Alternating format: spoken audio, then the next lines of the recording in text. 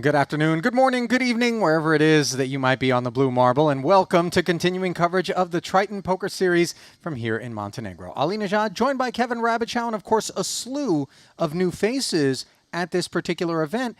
And among them, Kevin, I think you qualify given that this is your first time here in Montenegro. So I ask you, my friend, we always rave about it. I talk about our festivals being children.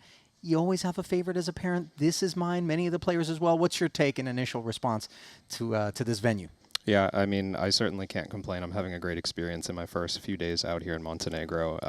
I've got a beautiful walk along the beach back to my apartment every evening and in the morning back here. The food here is incredible. I don't know if you're a big, I mean, you must be a big seafood guy, sure, Ali, because, I mean, we've got, I think I walked by what must have been like a, I'm no expert on swordfish, but like a 5-ton swordfish just hanging, you know, outside the fish restaurant on the walk between the apartment and like here. One of these stuffed ones, like laminated, no, hey, no. Look what I caught, like ready to be served, you mean? No, like they need a towel on the ground to catch the blood because they just brought it out of the ocean.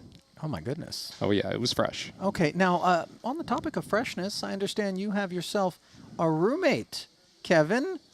You're not staying alone in that apartment. Who's your roomie on the trip? You trying to get fresh with Henry Kilbane right now? Is that the implication? Inquiring minds want to know, because normally we're all domiciled individually, but somehow, I don't know if this was economic or perhaps a bromance is brewing. Why not I don't both? remember getting a text saying, hey, Ali, want to shack up, you know what I mean? But okay, you've chosen Henry and that's fine. I'm not bitter about it, but what's your experience like? Does he snore? Yeah, you don't sound bitter at all. Henry has been very unintrusive so far as a roommate, as you might expect, you know, polite British man, taking up exactly as much space as he feels he deserves, and I don't know. It's now that's interesting. Every I do morning, want to zero in on that. You guys caught that. Taking up as much space as he feels he deserves. So given that you're the rookie, is he encroaching in like a 60-40 way? No, that's you're really stretching.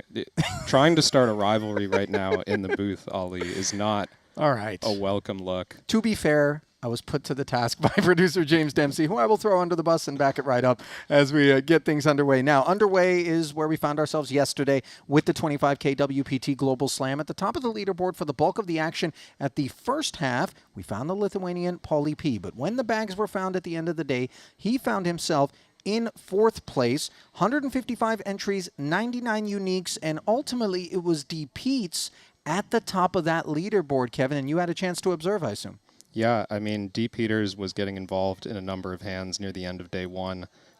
He has been near the top of the leaderboard for most of day one, honestly, and obviously a number of lucky situations. But while I was in the booth last night, I was having a look at D. Pete's profile, just speaking to the experience that he has in the high roller scene, specifically at Triton. He's been playing big buy-ins at Triton since 2016 in the Philippines. I don't know about you. I mean, you've been in the booth for a while, but I didn't even know that we existed in 2016. We've got a 200K USD event happening in the Philippines. He took second place for 2.7 million, and that's certainly not the end of his resume. A number of high roller cashes, mostly in Asia, looking to add to that here in Montenegro. I'm so glad that you scrolled up, Kevin, because one of the new features that we've rolled out in the Triton Poker Plus app of late is that little button that says cashes only. Otherwise, you might think that David Peters has just gone on the most insane run ever, where he just cashes every single event he plays at a Triton. Of course, there's some misses in the interim over there.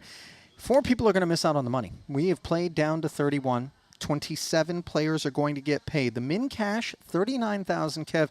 And the winner is going to take down 860K. Not at all, a sum that should be scoffed at, considering that this was just a 25K, one of our warm-up events, of course, as we ratchet our way up. When you looked at the remaining 31 and you kind of sized up the stack distributions, the characters toward the top, the characters toward the bottom, I ask you what your take was in terms of how the march to the bubble is going to take shape. Yeah, absolutely. I mean, I was noticing near the end of day one that we had a lot of consolidation at the top of the leaderboard. I think that's why we got down to this bubble so quickly. We were expecting maybe 40 left at this stage. Now we're looking at 31. I think the stacks have started to level out a little bit. You can see that there are only 4 players with 50 big blinds or more: Michael Soiza, Paulius, Huang Wenji, and David Peters. But if you think about what's going to make the bubble go quickly, it would be a lot of short stacks, very, very short stacks as we scroll to the bottom, And there's only a few micro stacks in the field. You've got a lot of people who are going to think that they can survive this bubble. 10 big blinds is in 27th place right now. That's a pretty reasonable amount. And, you know, if the distribution is such that there's only one short stack at each table, that one short stack maybe gets knocked out, maybe doubles up. And if you end up with one of those double ups, how do you get through the bubble quickly? Someone with 20 big blinds or more is going to have to go home. Well, since we're on the topic of the short stacks, I'll take us there before turning our attention back to a man who's in second in chips who very much impressed during his debut at our last festival. We've got a lot of talent. I'm looking at 8 titles down toward the bottom part of that leaderboard, spread between Mosbach, Punat Punsri, and Orpin. Yeah, and, you know, obviously players with, as a result, enough experience playing on the short stack to maybe cobble something together here. Sure. But, I mean, do you think, from my point of view, when you have that level of experience, you're comfortable going home? If you need to do something that involves busting on the bubble, who's going to be more comfortable with that proposition than Mario, Punat, Orpin, who have been here so many times that, it's okay to bust 3 off the money or even on the stone bubble of a 25K if it's the best play. Yeah, I think that's a good point that you make, because oftentimes if maybe this is your first rodeo, you're going to be really trying to validate yourself with that cash and do some things that are on the tighter side of variance, whereas these guys are like, just another day at the office, command of craft, I know the charts, I know the decisions, what needs to be done will be done, and then let the deck decide. Now, I turn my attention back toward the upper part of that leaderboard. As I mentioned, the man in second who debuted with us at his last stop, which was his first, being in Jeju,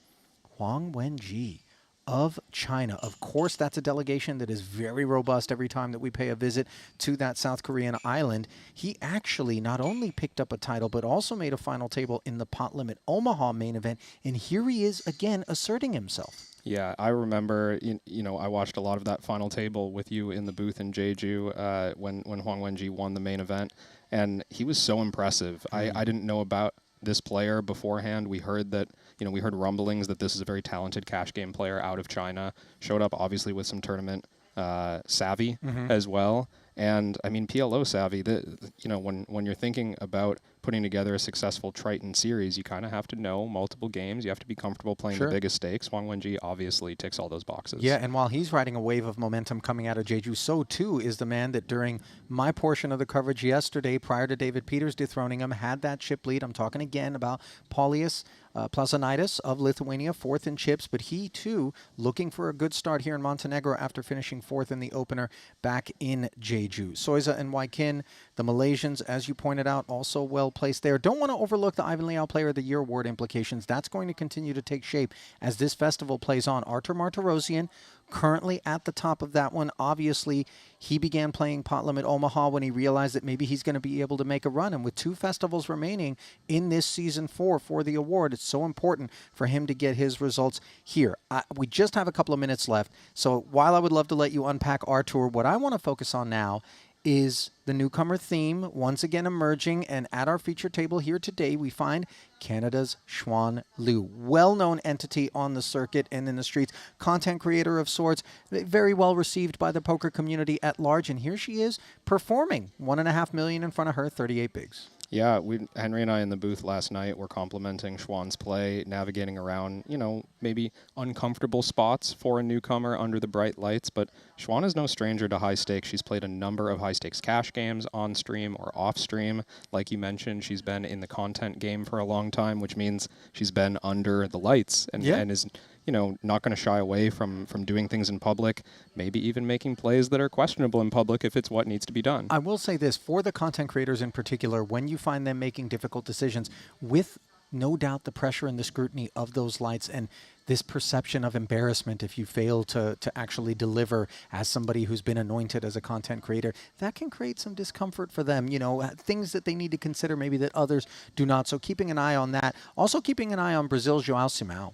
By the way, I had a conversation the other night with Philip Sternheimer, not here, plenty of FOMO from the German, fear not. But he said that this is one of my favorite people in poker right now, just an overall good human being, eager to get a chance to sit down, maybe chat with him at some point in time. Of course, he's eager to make the money as he's down toward the bottom of the leaderboard right now. So we're not too far away from getting things underway here, Kevin. And as you looked at that leaderboard, if I forced you to pick someone as we send it down into the room, do you have somebody that you're going to make a a little bit of a reach on and say maybe this person is going to be in the hunt late for an FT and maybe a title?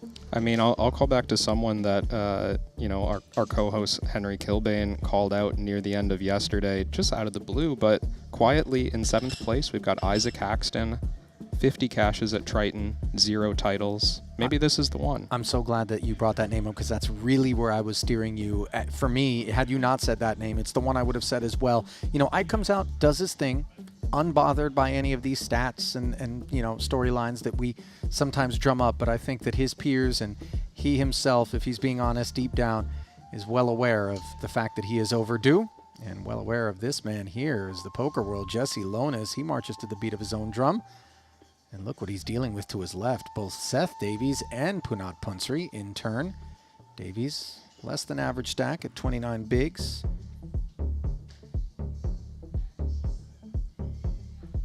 There's Punsri, 5 bigs, of course. Touched on the fact that he's got himself issues at present to start the day. And with those micro stacks lurking, which David Peters is not suffering from, just look at the mountain in front of him, 89 bigs. We could see that bubble march be a brisk one.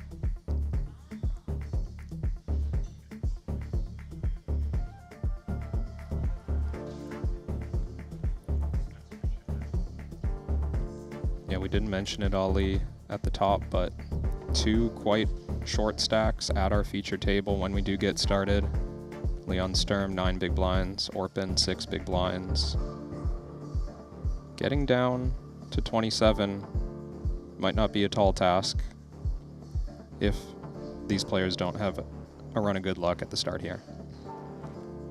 Both Alex and Kristen Foxen in the hunt. What you got to look at there. Bads is there. Wykin in the foreground, also in the mix.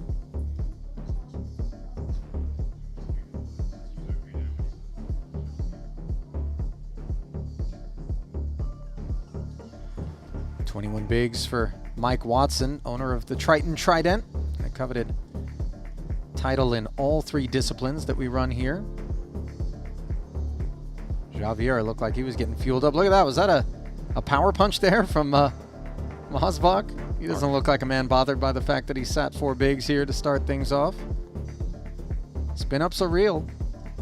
In fact, just ask Jamil Wakil, who managed quite the rebound yesterday. Really rode a roller coaster. Devoris, 22 bigs. There's Artur, POY leader, 44 bigs for him. By the way, not to be overlooked, the fact that Martirosyan can put some real runway between himself and Mario Mosbach, who is in second in the POY race. With a performance here, Mosbach not assured the money by any stretch, and one would imagine Martirosyan most definitely is. As you get your first look at the chip counts of the featured table here, second day of coverage of this first event. Blinds of 20 and 40,000 with a 40K big blind ante. Spell 100,000 in orbit, shaved right on off your stack, and that helps put things in perspective for the likes of Kisachoglu and Sturm, the aforementioned sub 10 big blind stacks, as we do get things underway. That glimpse brought to you by Bet ACR.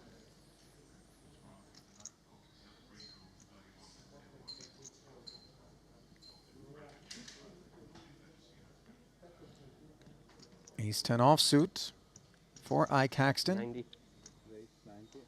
He'll take us upstairs.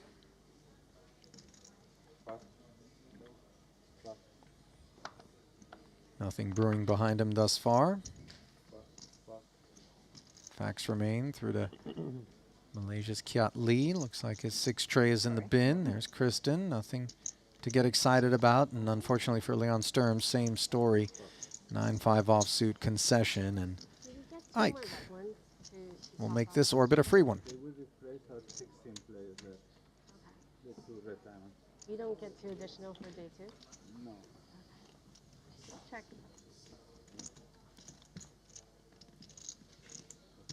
Theodore McQuilkin of Grenada, Oh, that is also a newcomer alongside Schwan there to the right of your screen. Henry tried to place his origins in Spain as he conflated Grenada with Granada. And I confess I allowed him to do it. but I did lead by saying it's an island in the Caribbean. But, you know, perhaps the tourism minister over in Grenada Did it? can extend an invitation to Henry, who's cultured and well-traveled, by the way, so it was a bit surprising that he botched that one. Maybe, you know, invite him down there Maybe for there a should be a some first-hand way that you can't soak-up of what's accumulate- going on Yes, in the exactly. Caribbean nation. Maybe Theodore himself. Maybe there's some juicy cash games in Grenada. Yes. Who knows? One would think. Of course, the nation that brought us grenadine, Heads up. an ingredient in Shirley Temples. Yeah. Yeah, you're right, Rab. Who? I was reaching. It's not true. Oh, It yes, felt yes, like yes. maybe. It's funny how a little tiny Better than accent saying the makes origin of things sound grenades. A little different. Now, one never knows whether or not grenade manufacturing is the #1 export in the island of Grenada. Producer James also now wearing a look on his face that suggests that that's also reaching. We've had enough fun with Grenada. You know what? Put some respect on Grenada. All right? I'm looking at you, Kevin. Fair. Jack's here for Kiat. Very fair in terms of the open raise. Oh, and Leon Sturm in the big with ace-queen offsuit. Yeah, No need to explain what's on his mind, do we? No, we're near the bubble, of course, but Leon is so short compared to the field. He cannot wait long enough to pass on ace-queen.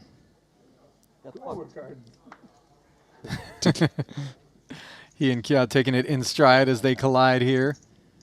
640 in the middle. We already lost one. What if they have second one? I don't like your choice now. 9-5 tray. You're rooting for me, huh? Such a nice guy. You're my fellow title player. Obviously, No. Sturm's issues Diamonds. now weighing heavy on him. Hearts. We have to Can he be on hit the same 6-outer? page. No. Doesn't work like this. Okay, bye. It's sort of the Taking it in stride is the young German, who was very impressive, by the way, when he took some time out to not only play the events, but also join us in the booth. It was a real privilege to kind of listen to him up here with a mic on. Yeah, absolutely. Actually ran into Leon before we started coverage yesterday, and he was kind of reliving his time in the booth and basically said, like, that was exhausting. Like, I've never talked that much. Really? There's just so much to say, and he was maybe showing us a little respect for, you know, obviously what he does out there, the most impressive thing that's happening here in Montenegro, And but as far as I'm concerned, more exhausting than, you know, the Signi- brain power required in here. obviously we appreciate him being willing to share his insights to an audience. Let alone deplete his energy reservoir from the sound of it. Yeah. Life meter. McQuilkin passes on the Jack-10. Leon's compatriot, Tom Fuchs, continuing to fly the German flag here. Now an ace-jack for Kristen Foxen. She and Alex had solid performances in the Bahamas at our collaborative festival in December.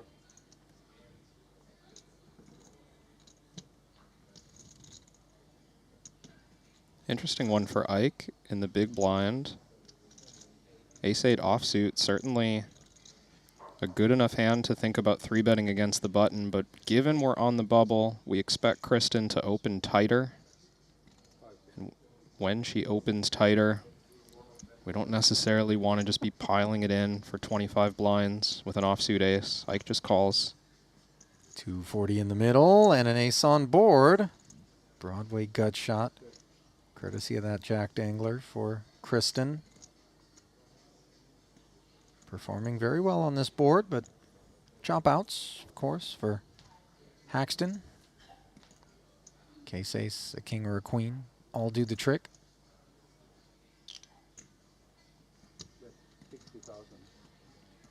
Follow through. 60K from Kristen. Once again, Ike's hand reasonably good on this board, but just not going to be excited to raise and build this pot and put a lot of money in, as Kristen will be reluctant to stack off with anything light in this moment. So just calling. Not wanting to overplay this medium top pair. Third diamond rolling off, and Foxen adding to her arsenal. Flush complete are always interesting in these spots. Ike rates to have a lot of flushes from the big blind, covering stack. And as a result, Kristen in position will play quite passively on these kinds of turns. Ike, I think, considering his options for maybe like a block bet lead to get a little bit of value. He does just check, and all high card board, it certainly wouldn't be standard play to lead on that texture, but the flush giving him some pause.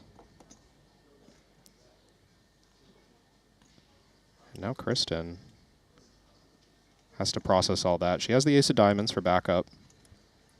So going for value, not unreasonable, but there's always that fear in the back of our mind in these spots. Well, I don't want to get check raised and have to risk my tournament. Maybe I'll check and, you know, make sure that I get to leave money behind. Does check behind.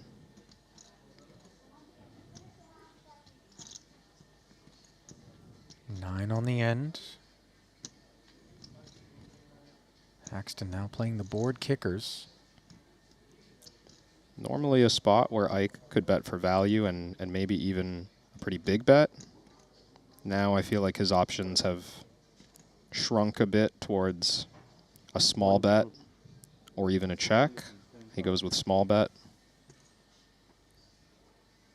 And this is simply designed to freeze and reduce the cost of a showdown? Oh, I mean, even more than that. It will accomplish that, of course, but just to get value from a pair of kings, from a pair of queens, something like this. Ike can certainly bluff this way. Does end up losing, you might say, the minimum against the ace-jack there. Kristen playing it cautiously again, just calls the river. Very reasonable spot, 2 off the money. Well managed. Nice infusion of capital to Kristen, who sits second in chips. Fourth, rather. Forgive me. It's a bit of a logjam. Maybe even fifth between first and fifth.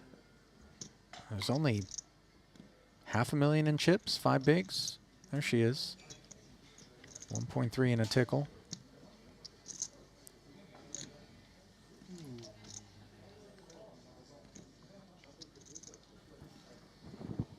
Yeah, that setup can be difficult in these pressure situations where you've got, you know, 5 players on 30 bigs who all want to accomplish the same thing, avoid confrontation and make the money easily. And they might not all be able to accomplish that. Oftentimes we see if one person decides to step out of line and go after pots, they can accumulate quite a bit during this stage. Well, as we have a brief pause in the action, unclear exactly the reasons behind it, I wanted to get a sense of maybe if you were to give out an MVP award from yesterday during your time in the booth with respect to the play that you observed. Is it David Peters without question, or was there someone else who maybe shined in your eyes? You know, no disrespect to David Peters, he played great, but he was also dealt a lot of very good hands. I'm scrolling through and I'm reminded of the play of Alexander Zubov of Russia. Oh, sure, Zarzubov. He managed to win a couple of pots near the end of the day that I would say very few players are going to win. Just running, you know, running bluffs that are, let's say, non-standard, but also, you know, part of the modern age of approaching aggression. Just total nothing hand comes to mind. Queen 10 high, no backdoor, no draw, anything. Double barrel into a covering stack. Just played fearlessly. Yeah, I've had a chance to observe him do things of that nature. In fact, just coming from Latvia, where we do our post-production for the broadcast versions, Henry and I watched him really perform at an FT. The event specifically escapes me as we get a glimpse at some outer table intertwinement between Soiza involving Peters. Of course, no RFID at this table, so we're soaking it up as you see it. Reminder that the action with the 4 remaining tables in this event can be monitored, not just the featured table courtesy of the stream. If you download the Triton Poker Plus app, there's a QR code. And truly, if you are not already making use of that app, you are doing it all wrong.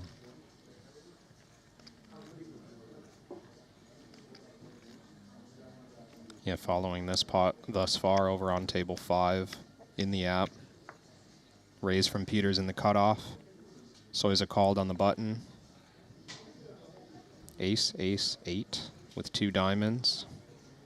Peters check calls. The small bet from Soiza.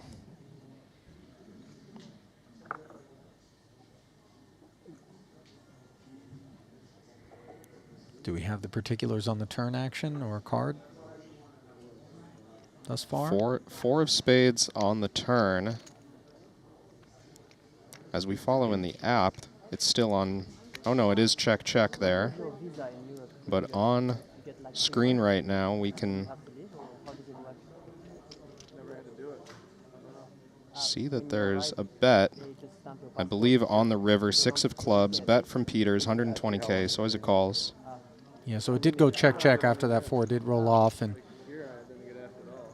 showdown here. Looks like the chips are flowing toward Peters. You have a flight out. You have a flight home.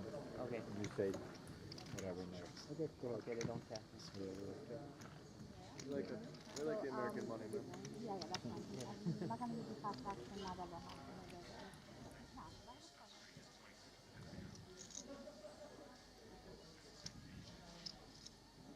Getting back over to the feature.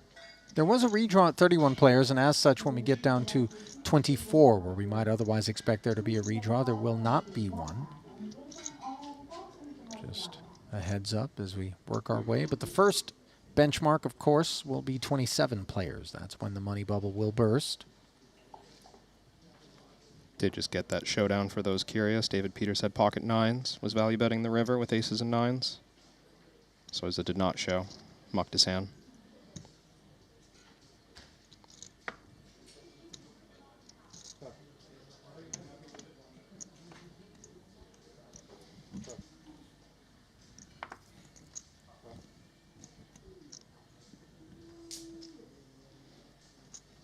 King 3 offsuit for Kristen Foxen, and she's not shy.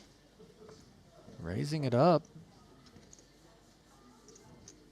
Yeah, this is a loose cutoff open, but Orpin, just 3 big blinds on the button. Kristen may be treating this as if she has the button, just looking aside and thinking, Orpin's rarely going to play a pot. It's really, really difficult for him to put those last 3 big blinds in on the stone bubble. He would love to just see out this orbit for free and see if he can sneak into the money, right? So I think good awareness from Kristen to recognize she effectively has the button there and can open up a bit wider. Well, you can reliably assume that Kristen knows exactly what her surroundings look like in these very fluid portions of the program, where there's so much value to be extracted. Because the others have to catch up and then they refresh it. Ah, okay. Obviously, it can go wrong in a hurry for Yeah, those like that are looking at a somebody buffs situation with and their hand, they just recognizing pop that it in. would require Yeah. such a specific set of circumstances for you to end up playing some massive pot, Or they can decide to. not by design. Yes, that's more fun. I mean, I would do that, I think. Why not? Yeah. Shopping the min cash doesn't seem Yeah, fun. doesn't help. Yeah, it really doesn't. That is true. Accounting. Yeah, exactly. Gamble it. Yeah, Easy. like that. Rock, paper, scissors. Yes. Best of 3. I am a fan of rock paper. No variance. Best of 3. They should probably just force all the min cashes to gamble it out anyway. I think The winner? It goes about that way. Yeah. Yeah. That's pretty general. Yeah. Oh, ACR does that, right? I think. Really? If you bust a small tournament, I think so. It's been a long time since I played, but I remember sometimes they would say, like, you want to gamble or, you know. take your mini Oh, cash. yeah, yeah. But I think only for small stakes. Yeah, Like, 2x, I think. yes, yeah. Mood seems pretty light in consideration of the tension-filled nature of this stage here. And That is a good question. I don't know. before you go thinking it's a function of the stack depth for Kiat and Kristen, note that Orpin sat with 3 big Clarify, yeah. blinds, also involved in the conversation.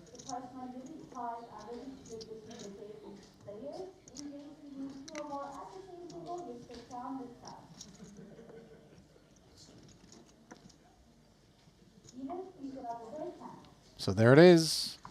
On the stone bubble now, hand for hand will be the action. As you look at the overall leaderboard, it is Orpin, shortest stack in the room. Mosbach, Lonis, in that order, above him.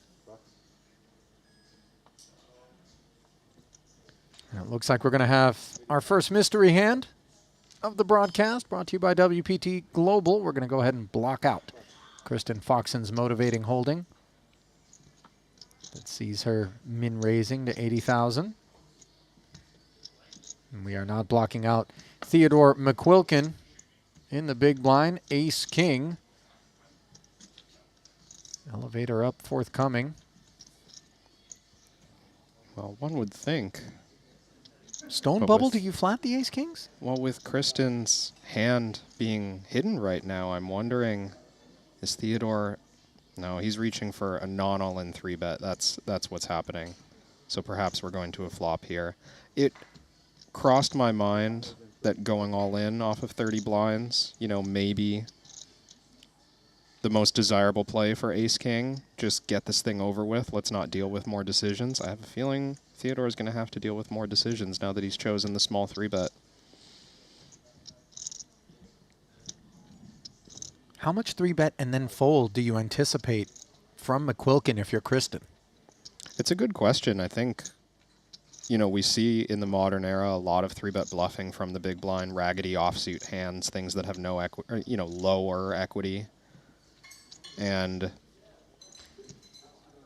players who are aware of what's going on, I mean, we just saw Kristen open King 3 offsuit in the cutoff, right? So players who recognize the loose opens that happen on the bubble. Well, there it is, max pressure application, and you see Theodore, he doesn't love being put in this situation. Yeah, I mean, you certainly don't want to be flipping on the bubble, but there is so much in this pot, and there's so much to win if we double up here as Theodore. Yeah. Taking risks like this on the bubble, potentially putting yourself in a spot to win, you know, hundreds of thousands down the road compared to the minimum cash in this tournament. $39,000 for 27th place. 0, of course, for 28th. McQuilkin's going to want to think this one over as he does redeem a time bank here. Now, earlier I may have mentioned him as a Triton newcomer, relatively speaking, sure. Not technically, because he first joined us apparently in Cyprus in 2022. It has wings. Played 2 events, 25 and a 30K, did not cash in either. And looking to break that seal here. But would hate, as the man covered in this situation, to find himself out on the bubble. Normal. The good thing about Ace-King here is that if Kristen's 4-bet bluffing at this stage, it's more likely to be with a suited ace than it would be, let's say, pocket 3s, right? Maybe early in the tournament, a hand like pocket 3s doesn't mind just flipping if it has to, but getting some fold equity against the bluffs. In this spot, as you can see, as you know, McQuilkin is pained with Ace-King offsuit. And Players are going to be very tight to actually call this 4-bet jam, so you don't want pocket 3s and run into that extremely tight range, right? You want a suited ace. He's rightfully pained, though. Yeah. I mean, this isn't like a, what are you waiting on, knit roll kind of thing. You see him apologizing. Obviously, you know, these are very specific spots and the kind that you really don't ever want to be faced with. You can really sympathize with the struggle. It's very real for Theodore. I was very lucky in the 10K. I had a piece of a friend who won the 10 million. Did you know if there's an all-in song? Yeah. On the other table? Theodore may be getting a bit of I can intel walk I around, think right? they do it at the same time, like one after each other anyway. Sorry? about the They don't potential of a board. bust out Don't elsewhere. Ah, board. okay. Well, it is hand for hand. Important for him to realize that, right, Kevin? Because You don't run the should board, two people there's an all bust the out. bubble simultaneously, they'll share a min cash. You can see chips like over this side. Yeah.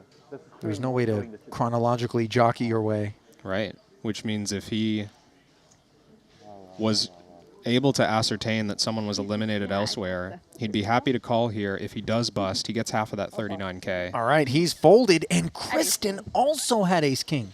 Okay. Same hand. Yeah, weird spot, I guess. Ah, I was 100% sure he was going to fall. Yeah. But he was I just th- waiting. yeah, that's kind of what I thought. I was like, yeah. In a weird way, that's kind of the best outcome to find out that you were up against another ace king, because all you've done there is relinquish, you know, the 3-bet. Could have been a lot worse, potentially. I mean, I take it back. I was thinking to myself that the decision was prior to having committed the 225K. Yeah. You know, if it was a decision between call here.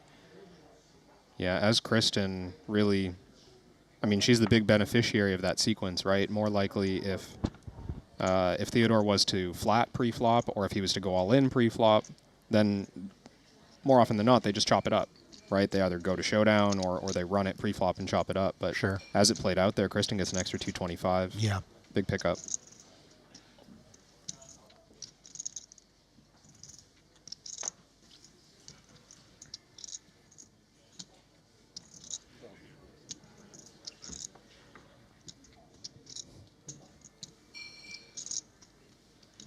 Tom Fuchs enjoying a walk with 9-deuce offsuit. He'll take it. Cagey moments, the product of the bubble here in the 25K WPT Global Slam. Ali Nejad and Kevin Rabichow, early portion of today's coverage, which will, if everything goes according to plan, include crowning a champ here. But Luca Vivaldi and company always reserve the right to make any necessary changes, always in the interests of what the players are looking for here at Triton. Very receptive to their wants, needs, wishes. Meanwhile, it looks like blind versus blind confrontation was brewing momentarily between Jules Dickerson and Dejan Kalodzerjevic. Limp raised to 130. Take it for the Montenegrin. Dejan made quite a show last time out to Montenegro.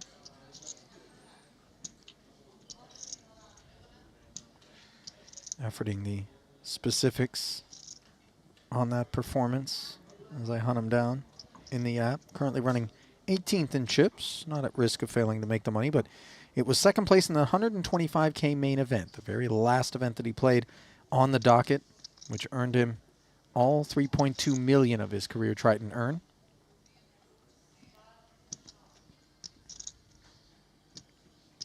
Tough spot for Orpin now. Knows he's the lone short stack in the field. Knows that that big blind ante is coming around in just 2 hands. Can we really pass on Jack 10 suited right now? He thinks yes. Are you playing big blind first or Mario playing big blind?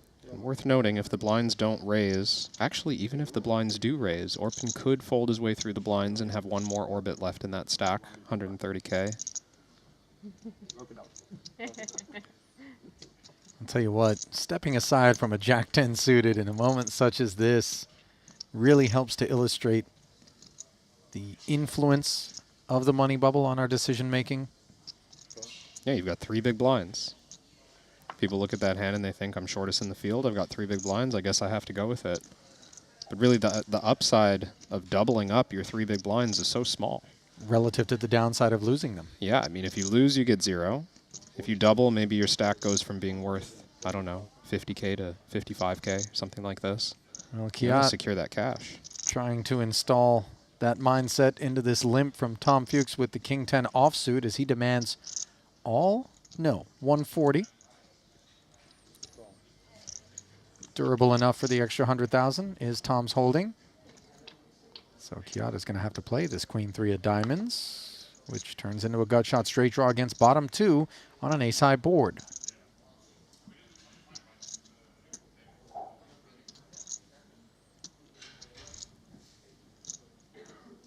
Generally speaking, you'd think Kiat going to attack this kind of texture after that pre-flop raise. All the Broadway cards coming, all the big hands in his range. And you've got Queen X with a backdoor flush draw just to support that proposition. Now Fuchs. In other situations, maybe would feel quite comfortable raising and seeking value, but King 10 is, might call it like good but not great in this situation. It probably wants to bluff catch. Manage the pot size a little bit. So 300 more into the middle. Not exactly what Kiat wanted to see, and the diamond he sought does not come through on this spade completing turn. Neither player with the flush draw. Fuchs checking again.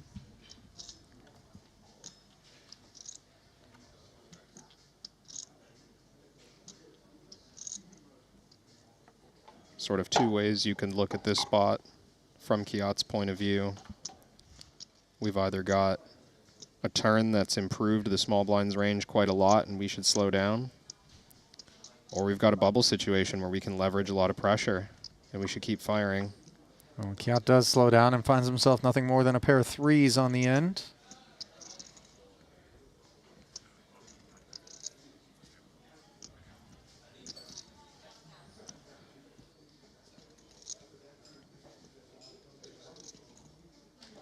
Now Fuchs thinking about how much value he can get. Normally speaking, I think his hand's worth a big bet. And there's enough money behind here, 1.4 million back, that he could bet a sizable amount without, you know, overplaying this hand strength. Goes for 450. It's almost three-quarters pot. I mean, this is a serious sizing that he's brought forward, but one that he does so comfortably, and in turn, comfortable are threes to find the muck. Nice hand, I think, by Fuchs. Doesn't overplay his hand early, and then on the river, bets exactly what it's worth. No fear of any potential disaster on the river there. And leaves the size such that maybe a stubborn ace pays him. Yeah, that's certainly the goal.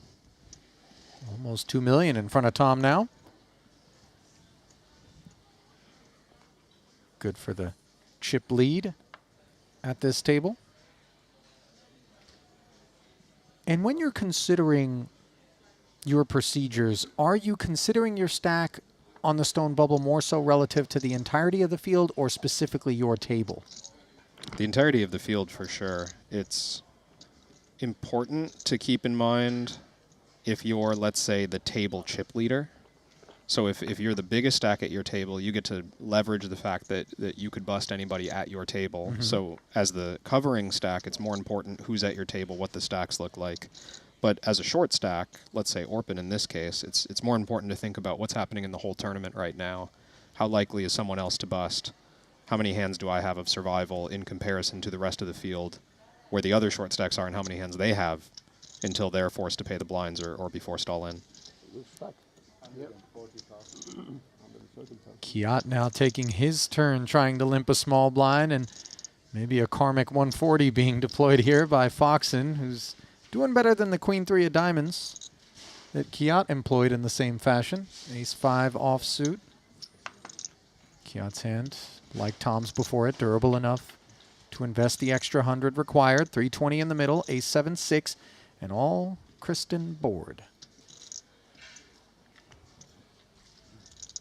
Yeah, Ace 5, certainly worth some value. Maybe 2 streets, but Kiat, I mean, as we can see, he's got King 9 suited, very strong hand, blind versus blind. He's going to have better aces in his range as well. He's going to have some connected hands that hit the 7-6 part of this board. Kristen's going to start with a bet, but I don't expect this to become a huge pot unless Kiat starts running a bluff. You know, there are certain situations in which we peel, seek some backdoor equity, or perhaps a chance to bluff it. Kiat, however, deciding I don't want to wade into potentially muddy waters down the way and just steps aside. And the look on your face there, Kevin, suggested a bit of surprise. Yeah, I'll admit I'm surprised at the fold. I think his hand was good enough to call once. A lot of good turn cards. Certainly ahead of any bluffs. But obviously I understand the risk avoidant nature. It's just, you know, King 9, backdoor flush draw, blind versus blind. It's a pretty big hand. Yeah, and lest we be critical of, you know, such judgment calls, this isn't a function of Kiat somehow fearing peeling and, you know, getting into a nuanced situation. This is just, I've been here before.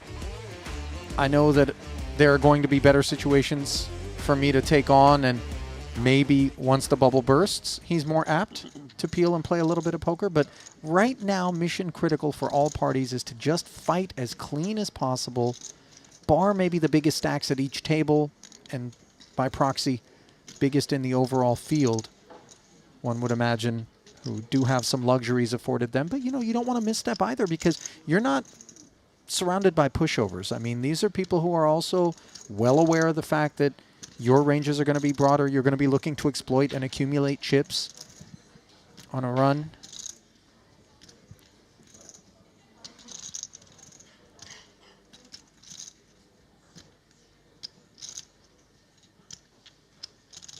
If it seems like I've suddenly disappeared from the booth, it's because producer James has just walked over and revealed Luca Vivaldi's handiwork for this year's mystery bounty.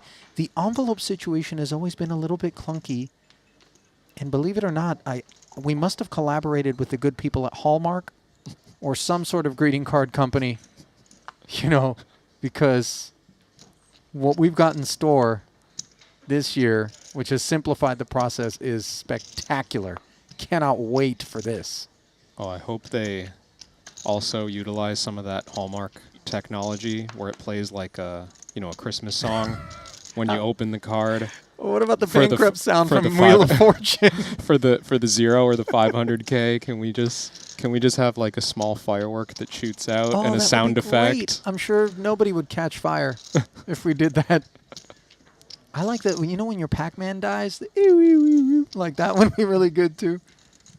We really should have like a bankrupt bounty where, you know, if you continue to pull envelopes, you risk losing everything that you've pulled already. Oh. See, I like, you know, Game show I like meets the real let's make a high-stakes deal, poker. you know? Okay. Anyway, I get the idea. an ace-5 of clubs, by the way, found the bin in this hand. And it... All in. Oh, hang on a second. I Okay. was going to say it allowed ace-deuce offsuit on the button to make it 80. Foxen with 10-9 suited, leaning. It was Theodore McQuilkin, by the way, who we saw fold the ace-king to the 4-bet of Foxen earlier, who mucked that ace-5 of clubs. That, of course, not the focal point at present. You see Orpin, big blind. Look at how much of a commitment he's already been forced to make as the shortest stack in the room. And he's left with the dirty diaper. Deuce-3 offsuit and a math problem. Yeah, I mean, I understand the feeling of commitment to this hand as Orpin. You have the idea that if we call at this amazing price and we win the hand, now we're no longer at risk on the bubble. Now we're actually going to make it. I do think Orpin needs to get away from this one. It seems very clear to me that he can survive the blinds right now. He can get a full orbit, and in big blind ante format, that's so valuable to be able to get the free hands that he'll have after folding this pot. Nice jam, by the way, from Kristen. He does get away. Recognizing she's basically heads up with Kiat.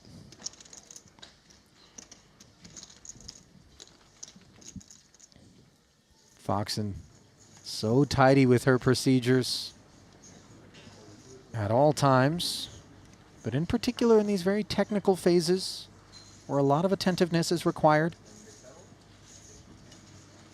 And what have we here? It looks like Huang Wenji throwing his weight around elsewhere in the room.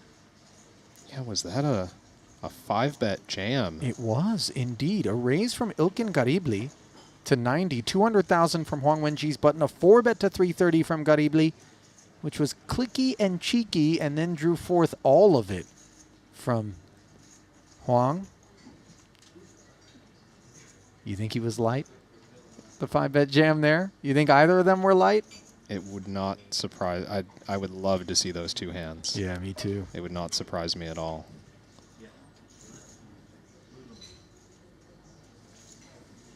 This one here taking shape as a Peters button raise to 80,000. Zhang Yu defended as big. believe the flop, 6-4 deuce with a couple of clubs. A check call of 110,000 from Zhang. Turn was the 10 of spades, putting the backdoor spade draw out there. It went check, check. Now the river, a king of hearts, and you facing a 275K barrel from Peters on the end. And he isn't thrilled about it.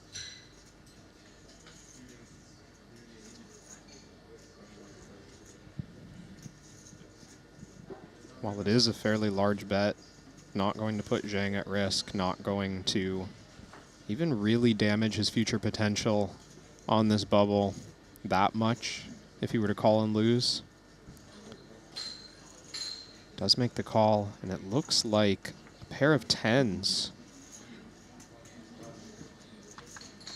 If I'm reading that showdown correctly. 10-5 offsuit from Oh. Peters, and That's a chip lead open on the button. 10-5 offsuit.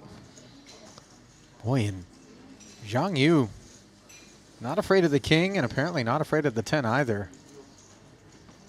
Did end up making the call. It's tough to navigate against those big stacks, especially when you consider that the range is that wide. He doesn't have to have it. He just doesn't. Yeah. Nice value bet from Peters. Yeah. Gets the max there.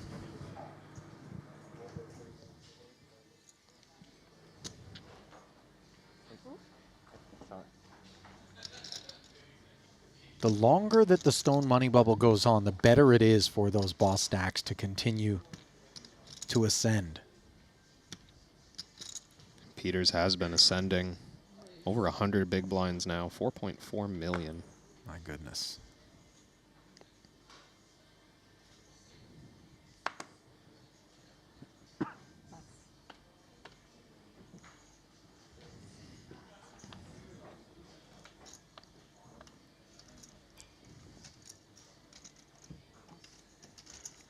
Orpin continuing to play it smart on this bubble. Recognizes what he has to do with this micro stack.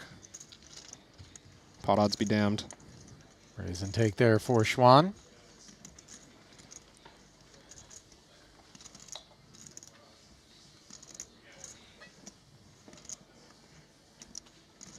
You have to imagine this is both a nerve-wracking but also exhilarating experience for Schwan and her cohorts who are here for the first time. You know, you really think back to when you step up in stakes in a cash game or step up in stakes at a tournament and the butterfly effect that it kind of has. And I don't mean changing something in the past, but the butterflies that it produces in your stomach.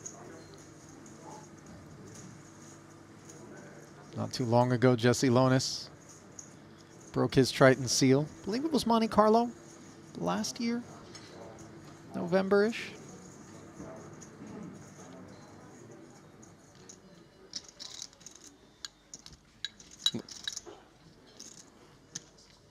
Actually looks like Lonis played in Jeju last year.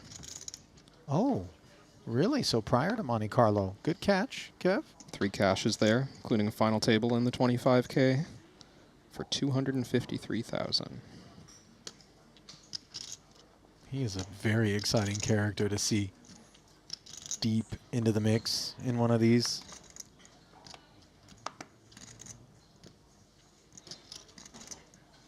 King, Jack of diamonds.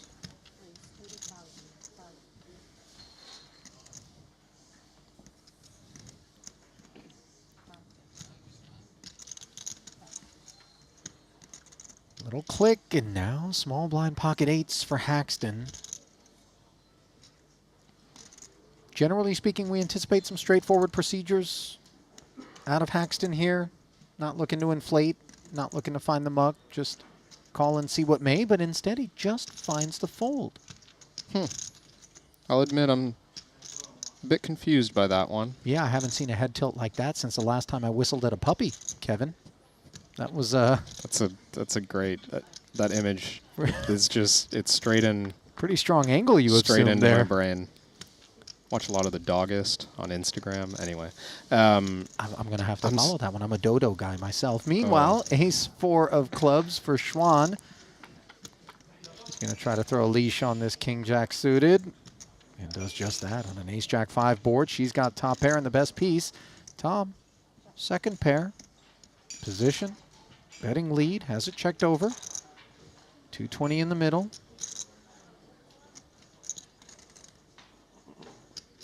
Fuchs now, no reason to slow down on a 2 Broadway board against the big blind. Certainly expecting a small bet from basically everything, and Schwan has another one of those mandatory continues that does not want this pot to get too big. Just check call.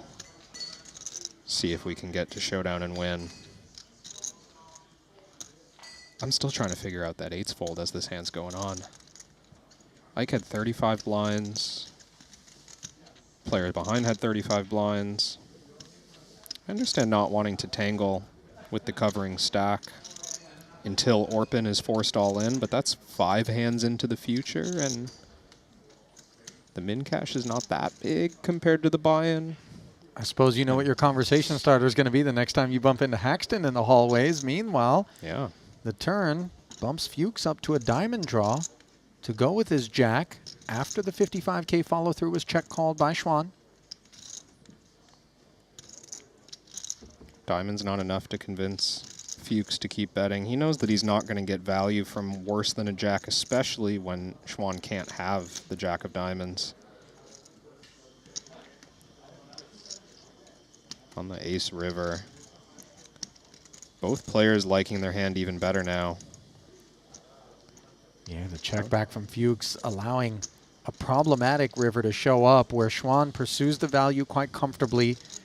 And at 100K, I'm not so sure the muck is in Tom's future. No, I think he might even expect to have the best hand against Yeah. value sometimes. This could be jack 10, queen jack. Instead, it's the dreaded ace-X.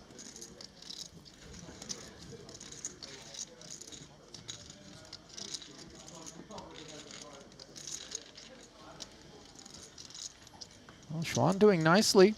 Has worked her stack up to 44 bigs as we take a peek elsewhere in the room to see what's developing. Wang Wenji not involved in this one, but Mario Mosbach is. I see 2 paint. Does it match?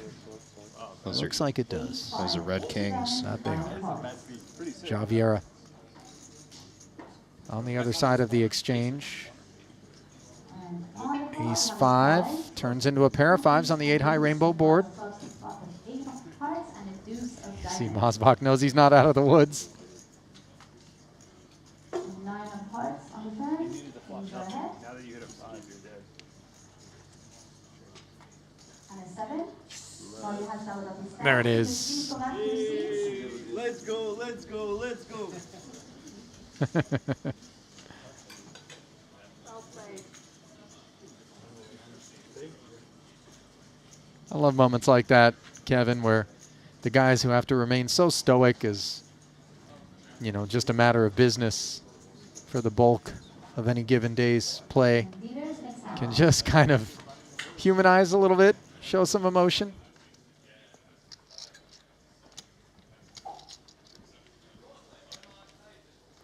Kevin is looking at me like, what is this emotion you speak of? Oh, I tease, I kid.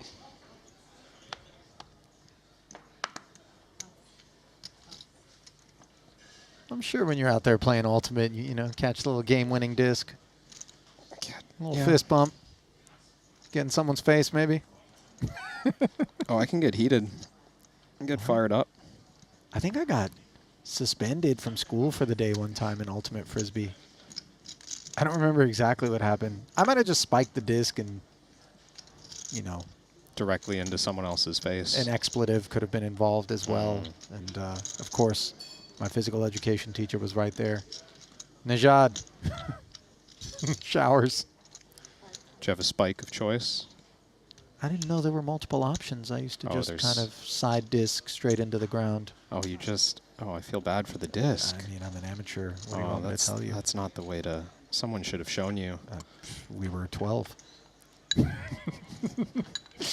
Dominant ace 4 is downed on a 10-9-9 board by the 10-4 of Kristen. This is a big blind defense. Round 2 between McQuilkin and Kristen, where a flop is found, unlike round 1.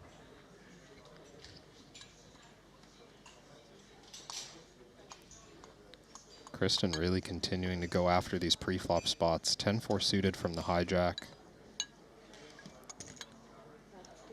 With Ike and Xuan Lu playing similar stacks behind her. Just really running over the table at this point. And when everyone responds passively and lets you get these spots, this is what ends up happening. You realize your equity, you make top pair with a 10, take down another pot against a better hand. So once again, Kristen getting the better of Theodore. No reason for McQuilkin to be panicking, of course, at 20 big blinds. Should be able to work his way into the money, but would love to see the bubble burst sooner than later. Once again, we check in with Javiera and company to see whether or not they'll bring us to that point. Action here was a small blind open to 160,000 from Vieira. Martirosyan defended. King 9-8-2 club board. It went check, check. Now the ace on the turn.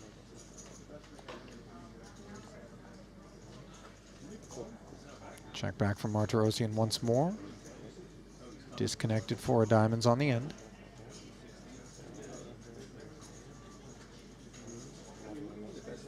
You would think that Vieira's range for opening the small blind has connected somewhere here. A lot of king high and ace high. Unless he has something like pocket 10s or pocket jacks. But now that he's reaching for chips, I suspect the story here is more like I have an ace or, oh, he gets snapped. What do we have? Is that The ace, ace for 3, perhaps? Vieira. I don't believe we got a showdown from Martirosyan, but 230K shaved off his stack, Kevin. Have a feeling as fast as Martirosyan called there that he checked back the flop with a king and just felt like he might even beat some value. That was a snappy call. It kind of was snappier than 9x. Yeah.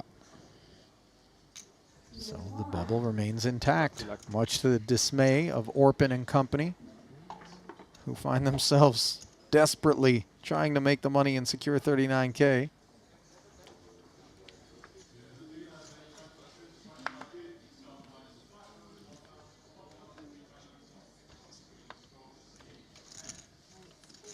Kiot folding the king 9 suited first in, and now Kristen's opening the 10-8 off. She's feeling herself right now. This table has just decided to allow Kristen to play every hand by the look of it. Well, to her credit, it took some investment to figure that out and to emerge as the big stack afforded these luxuries.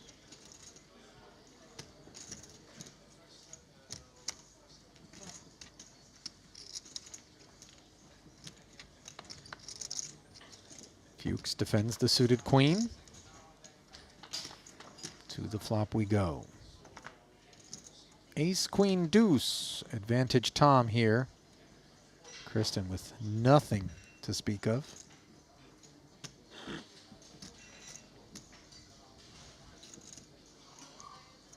Even still on an ace-queen high board, you expect Kristen to start firing.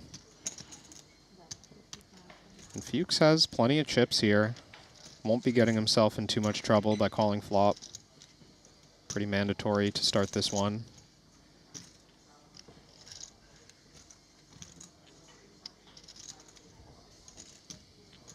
$55K. Tom will peel, and note that just because Kristen has nothing doesn't mean that she's going to be all done in the face of a flat. Oh, especially on that card. Double gutter, about as good as it was going to get for Kristen. And perhaps a card that motivates her to fire the second barrel more so than something like a 10 or an 8. Yeah, definitely. I think this is just another scare card for her perceived range. Under the gun +1, you think all the high cards are in this range. Of course, the big blind could have more strong hands than usual in this setup. But that doesn't mean we can't fire out a modest size bet, which is looks like this is 2/3 pot, 220.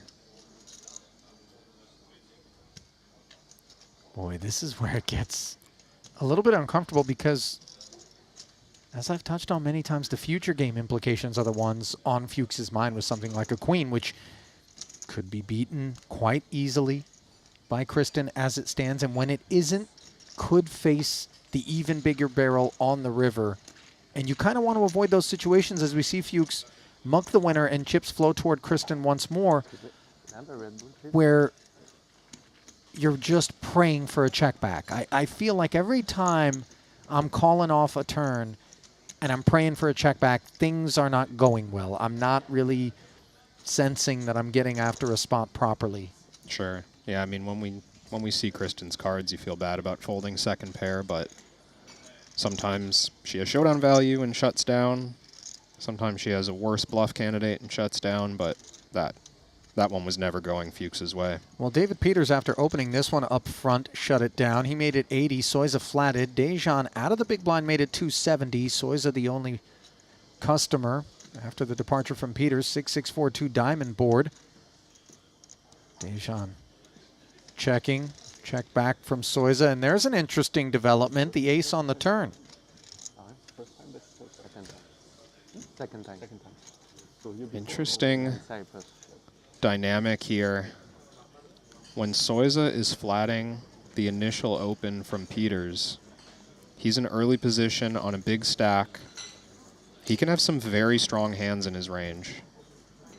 A hand like jacks or queens is not necessarily going to 3-bet pre-flop in that first setup. So when Dejan makes this 3-bet, I mean, he's representing a really, really big hand. Could have ace-king suited, for sure. But this is really a statement of, like, kings plus, maybe queens. So the check-check on the flop is interesting. The story seems to be I have ace-king as in Dejan's spot. Soiza's calling.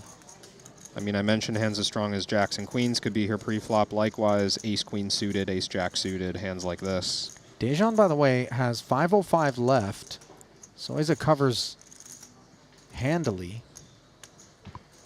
Let's see if there's more in mind after the 120 was bet called.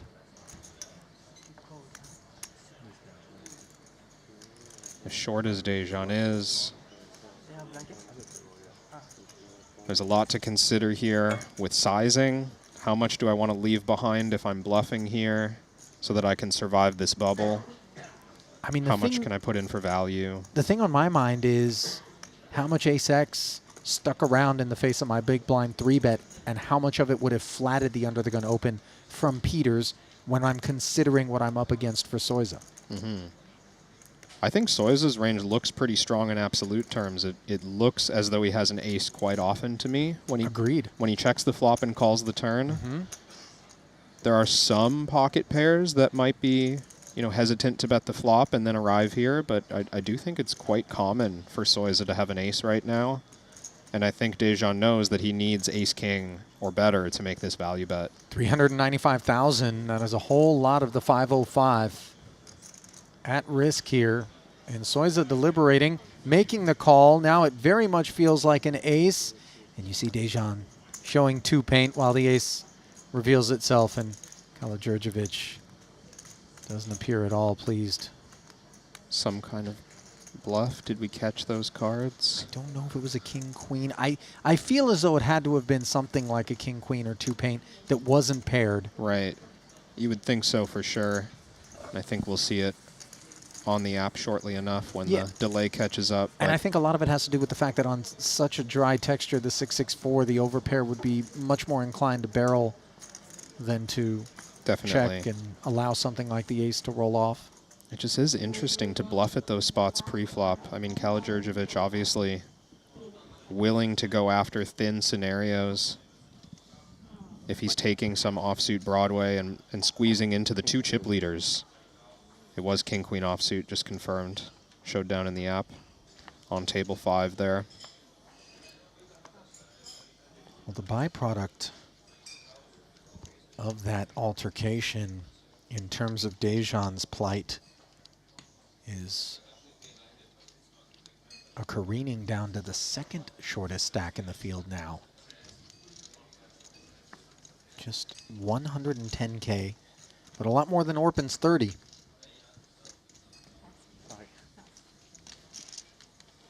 Did see him shaking his head after that showdown.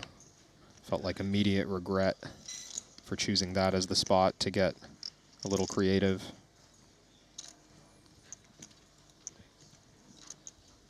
$140. Fuchs now going after the big blind of Kiat. Covering stack. 30 big blinds effective. Kiat's not going to want to tangle with him light right now. Fuchs trying to work his way back after having to release the 2 queens.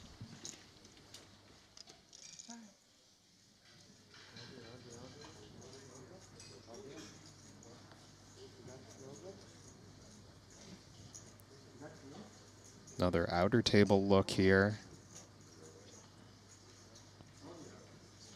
Looks like João Vieira and Artur Martirosyan squaring off again. Cut-off raise from Vieira. Button flat from Martirosyan.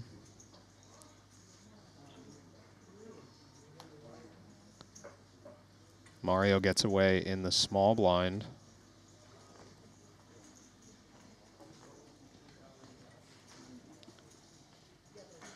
And it's 3 ways to the flop now, and Huang Wenji defends the big.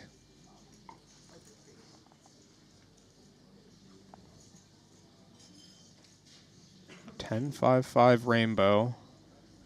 I would expect Vieira, who is covered by Huang Wenji in the big blind, to approach this spot with relative caution. And we have to respect also Artur's flatting range on the button. 35 big blinds deep, so he can play a lot of hands. But Artur's not going to get involved with total trash here. Not a lot of 5s, I think, for any player, except for the opening range even of Vieira and the cutoff. I mean, Huang Wenji in the big blind, of course, has plenty of 5s. But Artur's the one betting. Maybe thinking the 10 is more relevant. Plenty of 10s in his button range. That bet sheds Huang. Yet to do the same to Vieira's kit, however.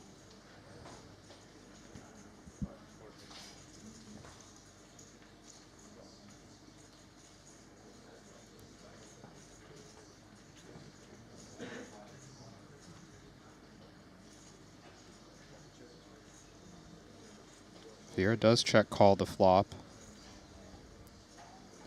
And again, you can follow this on the Triton Poker Plus app at table 1. That's where this action is coming from right now. See that QR code on your screen to get it if you don't already have it. So Martirosyan has about 1.3 million back, 500,000 in the pot. Battle of the Hoodies continuing. Second barrel from Artur. 275K. João leaning over for a look at the remains. Great live table presence. Both of these guys, plenty of intensity.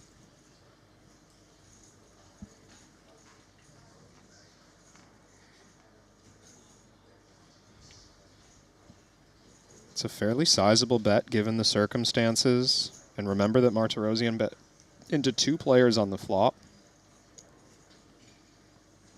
Which means I wouldn't expect him to be going so thin. I mean, that 10-5-5 board texture, when you barrel at it not once but twice, Quick you're check. saying you got a little piece, and sure enough, at showdown, was it the Jack-10 that was revealed? Yes, sir. What did João show there? I didn't catch it. Did you? 10-9 of clubs. Okay, Seeing so now. yeah, both players with 10s and 5s. Martirosyan with that jack kicker, able to deal a blow to Vieira's stack, which is still doing just fine. Back over to the feature now. Not doing just fine as Orpin. And you know that everybody is grinding the Triton Poker Plus app in the field where real-time information is available to them and keeping their eyes squarely fixed upon Orpin's stack as the one in the on-deck circle.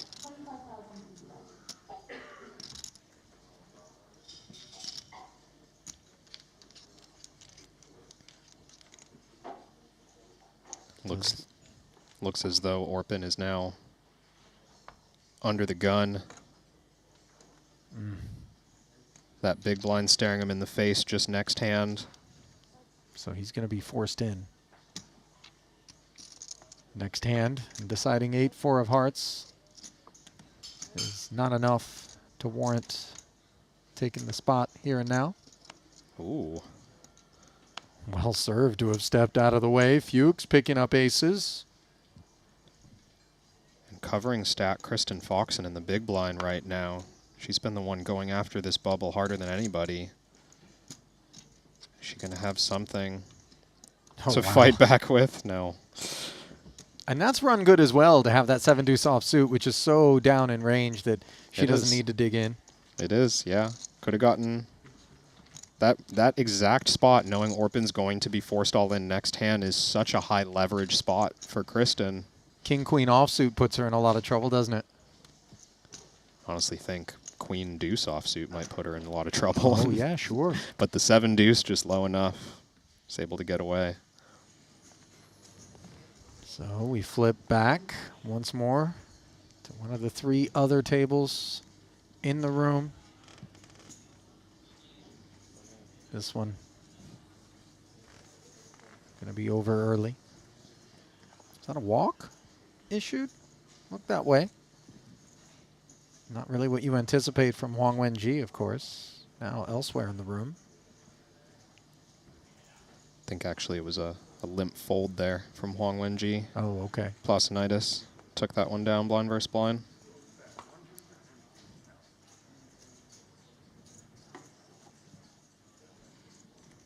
Looks like Soiza the opener.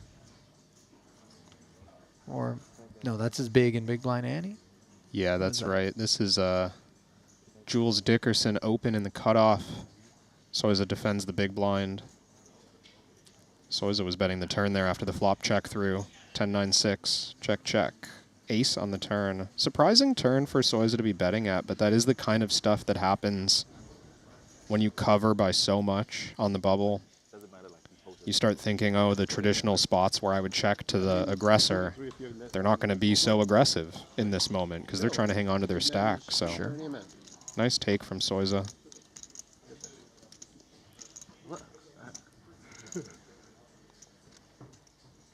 If it were an ante, then you have no money live in front of you. You can only get your ante back. Yeah. You didn't get to win anything. Oh. Yeah. I was like, what? That's how poker works. Okay.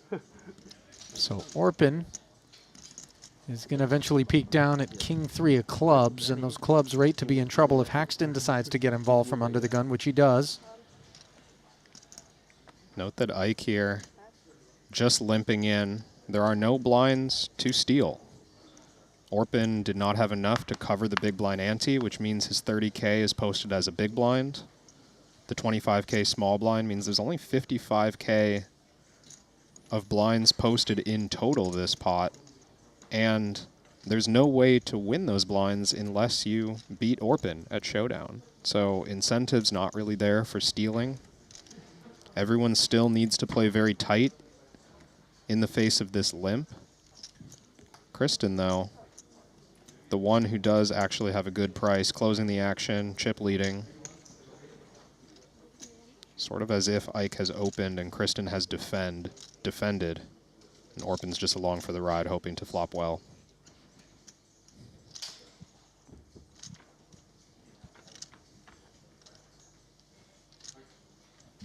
Three players looking up at Queen 6-4, bottom pair for Foxen.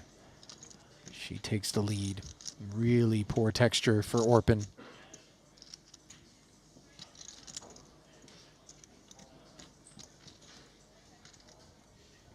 And incentives, again, kind of strange for Ike. On one side, he wants Kristen to be able to beat Orpin at Showdown so that he can cash in on this money bubble. But of course, on the other side, he wants to win this pot. There's 130,000 out there, and it might be necessary to be aggressive at some point. And look at Orpin jumping ahead on this turn. Smacks the king. Foxen not showing any interest, understandably. Almost collaborating with Ike in the interest of getting 5 cards face up to see if they can collectively take down Orpin. See if Haxton will comply.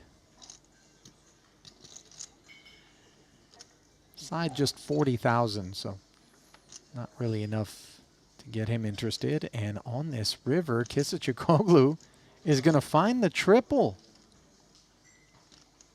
Yeah, he's still in here. He's found himself another full orbit. Only has to pay the small blind after this one. Ike probably going to think this one through briefly. Of course, he would sometimes have a value bet on the river. And generally speaking, when you bluff into a dry side pot, you want to have some chance of beating the guy who's all in for the main pot, right? So he would want to bluff with some hand that could perhaps beat Orpin, but is going to have a hard time beating Kristen. And that seems like exactly what Ike's doing right now with this ace-9. He thinks, I've got just as good a chance as you do beating Orpin here. Suppose they've been told not to show their cards yet. That's a good sweat, though. So we have a delayed showdown. I had a pair. But I think Orpin knows that Ike just forced out a pair and Ike is unpaired. But does he know whether or not he's got the king? I don't think he's I don't seen think his he's cards. seen his cards, yeah. Oh. And he finds the good news on the first flip. I think he should get 105, right? 35? It was 30. Ah, 30. Ah, sorry. I thought 35. So Ike does take down that small side pot of 40K because of that river bet. And Orpin's up to 90K, posting 25 in the small blind next hand. Better than if it was the ante. I didn't quite hear it, but I imagine a collective groan was let out from the other 3 tables after they saw this one update in the app.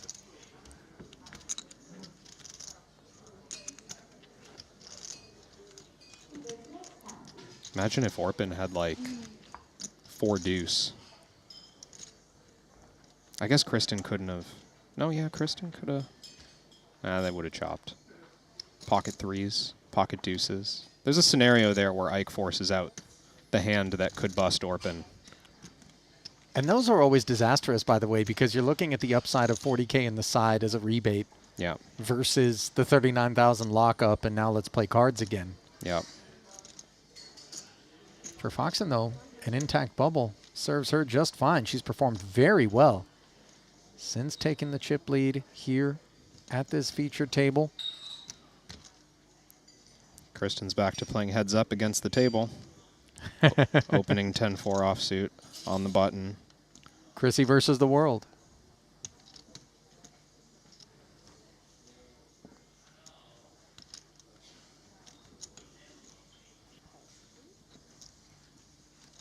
Ike always has me convinced that he's thinking of something more complex than I am. We saw him fold pocket 8s in the small blind to a single raise. Now we're deep in the tank with queen 3 offsuit against the open. I mean, certainly if there's anything going on here, it's thoughts of a 3-bet bluff. Yeah. I would say consistent with what you had mentioned earlier when Foxen found 7 deuce offsuit against the Fuchs aces. He's considering whether or not that hand composition would allow him to maybe take the spot. And the thing about Ike, perhaps even more so without making the statement as a slight to anybody else, is he is oh so willing to just embrace and do what he feels needs doing regardless of the economics. Absolutely. And I think is in large part why it is that he has been the longtime successful veteran of poker at the highest stakes that he has. And while the title eludes him within the Triton ecosystem, plenty of accolades line his case.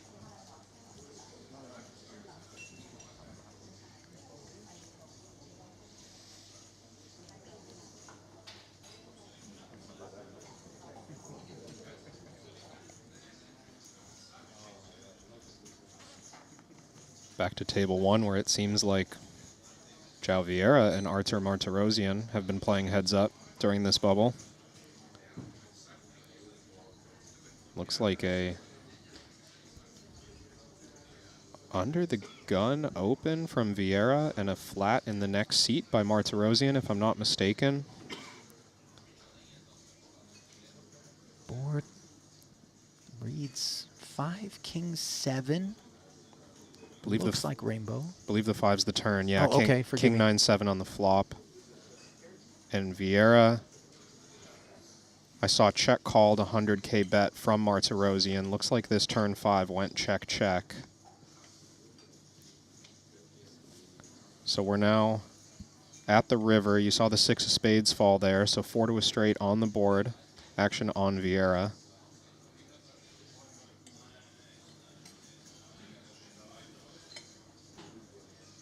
Checking.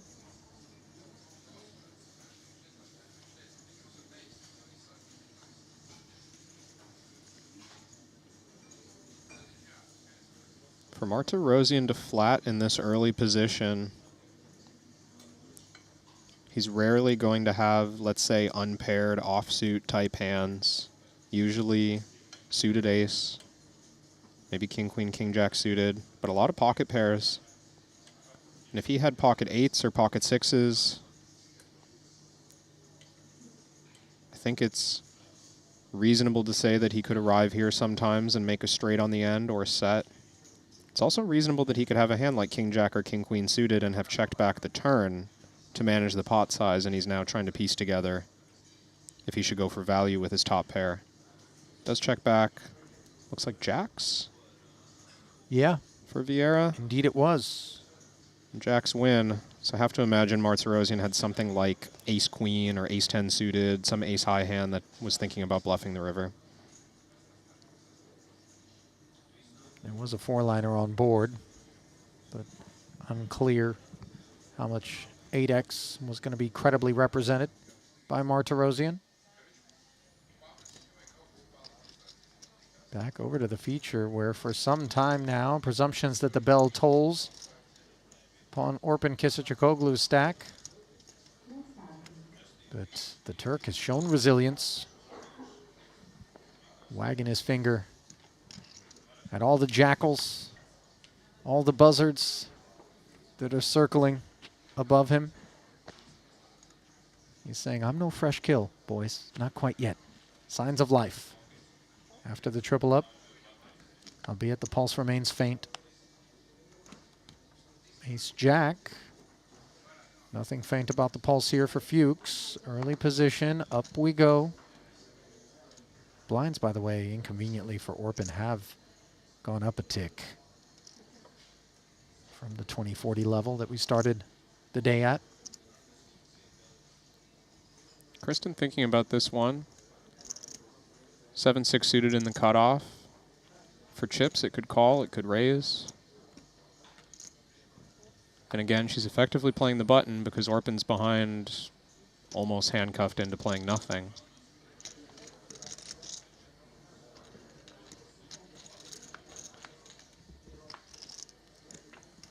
Suited and connected. She books a trip to C3 where she finds herself bottom pair and the best hand on this queen 10-6 board where Fuchs has the Broadway gutter. Range advantages perceived. He does not follow through, of course, out of position against the boss stack. Yeah, and this board as well, very few hands that Foxen would call pre-flop that miss here. Maybe just deuces through 5s come to mind as weak hands on this texture. Some suited aces that don't have hearts or diamonds. Kristen's going to start by betting. Seems to just be the default mode for her throughout this bubble. Just facing so little resistance, either check calls or check folds at various points in the hand. So she's left the pedal to the metal. 160K. Fuchs wants to ensure he's not getting exploited, at least for one street. He's got a real draw here, too. Yeah, it's not just the king that helps him, but the ace or jack would be good as well. The 9 doesn't give him the immediate lead, but does open up another conduit to a straight. 8s do the trick. This one's interesting. I suspect we'll see this checked over to Kristen, and it's a pretty good card, again, for her overall range. Any of those hands that were speculative on the flop, well, excuse my assumption, because Fuchs is leading. Boy, this is unanticipated, Kevin. It almost feels designed for our hand. You know, I would like to not face large size aggression with ace-jack, and that's what I was kind of looking forward to watching, to be honest, because I thought Kristen was going to make a pretty hefty turn barrel here, but I mean, there's nothing stopping her from raising against this bet as well.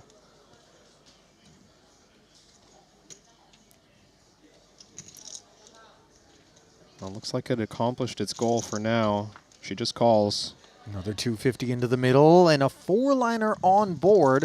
Obviously, the 8 would have been the spiciest of developments, given both parties would have made the straight. Advantage Fuchs. Instead, his advantage is in the form of a single pair, but a board texture that really is a bit complicated with 900 in the middle and a sticky Kristen. This, 300. yeah, I like this bet. Like, it looks to us, we can see it's a pair of jacks against a pair of 6s, but it's so hard for Fuchs to have a hand this weak right now. Why not consider bluffing this hand? And he put that together pretty quick. Yeah, he did. Recognizing how low he is in his range and all the straights that he can have. If Kristen has anything shy of, let's say, the low straight there, that's a very uncomfortable river spot. Nice hand.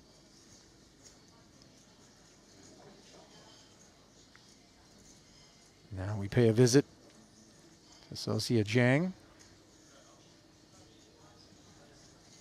Got herself involved. Looks like Bads has asked questions to the tune of 200,000. The road traveled here was Sosia open to 110K under the gun +1. Bads flatted. Ace 10, 6, 2 diamonds. Jiang check called rather than follow through. Bads demanded 80,000 to see the turn, which Sosia has, and now after a second check, here she is contemplating.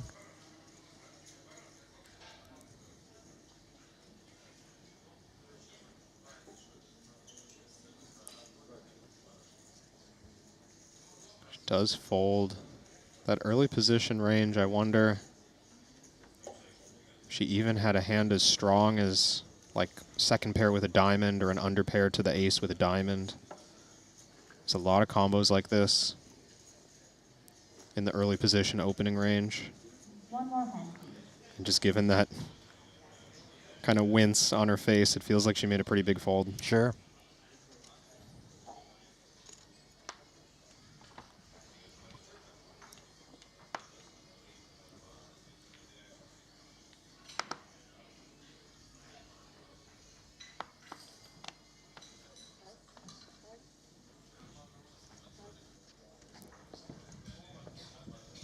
Ace 5 suited now for Orpin. One would imagine it's go time. Well, I wouldn't say it's mandatory. I don't know if he's gonna believe this is the time to go for it. Okay, it looks like he is going for it, but in the form of leaving himself a path to escape. And I like this as sort of your backup option. I mean, if we make it 65K, we've done very little to discourage anyone from playing the same hands that they would play against our 50K limp. So the ranges going forward will be almost identical. The strategy going forward for everyone almost identical. But now, if Orpin recognizes that other players clearly have stronger ranges than him, he can just escape later in the hand.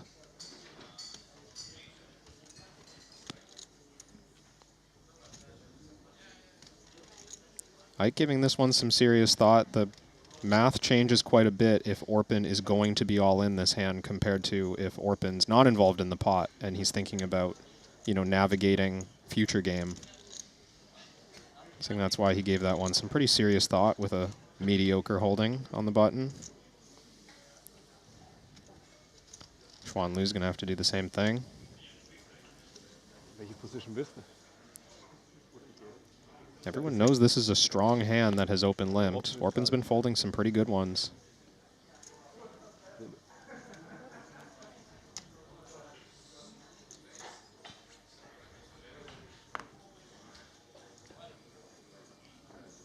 And I think for McQuilkin on the relatively short stack himself, all incentives are let's let all three of us get to a later part of this hand.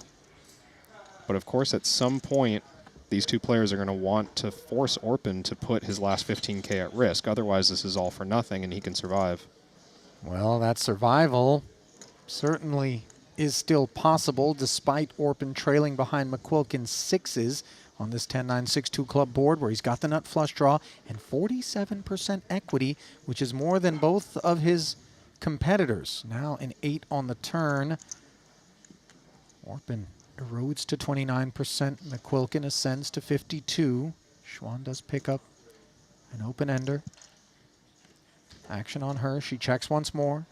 Side pot stays dry. Although there's still 15 to play for Orpin. Another round of checks. And the club that was needed does not pay a visit to the end. Board pairing 8. Theodore winner at Showdown, which does feel like where we're headed. Yeah, I do like that Orpin's just taking what these other two players are offering him, right? They've given him a path to a free showdown if he wants it. And because the two in the blinds don't want to lose chips to each other, they've been avoiding betting any amount. They would lose more to their opponent than they would to Orpin. He's just going to take a showdown. No pair.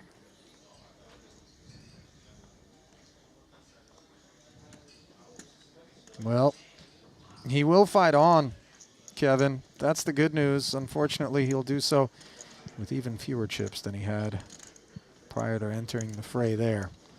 Regardless, I think nicely navigated by Orpin, finding a way to give himself a chance to double there without putting his tournament at risk. Can't disagree. More than double, really. You know, it's important to point out that Orpin's choice there is obviously as surgical as it is on account of the fact that you have a 2 big blind, a 2 big blind, and a 3 big blind stack in Kala-Djurdjevic, Mosbach, and Lonis elsewhere in the room. If he's really granular about things, he could be keeping an eye on when or how far removed they are from the blinds. Yeah. And this is also in part why you suggested that it wasn't compulsory for him to get involved with that ace-5 suited. Yeah, tracking kind of hand-for-hand play on those other tables. Orpin can really calculate, you know, which spots he needs to take and which spots he can fold his way until one of those other short stacks plays their big blind. And that's usually the key moment, right, is when those other short stacks play their big blind, they're far more likely to be at risk.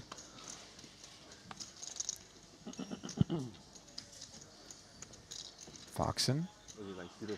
Jack-8 offsuit, throwing her weight around. Performing well against Fuchs's Jack-6 suited, unbeknownst, as he defends.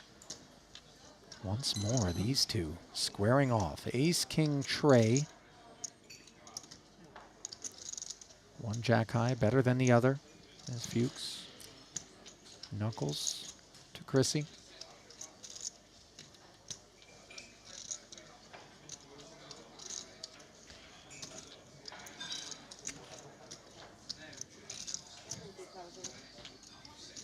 Have a feeling that's going to be the end of that. Early position open. Can't be messing around on Ace-King X. Boy, with Tom's, Jack-high. he's really been on the receiving end of Foxen's aggression on the day. She has outperformed him mightily.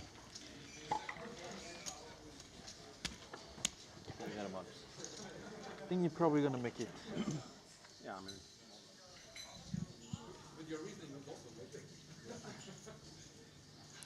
Well, that looks like an all-in button next to Mario Mosbach. It sure does. It doesn't look like a whole lot of chips associated with it, of course.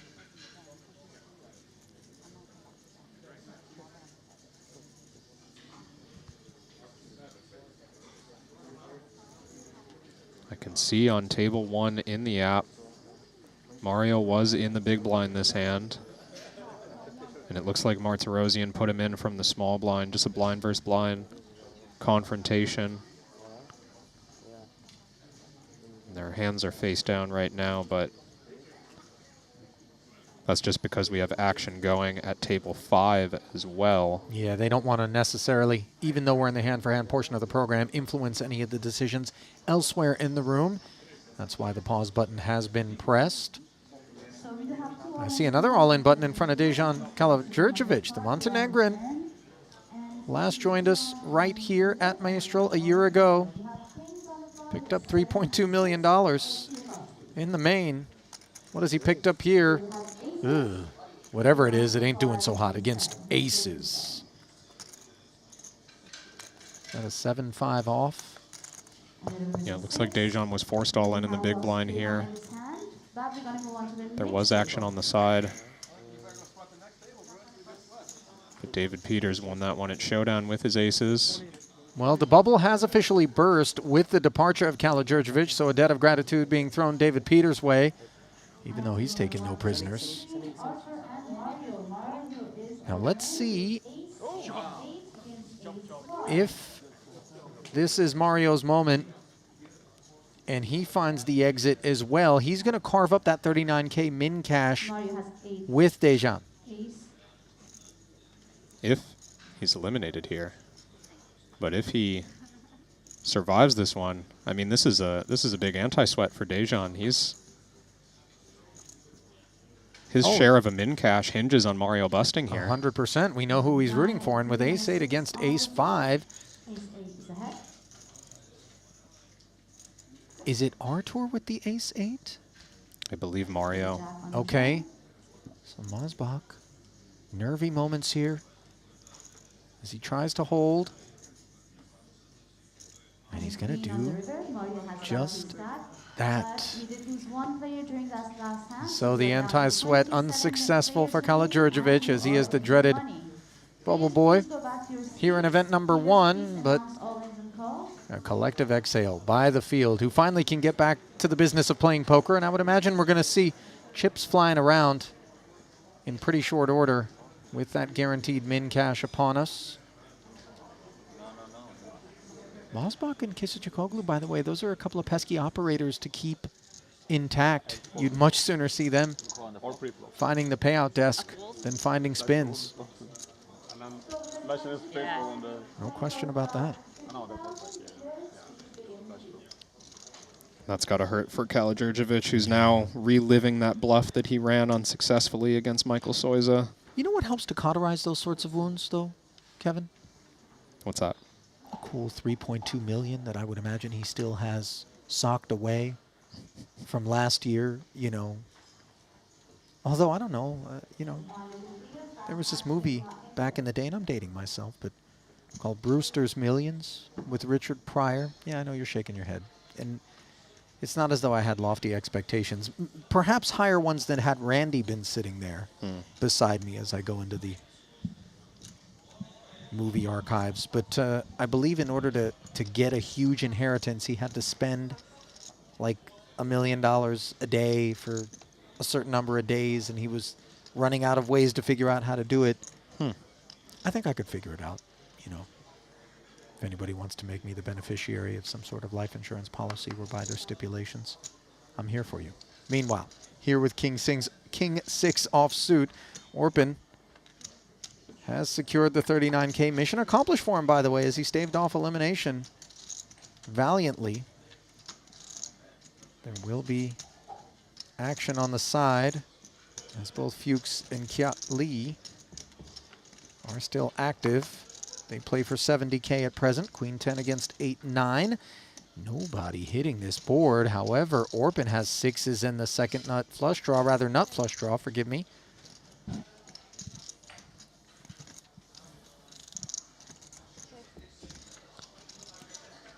Two quick checks, and then the queen smacks Tom and puts Orpin behind. He's gonna need a heart, king, or a 6. Reasonable spot now for Fuchs to be betting, announcing that he has a reasonable hand. Wants to play for that 95K all on his own, and he gets the side pot as well. And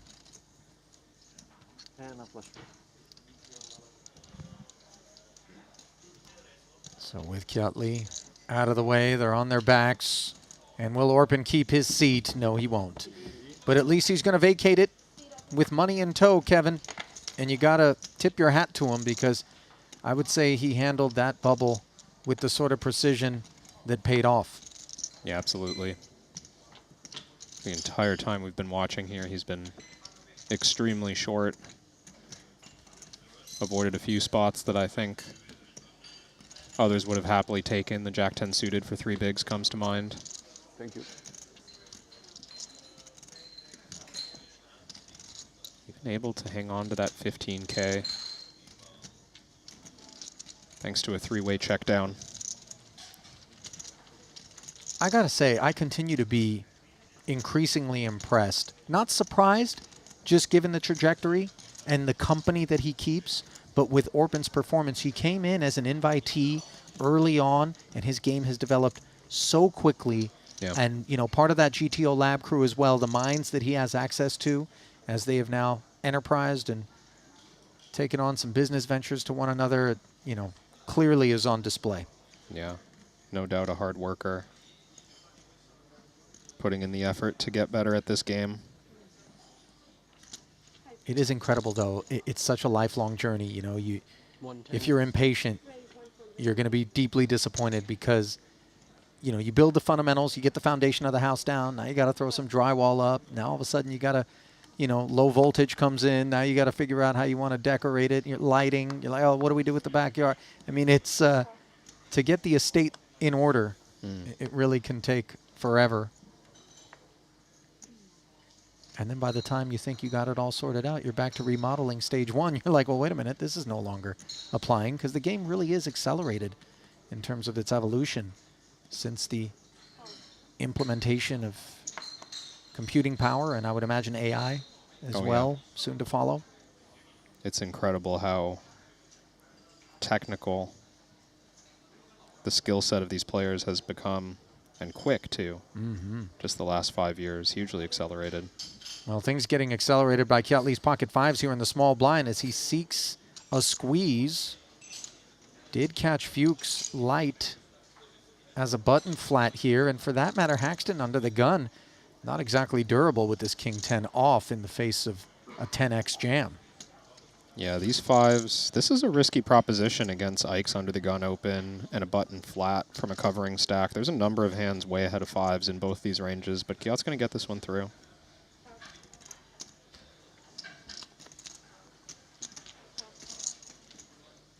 Maybe some over-eagerness there to play pots now that the bubbles finally burst. Taking the first spot we see.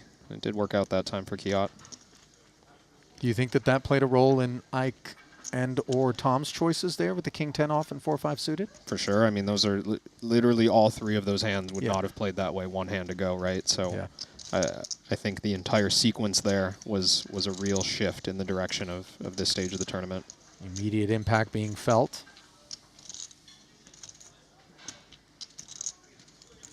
I'm glad you pointed that out too, Kevin, because sometimes that sort of rubber band snapback can cause you to swing the pendulum perhaps too far to the other side, you know, and because you've been shackled for so long, you're trying to taste freedom, and you take a little bit bigger bite than maybe you should.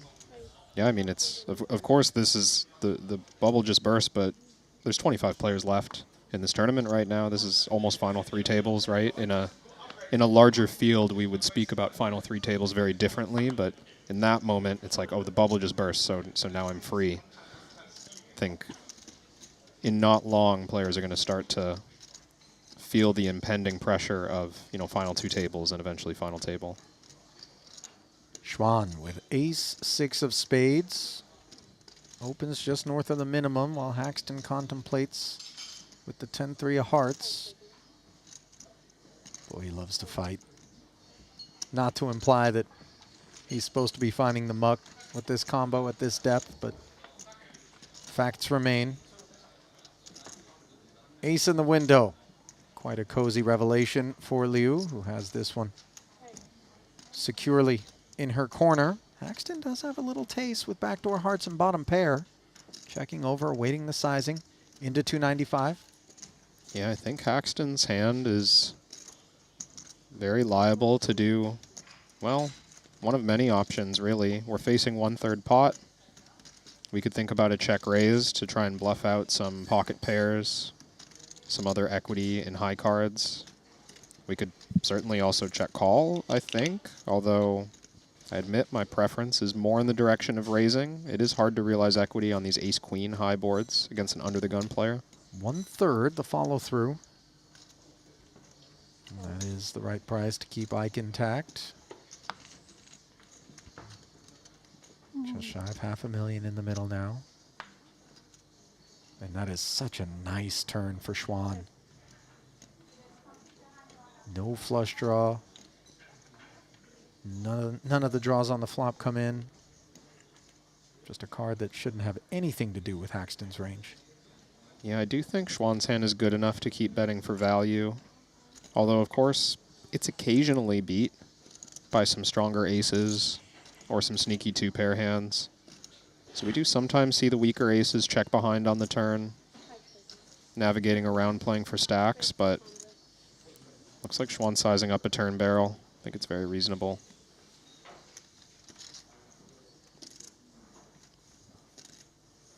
Have to think this shakes Ike and his pair of 3s, the 10 interacting with some potential bluffs.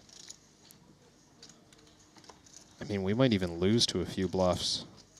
Pocket 5s comes to mind.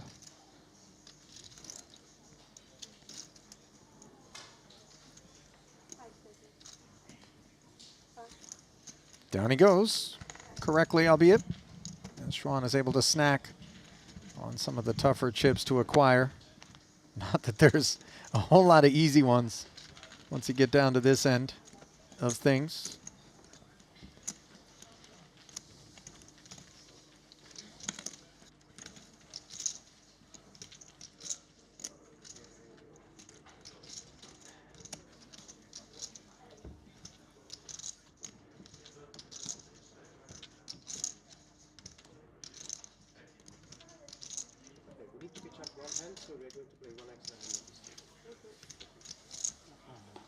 Schwan's looked very poised throughout this process. You know, not to imply that others don't, but just in terms of keeping an eye on the newcomers and how they're handling the moment. And I think we touched very appropriately on the fact that, you know, those who have a higher profile in terms of social media within poker, maybe more eyeballs upon them, can sometimes be influenced, for lack of a better way to put it, through no fault of their own, just human nature, by that reality. But yeah, she doesn't appear any worse for the wear, as Kiat Lee tries on the ace-5 suited. Fits just fine. It can definitely build over time as well, that pressure you're referring to when speaking about, you know, content creators or anyone who's in the limelight. Well, let me turn, you know, not to cut you off there, Kevin, but you yourself probably have some understanding of that, and maybe even more so than simply the content creators, because you do a bit of coaching. Yeah.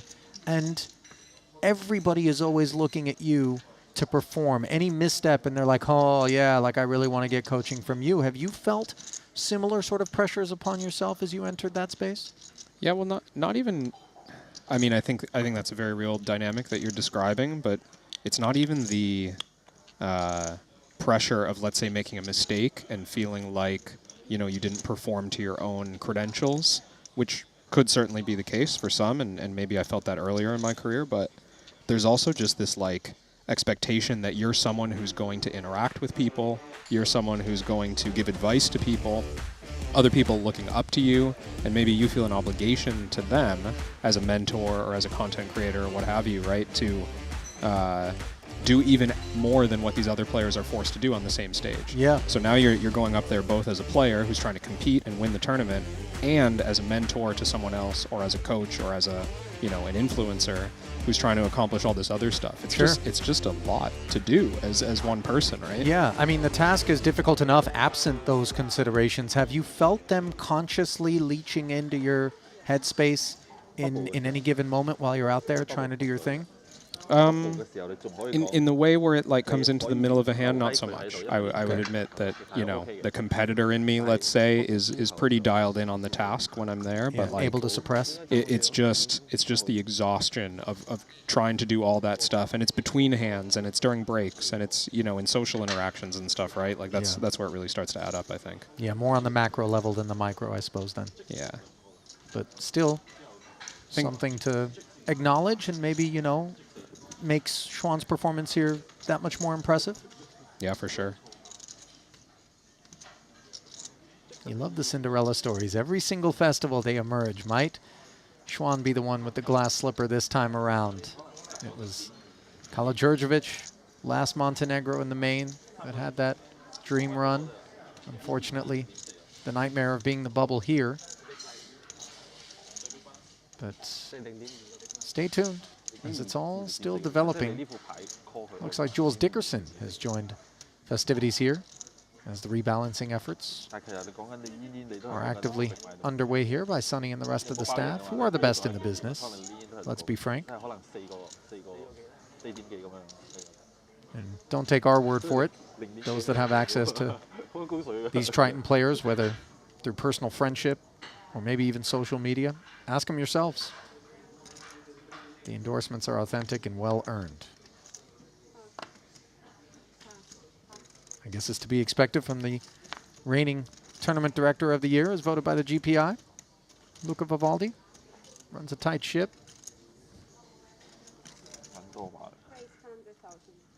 Ace Queen off suit, as Dickerson set sail for the minimum out of the cutoff. He's brought 15 bigs to the table.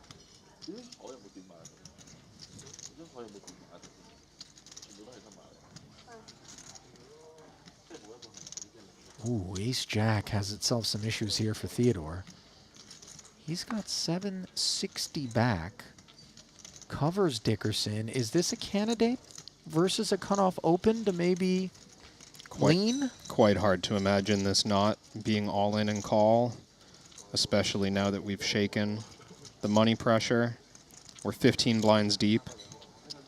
We're facing a cutoff open, but Theodore, reminded of that ace-king hand that he faced off with Kristen on the bubble. He's avoiding some of that confrontation that feels marginal, waiting for safer decisions down the road, and, well, he's improved on this flop. He sure has. Found the jack, despite being pipped, for the lead on this King-Jack 5 board with second pair, but note that Dickerson has the Broadway draw. Theodore's ace of hearts becoming quite relevant as well, as we see him check over.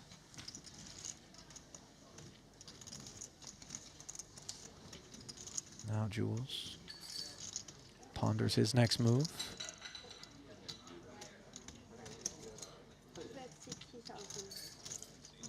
Does follow through. 60,000.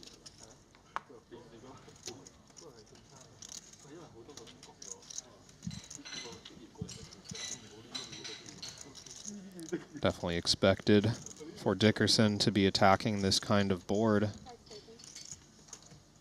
Is Theodore sizing up? No, just calling. Looks Yeah, like it would have been quite incongruent not to jam pre-flop, but then to all of a sudden find the raise post with second pair, even with the ace of hearts present. Yeah, certainly feeling more confident about his hand at this stage, but there's always the threat of top pair, and especially a king. from the pre-flop raiser. Definitely standard procedures to check call. Deuce of diamonds, a desiccant. McQuilkin checking over. I confess there's a lot of pretentiousness when I say that word desiccant. And the only reason I know what it means is because you know those little pouches that they put in certain foods that need to be kept dry, and it Yep. says do not eat? Yep. That's where I read it. Mm. But you know, when I'm trying to come up with a different way to say dry, you know, far be it from me to not lean into the pretentious option. Check back now from Dickerson, who didn't have another barrel on his mind, and things stay dry on this 3 of clubs river, albeit ace-4 will show up from time to time.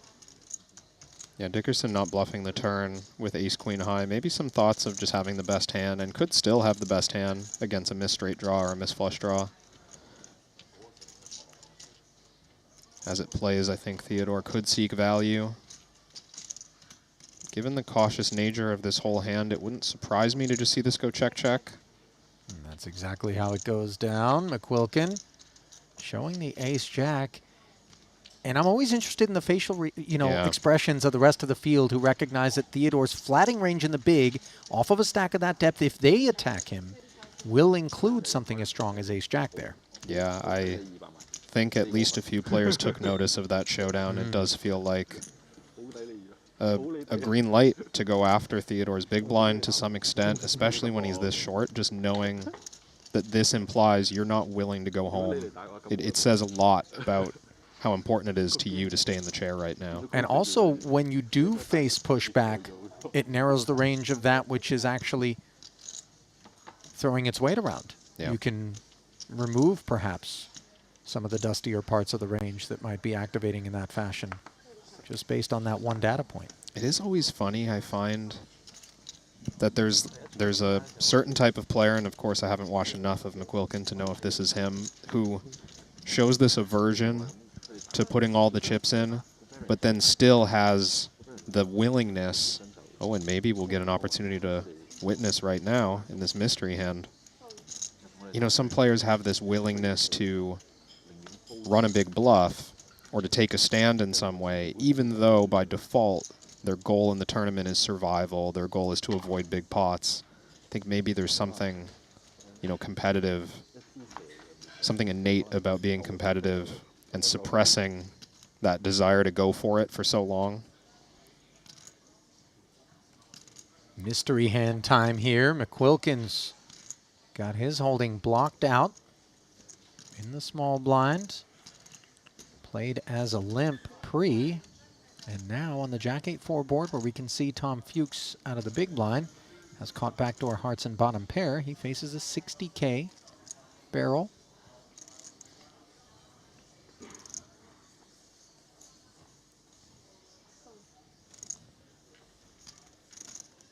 Tom makes the call. Pot grows to 300,000. Now the hard draw acquired by the German.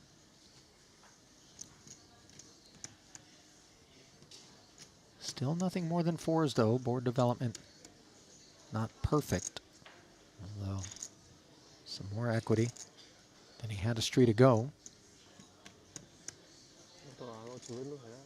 And McQuilkin is coming with another barrel here, which does leave one questioning where exactly he's at.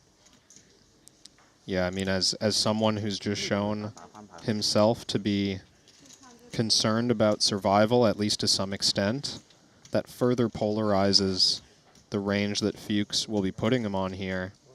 Because if we just saw someone avoiding a, you know, relatively standard 15 big blind pre-flop spot, what does that say about his willingness to go for a very large turn bet here after limping pre? For one, it says that the pre-flop limp could have been stronger than you might think it should have been, so it could have included hands like Queen-Jack suited, or Ace-Queen, or Ace-Jack, right? These kinds of hands that would go for value here.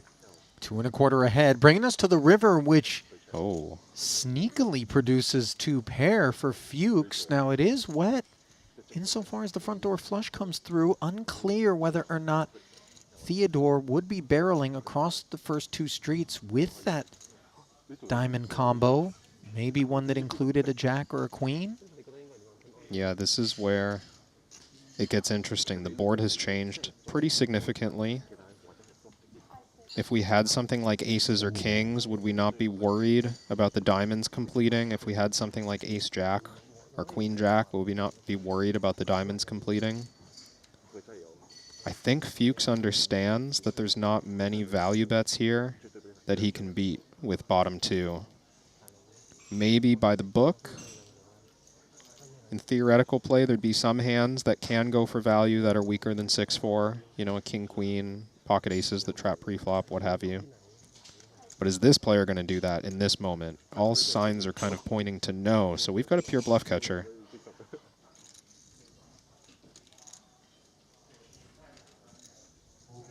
Boy, and again, I go back to just moments ago having witnessed this man flat the ace-jack in the big and then check call his way to showdown.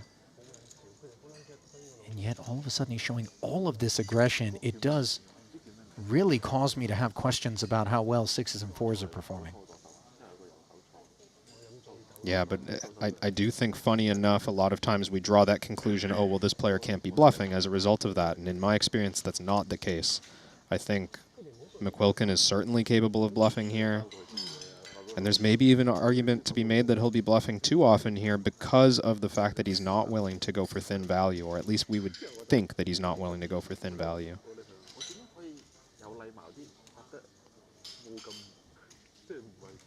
So often when we get in these spots, though, I understand Fuchs's fold. Oh, and he just had it. Huge hand for McQuilkin. Wow, he had already turned the queen high straight and then made the diamonds for good measure. Excellent escape there.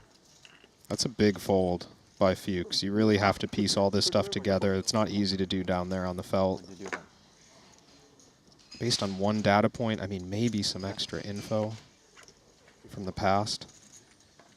You think he still finds that fold as easily without that ace-jack? I don't know. I don't know either. It's not impossible. Tom's a player, and obviously the board had plenty of dissuasion staring him in the face. It would have made a big impact on my decision for sure. Yeah, I agree. I think I'm looking over at McQuilkin, even uninvolved in that hand with my eyes open, moments removed, and thinking, as much as you suggest, it isn't a given that this guy doesn't have the bluffs, but is that what I'm working with here? You know, and you're right, it is a big fold. But it was the correct one. Not the last time we're going to be saying that about Tom Fuchs. Very talented. Anytime we see those German and Austrian banners, we very safely tend to make those assumptions about the operators attached to them. Especially in the high roller streets where, you know, that clique, that ilk, you know, the poker code folks, Eibinger, Fedor, Mosbach, et al.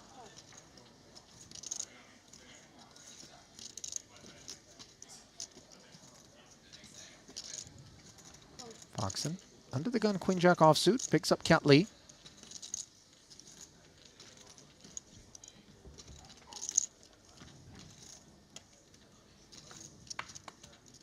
Ace jack 5. Second pair for Kristen. Well ahead.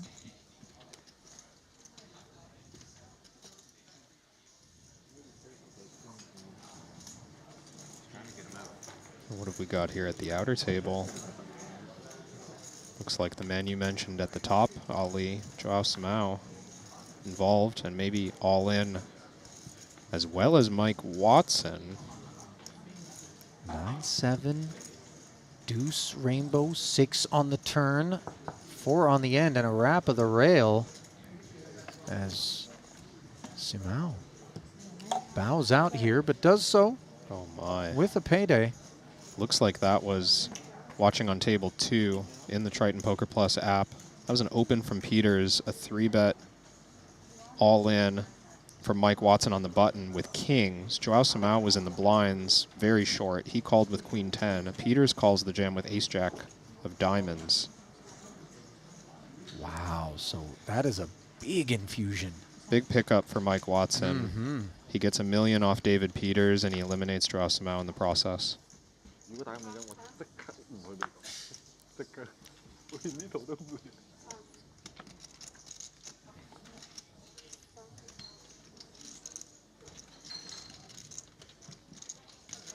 So the battle will rage on, absent Simao.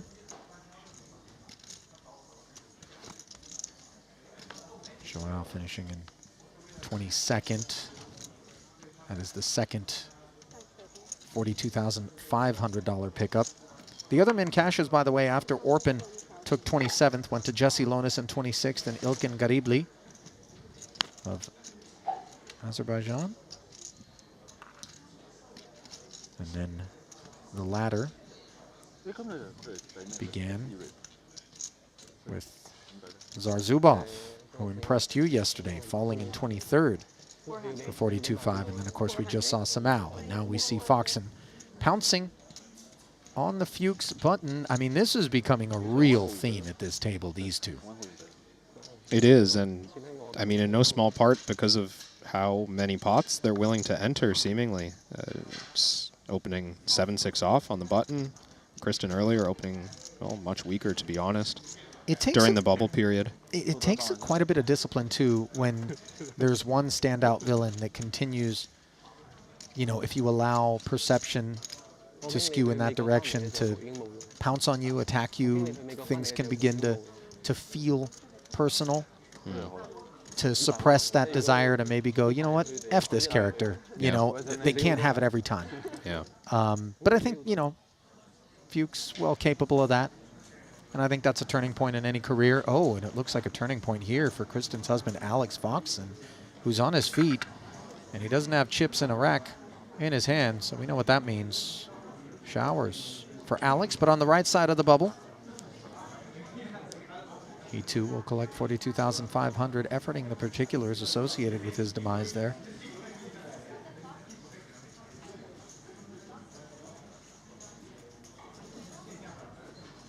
Haven't quite populated that one into the app just yet. It was 2 jacks against Queen Jack, and once again, Sir Watts taking it down. Oh my goodness. Really catching fire is Mike. And open to 175 from Foxen, the jam from Watson. Alex called off the rest for 180, and the Queen High board just downed him right away. That was a really improbable outcome, Jacks versus Queen Jack, but this is the way cookies crumble. They are dropping like flies, too. With Foxen's departure, we ladder up to 46,500 with 20 remaining. Here in event number 1, the WPT Global Slam. 860K up top. Ali Najad and Kevin Rabichow here in the booth. Happy to have you with us. If you're enjoying what you're seeing, by all means, let us know in the easiest of fashion. Simply mouse over and click like. And while you're at it, click subscribe in the YouTube app. It is a non-existent price to pay in exchange for the finest in streaming poker entertainment, which we deliver with pride, free of charge, along with so much more. Looks like Kiat Lee might have some deliveries of his own on his mind with Jack 9 of spades. He takes us to 125 at the 30-60 level.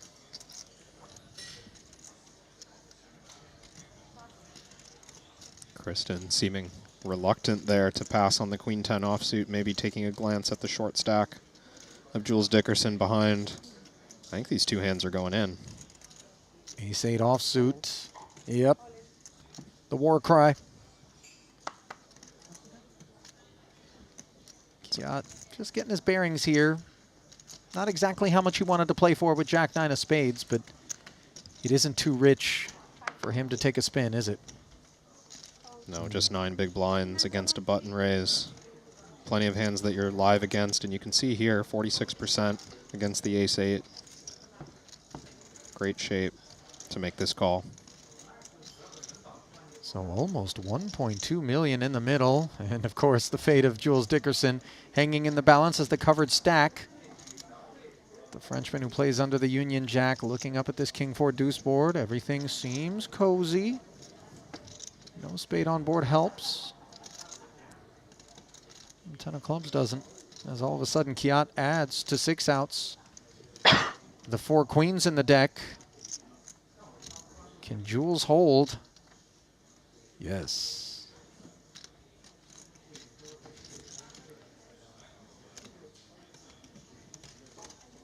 Boy, and that's harmful for the Malaysian Lee. 700K is what he'll fight on with in that sort of precarious realm of 10 big blinds. But, you know, we talk quite a bit, Kevin, about the focal points of study. And I think late game tournament strategy, 10 to 20 bigs is where a lot of work gets put in.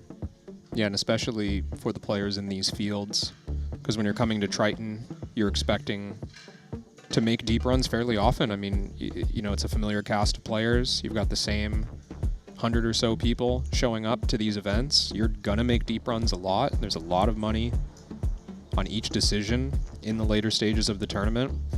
You could, of course, justify if you were just playing these massive field, smaller buy-ins elsewhere in the world, that you should also focus on deep stack play and you should also focus on, you know, early game. But the deeper parts of the tournament are so crucial in these structures, and you just can't.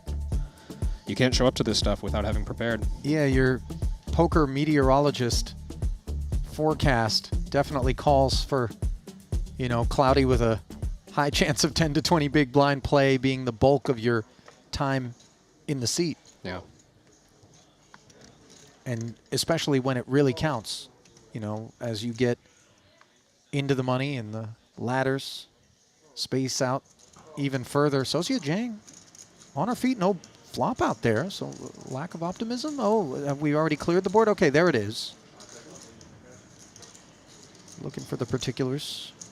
Oh, so like it's end of October and they go for like 300K and then some no Confess it's kind of catching us off guard here a little bit. It was a king 7 of clubs for Sosia, king queen suited for Peters.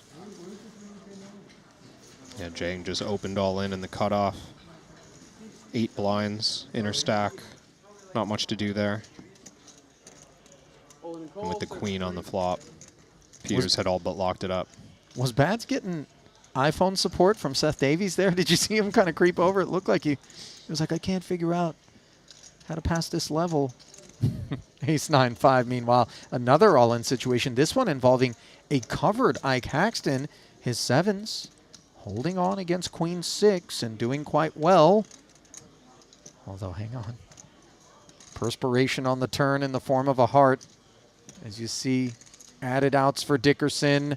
Can Haxton hold? Yes. And the dream of a first Triton title for the 50-time casher stays alive.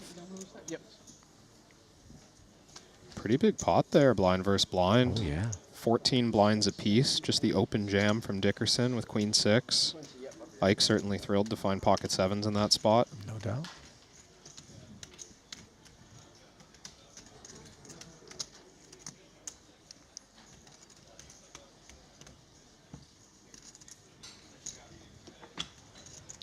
Kind of a tease there from the deck for Dickerson to be doubling and then immediately being dealt a blow. The whipsaw for Jules.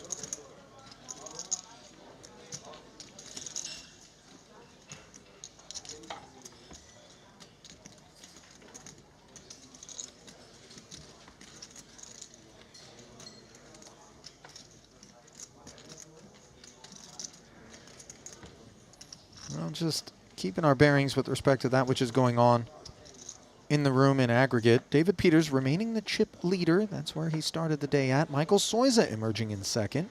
3.8. Wang Wenji displaced by the Malaysian. He has slipped to third. Paulius Plasanitis steady in fourth. Sir Watts, who has been surging, finds himself in fifth with Vieira, Wai Kin Yong, and Kristen Foxen rounding out the top 8, all of whom have more than the average stack of 2 million at present. Theodore McQuilkin with an ace-10 offsuit going to work. He currently sits 14th of the 19 remaining runners. Jules Dickerson after the altercation with Haxton, now the shortest of all stacks in the room with his 6 bigs. All of them being deployed by the same kit. McQuilkin just verifying the size of the jam.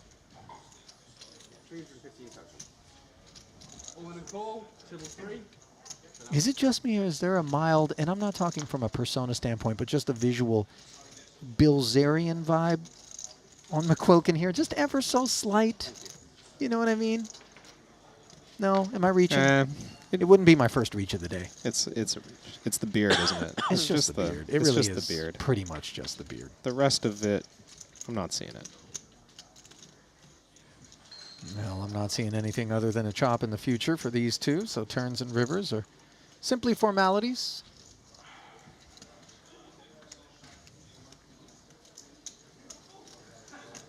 Carve it up, boys.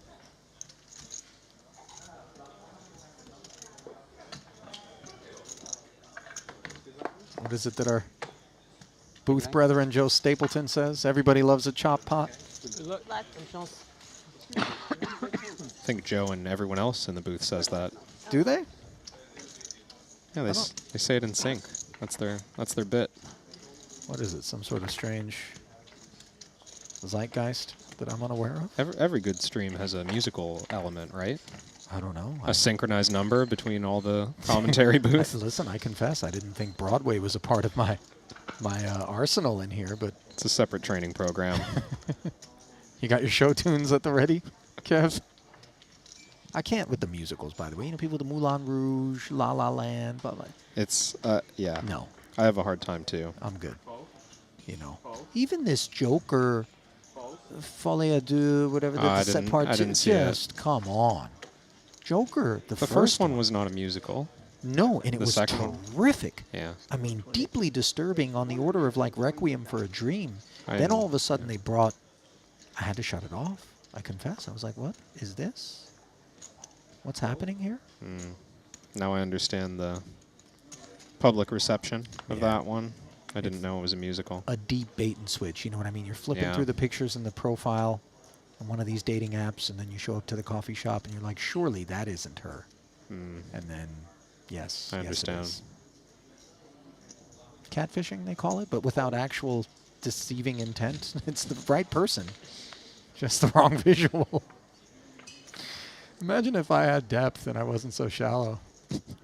10-8-3, 2 clubs here. Gut shot straight draw for Haxton. The product of button flatting. The Fuchs open. Tom not interested in a C-bet, despite interactions. This one reversed there. Ike open. Oh, forgive me. Fuchs defend. Yep. So I Thank think you. standard procedures till now, and maybe a spot for Ike to think about 90. a slightly elevated C-bet. Well, he just goes with 90.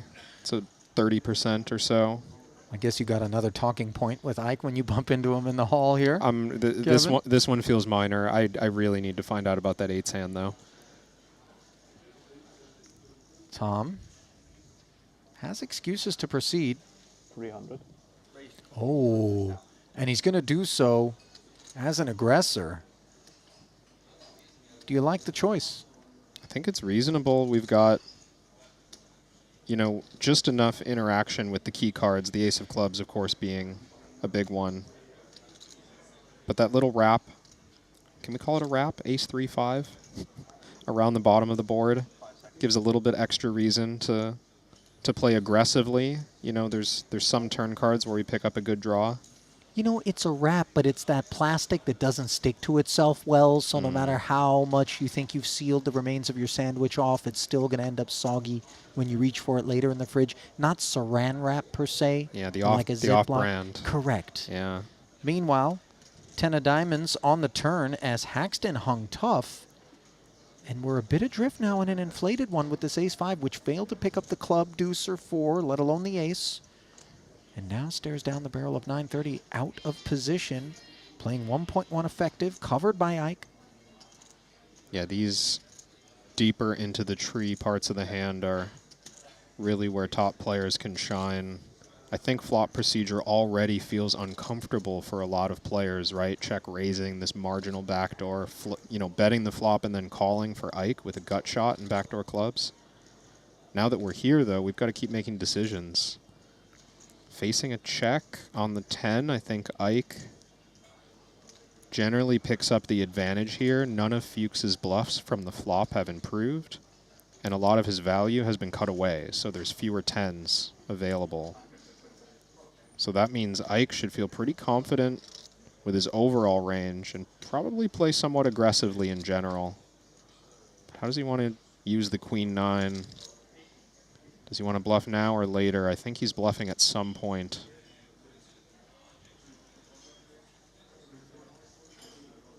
$230.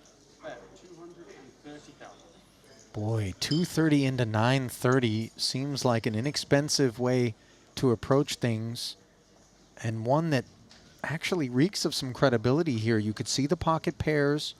You could see some 10x. Yep.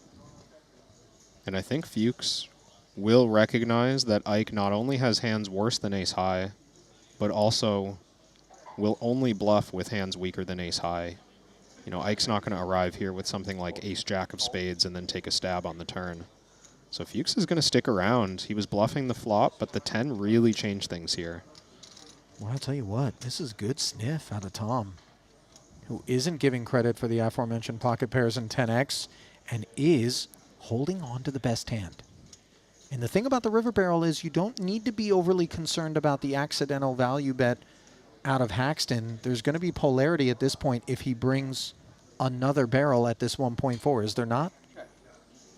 Yeah, I think now, if we're playing the hand as Ike, there's some small concern that Fuchs has better than, let's say, 2-pair here. But most of the time, if a 10 check raised the flop, it would not choose to start checking on the turn and check call. Maybe like a full house would do this, right? 10-8 might check raise the flop and then check the turn. So if Ike had like pocket queens here, I think he would go for value. And if his value range is that wide, you've got to bluff a lot as well. 6 improves some bluffs. 9-7 suited getting there. 6-7 suited making a strong enough pair to show down. But would 6-7 not take... Yeah, exactly, as you just mentioned, the check back line, so we kind of remove that from... Yeah, just thinking now Ike with queen 9 is maybe feeling obligated to start bluffing a lot of these hands because his range doesn't get much lower. Oh, but he shuts it down, He's not waving like the white flag, and this is going to feel like a missed opportunity. You see the brows furrowed. Yeah. I think he very much expected to lose Tom on the turn. It does seem like he was trying to figure out what check called me on the turn that isn't a really strong hand right now. An 8 wouldn't check raise the flop. Maybe a 3 would check raise the flop and play that way. But to have as low as ace high, Ike's going to feel like I could have gotten that one through. Not a given, of course. No. And I would say that Tom is well aware of Haxton's reputation and capacity. It's weird because there's certain spots where you get called when you're bluffing and you sit there and you feel like, wow, no respect. But it's quite the opposite. It's a function of me giving you credit to actually bluff the spot. And even though you don't feel so flattered as the pot is delivered away from you, it's certainly the product of kind of that recognition and not the lack of. Yeah, I've certainly been on the other side of this. Sometimes when your opponent knows you personally and they have this idea of you as the aggressive player or the one who's capable of bluffing, you get called by some hands and you're like, oh, I'm getting called by that. Like I didn't realize that people viewed me that way, right? And that's maybe a moment where Ike's like, huh, he thinks he needs to continue ace high against me. That's interesting. Fuchs definitely not shying away from a battle. Showed it earlier against Kristen and now against Ike. Oh, he's been involved in more pots than just about anybody, even including Foxen, I want to say. Yeah. Xuan Liu not shying away from the button, suited one gapper, dominated by Kiat Lee's suited connector, who defends in the big. 540 affected from here forward, 330 in the middle, queen 10-6 board. Gutter for Kiat, air for Xuan.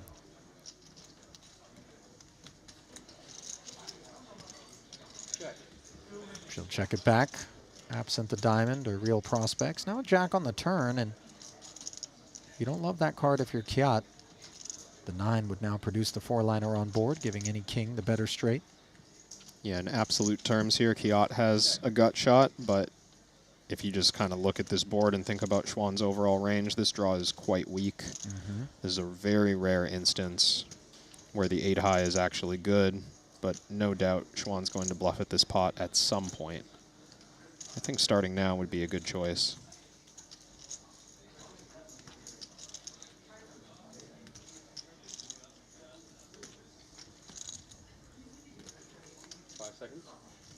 Let's see whether or not the delayed C-bet comes through from Schwann. It would have been a fairly credible one.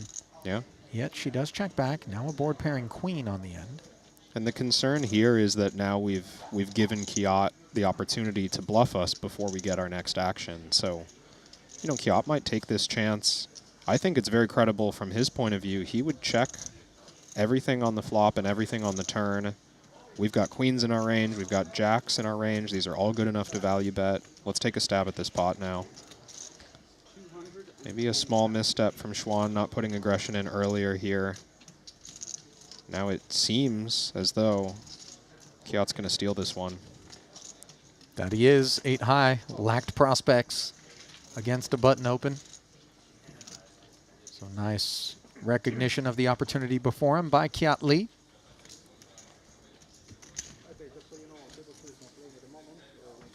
Lee, by the way, is a man who finally broke the seal. He was part and parcel to every conversation we had about some of the best players who had been on tour for some time that lacked a title. But he remedied that in his very last event. Prior to this one, it was a 25K short deck in Jeju, 264,000, but more importantly, the monkey off his back as he hoisted hardware, tasting the glory. And I got to tell you, you get some robust rails from time to time, but that one, Yeah. everybody took a moment, no matter where they were. And it was in the wee hours, mind you, Yeah. to stop what they were doing, come down from their rooms, and be there for the moment that Kiat finally planted his flag at the summit. Meanwhile, Jules Dickerson has planted 425,000 into the middle. Weird one for Ike. He's in kind of an early position to be calling a hand like King 10 suited, but head-to-head, he's also in pretty good shape against the under-the-gun jamming range, especially in big blind ante play. And as we're 19 left, I believe this table is only 6-handed, so Oh, look at this. that's a low jack jam and now a rejam from Ike, trying to clear out as many hands as he can. He'll get some better hands to fold as well. So Haxton operating with the sense that King 10 of spades is performing reasonably well against this Dickerson Ace-4 suited. Will haul back roughly 600K and play a little roulette with the Brit. I can't. He's not. He's French, but grew up in London. Yeah. And that's a weird one, too, because historically, you know, the French and British culturally, there's quite a Grand Canyon between the two of them, especially if we're talking culinary. Jack, Jack 7, 2 diamonds as the plate served up to Jules, looking tastier than the King 10, and it stays that way on the turn. 1.6, listing heavily toward Jules, and now things capsizing for Ike.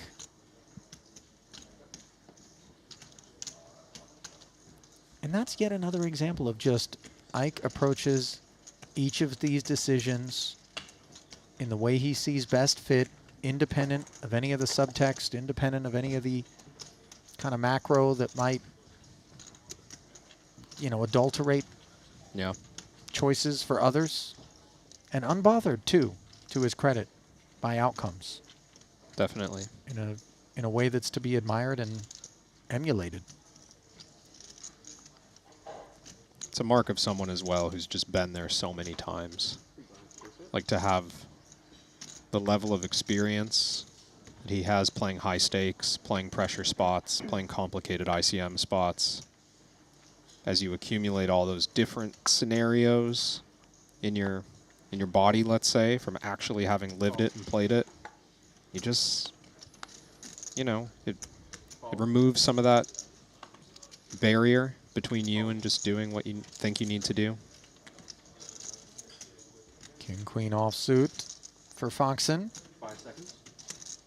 Mucked around to her small. Looking over at Jules. Time. Who has bounced back up to 880. 5 seconds. All in. Player will in. She's just going to open rip it. Go down. Did Dickerson snap? Fold, 7-3. He did, and Do I owe you it's courtesy of the same hand. green? Just a red. Red. Slight advantage as he has diamond coverage. Final table.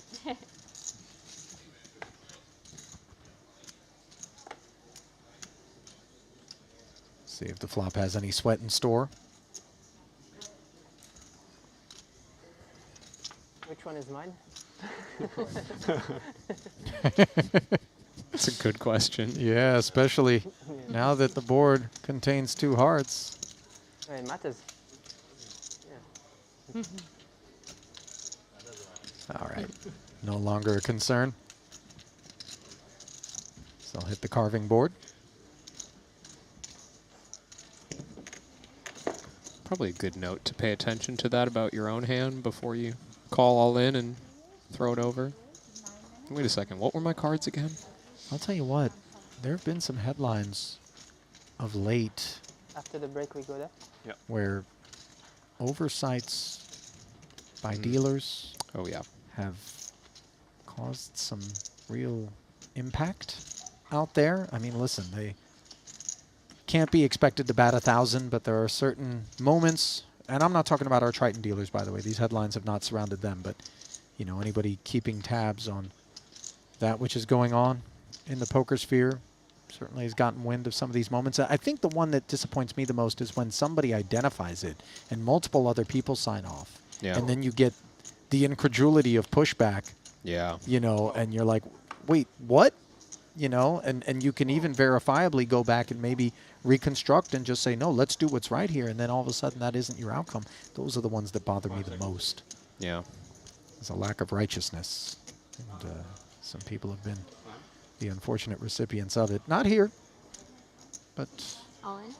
Player will in. You think Elsewhere. we'll get to the point where we have instant replay? Just a little camera right over the table, following everything that's relevant, so that we can just rewind the tape and be like, well, let's just figure out what happened. I mean, listen, as the stakes get higher and higher, I don't see why we shouldn't. Foxen, thinking I should. On the button, understandably. Ace, deuce of spades. Making demands of Haxton. Queen, jack offsuit. 2 bigs invested. Time. Feels like a hand that needs to go in. Ike gonna do some accounting here, and also noting how much Chrissy was risking against Jules in the small blind. That's relevant to what her open jamming range is. He's up to, looks like 15 blinds this hand, but Ike only on 8. So Kristen wasn't just risking 8 here, she was risking 15 against the small blind. It's important to note when figuring out the range that's going to be here, and that could push things towards a fold. I mean, it's on Ike's mind without question. Because the performance of Queen, jack offsuit changes drastically. Yeah. Given that. Yeah, his price is the same, but Kristen's range is different. He's got to figure out the updated equity that Queen Jack has against that range. Well, he decides it's still performing well enough, and you see him with 41% equity here near a 3-2 dog. Trying to find a double. Trailing. It's 2-10, thanks.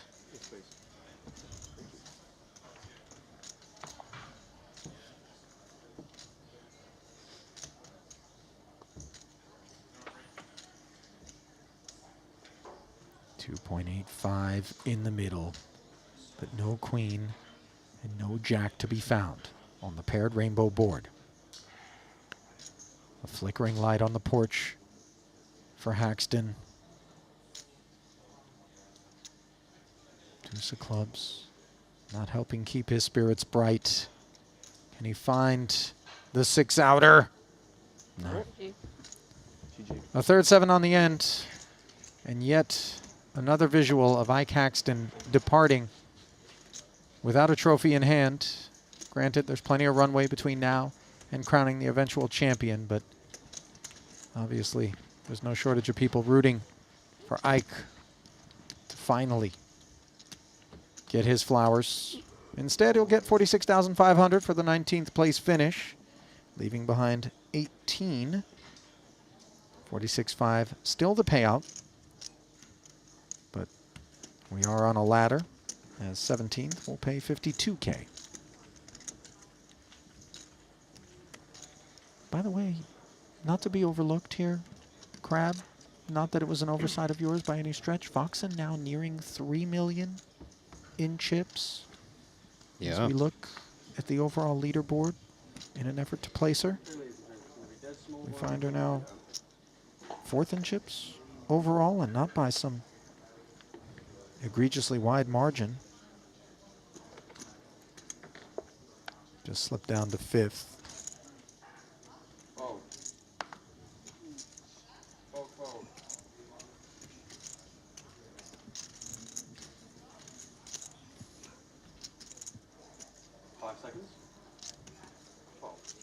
Too dusty on the button is the 8-4 offsuit, Deems Jules. And so with the dead small, which is another dissuasive aspect, Schwan will get a free one.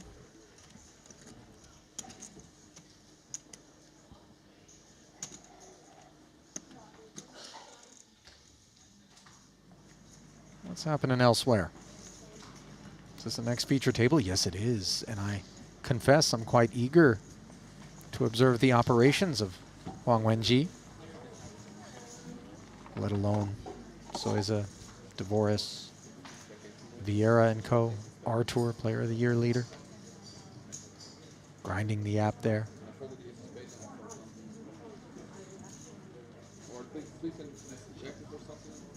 Paulius there in the 2-hole.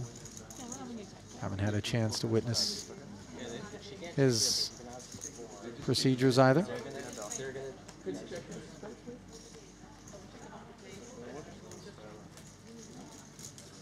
So there are the racks.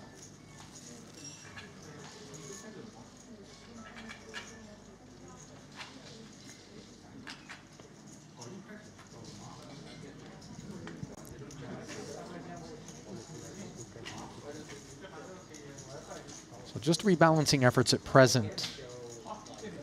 Once we get down to 16 players is when the redraw will take place. 2 tables of 8 for now. We keep it here with the Seth Davies Open. 135, the ask. Watson obliges. On the puck. Bad's mulling it over in the big.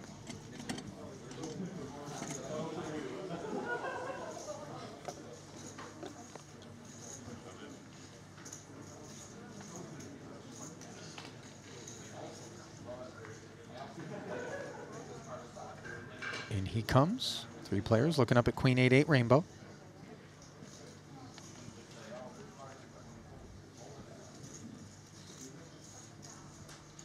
You'd think here with Watson on the button and the covering stacks, he gets checked to fairly often, even though Davies was the pre-flop raiser.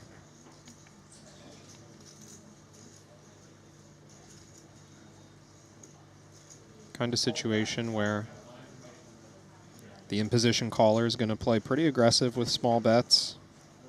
There are some 8s in Watson's range, plenty of queens. Checking behind this time, and the king rates to connect pretty well with either Davies or Watson. I think this is a spot where Bads does a lot of checking again out of the big blind. But if he does ultimately reach for chips and bet, you begin to question whether or not 8x lurks. Yeah, definitely.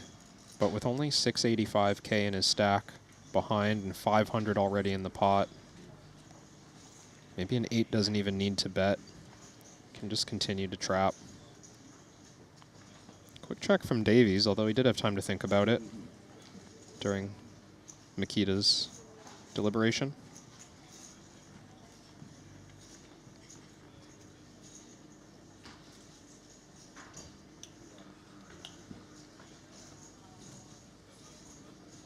You know, I take note of the way that Bads reaches for that stack and then brings it right up until the betting line and then cuts it. And I have to imagine behind those sunglasses, he's looking for any little micro reaction Oh, yeah. from the rest of the field. Sort of experienced live pro maneuvering there. And inbounds as well, worthy of note, lest somebody take umbrage. I mean, it's also just such a common move for players to make when they're operating at a high level. You use the chips to randomize, perhaps, or you use the chips to just bide your time while you think through the spot. Use them to also accelerate the path to carpal tunnel syndrome. It's a concern. It's a real concern. Well, Bad's the only party to continue in the face of the 150 from Watson's button on this turn. 5 of hearts doesn't rate to do a thing at all on the end.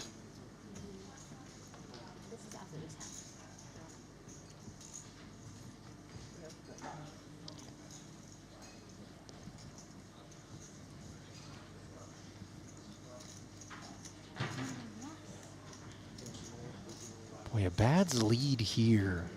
And we begin to question, is this busted spades or straightiness, or is it the 8? Maybe a blocky king? Or would the king have led the turn? I do think a king, if we rated Watson, let's say, to have like a thin value bet on the turn sometimes, or even just an ace-high semi-bluff, Bads might play a little bit of small lead on the river. He did check, though, it sounds like. Yeah. And I think Watson asked for a count. By our measure, it's 535 remaining. Oh, he's reaching for a pile. And he has bulldozed enough to cover as Mikita is faced with a decision for his entire stack. It's an interesting one for Watson. If he has just a king, his kicker wasn't playing on the turn, and it continues to not play on the river. But remaining stacks are so short, there's some concern that King-Jack could still just move all in without being too worried about negative repercussions. Everything about the way that Bads operates makes you think that he's seeking that extra information. Grabbed his hands there grabbed his cards there rather, so casually. Yeah.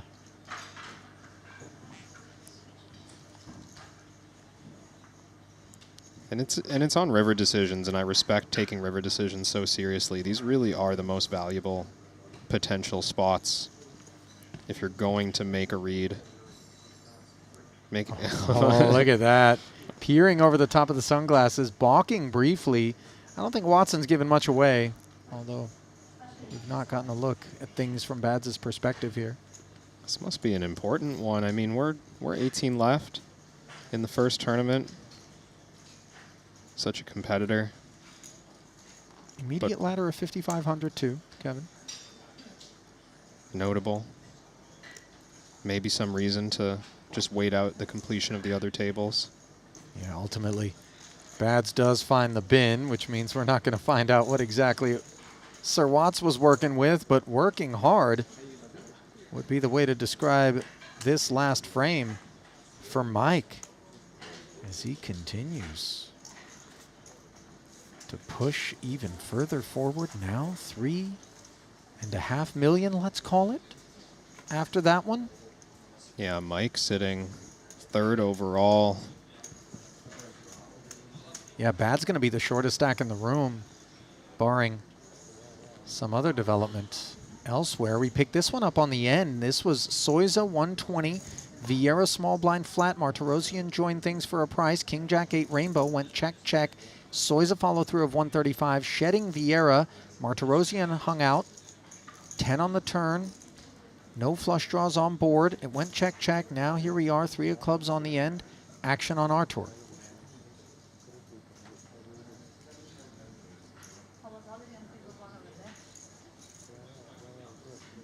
These two just squared off so many times in the last hour.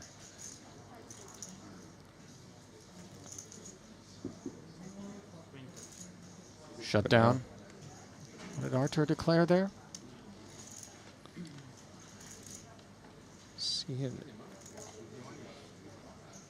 Not sure, but he's not sticking around for the pot. So whatever it was, it fell to Soiza.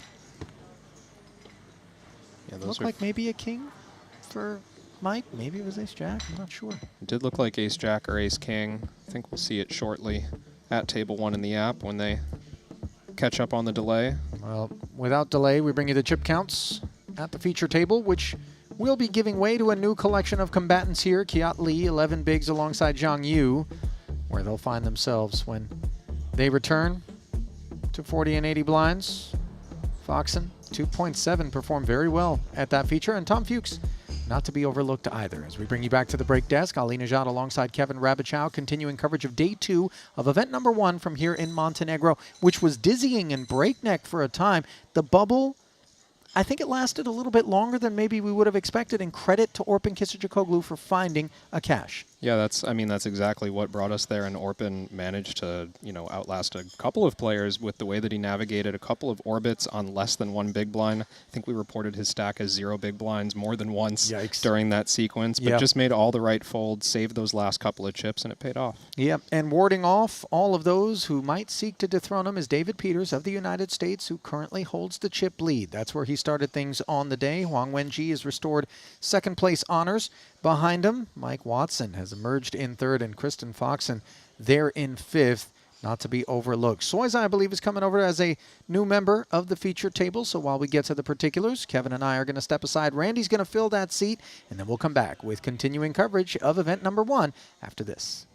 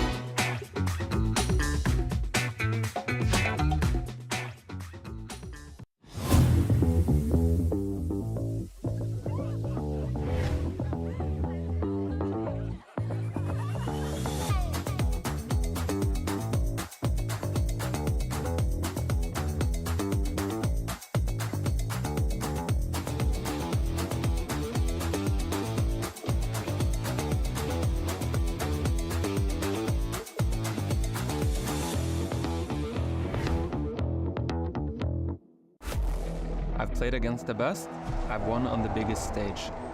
But what if I told you, it's not just about luck or talent. It's about using the right tools. GTO Wizard is the fastest and most efficient way to study any spot in poker.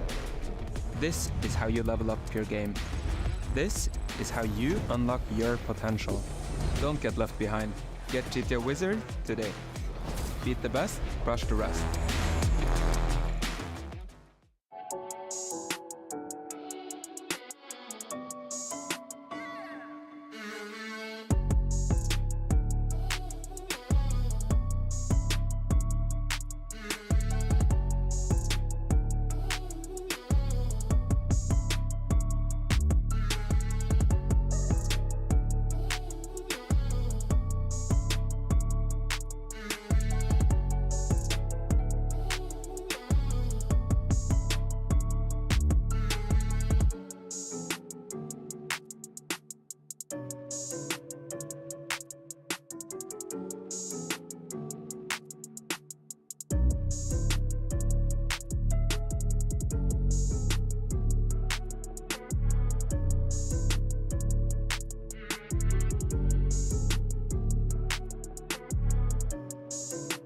Shirley Temples? Yeah. Yeah, you're right, Rab. Who? I was reaching. It's not true. Oh, It felt like maybe. It's funny how a little tiny Better than accent saying the makes origin things of grenades. sound a little different. Now, one never knows whether or not grenade manufacturing is the #1 export in the island of Grenada. Producer James also now wearing a look on his face that suggests that that's also reaching. We've had enough fun with Grenada. You know what? Put some respect on Grenada. All right? I'm looking at you, Kevin. Fair. Jack's here for Kiat. Very fair in terms of the open raise. Oh, and Leon Sturm in the big with ace-queen offsuit. Yeah, No need to explain what's on his mind, do we? No, we're near the bubble, of course, but Leon is so short compared to the field. He cannot wait long enough to pass on ace-queen.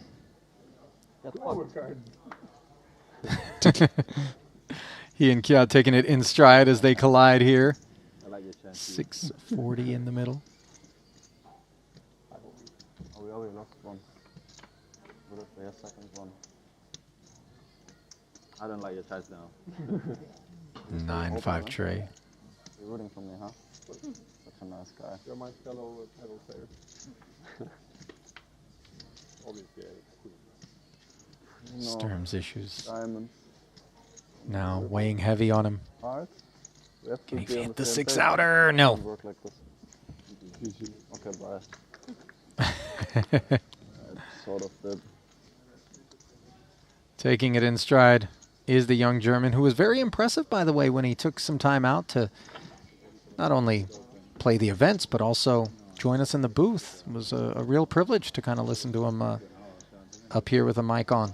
Yeah, absolutely. Actually ran into Leon before we started coverage yesterday, and he was kind of reliving his time in the booth and basically said, like, that was exhausting. Like, I've never talked that much. Really? There's just so much to say, and he was maybe showing us a little respect. For Orpin, shortest stack in the room. Mosbach, Lonis, in that order, above him. And it looks like we're going to have our first mystery hand of the broadcast, brought to you by WPT Global. We're going to go ahead and block out Kristen Foxen's motivating holding. That sees her min raising to 80,000. And we are not blocking out Theodore McQuilkin in the big blind, ace king. Elevator up forthcoming. Well, one would think. Stone But bubble, with- do you flat the ace kings? Well, with Kristen's hand being hidden right now, I'm wondering, is Theodore... No, he's reaching for a non-all-in 3-bet. That's what's happening. So perhaps we're going to a flop here. It crossed my mind that going all in off of 30 blinds, you know, maybe the most desirable play for ace-king. Just get this thing over with. Let's not deal with more decisions. I have a feeling Theodore's going to have to deal with more decisions now that he's chosen the small 3-bet. How much 3-bet and then fold do you anticipate from McQuilkin if you're Kristen? It's a good question. I think, you know, we see in the modern era a lot of 3-bet bluffing from the big blind, raggedy offsuit hands, things that have no equity, you know, lower equity. And players who are aware of what's going on, I mean, we just saw Kristen open King 3 offsuit in the cutoff, right? So players who recognize the loose opens that happen on the bubble. Well, there it is, max pressure application, and you see Theodore, he doesn't love being put in this situation. Yeah, I mean, you certainly don't want to be flipping on the bubble, but there is so much in this pot, and there's so much to win if we double up here as Theodore. Taking risks like this on the bubble, potentially putting yourself in a spot to win, you know, hundreds of thousands down the road compared to the minimum cash in this tournament. $39,000 for 27th place. 0, of course, for 28th. McQuilkin's going to want to think this one over as he does redeem a time bank here. Now, earlier I may have mentioned him as a Triton newcomer, relatively speaking, sure. Not technically, because he first joined us apparently in Cyprus in 2022. Played 2 events, 25 and a 30K, did not cash in either, and looking to break that seal here. But would hate, as the man covered in this situation, to find himself out on the bubble. The good thing about ace-king here is that if Kristen's 4-bet bluffing at this stage, it's more likely to be with a suited ace than it would be, let's say, pocket 3s, right? Maybe early in the tournament, a hand like pocket 3s, I didn't want to doesn't mind just in Europe and flipping if it has to, but getting some fold equity against the bluffs. In this spot, as you can see, as you know, McQuilkin is pained with ace-king offsuit. And Players are going to be very tight to actually call this 4-bet jam, so you don't want pocket threes and run into that extremely tight range, right? You want a suited ace. He's rightfully pained, though. Yeah. I mean, this isn't like a what are you waiting on knit roll kind of thing. You see him apologizing. Obviously, you know, these are very specific spots and the kind that you really don't ever want to be faced with. You can really sympathize with the struggle. It's very real for Theodore. I was very lucky in the 10K. I had a piece of a friend who won the 10 million. Did you know that there's an all-in install? Yeah. And you have a table? Theodore may be getting a bit of I can intel walk I around. think they do it at the same time, like one after each other anyway.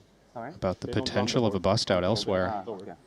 Well, it is hand for hand. Important for him to realize that, right, Kevin? Because You don't run should the board, two people there's an all-in bust the output. bubble simultaneously, they'll share a min cash. You can see just like, oh, that's like, yeah. That's There's no way to chronologically jockey your way. Right, which means if he was able to ascertain that someone was eliminated elsewhere, he'd be happy to call here. If he does bust, he gets half of that 39K. All right, he's folded, and Kristen also had ace-king. Okay. Same hand.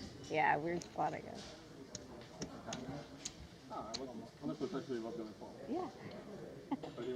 Yeah. That I would imagine he still has socked away from last year, you know.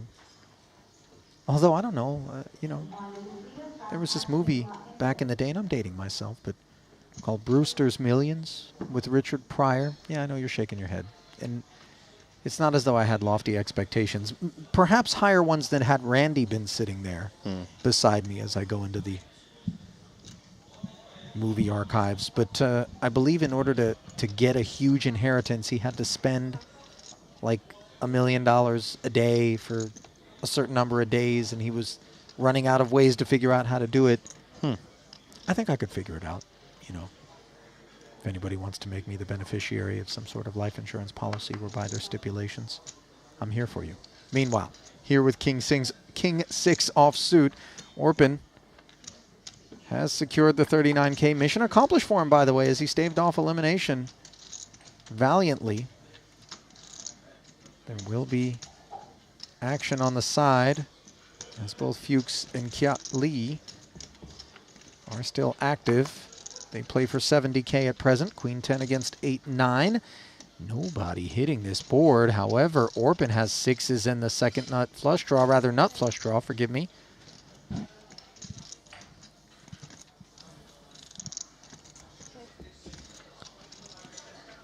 Two quick checks, and then the queen smacks Tom and puts Orpin behind. He's gonna need a heart, king, or a 6. Reasonable spot now for Fuchs to be betting, announcing that he has a reasonable hand, wants to play for that 95K all on his own, and he gets the side pot as well. And a flush. So with Kiatli out of the way, they're on their backs. And will Orpin keep his seat? No, he won't. But at least he's going to vacate it with money in tow, Kevin. And you got to tip your hat to him, because I would say he handled that bubble with the sort of precision that paid off. Yeah, absolutely. The entire time we've been watching here, he's been extremely short. Avoided a few spots that I think others would have happily taken. The Jack-10 suited for 3 bigs comes to mind. Thank you. Even able to hang on to that 15K. Thanks to a 3-way check down. I got to say, I continue to be increasing.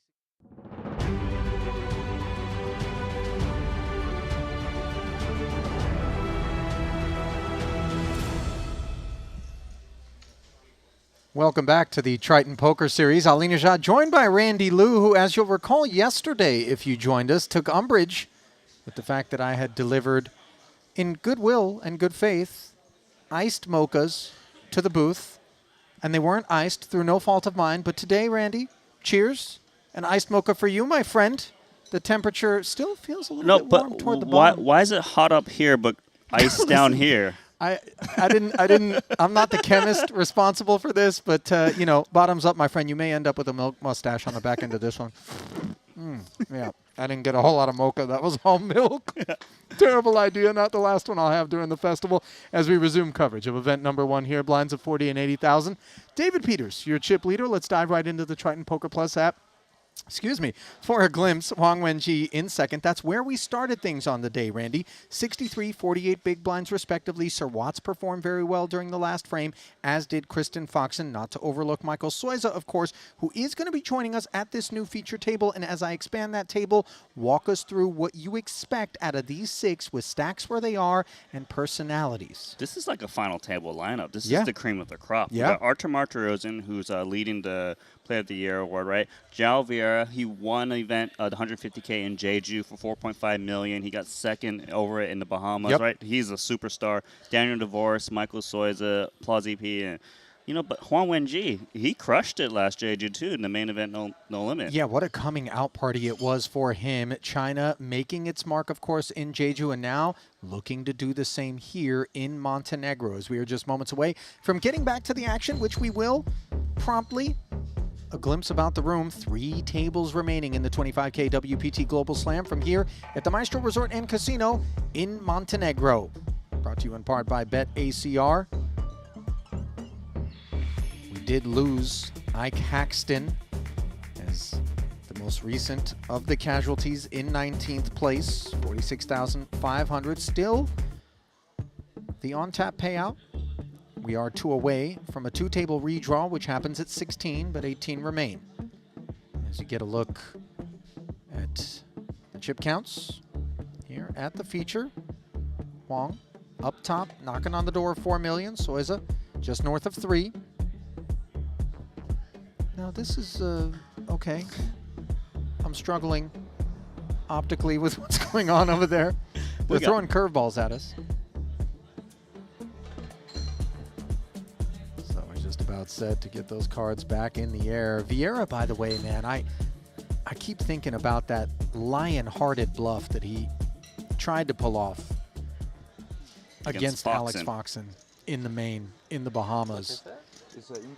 Ultimately left him claiming second. And to be fair, very few people, I think, would have been able to find the call with just a lowly pair of 3s in that pot, as Foxen did. Of course, and he bounced back perfectly in Jeju, like I mentioned, won the 150K right after, and now crushing this 25K. He's a phenomenal player from Portugal. You know, it's weird, too, because there's certain pots that are so impactful that you wonder if they've permanently changed someone. And you're like, I don't know if this guy's ever going to be the same on the back end of that. And Vieira just showing, no, don't worry about me. I'm going to bring it, as he is here with ace-6 of hearts. Unfortunately, the man whose big blind he's raising is the boss stack here and hasn't dominated with the ace-10 suited. Playing back. 660 the declaration.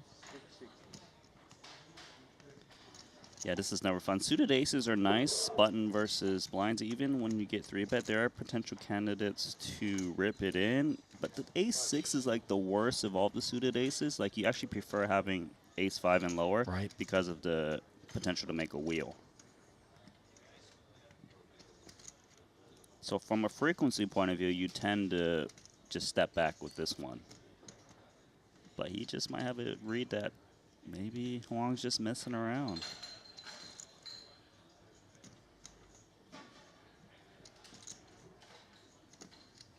You know, this is the issue when you get intertwined with the boss stack, is you wonder, is he throwing his weight around or does he have it?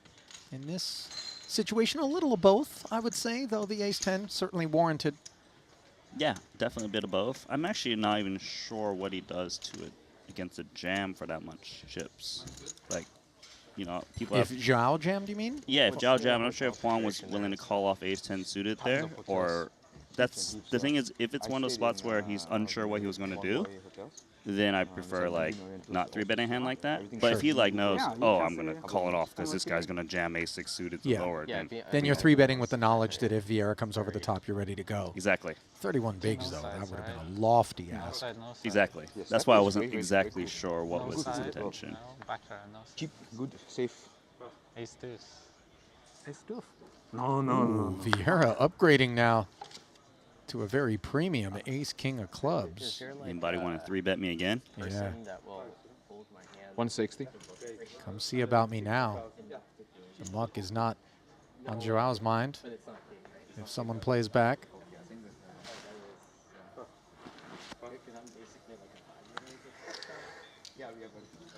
You should have believed me. It will benefit you. You should have believed me. It will benefit you. Good old raise and take.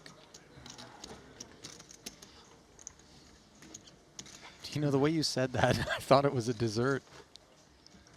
A raisin. Raisin take. A raisin take. But I guess raisin cake would have been the more. And raisin cake sounds pretty bad too. Raisin cake. Carrot cake is good. You like carrot cake, Randy? Yeah, I do actually. Is it your favorite cake? No, why would it be my favorite cake? I don't know. Some people's favorite cake is carrot. What's wrong with that? I don't actually think there's a single person's favorite cake is carrot cake. I guarantee you go into the chat right now, you're going to get yourself some blowback for that one. What do you... Oh, aces. We upgrade again? Layer cake, as he's gone from ace-6 to ace-king suited to number 1. The deck runs rich for Portugal.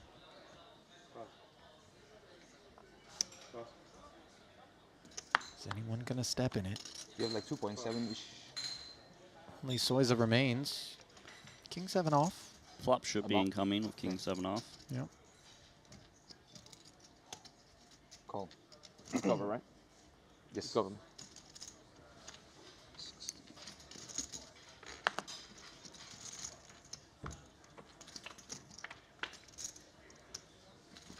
.440 in the middle. Second pair, unfortunately, for Soiza. A taste. And one that is going to be bitter when it's all said and done, unless he improves.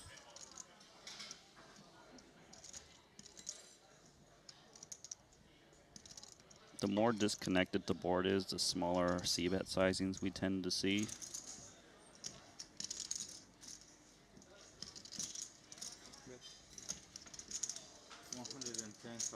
A little teaser, quarter pot. Good news for Soiza though, he's getting a really great price of middle pair. If he does happen to hit a 7 or king, he would be able to stack Vieira.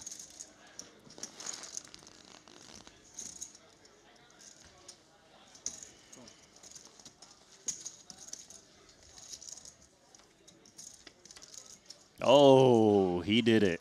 7 on the turn after the 110 ahead brought us here, and the aces are in a world of hurt. Now, of course, Joao well aware that the range for Soiza could contain plenty of 7x combos that would play precisely this way once Michael announces himself. And let's see whether or not he does so in the form of a lead. Reaching for chips here, it certainly appears that way. Yeah, this makes a lot of sense because he's going to expect Joao to check back the turn even with like a queen, just to try to contain the pot when the 2 7s show up. Boy, and look at Joao staring at Michael. Just one of these spots, Randy, where you're never going to fold your aces, but you recognize it would be really precarious to try to bump it up. We are stepping away, which suggests that we have potential carnage elsewhere, and it involves Kiat Lee, who's on his feet, efforting the road traveled. Saw the chips going to Kristen Foxen. Yeah, and that is a theme on the day. It was an open jam from Kiat. Chrissy flatted on the button. Pocket 7s for Foxen. Flopped a set on the Jack 7-6 board. Kiat's ace-8 of clubs was drawn dead on the turn. So that'll do it for the Malaysian. His departure now providing a pay bump as we see aces have surfaced elsewhere in the room. Badzikowski, but I'm not 100% sure. the beneficiary here, although a sweaty situation between he and Sir Watts. Queen Jack 7, an open ender, which hits right away. That's brutal. Ace is not performing well at all, although Bads is drawing live, does need to find a 10. Only 3 remaining. And unlike those 10s, Bads is no longer remaining as he is right out the door moments after Kiat Lee. Fortunately for him, a $5,500 pay ladder will be associated with that departure coming after Kiat Lee's. That's a bad beat. 46,500 to Kiat, 52,000 to Bads, and more chips to Sir Watts. Just 16 left, Randy. We got here in a hurry, and it's redraw time. That was quick. Well, we may get down even further if Soiza's trip 7 somehow don't end up winning this one, which, of course, as we can see, the river already having been delivered, they most certainly will. Joao did flat the 330 on the end, and here he is facing this 900. He knows the story being told. This isn't a queen. Maybe this is diamonds. Maybe this is busted clubs, but value is 7x plus. Yeah, 7x plus. Occasionally it is diamonds. The problem is he's holding an ace of diamonds, so he blocks the backdoor flush a little bit. Yeah. This would be an amazing fold. 1.575. Oh, wait, did he raise? goodness. He's turning into a bluff? That'd be 1.8, right? Okay, now this is a little bit weird, Randy, because he announced 1575. That isn't even enough for a min raise. So he'll be forced to put 1.8 out there, and you wonder what Soiza makes of this, because now he, in turn, having delivered a clear story to Vieira, has a chapter of his own to unpack, which reads Diamonds Plus? It does read Diamonds Plus. I don't believe it would be the naked 7. I would expect Joao to just call because he protect yourself against the flush. I mean, look, we interfere with 7x, whereas we don't interfere with diamonds if we're Soiza, and that's very much on his mind as he flips the time bank in there. And what an incredible feat this would be if Joao manages to get Soiza into the bin. I feel like there might be some kind of read into the sizing Joao wanted to raise to. How do you read into that, though? Right, because he wanted to make it 1.575 roughly, right? And I would think about that bet size relative to what Joao would have remaining after. And he does make the call. He sure does. And you see Joao flipping over the aces. I don't think he really expected them to be good. Gave it all he had, though, as you get yet another glimpse at the valiance and the bravery of Joao Vieira. That was such an insane hand. Like, I wonder what happens, though, if instead of 1575, he actually announces something north of 1.8. Unclear whether or not he would have, but it would seem like if he asked for even more, then things become less mathematic for Soiza. Exactly. Yeah. Thank you. Thank you. That was a cool one. Well, less so for Vieira than it is for Soiza, although I guess cool is a way to describe the temperature for Joao. Left with just 4 bigs now as Soiza vaults up to $5.5 million, and looking at the overall leaderboard, the top slot is occupied by the Malaysian now, boosted by Joao. David Peters slipping into second with Huang Wenji behind. Oh, wow. You okay there, It buddy? wasn't the mocha. That's the good news as we bring you back to Was the your break desk. brain. Ali and Randy here with you. Should we go for another swig? Because the problem was last time I got nothing more than milk froth. No, thank you. Well, just wait for me then. The chocolate's not even stirred. I know, we need straws. We really do. Is this what people came to watch? Probably not, huh? What we did watch just now, though, was the top shelf poker that Joao Vieira puts in. And I say that not in a patronizing way. obviously he now sits with 4 big blinds. But part of the reason why you see him up toward the top of leaderboards late and even claiming the titles that he does when he's out there doing his thing is precisely because of those moments which do play out in his favor with some frequency. So with the redraw upon us, we are going to shuffle the deck and distribute 8 players a table. And I believe, Producer James, we're going to step aside for about a couple of minutes, let's say. Is that fair? 6-7 minutes, unfortunately. But the good news is we'll have time, Randy, to stir and consume our mochas so that people don't have to deal with them anymore. Stop talking about it. All right, be about it. Just stop. All right, we're going to step aside. Continuing coverage of event number 1. Day 2 comes your way in just a few minutes.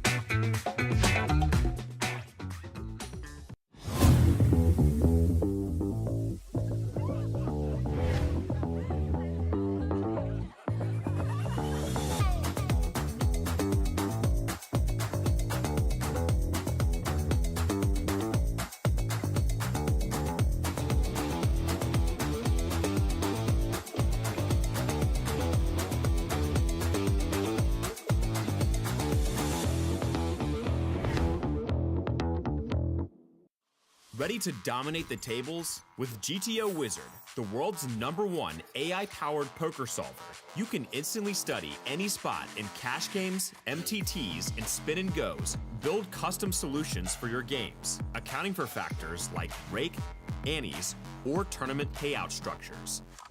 Plus, you can upload and analyze your hand histories with just one click. Beat the best, crush the rest at GTOWizard.com.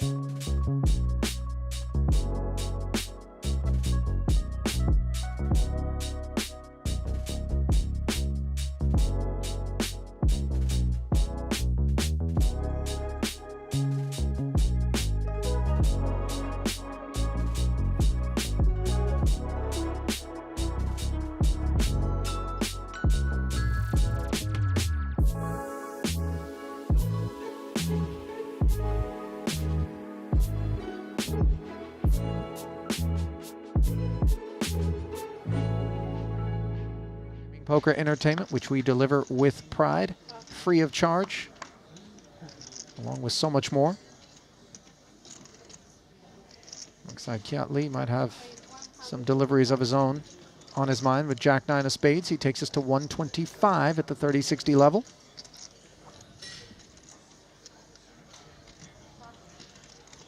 Kristen seeming reluctant there to pass on the Queen-10 offsuit, maybe taking a glance at the short stack of Jules Dickerson behind. I think these 2 hands are going in. Ace-8 offsuit. Yep. The war cry. Kiat just getting his bearings here. Not exactly how much he wanted to play for with Jack-9 of spades, but it isn't too rich for him to take a spin, is it? No, just 9 big blinds against a button raise. Plenty of hands that you're live against, and you can see here 46% against the ace-8.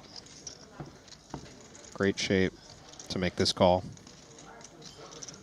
So almost 1.2 million in the middle, and of course the fate of Jules Dickerson hanging in the balance as the covered stack. The Frenchman who plays under the Union Jack looking up at this King-4 deuce board. Everything seems cozy. No spade on board helps. 10 of clubs doesn't, as all of a sudden Kiat adds to 6 outs. The 4 queens in the deck. Can Jules hold?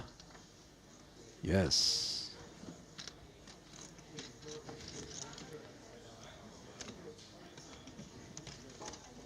Boy, that's harmful for the Malaysian Lee. 700K. Ladders. Space out even further. Sosia Jang on her feet. No flop out there, so lack of optimism. Oh, have we already cleared the board? Okay, there it is. Looking for the particulars. Confess it's kind of catching us off guard here a little bit. It was a king 7 of clubs for Socia, king queen suited for Peters. Yeah, Jang just opened all in the cutoff.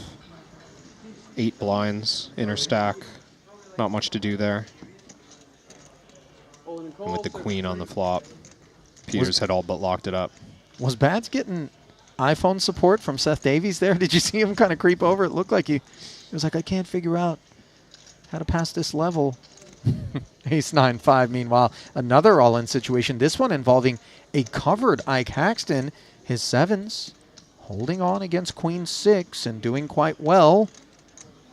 Although, hang on. Perspiration on the turn in the form of a heart. As you see, added outs for Dickerson. Can Haxton hold? Yes. And the dream of a first Triton title for the 50-time casher stays alive. Pretty big pot there, blind versus blind. Oh, yeah. Malaysian, he has slipped to 3rd. Paulius Plasanitis steady in 4th. Sir Watts, who has been surging, finds himself in 5th with Vieira, Waikin Yong, and Kristen Foxen rounding out the top 8, all of whom have more than the average stack of 2 million at present. Theodore McQuilkin with an ace-10 offsuit going to work. He currently sits 14th of the 19 remaining runners. Jules Dickerson after the altercation with Haxton. Now the shortest of all stacks in the room with his 6 bigs. All of them being deployed by the same kit. McQuilkin just verifying the size of the jam.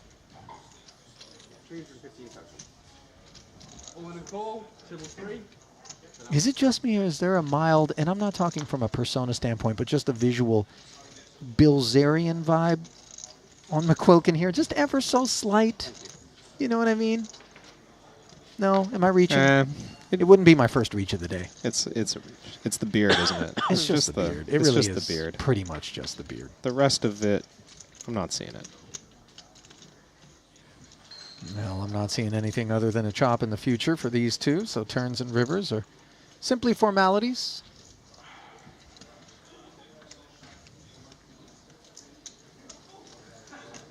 Carve it up, boys.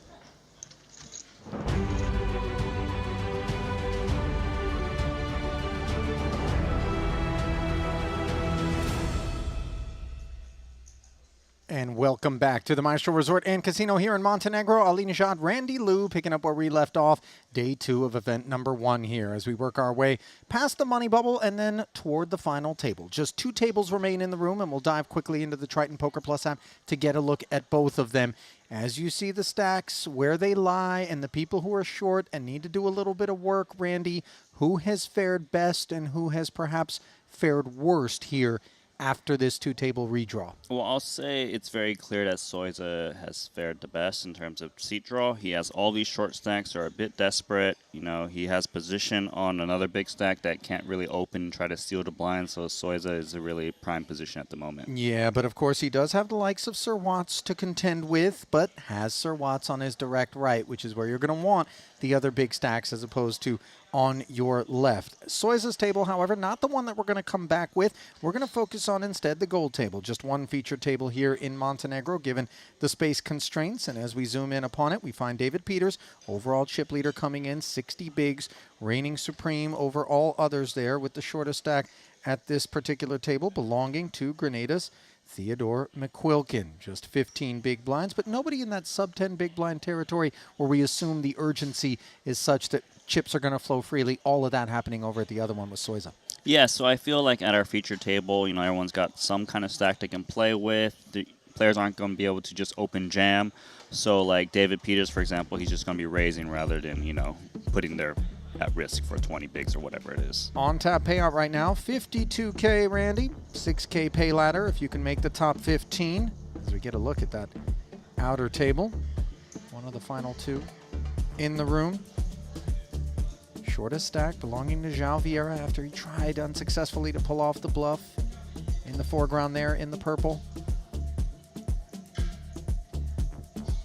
Really gave it all he had there. Soiza sniffed it out, however, and in doing so, claimed the chip lead. Paying a visit over to David Peters, going, "Oh, hey, buddy. Good luck, table captain over Hey, there. ex-chip leader. My name's Michael, and I'm just over there if you need me." Very classy. So the only sub-10 big blind stack belongs to Vieira. Everybody else north of that, but you can see a tight cluster there between 5th and 7th at the outer table. Zhang Yu, Artur Martirosyan, Jules Dickerson, all separated by a couple of big blinds. At least like. He's king now to kick this frame off. 40, 80, and 80. 200K in orbit, the price of poker. Foxen taking us up a story. Wai Kin Young, hijack pocket 4s. Keeping it clean. Yeah, he knows that his hand becomes a bit capped for him to flat there. Invites players to squeeze. Feel like playing Triton. Seems pretty solid to just fold an early position. Trying to travel around playing a bunch.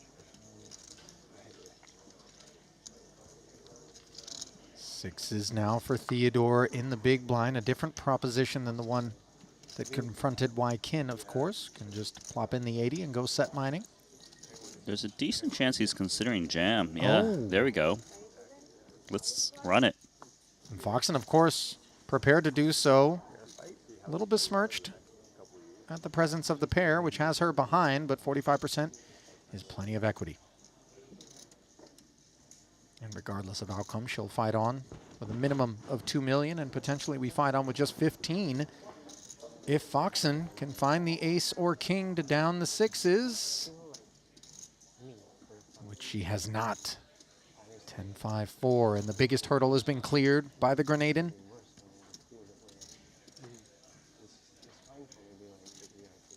It's clean. No risk of counterfeit as the sixes clear the 4 and the 5.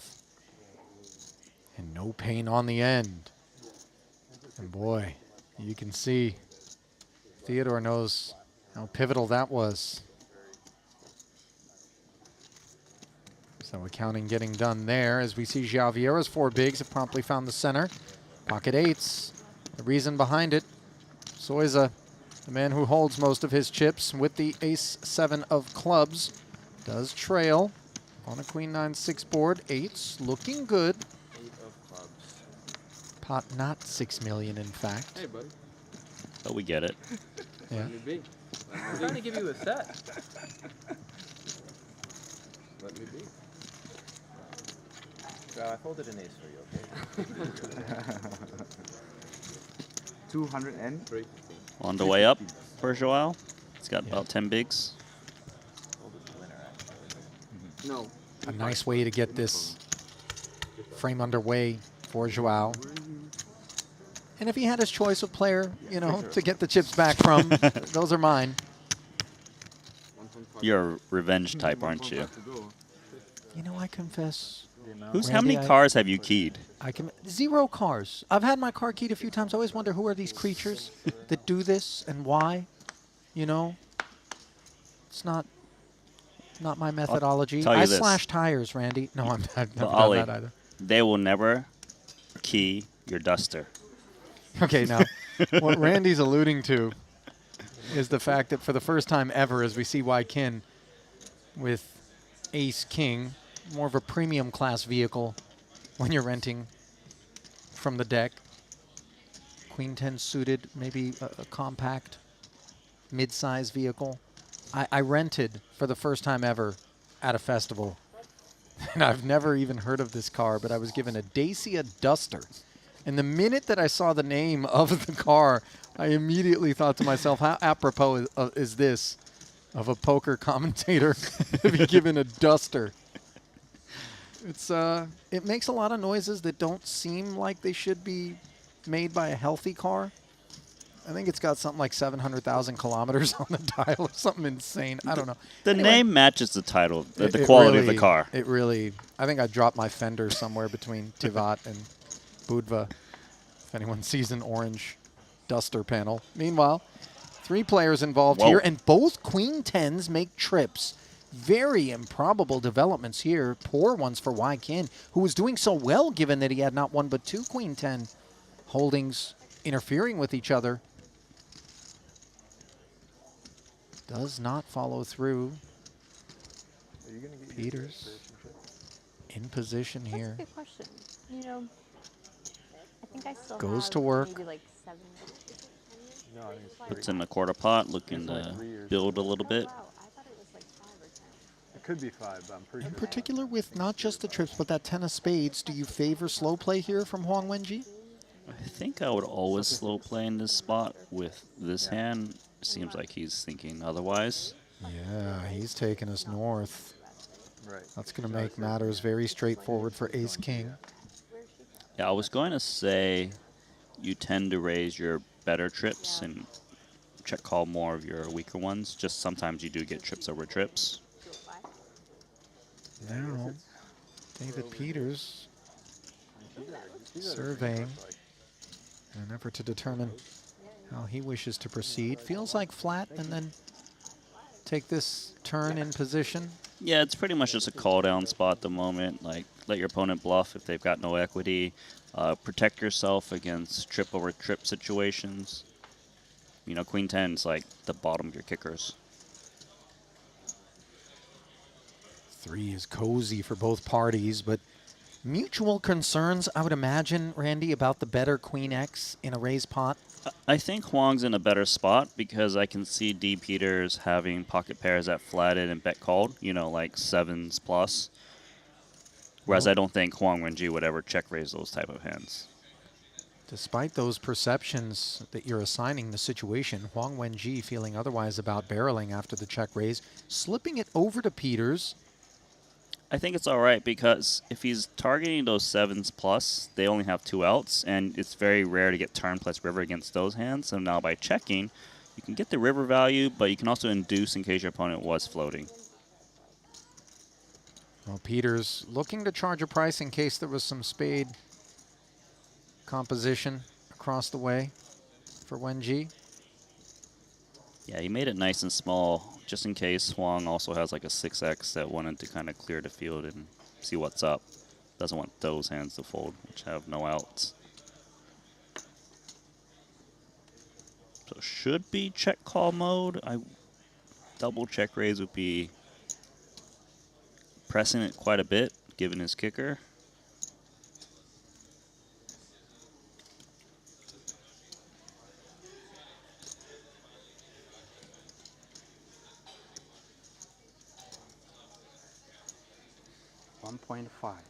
Wow, double check raise? Ooh, this is an elusive creature.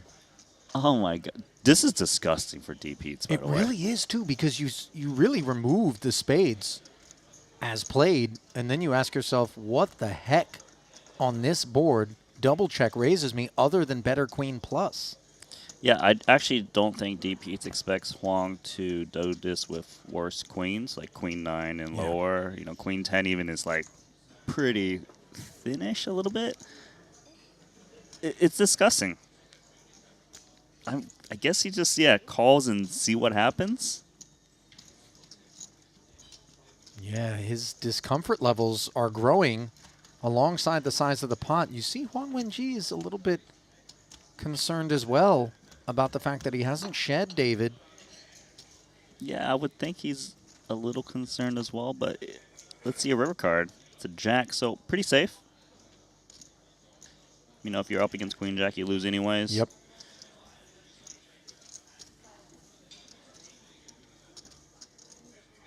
I kind of think check's the right play for Huang right now. And it's not checking to fold necessarily, but I wouldn't expect a worse hand to call jam right now, but I might be able to induce against some spades that are busted that happen to be there for David Peters. Like, David Peters shouldn't ever have a worse queen. He's not flatting in the cutoff with, like, Queen 9, Queen 8 suited. Yeah, I like that check. I mean, this pot is already 4.3, Randy. Does David just look up and say enough is enough here? Or Does he try to chisel some more off of this 1.9? I kind of like check back here, just because he probably isn't exactly sure how Huang would play, like a king, queen, queen, jack. Like, would they try to induce now from the busted spades?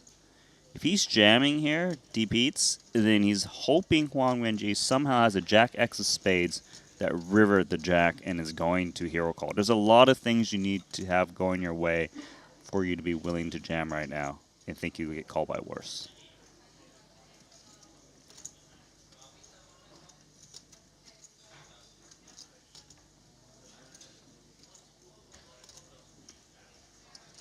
I'm sure what Deep Eats is also thinking is, don't I always have the best hand? Like, who double check raises and gives up? Has value. Well, he does shut it down, but he gave it a good long chew, and he'll be relieved that after the queen is first shown, that a 10 follows behind it. And in turn, Huang Wenji, I think, is quite pleased not to be facing a barrel from David on the end. No, I think that was even though it was a chop, it was quite a fun hand. Yeah. Made that way, courtesy I got them crushed pre-flop. of the double check raise from Huang Wenji. Yeah, you know, and this is Huang's second festival, so the players actually don't have that many data points despite his great results in Jeju. Well, I mean, walk me through the last two performances of his 3 cashes in Jeju for a total of $6 million. Well, how about winning the 100K main for $5.55 million? And then he made the final table of the 100K PLO main. Yeah, doing it in the 2-card and the 4-card streets and making the Chinese delegation very proud. Yeah, so I actually feel like he has a little bit of extra edge right now, too, just because they don't really know how he plays still, I think. And, you know, like that line right now, the double check raise, it's a little bit unorthodox given the strength of his hand and, you know, his kicker and stuff like that. A lot of fun to watch.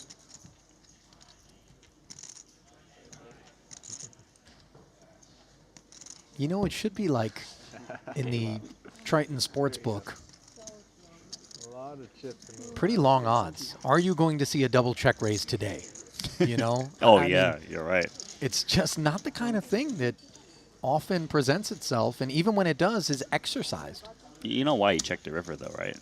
He was going for the triple check raise. He was like, come on, DP, min bet the river. So Yeah, right. Come on. I got to say, though, if all of a sudden Wenji gets asked for all 1.9, it's uncomfortable, you know? Yeah, I think he would call, I but he would agree. hate it. He would hate it, yeah, for sure. He's just like, please just have a busted hand. I mean, Queen 10 feels like bottom of range for value by Pete's there, if he does ask for it. 100%. Because like I said, Deep Heats doesn't have Queen 9 suited and lower to flat an open race. Right. So we fight on, absent any violence, when the dust cleared. On the topic of the duster again, Randy, by the way, Yes, let's go back to the I duster. did get a warning message in the instrument cluster. Serious? On the way here today that said key card battery low. Because the key is actually like more like a card. And here's the thing. What? I'm like 45 minutes from the rental facility.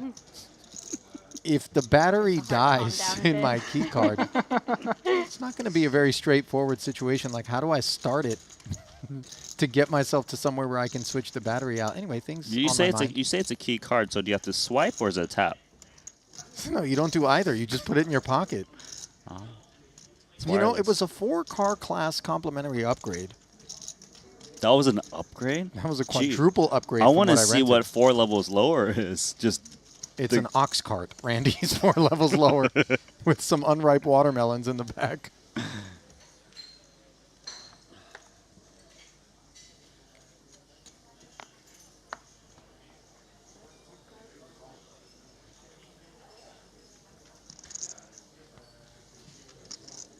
Ace-8 offsuit. Divorce. In the hijack. 160. Clicks it.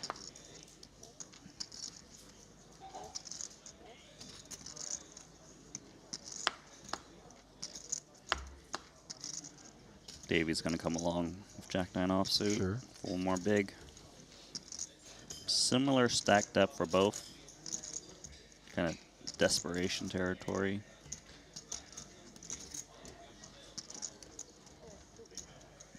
0.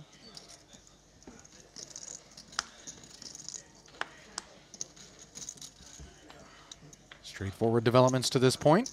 Hijack open. Big blind defense. 8-7 tray. Top pair, top kick. Great board here for Daniel. It's solid for Davies, too, with 2 overs and a gut shot. And it's also the type of flop texture that rates to hit Davies quite a bit more because Divorce is opening off of like 24 big blinds. It's a bit tighter, and it doesn't rate to hit the number type stuff, from the hijack at least.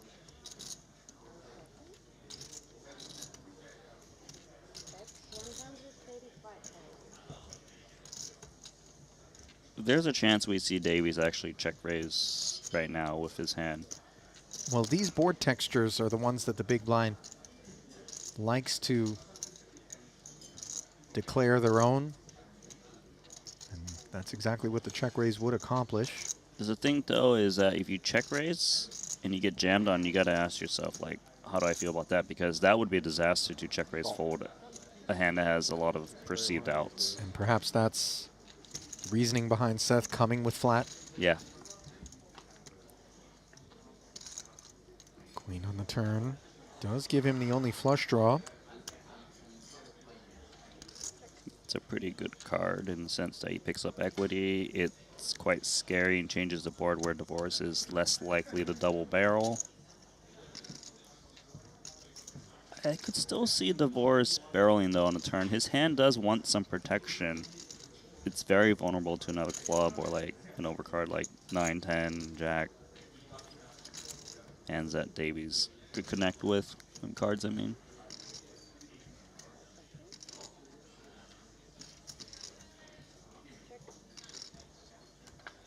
Does go check, check.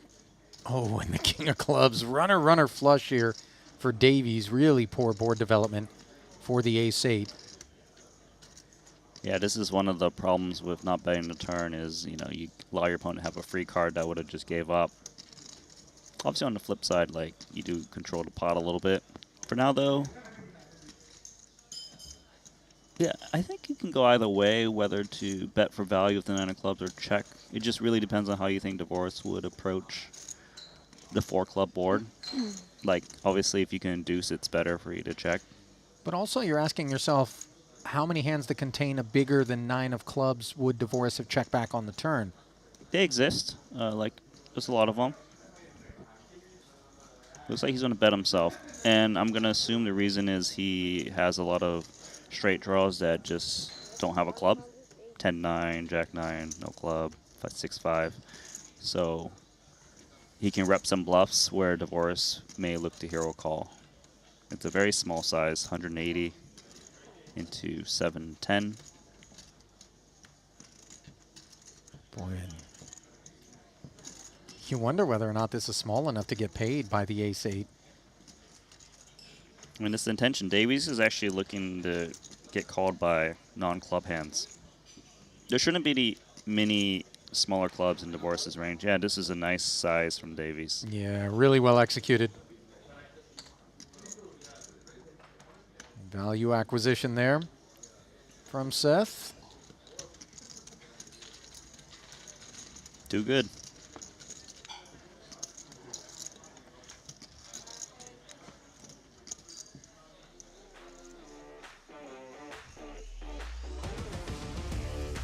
Well, if you want to play like a Triton champion, GTO Wizard has got the tools to help you elevate your game, and now you can win a 1-year GTO Wizard Elite subscription to sharpen your skills and crush the competition.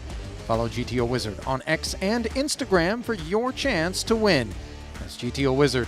Beat the best, crush the rest.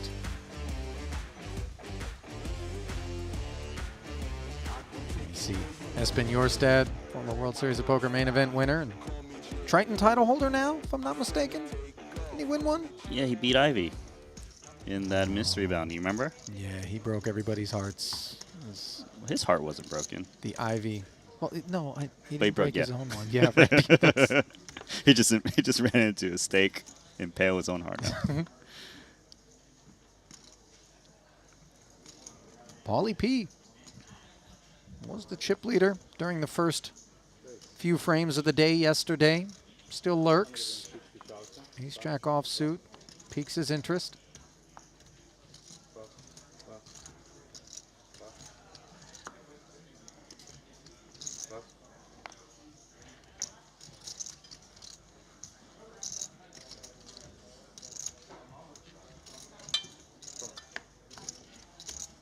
Wykin gonna defend the offsuit one gapper. Sitting roughly with the same stack, 2.1 effective from here forward. Queen 4 deuce. Doesn't rate to make things exciting. Yeah, I could just put a little c-bet for Paulius, take this one down. Even more reasons to c-bet small when it contains like 2, 3, 4. Those cards don't rate to be in the big blind defense. So you really just, you have a queen or nothing. If not, I'll just win it now. 115 and take it, sir. Easy acquisition there for Paulius. Not a guy that's been with us for all that long, Randy Plazanitis, but he has joined us for a few stops. Break down the resume for us, if you would. Yeah, it has 713 in Triton earnings. Just 4 cashes. Three of them came last Jeju, the last stop. He got a 4th for 395,000. A couple other small cashes. His other cash would be in Jeju as well. 2024 was in the 100K main or min cash. Pocket queens now for Dvoris. Eager to claw back some of that which he lost to Davies. Just a click.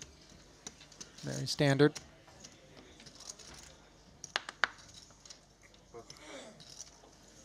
Davies not provided anything that he can get involved with. One queen will be absent. And no takers out of the big or the small. Leave Dvoris to haul in a modest one.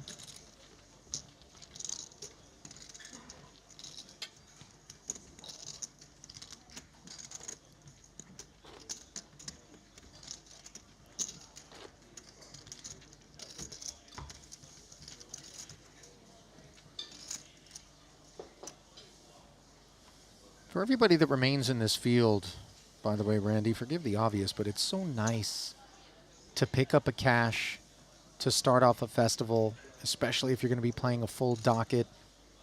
Just something that helps relieve the pressure to perform from this point forward, make the next buy-in or two something that's a free roll. Yeah, obviously cashing it is already great. You know, if they can get like a top 3 finish, that would really just send you a lot of confidence going forward for the remaining 12, 13 days or whatever it is.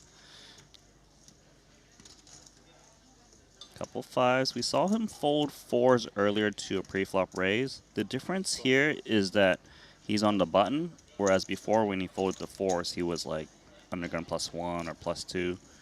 So there's less players behind you that are able to squeeze you off of your hand.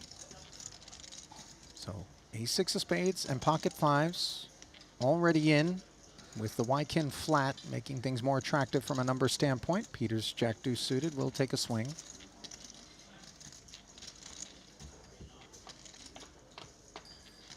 None of the hands interfering with one another as it comes queen 8-8, pocket 5, still best for Wykin.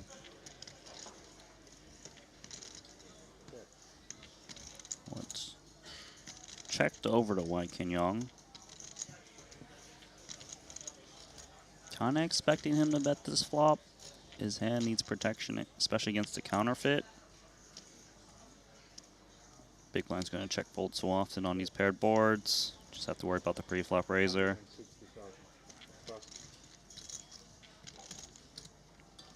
Just seeking a little bit of clearance at the 160 price point and getting all of it.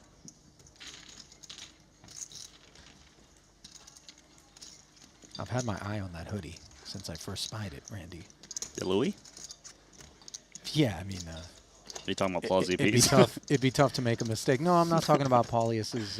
You know, with all due respect to that gray number there. Just a simple, classy, and I like the little needle stitch thing that they do. You know, the angled logo. Certainly makes it worth paying 70x what you could get another black hoodie for. Yeah. You like to let me know because you think I'd have some appreciation. And I do. I do, my friend. 160,000. Plus. Queen 9 suited is Wong showing appreciation for this kit from early position. Ooh, and club coverage here from Dvoris, who's got a real pretty one in the big. It's a hand, actually, that he could just call it a big blind, but he might just reshove a little bit more on Huang because Huang opens very wide from what I've seen. Yeah, it's kind of a push-pull in terms of things that influence you to do one versus the other. He sat a little deeper than he wants to be to jam, but he's up against that one guy that he could just get things over with here and now. He will take it post-flop out of position, though. Yeah, he goes with the standard line of just calling. Oh, he finds a dynamite board. Top pair, top kicker, nut flush draw. Huang is in a world of hurt here. Yeah, and Huang thinks he flopped really strongly, which he does. Obviously in trouble against the better flush draw. Nah, this is a strobe light, honey. Randy? Strobe light, honey? Yeah. It's if the lights come on in the club, you're going to feel real differently about this Queen 9 of clubs versus how you do right now. With the strobe going off, 120. I guess you just check call because you have so much hand, and you don't mind your opponent catching up when you make a flush. No, he did announce raise, didn't he? He sure did. 330K. Now it becomes curious because we saw this man double check raise moments ago. He does have an appetite to play something big and bring us the unexpected. Is he going to brandish it? It's crossing his mind. We know it. 100%. It can never be wrong to go with it, yeah. He rips and says, show me the extra 1.1. Dvoris will do just that in a very deflating response to the revelation of ace-jack of clubs for Huang Wenji. This is a 5.5 million chip pot. Or less than that, not forgive me. quite. Let's look at divorce times 2. Yeah, roughly there. Just about 3 million. Yeah. I got oversold here. They're no good. Wenji needed a clean queen, instead ends up with the 9. And when the dust clears, 3.2 million for Dvoris. Very well played. You know, that check raise got him the full double. Had he just check called, like, probably goes bet, call, and he doesn't get the rest on the river. If he would have jammed, he would have gotten nothing more than the open, right? True. That is true. So really, optimizing there was Dvoris. And in the process, he will emerge 40 bigs deep. Who's in?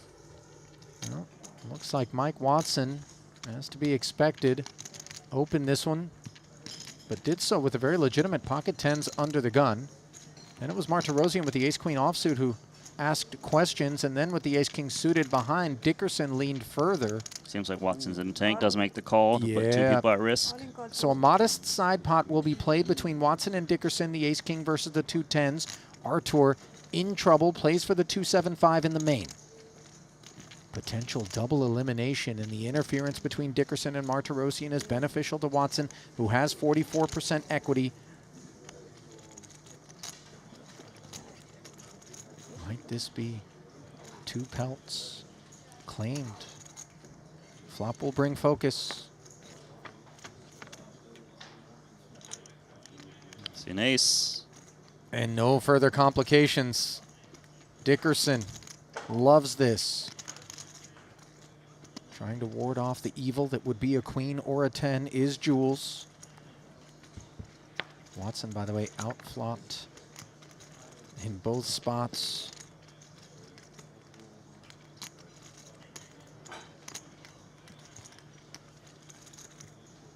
Martirosian at risk. And he doesn't find the needed queen. So he will bow out as the most recent casualty here in 16th place.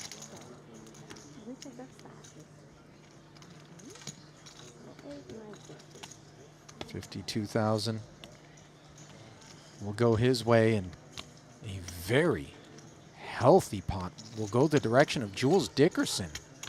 Randy. I mean, how rarely do you get a triple out? Especially when you're as deep as he was. Yeah. You know, sometimes 3 bigs, 2 bigs, you know, Yeah. okay, these things happen, but 37 bigs now, just shy of 3 million. That's the reigning player of the year right there, who is going to add some points, and given that Mario Mosbach was unable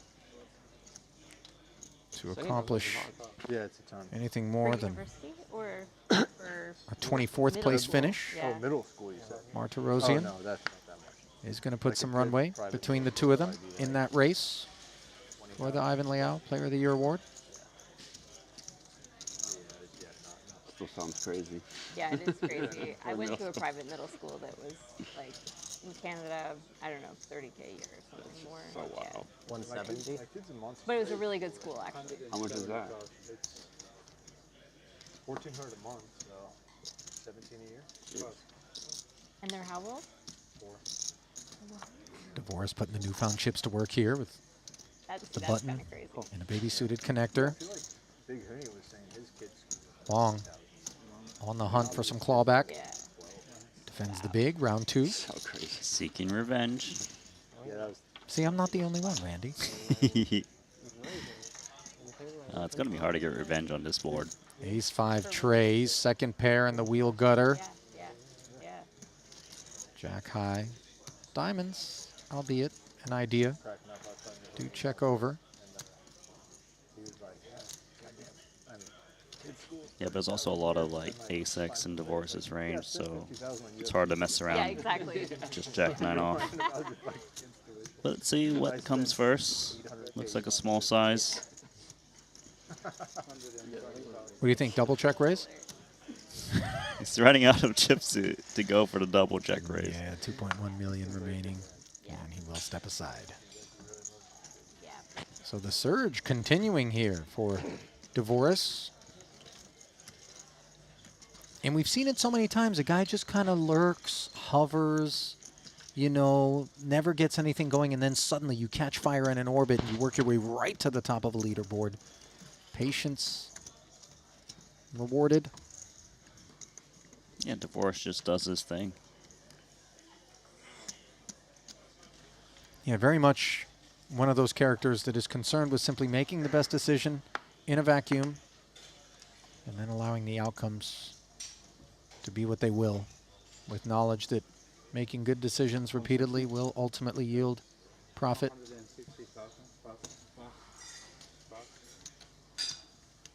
160, says Davies.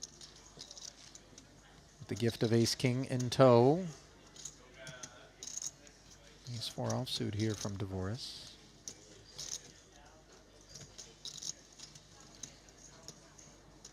No, thank you.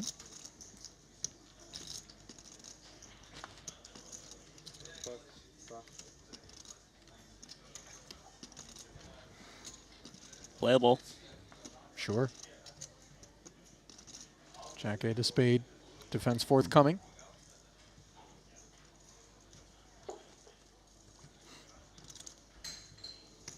There was some chatter, by the way, earlier in the YouTube chat, driven in part by Dana Craven, who's always a fixture.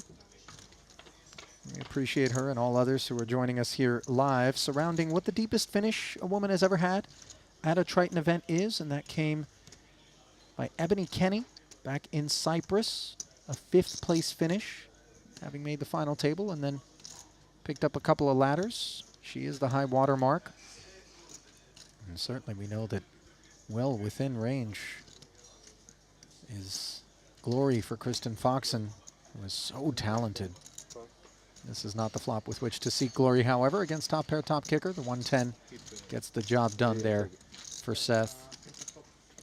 Well, we do have 2 females remaining with the final 15. Yeah. Maybe someone can eclipse that. Not to be overlooked, playing under the Canadian banner as well, is Xuan Liu. You said 2 hands, right?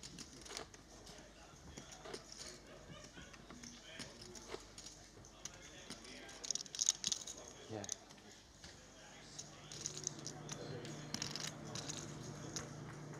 What have we here?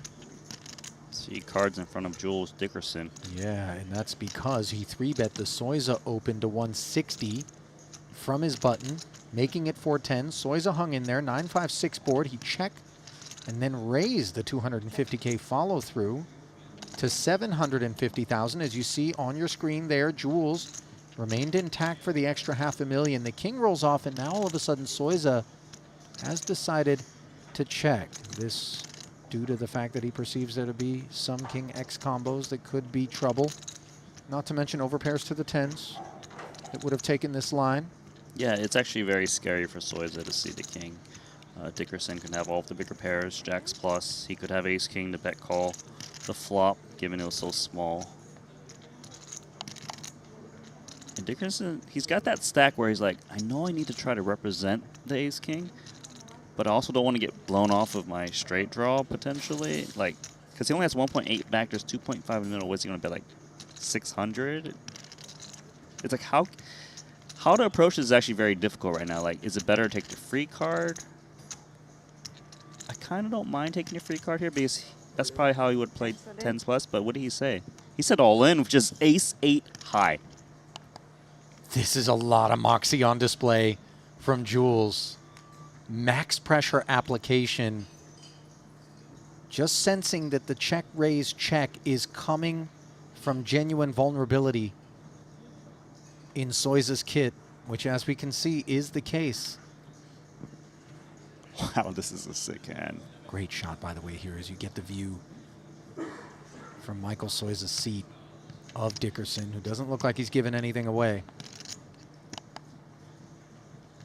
But he could be giving his entire stack away if Soiza were to click, call, and hold.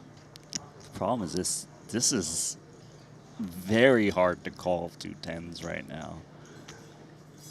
Dickerson has jacks plus. He was the 3-better. He has ace king. So what does he beat?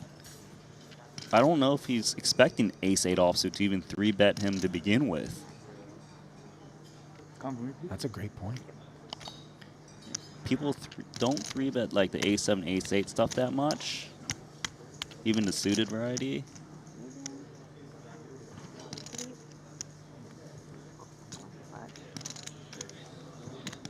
So I might also be asking, okay, well, Dickerson, if you have like ace-5 suited, do you jam here as a bluff?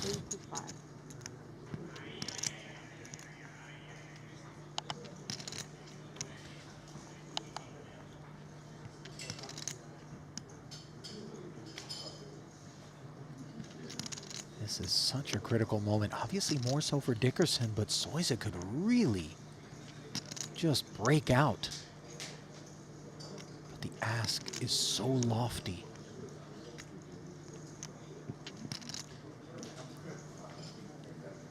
Soiza's probably asking too. Like, does Dickerson ever have a hand like 9-8 suited, 6-7 suited?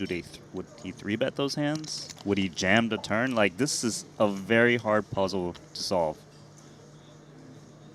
This is 1 and 2 in chips at this table.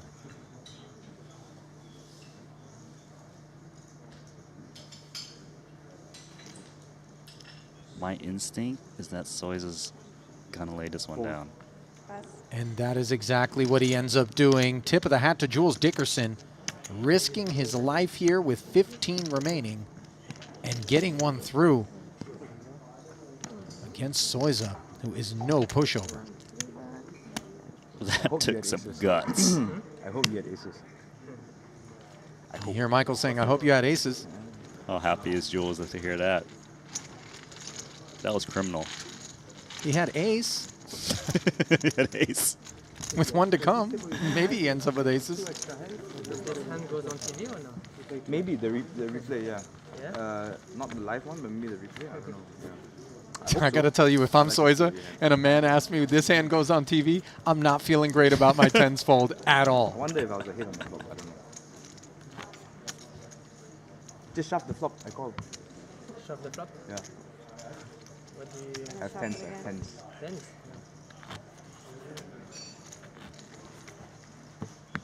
Soiza volunteering a lot of information, but not getting a whole lot of reciprocity out of Jules, is he? Yeah, I thought this was a... I hope it doesn't go on TV. You hope it doesn't go on TV, he says. It is what it is. For your sake. You just steal some of Tom's blinds till I get it back, you know. 750, flop 400, 1.1, almost all of it. Couple of rounds.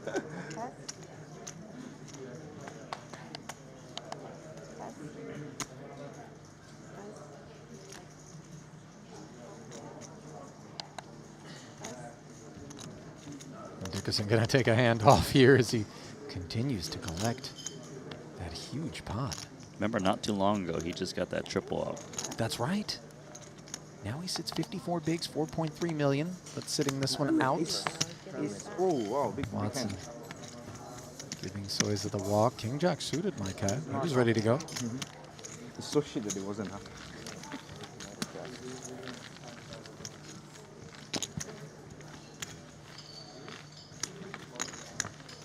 Pocket tens, pocket tens. Pre-flop, you call?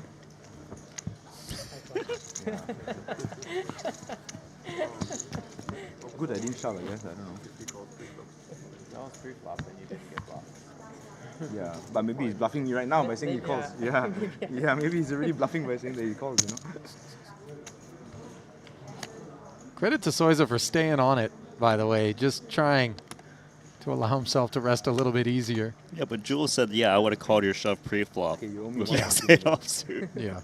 1.3 with interest. You can pay it back when your heads up. Maybe you made a great fold. Maybe. Maybe you saved. 1.7 million. If you just call, maybe you lose everything. I don't think so. 10 king, so no good, right? Tom Fuchs, ace-8 suited.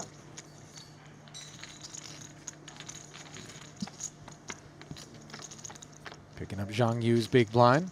Yu with medicine in the form of ace-jack, although you'd rather have Fuchs's hand here with the open-ender and backdoor diamonds on the 7-high connected board.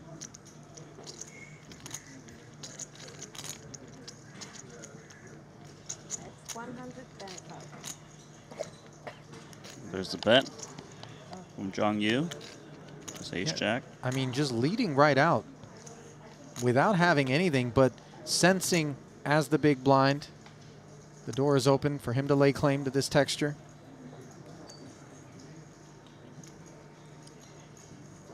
Tom could definitely play this aggressive, yeah. Just rip it in. If he gets called, he has so many outs. Ideally, he just takes it down on the flop.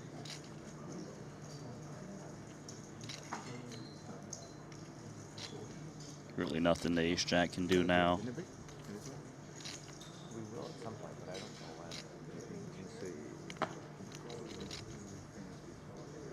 Ah, you wish. Does eventually relinquish. So Fuchs reading it as a weak lead. Going on in the other room? The other room,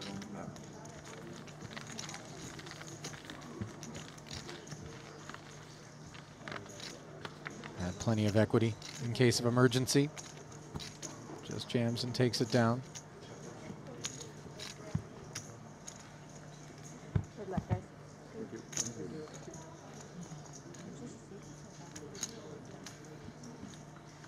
Hey guys. How much do we know about Zhang Yu, Randy? Been kind of lurking, hasn't drawn a lot of attention to himself, really haven't observed many altercations involving him. Well, he did play one other festival, which was Jeju 2025. Played 5 events, just one little min cash in the early portion of the festival.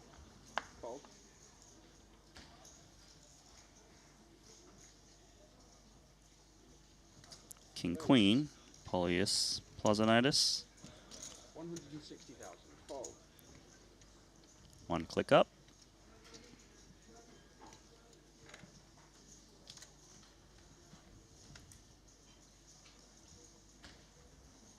Fold. Fold, fold. Fold. David's going to let go of his big blind. Easy take there for the Lithuanian. 100, 100 big one. It just has like these little cards you put in it and you'll read stories aloud.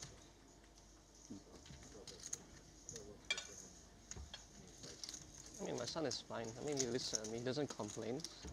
But I just like he doesn't really like. Well, bad news for the short stacks in the room.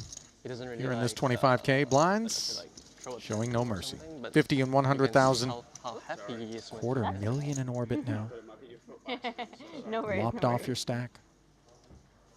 That's drawing. Does create added urgency. Yeah, that's great. Again? Yeah, it's fine. Yeah. Hold, hold.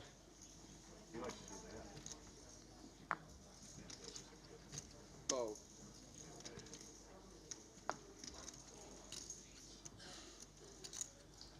Bow.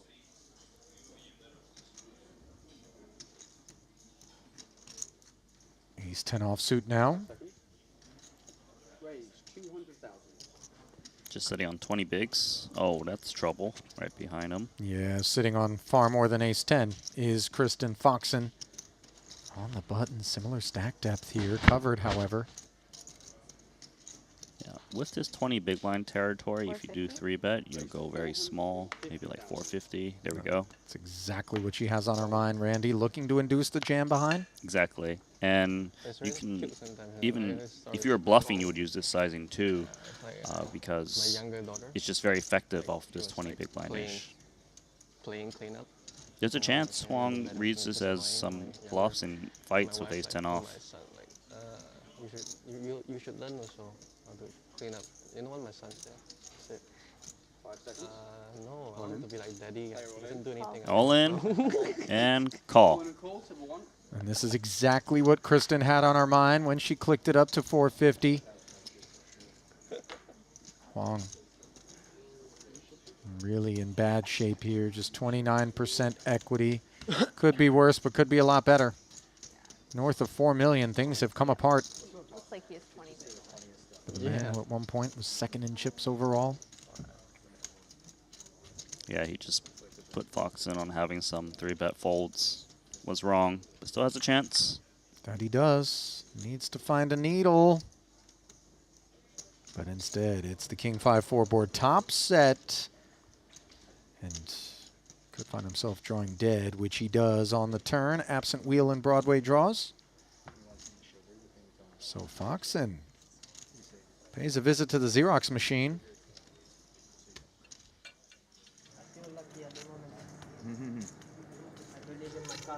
Looks like João Vieira may be at risk of paying a visit to the payout desk.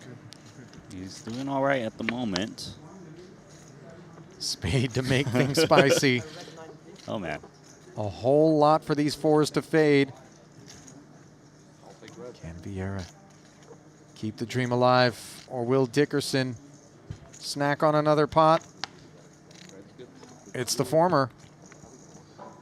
At least that steak still tastes good. Is it steak, Randy? You put a prompt read on that. I mean, I don't think I'm able to ascertain the protein. What can't you tell by his jaw? It's chewing quite a bit. There's a little bit of tendon in there. I mean, it could be a boiled Michelin. Boy, he really, he really socked away a large quantity of whatever that was. I mean, we're testing the elasticity of the right cheek here. Oh yeah, that was one of those swallows where you're like, I hope I don't choke.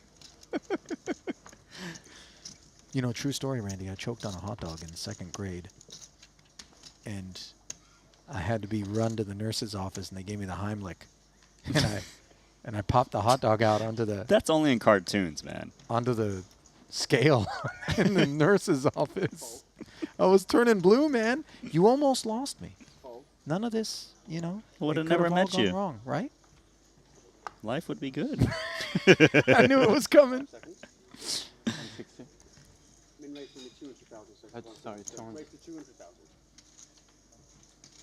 I was determined to beat this kid that used to always go to recess before me. And so I was like, okay. It was like one of the Old West showdowns. He was sitting across from me at the cafeteria, and I was like, no, today, buddy, today I'm going to get to recess first. And so I decided to bite off more than I could chew, literally, and then when a swig of chocolate milk didn't clear the windpipe, Panic began to set in. I had to play a game of charades with the lunch lady. Nadine, shout out. 600. She was a large lady, by the way, but I've never seen a run like that before or since. She got me there. Like as many as Saved you. Saved me, man. It's going to take something to save Theodore's ace-9, but he's not interested in an extra 400,000. Taxes imposed by the Lithuanian, courtesy of the 2 queens. He'll take it with no further incident. You ever choke on anything, Randy? Other than like a 1-outer? No, but I'm ready to choke someone right now. All right, fine. Story's done, Randy. Don't get upset. You know? Everybody relax. So how much distance did the hot dog go? You know, I didn't actually. It's not like the Olympics or that game Track and Field on Nintendo where they come on the tick, tick, tick, tick, tick, and they, they measure it. But it did register on the scale, so I really did. I really did. How many pounds was the piece? Pounds. It wasn't like a Nathan's Coney Island situation. I'm not Kobayashiing my way through elementary school. But, you know, I went for the glory. Almost cost me dearly. They sent me home, by the way. I felt like I was in trouble. I was like, what? I'm fine. Can I go back to class?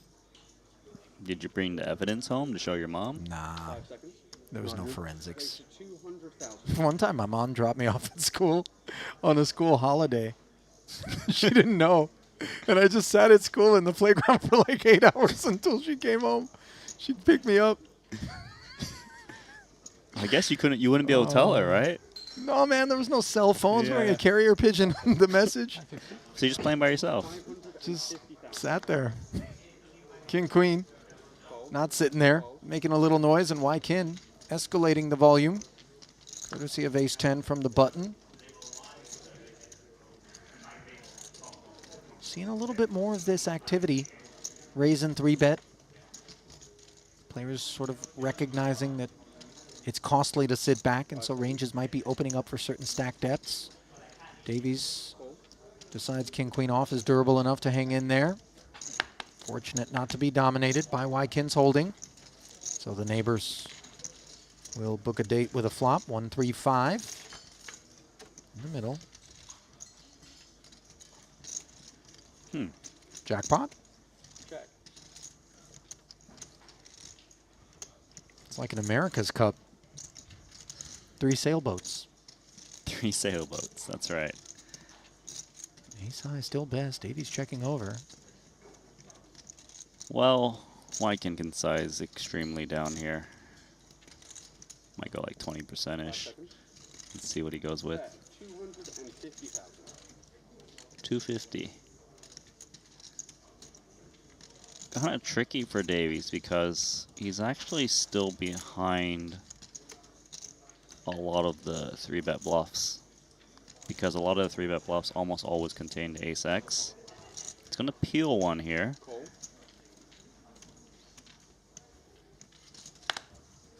Another 500 into the middle, and Davies smacks Lady Luck right in the face.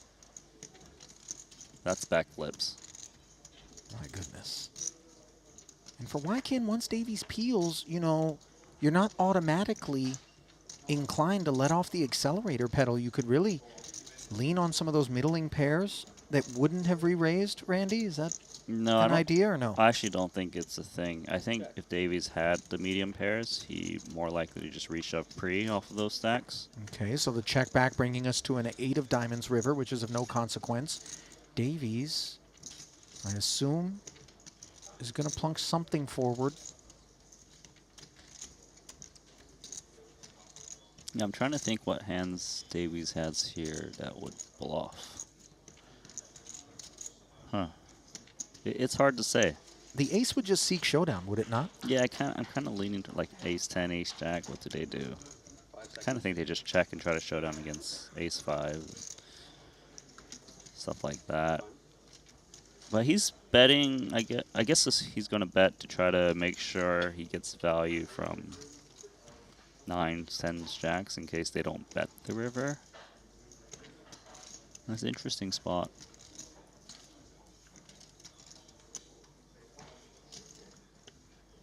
Using the time bank as he tries to size up what he deems is a number that can get paid. 1.49. Oh, and this is on the greedier side. 1.49. But it isn't simply greed as Davies leaves himself 10K back. It's also the polarity that he's trying to impute, but no curiosity out of Wykin at that price. He just relinquishes. And a very fortunate spot there for Seth. Yeah, he was given a nice price on the flop to peel King Queen. Time bank change, please. Played the odds. Yeah. Kind of like you in the pits, Randy. Do you ever play those exotic, you know, dragon bonus, you know, tie with the banker, No, 7, you know, for the bank 6 or whatever? Those are losing bets. I only play the good stuff. They're all losing bets, No, Randy. yeah. What's the good stuff? Do you ever play dice, Randy? I would love a clip of you just rolling at a craps table.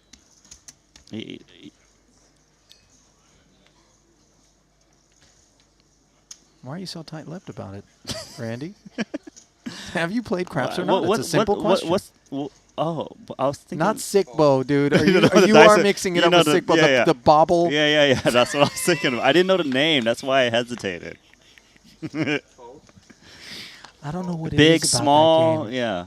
I've never played it. Very few casinos still offer it. But I'll tell you, you're not going to find a lot of Westerners surrounding the Sickbo table. This much I can tell you. That's a Far Eastern delicacy on the gambling menu. Meanwhile, a little amuse-bouche here for David Peters. Pocket 8s. 3.5x from the small. Into Divorce. We do see the upsizes blind versus blind. Yeah, and even more so when they're deeper, which they are. Queen 7 of Hearts for Daniel. He's going to be plunking in a couple more big blinds. He's got position, a suited queen. It's a solid hand. So we're going to play for 800.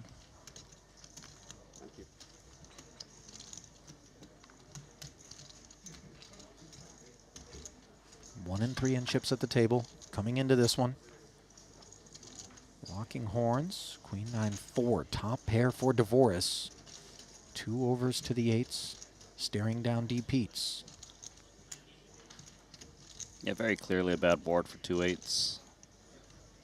A lot of the hands that aren't willing to re-raise you pre from the big, like, will contain that queen, 10, 9, like that middling stuff. So he needs to be very cautious. That's why you see deep Pete's check.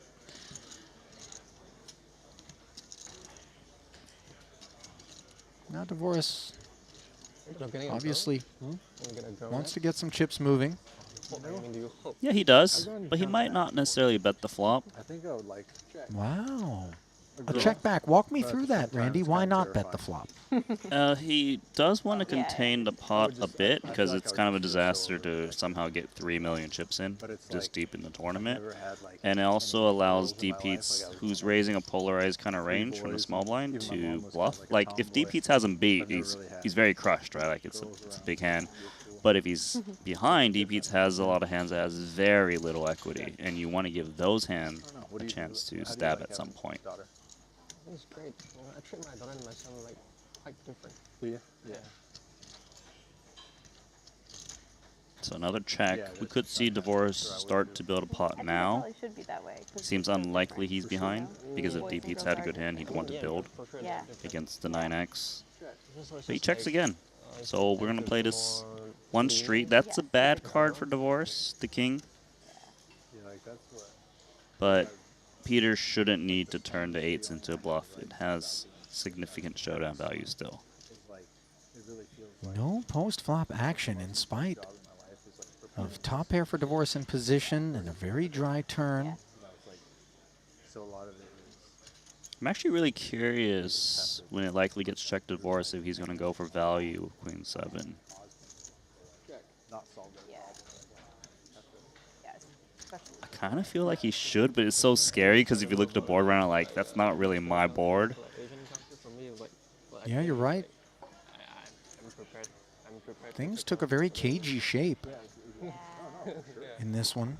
sun is like. But also just seems so unlikely that Peters would all of a sudden check raise, like check, check, check, check, check raise.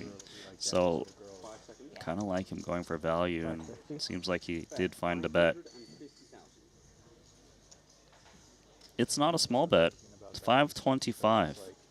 He just knows that if Peters had a king or better queen, he would have bet by now. Yeah, it does feel like 3 streets of checking out of DPs with better than queen 7 would be an extraordinary reality to be confronted with. Maybe your kid's like 5 seconds.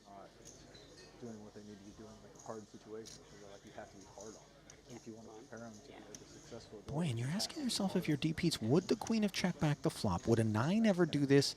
I think it's more king X or nothing at all on his mind. That's what's crossing his mind. Is it possible divorce as a queen? Probably a lot less likely, but we do see it is in the case. But a king X, definitely in divorce's range. King Jack, King 10, King X suited, they would bet. They would play it the same probably. Nice decision from Peters, sparing himself 5 1/4. Never sticking chips in behind. As DeForest did all he could to get a little bit of value. Denied. Daniel DeVos building. He's a builder. Under construction is that stack. DeForest Industries. Diversifying their portfolio. Feel like his rates would be expensive though. He's quality, you know? He doesn't have a shaky foundation.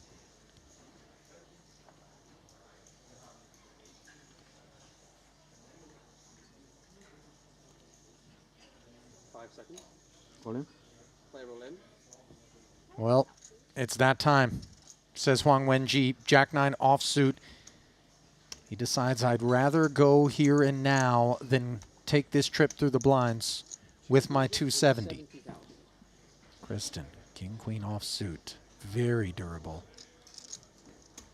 It's actually a little bit of a decision. It's not whether to fold or call. It's more, should I call or click? Because the all-in from Huang is only 2.7 big blinds. If she calls, she invites the big blind to come along, which you kind of don't want to do. But then you also risk more if you do click it. So it's a little bit of a tricky spot. Which one did she go for? Click? Yeah, she went with the 440, and Davies wakes up with the 2 jacks. Now, this is awkward action in front of him, Randy, because Chrissy's 3-bet.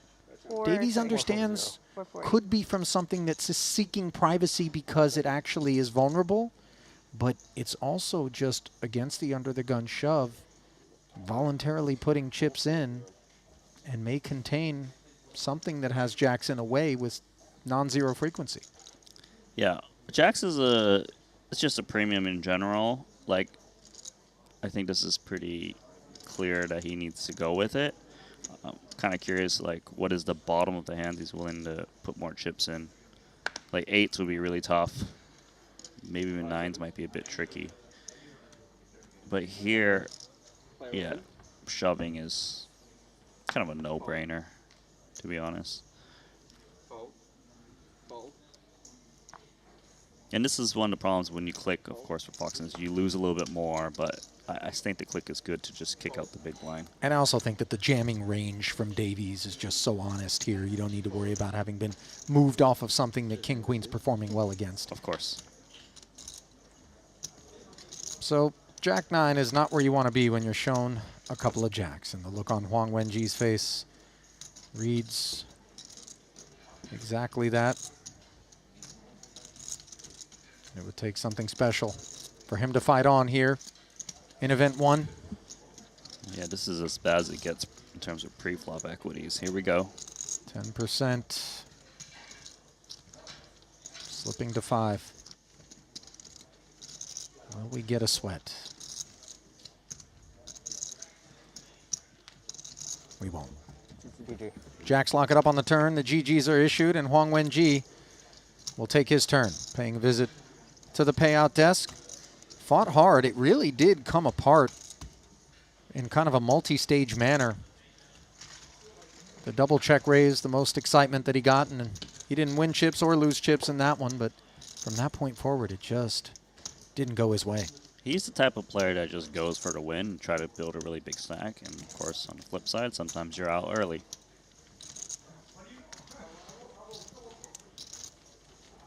This is like the fruitiest espresso I've ever had. Was it from the place? Or? It's really good. I don't know where she got it from. Yeah, but it's very good. It's like very different. Yeah, this is kind of coffee paradise where we're at. Yeah, amazing. This is just the best stop ever. So many great things. I was going to try to drink less coffee, but I guess not. Yeah, I drank like fucking 7 coffee. It was so good. Hey, Kristen. Tried a hot ice mocha. You know, now, I was going to say, you know, Seth obviously signing off. We don't always do the ice mochas. Back in Cyprus, we had the brown bulls working. But here, it's the ice mochas. Sometimes they arrive hot, but always they arrive delicious, provided that you're able to scrape the chocolate syrup off the inside of the glass, of course. But, yeah, they take their coffee seriously out here in Montenegro. She said fruity espresso. I'm not sure where fruit and coffee collide. You know, what is it, a mango espresso? Or do they drop a strawberry in the espresso? I don't. Yeah, right. That's not an adjective I normally hear described with coffee favorably. But I confess I'm not one of these, you know, You're not a connoisseur. coffee snobs. Yeah. No. You're just a regular snob, I get it. I don't even drink. I'm a food snob, car snob, clothes snob. Okay, Duster. Yeah, rent-a-car snob, apparently not, based on Whoa. my selection here. And nothing snobby about putting King 6 offsuit to work. There we go, Kristen. Rags, producing riches. Let me get some fruity espresso. Well, I'm scared what will happen based on what we just observed if we gave you fruity espresso, Randy. Yeah, whatever. You know, I had a Red Bull before we had our ice mochas. Today. I was up till like 4 in the morning last night, and I couldn't figure it out because I also had iced tea when I got back home. And then I was like, wait a minute. I'm really caffeinated right now. Yeah, I need a layoff. I need to. Yeah, I'm gonna stop. Randy. I'm worried about myself. Waitress, 2 more orders of the hot ice mochas. There you go. Randy's trying to get me into cardiac arrest over here.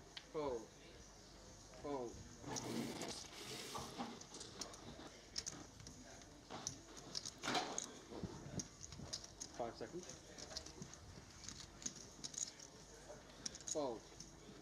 Well, folded around to the small blind of Chrissy. 8-5 offsuit. 5 seconds. There's rhyme and reason, by the way, to that King 6 offsuit. 3-bet for her. We often see kind of that King or Queen coupled with one of the smaller cards offsuit, just due to its blocker effects, you know. And yeah, it's always the blocker. It's always the low cards, so it's not like King 8, King 9 because they have more playability. Yeah. They would go for defend from the big blind, but the small ones, like, if you don't hit a king, like, it sucks post flop, so you throw it into your 3-bet bluff range. Foxen. Yeah, the most worried when I'm looking at my son right now. Playing the limp and then it's facing gonna be the like raise from the 9s of Davies.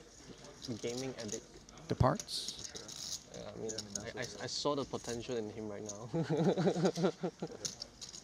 I mean, it's like, even, like I remember being 10 years old whenever we got, like, we would, like, rent the video games. Like, we didn't own them, but, like, you could rent them.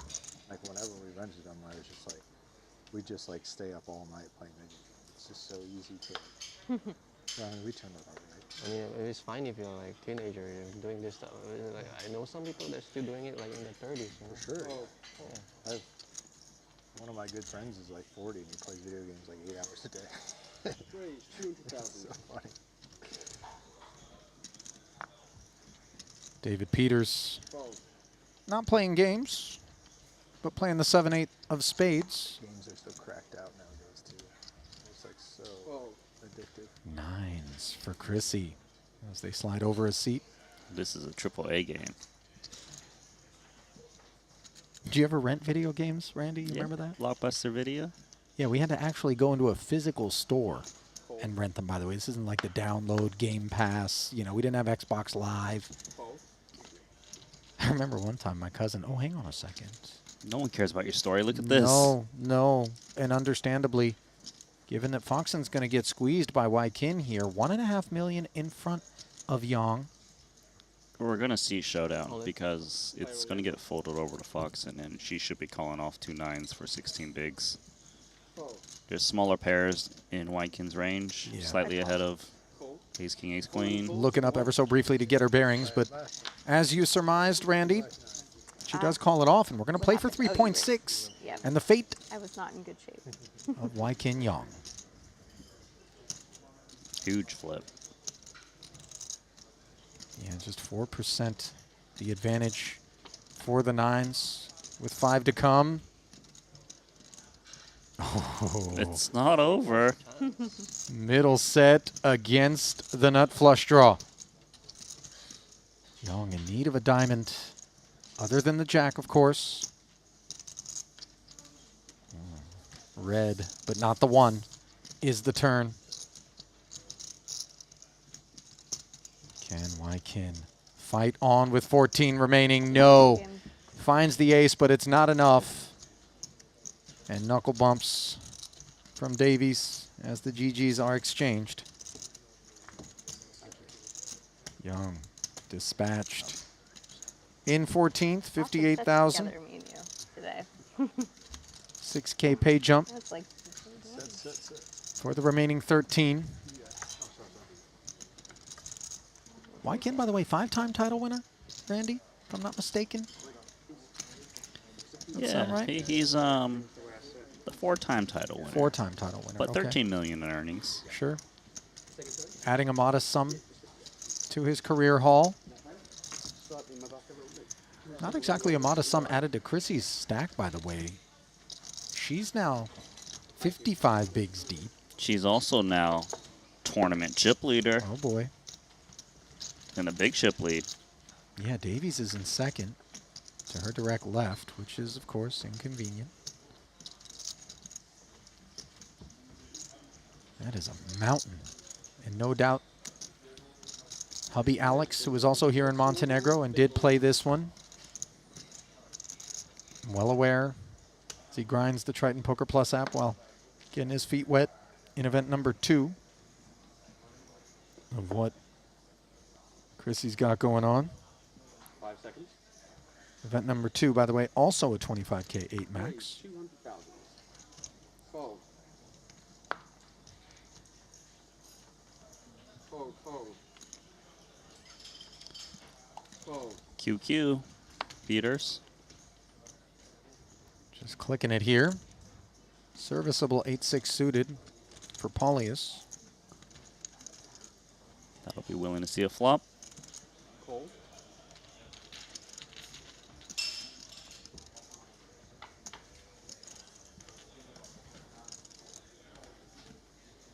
Check. King 10 deuce, monotone board. Not D Pizza's favorite. Yeah, but D Pizza's the pre-flop raiser, and he's going to want to protect his hand. Sneeze and take it, by the way, against 8 high diamonds.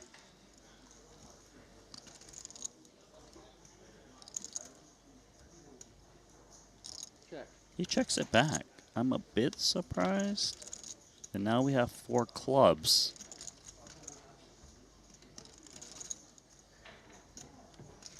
Yeah, inconsequential is the open-ender development for Peters, who did not barrel. Check. Paulius not emboldened by that. And there's not much reason to bet now for Peters. His hand has showdown value. Never gets called by worse. Shouldn't be able to get better to fold either. Would expect the check back on the turn. Check.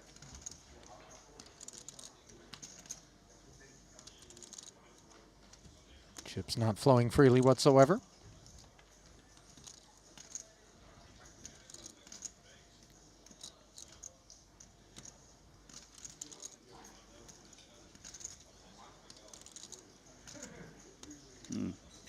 Obviously, the 8-6 would never win at showdown. Yeah, but we are allowed to surrender, which is Yeah. exactly what Paulius has done.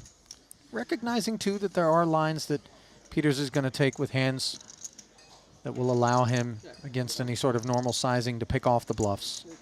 Yeah, and just because you can't win at showdown doesn't mean you always have to bet. Otherwise, you have too many bluffs in your range.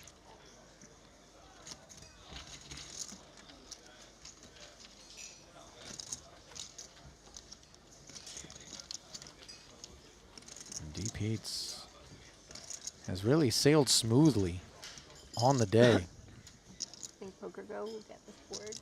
Kind of thing. Nothing surprising about it, of course, Randy, for those who are familiar with his talents. Just been a fixture of so nice. high-stakes tournament poker for quite some time now. Triton resume reads handsomely as well, does it not? Sure does. One title, 6.4 million in Triton earnings. I would say he's doing all right. Here he is, third in chips now, behind Foxen and Davies. 40 bigs as depth across the board at the featured table. Could say the same for 1 through 6 at the outer, with Zhang Yu being the outlier at 8 bigs. Urgency beginning to percolate for the Chinese national.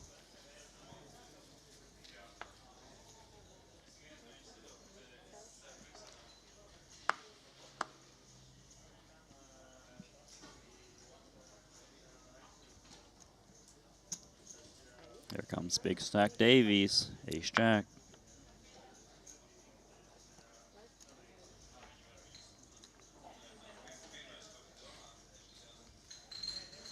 Yeah, in the 40 big blind range, these type of hands just go to the flop.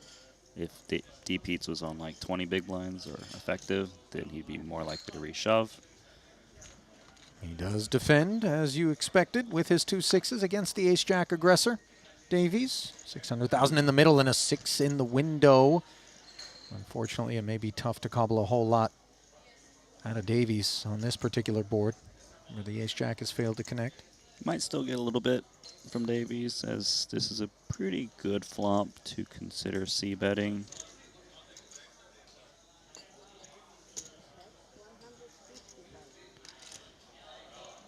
So it's going to be a quarter pot. Probably a lot of check raising from Peters with a set of 6s. You want to build a pot. A lot of players have a lot of incentive to pot control on future streets. You kind of want to stop that from happening. 150. Becoming 350.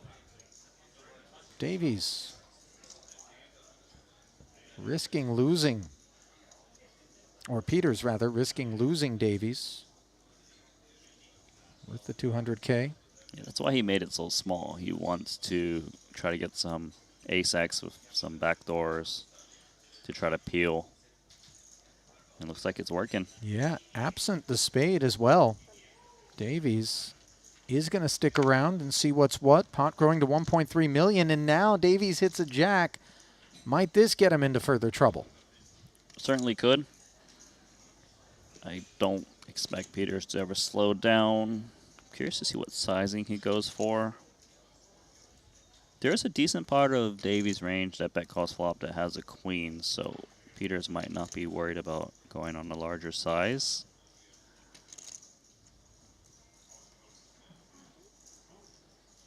Okay, what's he pushing out? Looks like a cool 1 million. 2 stacks of white, 500K apiece. Boy, now it's a little bit awkward for Davies because the story that's being told is Queen X or better. It's not all Queen X. Right, there are 40 big blinds to start this hand. It'd be a bit thin for Peters to check raise like Queen 9, Queen A, and then still build a million with that type of hand. So it's the strongest queens, like King Queen. I think Ace Queen probably 3 bets pre.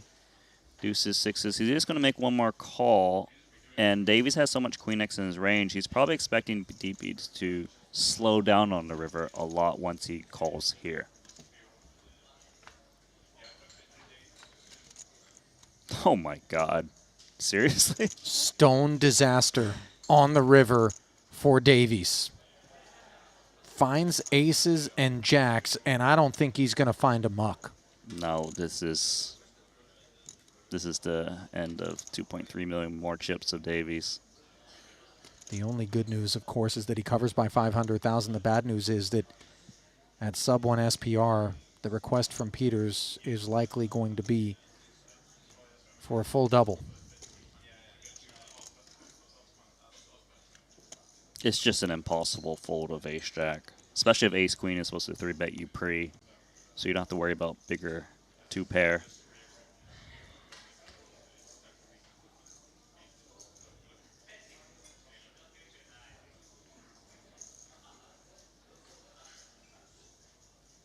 Yeah, for that matter, queen, queen. Supposed to be heard from as well. Mm-hmm. And this is a sinking feeling in the pit of Davies' stomach. I think Davies can't believe this is actually happening. Yeah. He calls. And he does say all in, just in case aces and jacks are good. Peters did leave himself a chip back, and that is a seismic exchange here at the feature, where Davies, who was second in chips overall just moments ago, had a poorly faded turn peel, or flop peel rather. That was the biggest pot of the tournament. Yeah. What a gut punch. And Peters, he sized it perfectly. You know, that small check raise on the flop to retain the ace-jack. If you made it too big, maybe the ace-jack just bows out and he doesn't get the 8 million chip pot. Yeah, I confess I was surprised that he even bothered to check raise at all, because he risks losing an opponent potentially. But at that size, he decided that I'm going to keep involved even the weaker parts of Seth's range as an in-position pre-flop raiser. Really top shelf execution there from D. Peets. And Davies just... disappointment. Yeah, left with 5 bigs. Deck just rinsed him. It did more than rinse him. Soiled him? Soiled him. You know, you ever been to Tunica, Mississippi, Randy? No, why? Well, not for the agriculture. But once upon a time, there was a pretty big poker series that was run there. And I went down and stayed at what are effectively hotel buildings, but they're on the water. They have like these moats cut out around them so that they can meet the legal requirement to actually be a riverboat. So it's like a hotel boat because it has water all around the property. But as such, they can't link up to the municipal water system because they're a boat, right? So the water gets pumped in from the Mississippi. And I got to tell you, there's nothing more frustrating than trying to take a shower and get clean and not being able to do it because the water's so slimy that it's mission impossible. So yeah, we had to give up on bathing down there in Tunica, Mississippi. Wouldn't want to get rinsed by that water. No, it's definitely not exactly showered. It's sort of a Southern baptism, if I'm being honest. Meanwhile, Paulius, King Deuce suited, takes the altar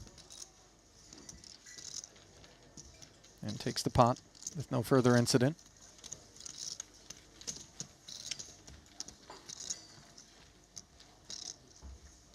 Where's the dustiest place that you've ever gone to play poker, Randy? Dustiest place? I don't know the name of it, but some casino in Fresno. You went to Fresno? Yeah, but oh, sorry, you said play poker. Sorry, that was one of my blackjack binges. Oh no! Wait, you were never living close to Fresno? Fresno's kind of far, right?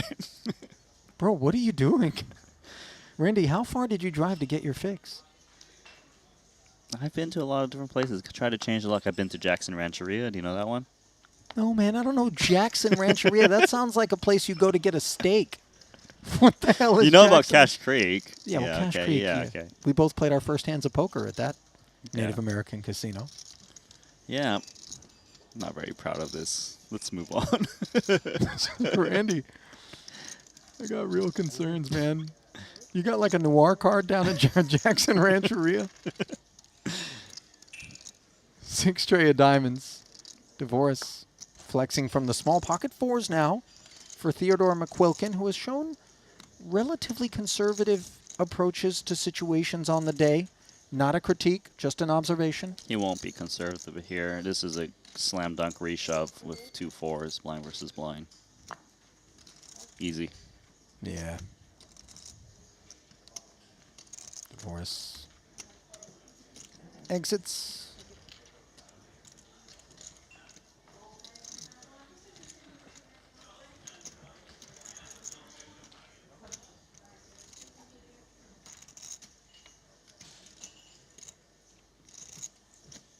You know, Randy, we, over the better part of the last couple of days, I confess, probably haven't interacted with our folks over in the chat enough. So I do want to take a moment yet again to acknowledge them and thank them for all of their support. So many of the usual suspects tend to be in there, outspoken, and giving us plenty of fodder for comedy, plenty of insights there when maybe we're trying to solve some mysteries. So a debt of gratitude from here in the booth. And of course, if in turn you would be so kind, if you're enjoying what you're watching, to let us know by clicking the like button. We would be awfully appreciative. It's all we ask in exchange for the finest in streaming poker entertainment here at the Triton Poker Series. Click subscribe while you're at it. Make sure you don't miss any of what's on offer, as you'll be alerted to each of our live streams, and for that matter, any of the other content that we put together. Plenty in the works that we'll be delivering in between stops. What have we here, Randy? Looks like Zhang Yu's in with pocket jacks against ace-queen suited of Mike Watson. Yeah, shortest stack in the room. Sir Watts, a button open, the jam to 675 with the 2 jacks. Mike with a real hand that threatens the ace-queen of diamonds. Not looking very good on a 975 board, as Yu is poised to take down this 1.5 million on the diamond-free board.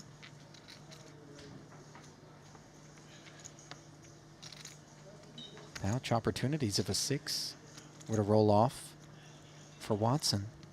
Still 6 clean outs for the W. And top set for good measure as Zhang Yu finally sees some chips work in his direction. He's been very patient. Yeah, you know, Huang Wenji, 175,000.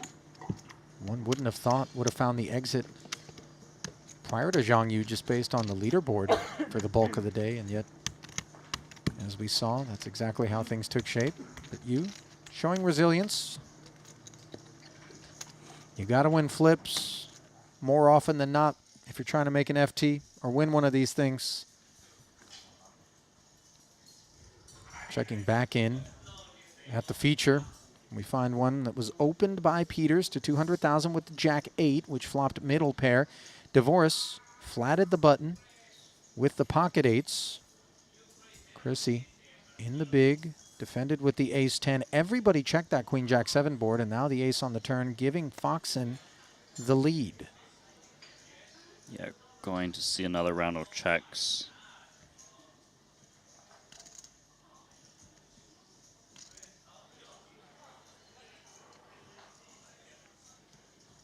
There should be a lot of ace X in Peters' range.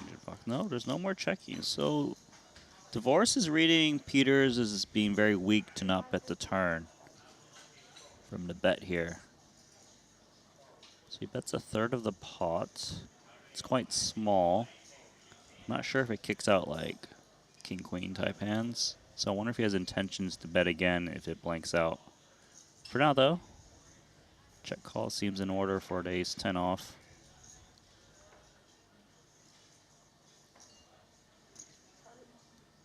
That's precisely what Foxen comes with, as Daniel's request for the pot is denied. This allows Peters to escape harm.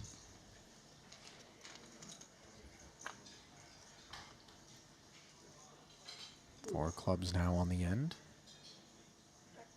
Foxen doesn't have value on her mind. 1 1/4 out there.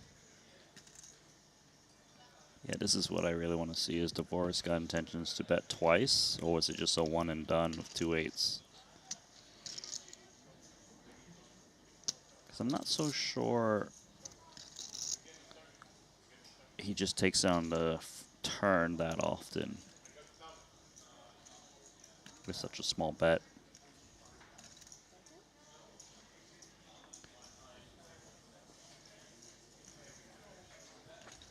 Like, there's a lot of reason to bet again to try to kick out King Queen, Jack 10, Queen X suited, to have a flush draw.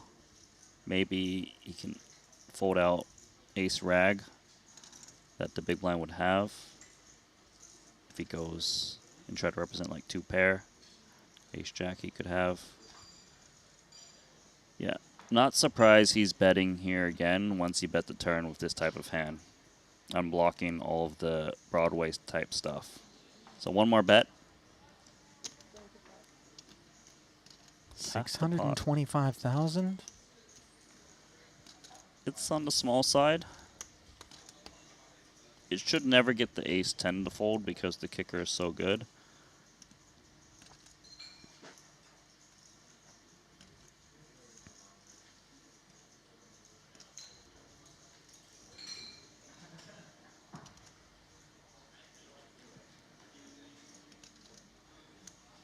Yeah, I would say that Foxen's practically at the top of her range.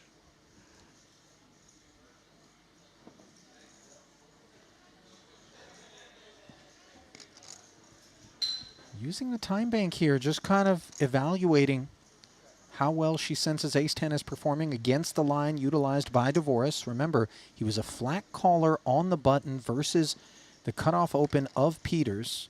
He checked back the Queen-Jack-7 board, then all of a sudden activated for the 250 on the turn, which hit Foxen for top pair, and he hasn't slowed down on a very dry river. Oh my god. Finds the bin. I am shocked. I too am shocked. Kristen seeing something she didn't like about that particular spot. And DeVoris really performing nicely with his choice to barrel the end. I'm having trouble getting behind this one. I look like an idiot or a genius. Well, it looks like Foxen recognizing that Tight fold.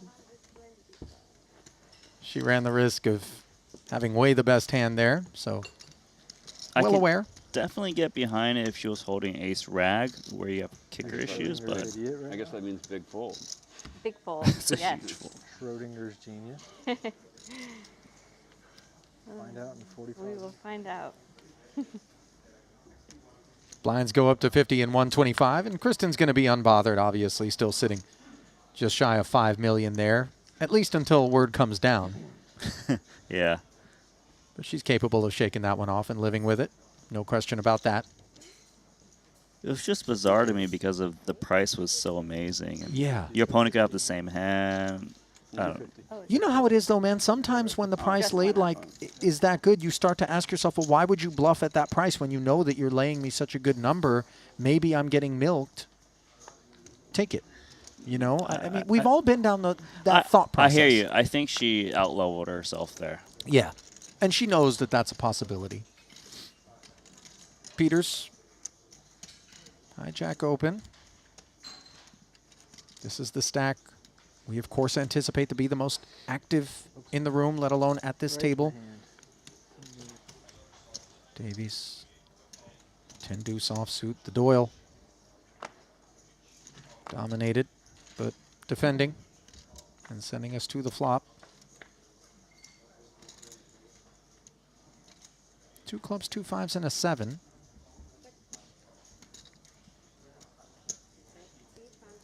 How deflating is this? You put in pretty much all of your stack, and you've got the Brunson on 7-5-5-2 clubs for one more big.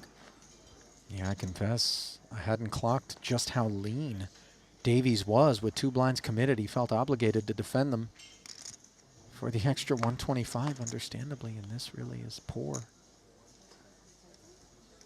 Yeah, he knows he needs to hit if he calls with 2 cards to go.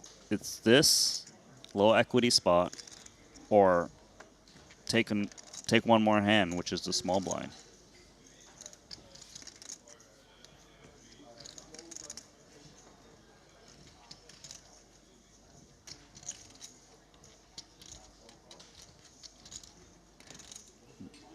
Doesn't help that he has a club in his hand. Does let it go?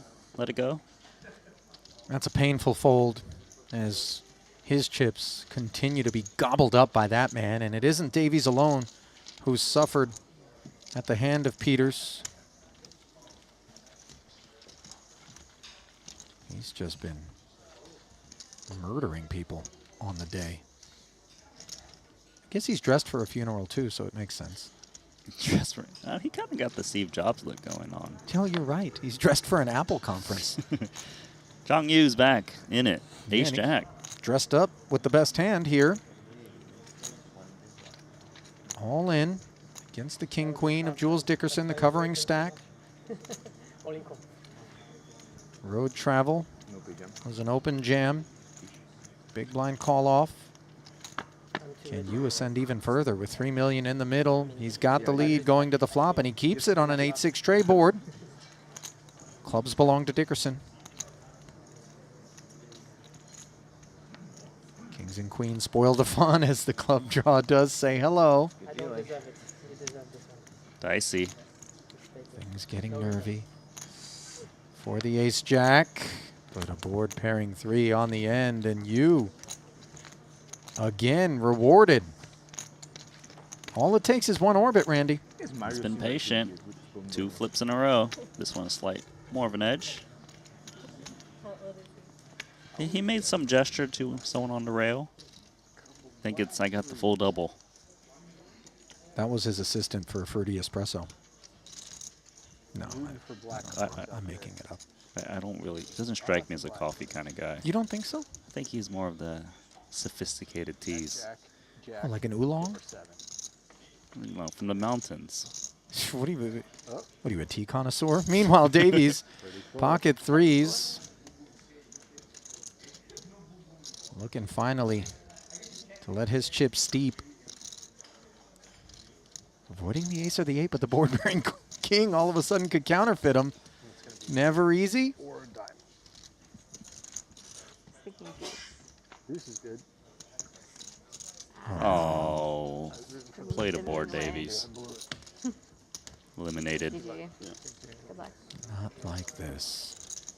On to the next one. That's the spirit.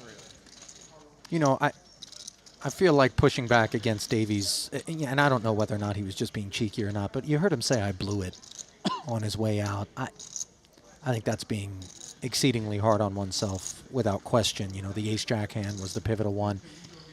I'm not sure how things took shape differently for him, what decision he's referring to, Randy. I'm going to guess it was a turn when he called it the million chip bet with the ace jack on queen 6-3 jack. Yes, yeah, but one more. we'll never know, and you learn. On to the next, as he put it, is his elimination now leaves us with 12 players. Davies collecting $64,000. Flat payout for 13th as well, or 12th rather.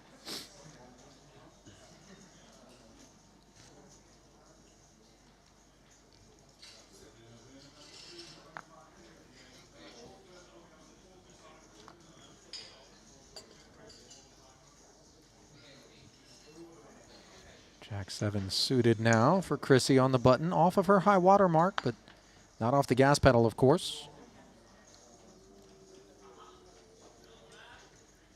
Raising it into D. Peters, big blind, and David continuing to run white hot.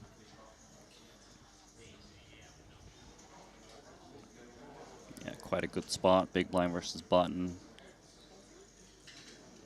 Should want to build the pot. He knows that Foxen is very likely to defend hands that are dominated against ace queen. It's making a statement. I mean, he's just so loaded up here. So much ammo. He can just indiscriminately fire at will with far less than ace-queen suited. I'd like to see Haley's reaction when she's watching that big pot you played. Oh. You think she was going crazy? Yeah, If sure. she's watching, yeah. I'd love to see it. Is she very like outwardly emotional? Or, like, I don't Well, know. I've never- I don't know her at all, so maybe that was just. Well, I've never been there Yeah. to watch the live reaction because Okay. obviously I'm here. Yeah. Sometimes I'll see her in the chat, and like I'll be in the chat too Yeah. because you and Alex will play or something. And It's she's fun. just going crazy. Yeah, she's New she's challenger expressive. She's a incoming. good- Yeah, she's a good. You would It's want funny. her on your Lou. side. It's funny, they were telling a story. Someone was commentating and said, like a long time ago, I played someone heads up. Yeah. And he said that they asked me if I want to chop, and my response was, David Peters doesn't chop. That's hilarious. Which was not what I said. Not what I said. That's really funny. But, so she went in and chatted, it's like, I promise you he did not say that. Yes. Yeah. That's great. Yeah, she's fun. Kristen referring to Myself in the third person. Yeah, I think David's, we should I start believe, doing wife, that. Haley. I would very much bet you did not say that. It would just be so off-brand that it'd just be Yes. hilarious. It would be actually. Actually, fully commit. The David Peters. Yeah, you gotta have Yeah. it. Randy, you ever play on feature table stream live along the way? Yeah, man. Okay, first off, don't get offended. My question is, was it during the time that you were married? How long have I been married? Why are you asking me? I don't know, dude. Crap. And the thing is, you can look at my resume because I know exactly which tournaments they were. They were in Montenegro. Okay, Yeah, Triton. okay. So like what, 2016, 17, something like Man, that? this is looking bad. I don't think I was. Randy, I don't know how much longer you're going to be married with answers like that. Oh, Selena's smacking her head somewhere back home. But the reason I asked is because obviously the conversation between Peters and Chrissy was centering around Haley's reactions to pots that involve Kristen, who apparently has a relationship with Haley. They must be friendly. And, you know, David, her husband, like, oh, I can't win here. Someone's going to lose. And Selena would be very animated watching you play. It can be harder on the spouses and the girlfriends and boyfriends who are, you know, watching than the actual people that are out there playing emotionally at times. They can get very invested in things. Dvoris doesn't rate to get further invested in this one with Jack 9-4, giving Peters top pair. Limp blind versus blind. Complete airball for Daniel. I think Daniel is less likely to stab because Peters is the big chip leader, who has less reason to play tighter. So the check back allows a 4 to pair on the turn. Thank you. Yeah, pretty solid board run out so far. Might still check the pair of jacks.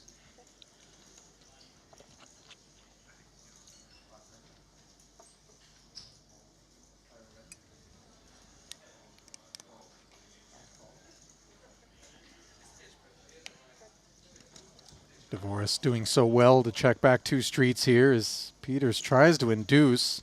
Now kicker problems alleviated just in case. The unlikely event of a better jack was what David was dealing with. Yeah, I'm going to guess he's going to go quite big and try to get called by a 9 for max. There isn't that much reason to check to induce because the way Peters is playing his hand is he's got some showdown value, whether it's high card or a pair, and Dvoris wouldn't bet against that range. Yeah, he's going very big, trying to get the max from a 9. Not going to happen, of course, against 8 high. That's the 3/4 million. Rebounds right back into his stack. Along with newfound friends, it's been the theme on the day for David Peters, who has bludgeoned the field. Overall chip lead belongs to him.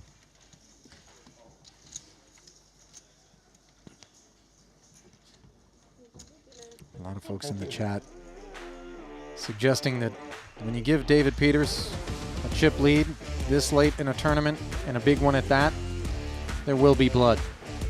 Yeah, he's not going to give it away.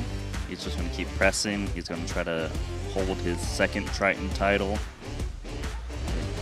He's an OG, man. He showed up to the really early stuff at Triton. By the way, I'm scrolling through the chat, and it appears that none other than Haley is in the chat, streaming right now. And she's saying, Apple conference, I bought him that hoodie.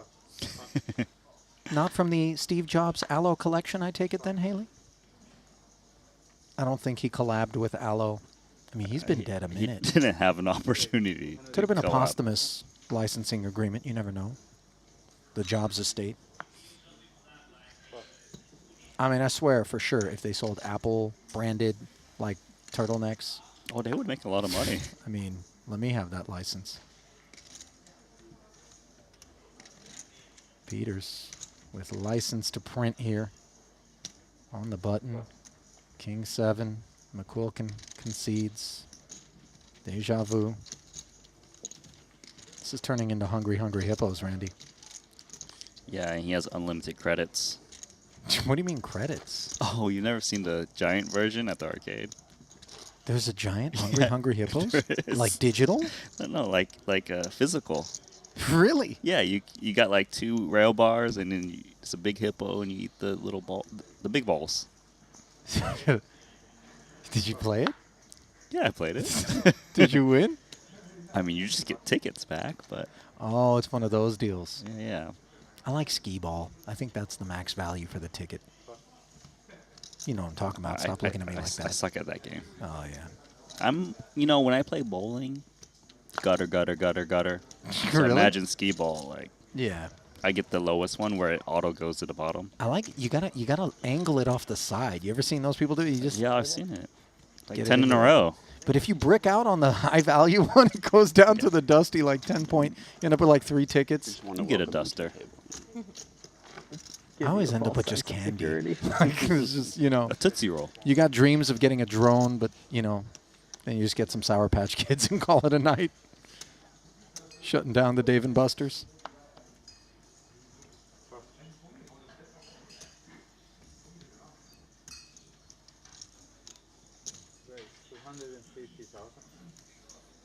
Guess who?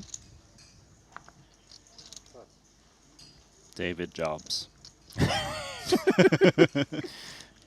Devorah stepping aside with a 7-8 suited, by the way, worthy of note. King Jack for the newly arrived Xuan Lu in the small blind. Performing very well against D-Peats. Let's see. Yeah, it's kind of an interesting spot because this hand performs very well against a big chip leader.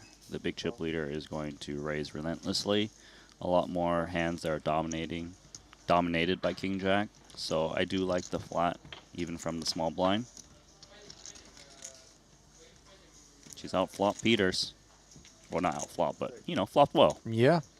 Always had the better of him. After flatting pre-flop, finding top pair with a club in hand. Checking over to David, who's got an excuse to follow through if he wants to. Got shot straight draw. He's trying to piece together what range is flatting from the small blind that's looking to check fold and realizes he probably hits that Jack-9 stuff a bit. Yeah, you see the restraint shown by the schoolyard bully. Doesn't hunt the lunch money on the flop.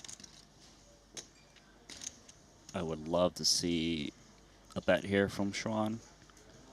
She has some busted hands like King Queen, Queen Tens that would want to stab. She's seen the check back, so it's very likely Peters has got some kind of marginal showdown. Oftentimes you want to bet against that.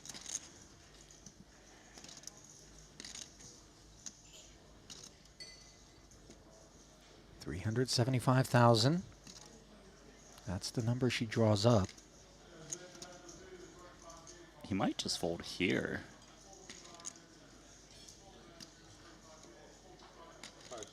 Like, the stuff that he's kind of ahead of, the 10-8s, the 10-7s, they don't flat from the small blind. They call from the big blind. So it makes sense that he just lays it down. Boy, I'll tell you what. He just seems to pick up chips in all the right spots and avoid losing when he's behind. This is just a perfect recipe that has led to David enjoying the overall chip lead right now, even though he lost a few of them. He's locked in, though. Like, a lot of players say, well, I've got a gut shot, auto C-bet. But he's like, no, there's a small blind flat off of this stack. Like, He saved himself a c-bet there. Well done.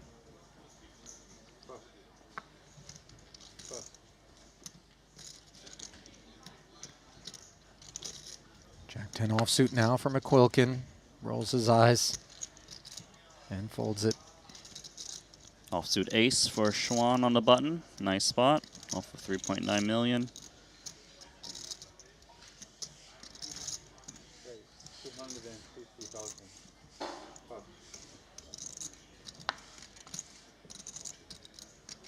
Paulius, Jack 8 offsuit. That can come along against a button open. Yeah, Schwan hopping in once more.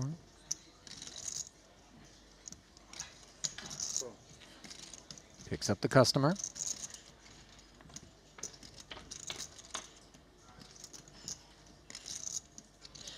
And continues to hold the best hand. Bottom pair. Ace of clubs working. Just the 2 overs for Paulius, which check over. See Schwan check back. A pair of 3s. Now a 4-liner on board. This has to be a mandatory sizable bet from Paulius. He has an open in his straight draw. He has a board texture that hits him very hard. Plus, his opponent, Schwan, has checked back the flop, which contains a lot of high cards, and they're just looking to fold. Yeah, let's put a bet out there. 200K. Just expecting honesty out of the check back from Schwan here, and much more credibly having the 4s in range. This is an excellent call.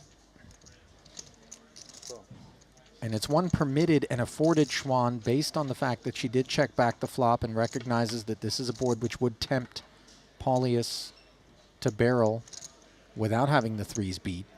And let's see whether or not that flat on the turn freezes him or if he continues to get after it. I kind of like him going after it again. There shouldn't be that much 4x in Schwan's range to raise on the button off of that stack because she's not the chip leader. A lot of this stuff that has like 2 pair, 7-6, 5-6-8 would strongly consider betting the flop. He's up against a very weak range.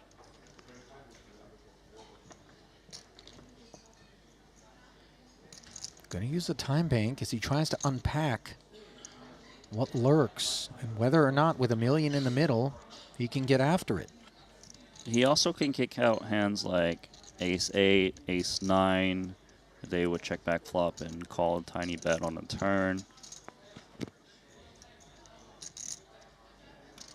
I think he's just trying to figure out what's the perfect size. How often does Schwan have a single pair? But just gives up. This is great news for Schwan. Didn't want to face the bet. $1 million chip pot going your way shortly. Yeah, she's not thinking about turning it into a bluff, and she's going to love the jack high. Didn't make things hard on her. By the way, those with their eyes open right now are going to take note of that turn call from Schwan. I think it says something about what you're up against in that seat. Here to play. Mm-hmm.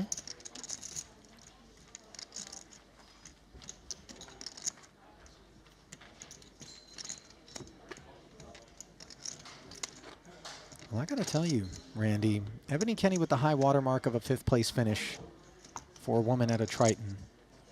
2 women still remaining in the field right now with 12 left.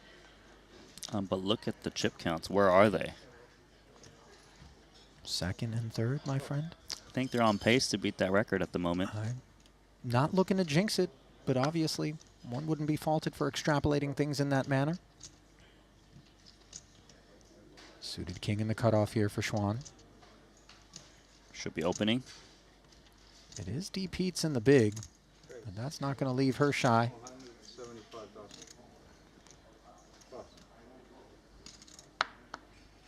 Kristen steps aside with the queen 10.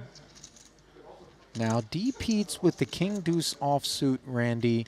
We'd like to believe that we know what's coming and it isn't anything hostile, and yet these are the sorts of combinations that do get employed as 3-bets with some frequency, this not being one of those occasions. I'm sure it crossed his mind, but going to take the lower variance route. And he's going to take the worst of it on a King Jack 9 board. Schwan with a great opportunity to pick up some more deep Pete's bucks. Yeah, it can definitely get value against the pair straight draws. This pot does chop a lot, as you can see, 67% of the time due to the high cards out there on the flop, even though it's top pair versus top pair.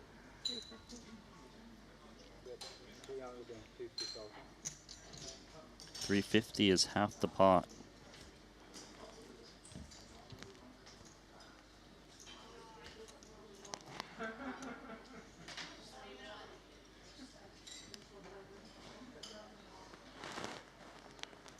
This is pesky texture for something like King Deuce. I mean, where are we looking to go from here? Of course, Peters is going to look her up for one street. Let's see. Turn, bringing relief as the board pairs, and now it's a chop pot. This type of card freezes the action. I would doubt that Schwan would double barrel this. For now, though, is Peter's going to lead.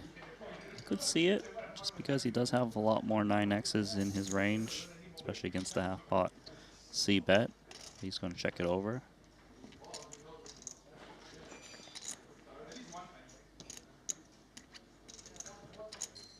Should be a lot of check back here from King 7.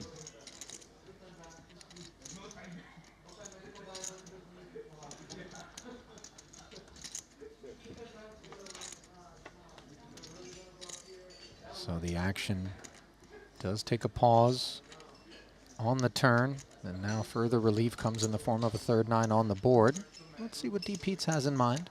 Yeah, obviously a great card for Deep Pete's in case he was up against King Queen, Ace King.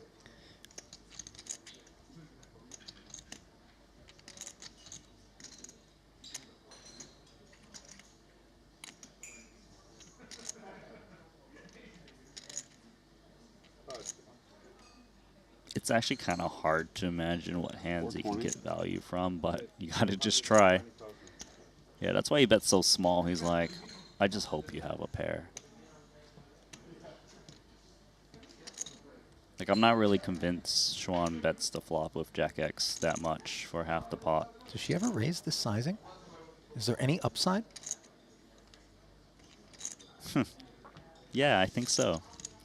I actually think she could actually jam if she wanted to try to blow out the same hand. It's kind of a, it sounds like kind of insane, but does Deep Pete's ever have a 9 here to bet so small, risking losing some value? And Schwan has aces. She can have kings.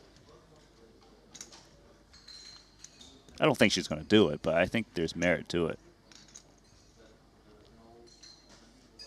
Hang on a second. While she isn't jamming, she is pushing forward more than 420. I'm not so sure it's ever going to be enough. Yeah, just another million. I think it's a straightforward click call and chop it up. Yeah, so this raise size is targeting a thin value bet from Peters of a jack. But I honestly don't think Peters would have bet called a jack for this price anyways.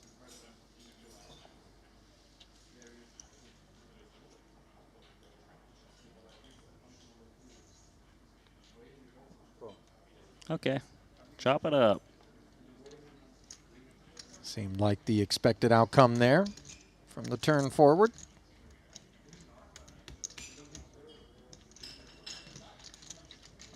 Tell you what, just the decision to put the raise in there versus flat.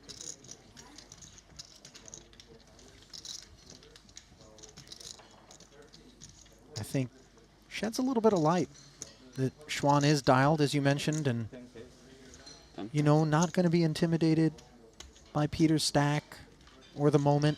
You know, she has tremendous amounts of experience, even though this is her first Triton, and well respected and regarded, not just in the ranks of the female poker players, but just at large.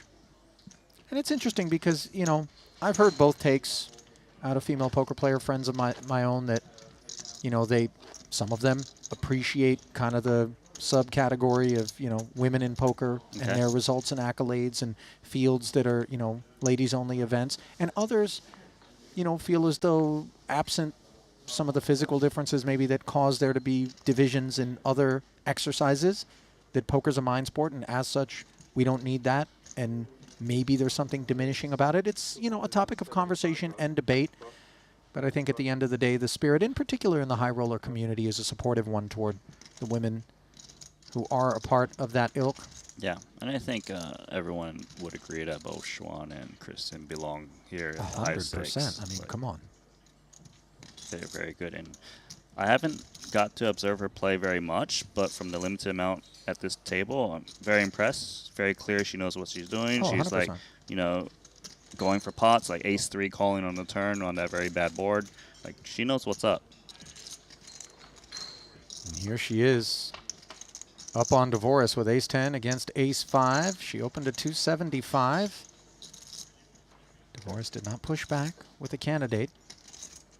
Did not improve either, though that 4 of clubs he has his eye on as he checks it over.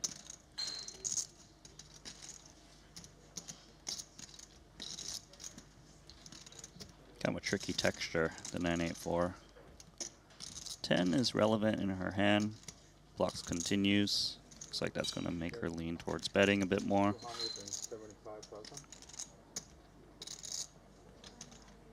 This is one of those customers I'm always a little bit worried about c-betting. You know, he's always thinking cynical things. 275.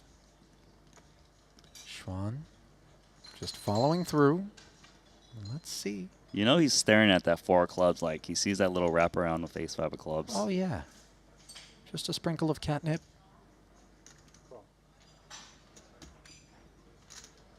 Daniel sticks around. Let's see whether or not a deuce, a 3 of clubs, something of this nature.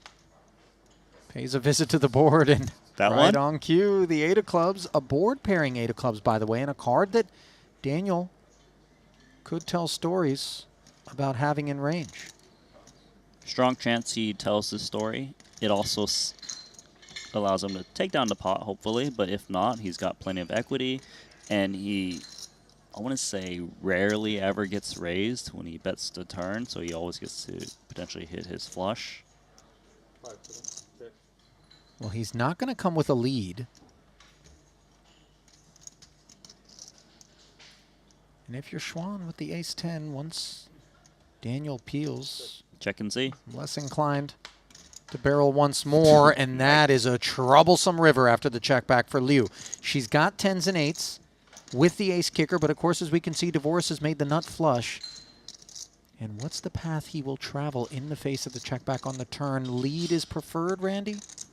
Thinking about it. So given that Schwan check back the turn, her range is heavily capped towards 1 pair. It could be a big pair, like an overpair. It could be something that backed into the 10. Let's see. Looks like he's already reaching. He's going for the bet 3-bet maybe. He's gone 3rd pot. So with a really small bet like this, it gets worse flushes to raise for value. Yeah. 450. Bet snap called.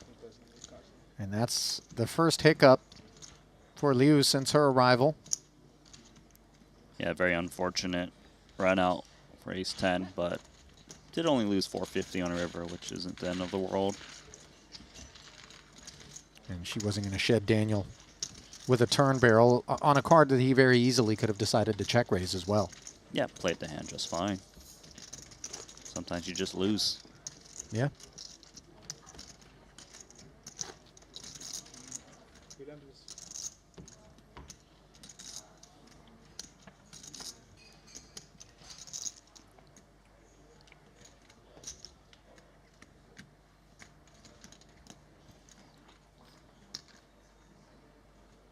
King Jack now. Beckoning involvement from Schwan yet again. And there are perceptions of perhaps egregious VPIP developing. Absent showdowns. Yeah, I don't think anyone at the table is going to think she's steaming. King Jack is certainly an open off of 30 bigs under the gun, 6-handed. McQuilkin, he just can't get dealt a hand, can he? No. Just look at him. He's like, yeah, more dust. He can just click the auto fold button and go grab a bite if the deck's going to continue to bestow napkins on that seat.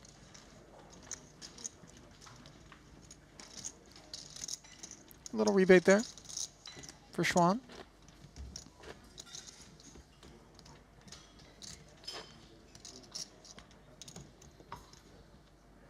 I confess, I don't have the particulars, but I do remember something on the order of Schwan having conducted a challenge where she was going to play like all of the poker rooms in Canada or something like that. Do you remember this? So from what, I didn't watch the vlogs or whatever, but I believe the challenge was she had to go play at all the live casinos on a limited bankroll, and she had to use the budget of the bankroll for hotel and food and everything. So it was like, yeah, it wasn't just like, oh, bankroll to play. That's tough. But it was like super small amount. I don't think she succeeded, but she tried. You know, the strat there is before you even touch poker, get a status match, then put a little action in on the pit, grease the host, get yourself the room comp. Now you get that monkey off your back, Randy, right?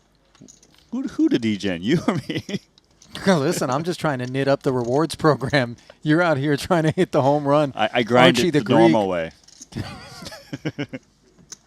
Kerry Packard over here. Asian edition. That's the Australian dude that, like, fires like millions a hand, right? You don't think I know who that is? I mean, I do. I mean, well, listen, it's like 50-50 at best you know anything I'm talking about at any given time. No idea wow. who it is. I just got trolled. Peters, 9-7 of diamonds, 250. Kerry Packard, a very infamous gambler of Australian descent, who I think has bet like the biggest amounts ever in a casino. It might even be like 5-10 million on a hand. I mean, I'm not kidding. Like something really, really stratospherically insane. So I don't know one guy. Yeah, but you're from Australia now. I mean, I would think that such Was legends... I born there? No. Why would I know? Listen, I'm not even sure you were born on Earth. Every single festival, our conversations put you further into the universe. I still have feelings, by the way. Do you have an American passport is the real question, Randy. Yes, I do. Okay. Where do you pay your taxes? 100. America. Look at me, Randy. When did I become the IRS auditor over here? Yeah, thanks, buddy. I've had a questionable write-off or two. No more questions. Let's look at the next feature table. Well, and that's an answer. If you're wondering who is coming to the stage after the next break, well, there's only one other option.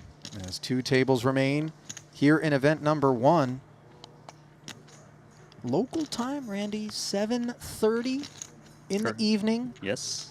Unclear whether or not at this pace we're going to be able to crown a champion tonight. We try. Yeah, that's the idea. This one wasn't slated to be a 3-day affair, but we'll see.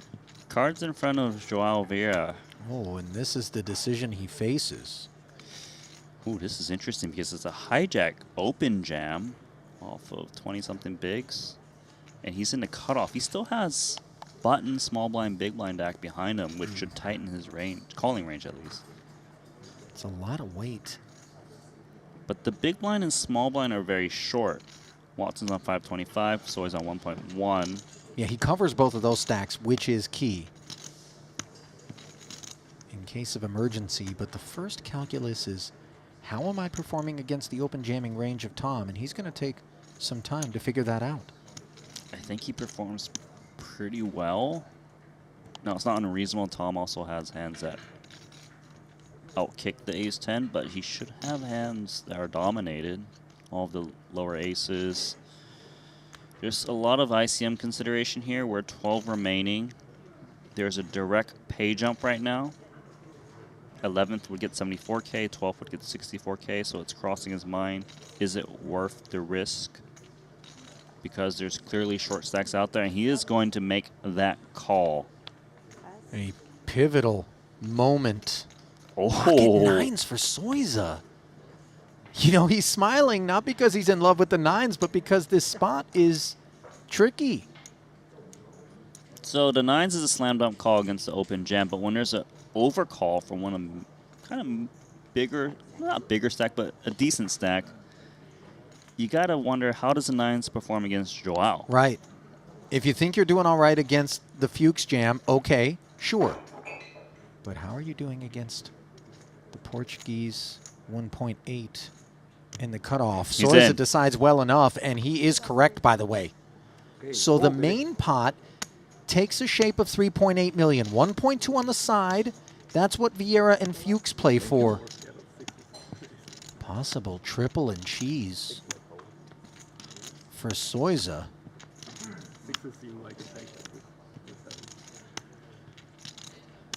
Vieira and Fuchs engaged in some deliberations with regard to the spot for Joao. Here comes the flop. 6-4-4, and the nines are very cozy here. Situation critical for the ace-10. As long as it breaks on the river, I'm fine, you know. Fuchs in front for the side. Oh, and it's over. Sealed it. Nines full. Souza locks up the main. Of course, Fuchs and Vieira still with the sweat. Can Joao find an ace or 10 to keep his seat?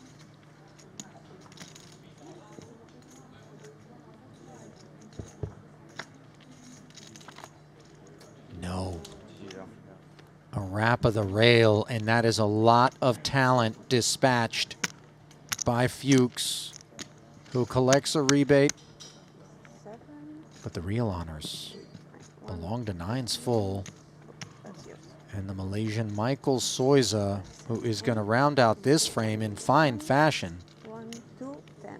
Damages to Vieira. Softened by the 64K collection for 12th. As now 11 remain.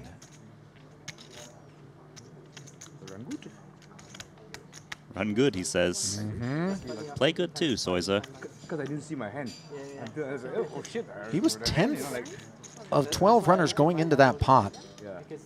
Now, 3.8 is going to put him in 5th overall, ahead of the average of 3.2. Whether I should start, but it's just a habit all my life. I've been doing it at my turn, right? Because I don't want people to see me looking at my cards, right? I've been too many times like I too short, right? The time, yeah, exactly. It costs me more money than people see in my face when yes. No, I think I just look at the numbers, you know. It's not about whatever is doing. In the meantime, they went ahead, so I had to stop them. So just letting you know, they're not beating. You guys have to deal 2 more hands, okay? Thank you so much. All right, so it looks like this outer table needs to play catch-up as the pause button has been pressed at the feature, so one would imagine we're going to keep it here, Randy, where the action needs to get caught up. Snap shove, maybe. Yeah, maybe snap shove, You hear Souza saying that if Joao snap got it in, no way. No? Say what? Maybe it's in quarter nines. 1.2. So a timing-based choice? It makes it easier the longer your opponent takes. Well, listen, let's not make the assumption that every single tank is an honest one. We've seen plenty of time banks utilized in an effort to make a decision look more difficult than it is with top of range. Yeah. That's fair play.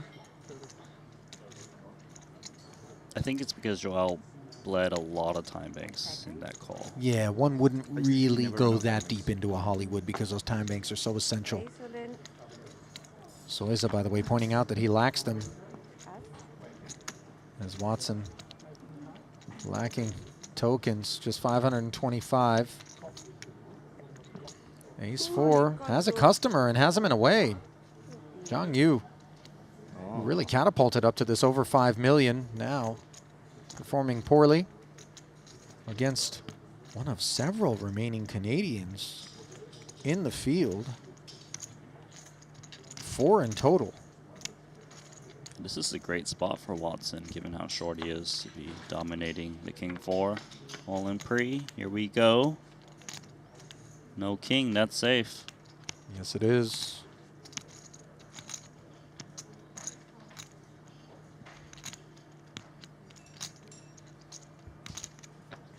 Pot continuing to lean toward Michael. Only the king snatches it.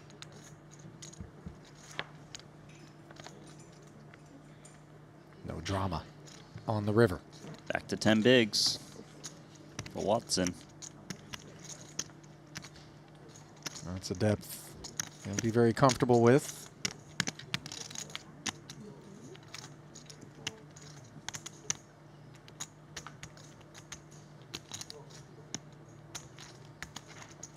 This is really shaped up to be an eventful level, Randy.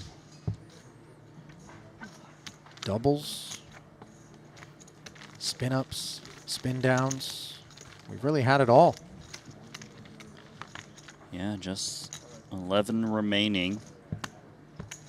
There are some short stacks out there. Jules Dickerson, Watson, who just doubled.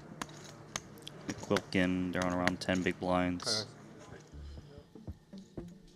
Well, there's a look at the landscape for now the remaining 11. Absent João Vieira, who took his chances with that ace-10 of hearts. He did have quite a few chips. 2 million, roughly. 1.9. But, you know, that's kind of the variance embrace from a guy who's here to win and not just chip up. And I think Vieira has given us many data points that suggest, you know, he's going for the jugular. This is not a man looking to issue paper cuts, but rather big wounds. Yeah, just a huge stab, not death by 1,000 paper cuts, Yeah, right? yeah. More machete than pocket knife, the instrument of choice for Dr. Vieira. Looks like action's back underway at the feature, so we'll revisit. Peter's sitting this one out. He will be coloring up at the break.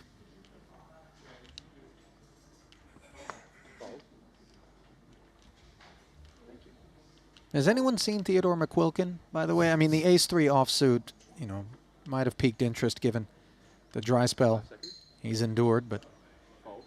Look, he's getting small pay jumps, all right? It's better than nothing. 5 seconds. All in. Play roll in.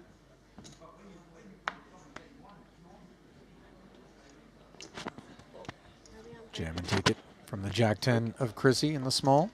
Break. And it looks like that's the note on which we will end this level.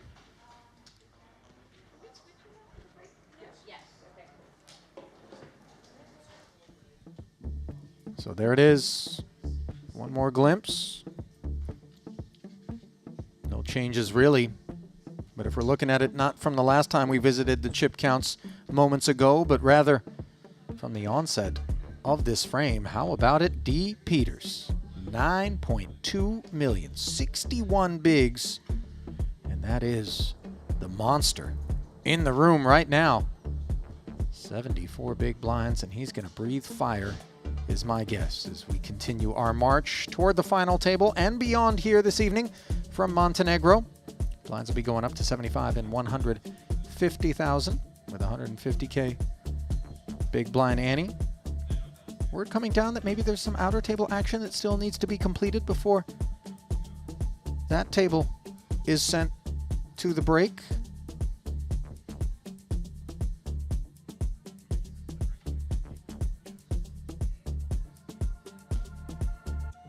You think producer James bluffed us? He wouldn't do that, would he? No, he's a professional. 920. Have you ever looked up the word professional, Randy? I'm just curious. Your face is not there. He's reliable. But right, listen, it's, you know, I don't embody it myself, so. Jules Dickerson wraps his arms around 5-4 offsuit as a jam from the small blind. Watson with Jack-8 at similar depth. Look at Watson's eyes. Yeah. He's like, am I calling off Jack-8 off? I've never hit a deer while behind the wheel of my car, but I suspect that's the last image that your hoofed friend gives you before meeting your bumper. They have a very similar stack size. 5 seconds. I thought you were going to say they have a very similar look in reference to the deer analogy. Was that distasteful, by the way, Randy? Because I'm an animal lover. Do you notice I didn't? You didn't indulge? Yeah. Yeah, I did notice. Call Seldom do online, you. call on Let's two. call. Wow. And What a call. yeah, Dickerson isn't thrilled, of course, because he knows anything that does click call is going to perform very well against 5 high. 2 million in the middle just before the break. Might there be added violence? You are more. That wasn't an easy call. No, Watson covers, by the way, but only by 180,000. So this is pivotal for both parties. Open-ender versus Jack High on a 10-6 tray board. Dickerson with 45% equity.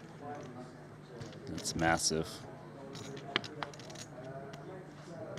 Now that erodes to 32% after the ace of clubs arrives. Deuces and 7s for the straight. 4s and 5s for a pair. Something, anything, dealer. And instead, the pair belongs to Watson, as do the remains of Britain's Jules Dickerson, who is dispatched not far removed from the loss of Joao Vieira The next one. in 11th. Okay. The next one. It's been too long. Okay. I would say maybe like one. They're flying. $74,000 will fly Jules's way. But more importantly for Mike Watson and the 4 of 10 remaining Canadians. Yeah, he was playing like 200 with them.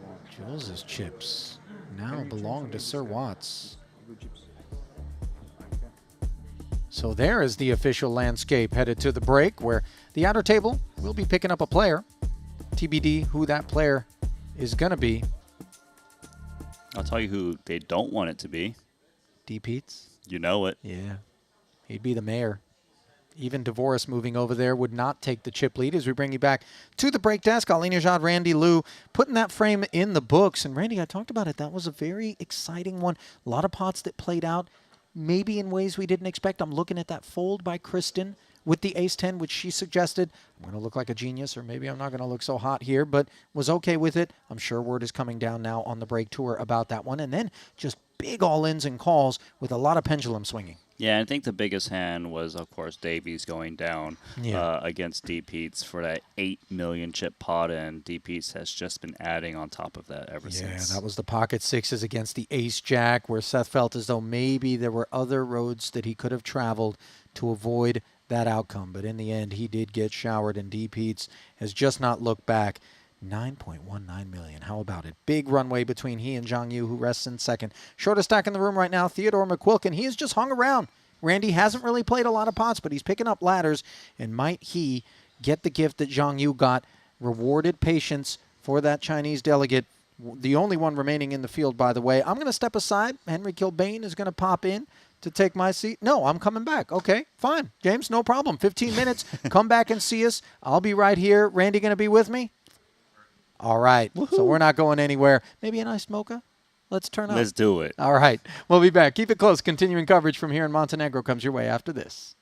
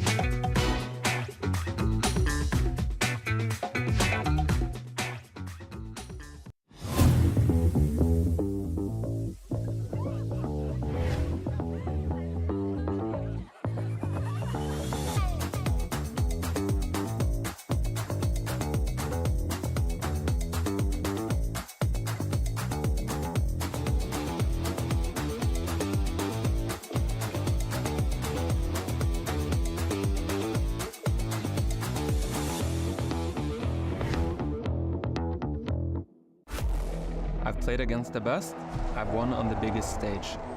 But what if I told you, it's not just about luck or talent?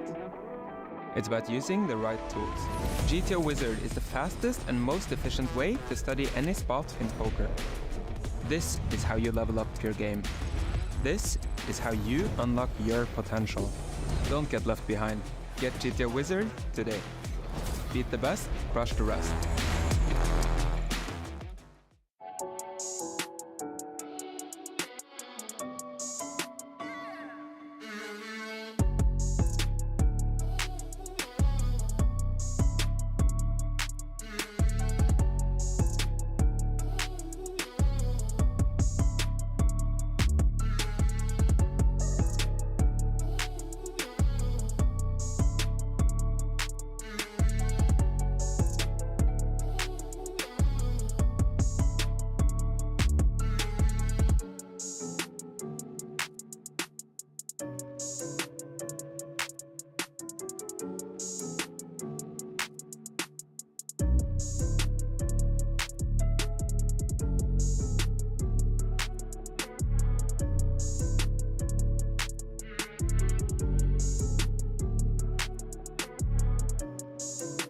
Runs rich for Portugal.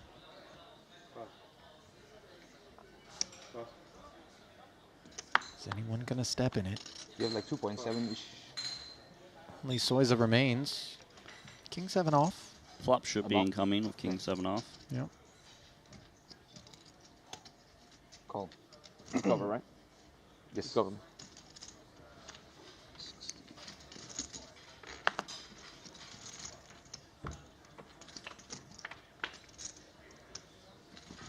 .440 in the middle. Second pair, unfortunately, for Soiza. A taste. And one that is going to be bitter when it's all said and done, unless he improves.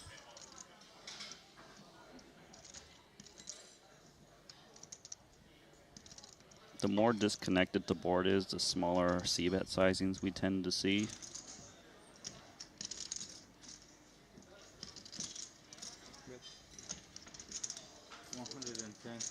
A little teaser, quarter pot. Good news for Soiza though, he's getting a really great price of middle pair. If he does happen to hit a 7 or king, he would be able to stack Vieira.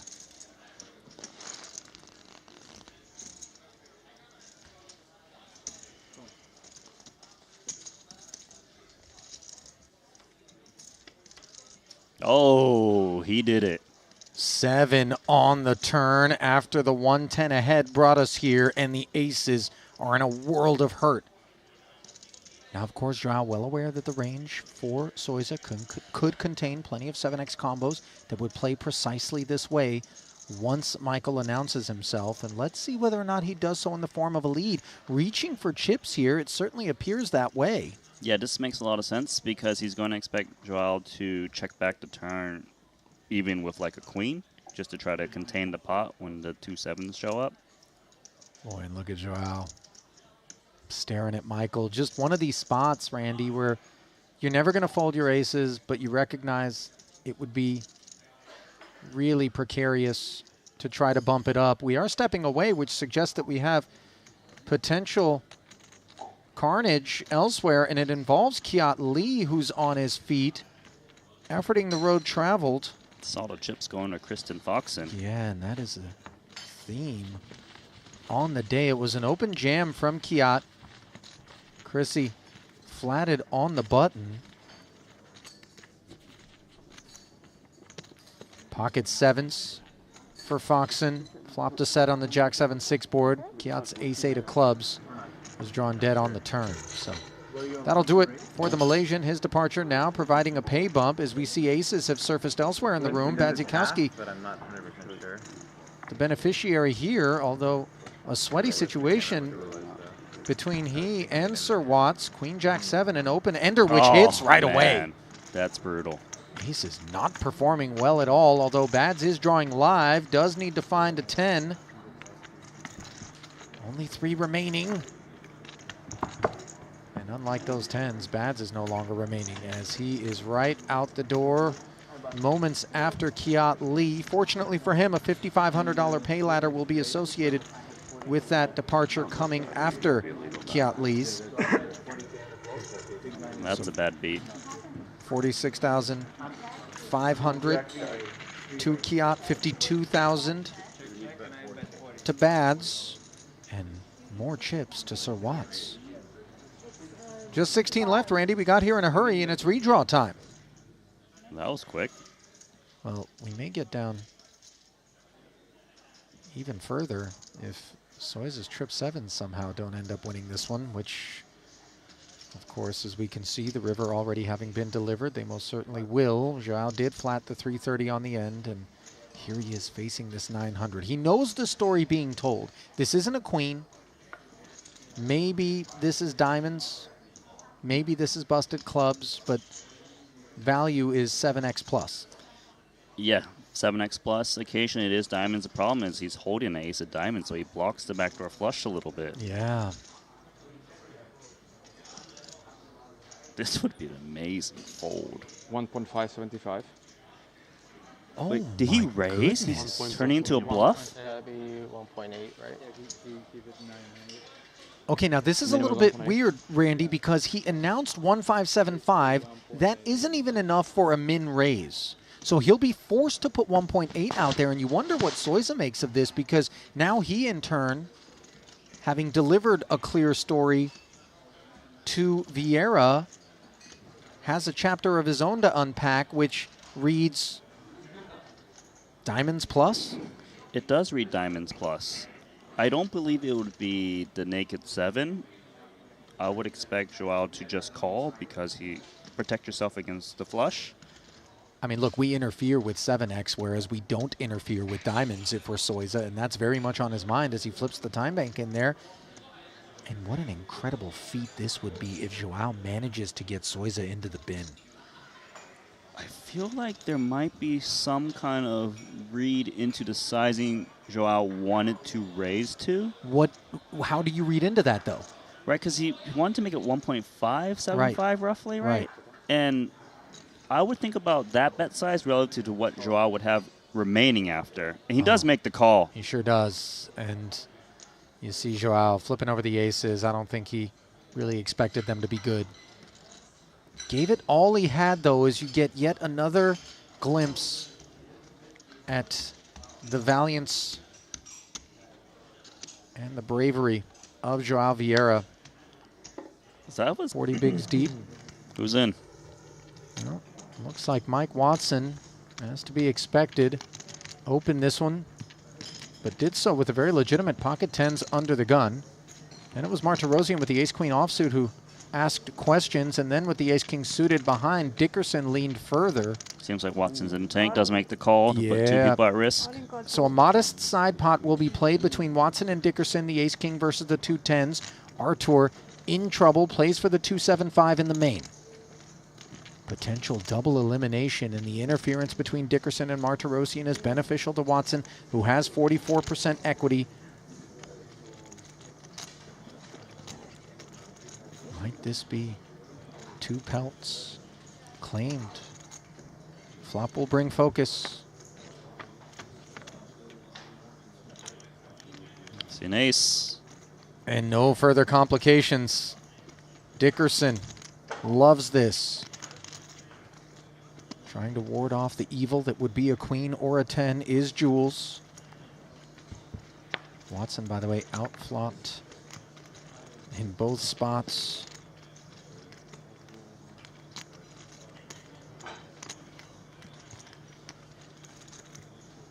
Martirosian at risk. And he doesn't find the needed queen. So he will bow out as the most recent casualty here in 16th place.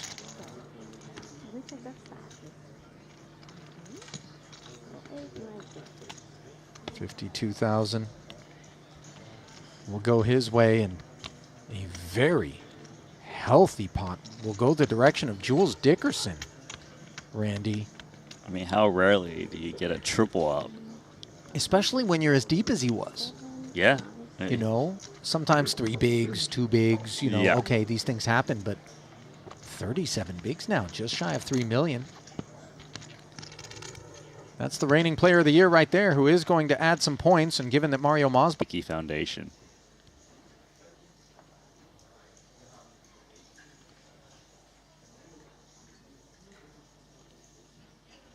5 seconds. Roll in. Play roll in. Well, it's that time, says Huang Wenji. Jack 9 offsuit. He decides, I'd rather go here and now than take this trip through the blinds with my 270. Kristen, King Queen offsuit. Very durable. It's actually a little bit of a decision. It's not whether to fold or call. It's more, should I call or click? Because the all-in from Huang is only 2.7 big blinds. If she calls, she invites the big blind to come along, which you kind of don't want to do. But then you also risk more if you do click it. So it's a little bit of a tricky spot. Which one does she go for? Click? Yeah. She went with the 440, and Davies wakes up with the 2 jacks. Now, this is awkward action in front of him, Randy, because Chrissy's 3-bet.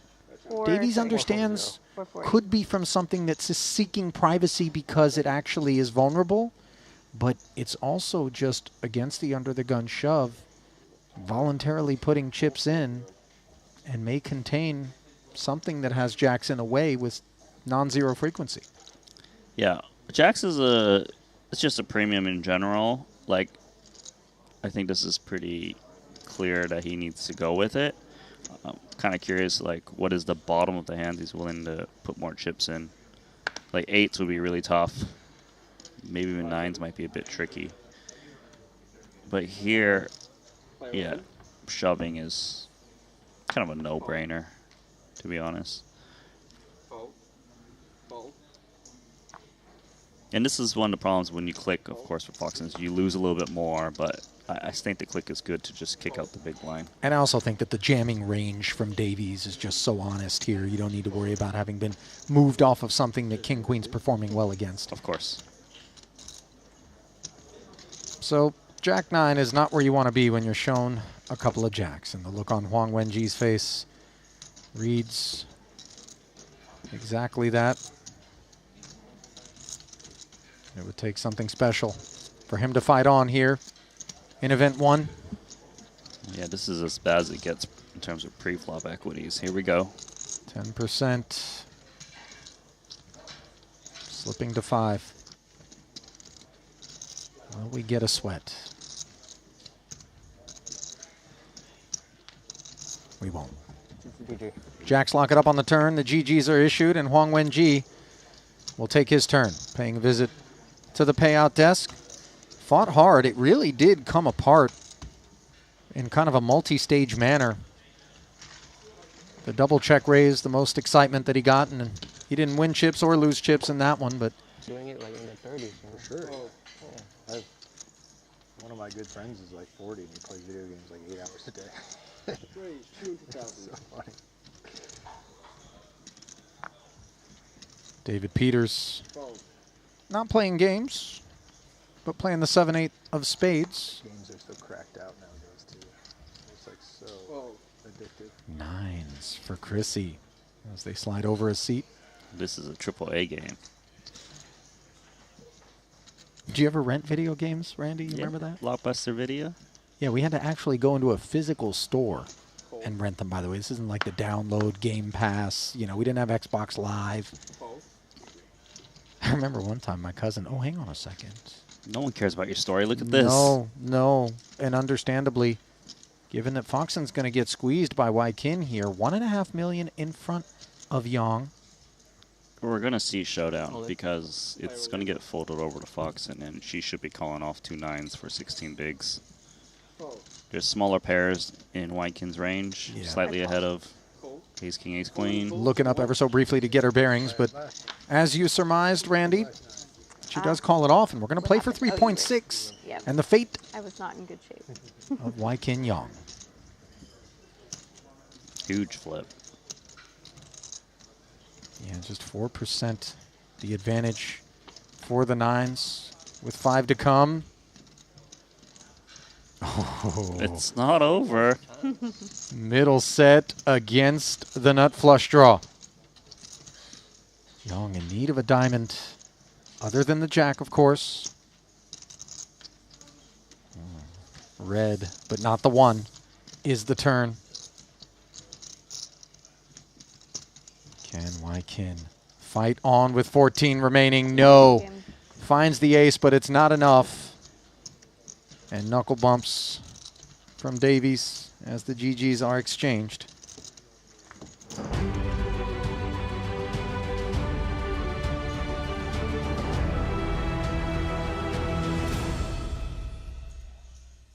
Well, we've worked our way down from 31 to 10 as we're on the final table bubble here in Montenegro. Ali Najad, Randy Liu back with you. Event number 1, day 2, drawing toward the latter portions of the program. $74,000 locked up by the remaining field. And as we touched on before, at the top with an overwhelming chip lead is David Peters. You see him, 9.2 million, let's call it officially after the color up. Zhang Yu, who was lurking on a short stack, Randy, worked his way into second. And Theodore McQuilkin has been lurking himself. Perhaps a spin-up will be available to him. We do have a new feature table on our hands. I'm going to zoom into it. We just see 4 faces at that table right now. Of course, they're going to borrow ahead from that other table. Unclear who's going to be populating it just yet, as we are a couple of minutes away from the action. But for Michael Soiza, who has enjoyed a bit of a spin, he's kept company by Zhang Yu on his direct left, not where you want to find $5.5 million. Yeah, and kind of at that table, there hasn't been someone with pure dominance. You know, Zhang Yu, yes, he has 36 bigs, so he should be able to do some damage. But he was nursing that short stack for a long time, so he hasn't had much experience with this stack at the moment. The thing is, they're kind of eagerly and anxiously awaiting whose name gets called to be brought over from that other table, in no small part due to the fact that, A, as you pointed out before the break, you don't want it to be David Peters. That would be the new sheriff in town and change dynamics entirely, in particular for Zhang Yu. But who do you want it to be as you look at that other table, Randy? Out of those 6 players, do you want one of the shortest stacks in the room to come on down? Yeah, I would say you'd probably want the shortest stack. One of the bottom 2, their ranges are pretty straightforward. You kind of know where they're at. They're going to make moves. Yeah, you don't want someone that's just relentlessly raising into you and not giving you opportunities. Oddly enough, though, the presence of those short stacks can oftentimes dominate and influence the action to the point where you don't feel like you're able to play the kind of poker that you would otherwise. So let's see whether or not we've got our answer with regard to who's booked a trip to the feature. It doesn't look like it's David Peters. And officially, it looks like Daniel Dvoris. Yeah, that's not someone you really want at your table with that stack. Bigs, yeah, I think other than D. Peters, that's the biggest available stack that could have come on over. So Zhang Yu has company now toward the top. Soiza displaced into a 3rd place stack. Watson, the leanest of all parties, at that table. 14 bigs, but battling and scrapping. Gonna sit this one out. Action resuming with the blinds at 75 and 150,000. 375K every 5 hands. Charged. 1 king jack. Meets another. As Daniel's open. Finds defense from Soiza. 6-5 deuce, 2 diamonds. Advantage for Michael. Comes courtesy of the jack of diamonds. He does check over the texture to Daniel. It's not the greatest board for Daniel. Might still c-bet just because Soiza off of 22 bigs won't be looking to float as much, given that we're on the final table bubble. So there's the c-bet. And there is the power of position and the betting lead on display in very straightforward fashion for Dvoris. 2 1/4. Take it, sir.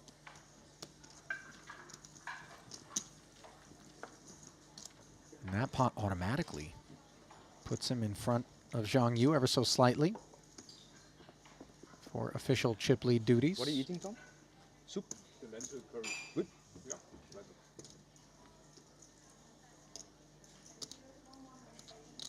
Keeping the gas tanks full is Fuchs.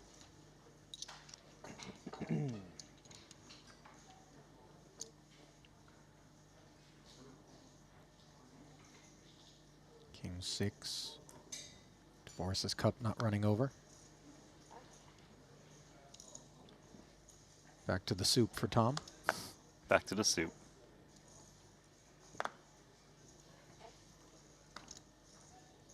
Are you vegan or vegetarian or? Oh, you're just. Queen 9 now for Soiza. Yeah, I'm going to imagine he's going to want to try to limp and get a cheap flop against the bigger stack. Precisely. Zhang says, let's see 3 with his 10-7 offsuit, 450 in the middle. Queen 10-6, top pair against second pair, and trouble on the horizon for you. Might see Soiza check this to try to induce from the bigger stack. Bigger stacks are ones that are more likely to stab. Certainly find a bet yourself. Looks like he's going to go for that. Going to be able to cobble a little bit of value from mid-pair. Takes a 150K shot. Tens are not going to go anywhere. Pot grows to 750,000, and now trips for Zhang Yu. Very poor turn card for Soiza. Yeah, and he's going to have to check call the turn.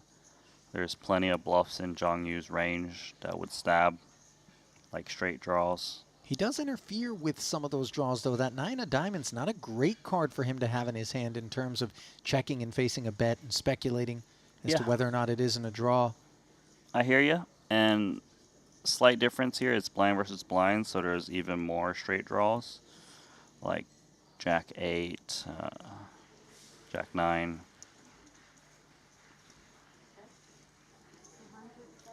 Little tickle. It's not uncomfortable just yet for Soiza, based on sizing.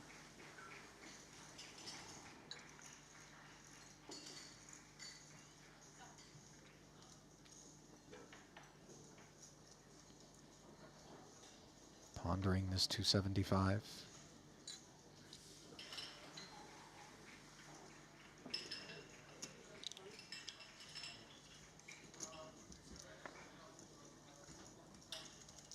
Does end up flatting king of diamonds on the end.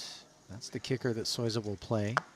Yeah, so at first glance, would be a bad card for Soiza from his point of view, just because diamonds got there, some straights got there. Of course, the king might have taken him out, but could be a saving grace as he now has reasons to convince himself that his opponent has got him beat with more than just the trip tens, possibly.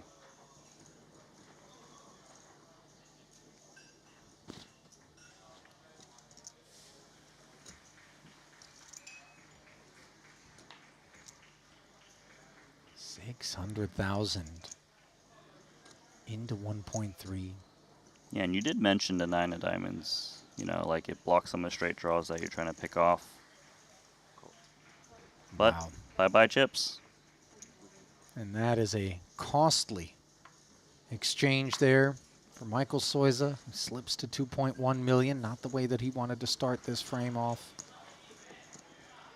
14 bigs, keeping Watson company down at the bottom of the leaderboard. Tom Fuchs not far removed from them.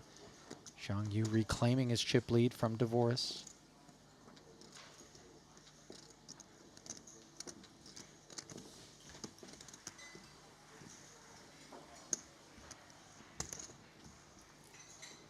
Do confess that Zhang is a relative mystery, you know, with one prior festival coming in Jeju, right, Randy? Yeah, he only played 5 events, I believe.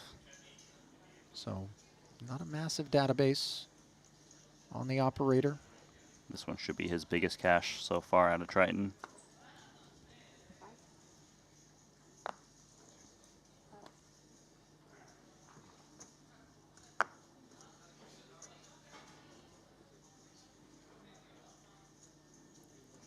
So Zhang Yu's got the bigger stack here. Let's see how he approaches. Gonna go cautious, which would make sense because divorce stack is very damaging off of 5.4.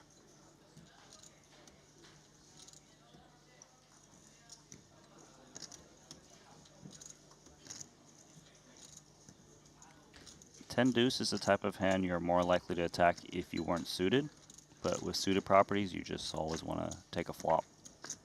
So limp blind versus blind. DeVoris covering the diamonds with suited Doyle. The flop is all red, but it's all hearts. Fives for Zhang. Best of what's around.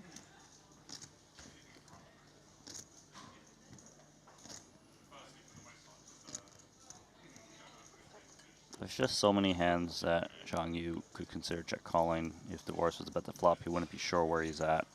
So check back.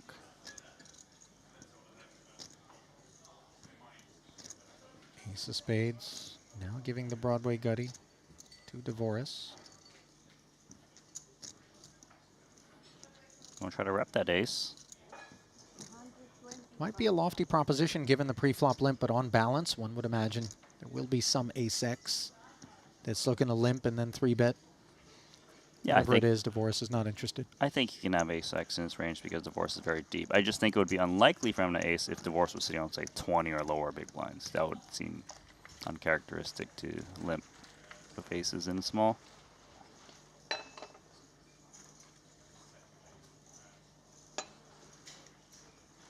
Picking up chips from Divorce is particularly useful for Zhang, as it's a double dose of distance that he can put between that other stack. He'd love to kind of force Divorce down toward a middling stack, because that would really allow him to continue to operate. Yeah, ideally, if he can get Divorce down to like that 20-ish range, then he's quite handcuffed. But it's okay, you don't have to force it. I gotta say that Zhang Yu's current spot, second overall in chips, ball stack here, into the top 10, is an illustration of the fact that you don't have to take some sexy path to glory or victory as you're in a tournament. You can play rather straightforward and rather patient, avoid, you know, the muddy waters, as I like to put it, and still end up with results. Yeah, I haven't got to observe him too much because he's been at our outer table, but he's been very solid so far, and he's getting rewarded. Soiza, the modest reward of 2.5 bigs after raising and taking it there.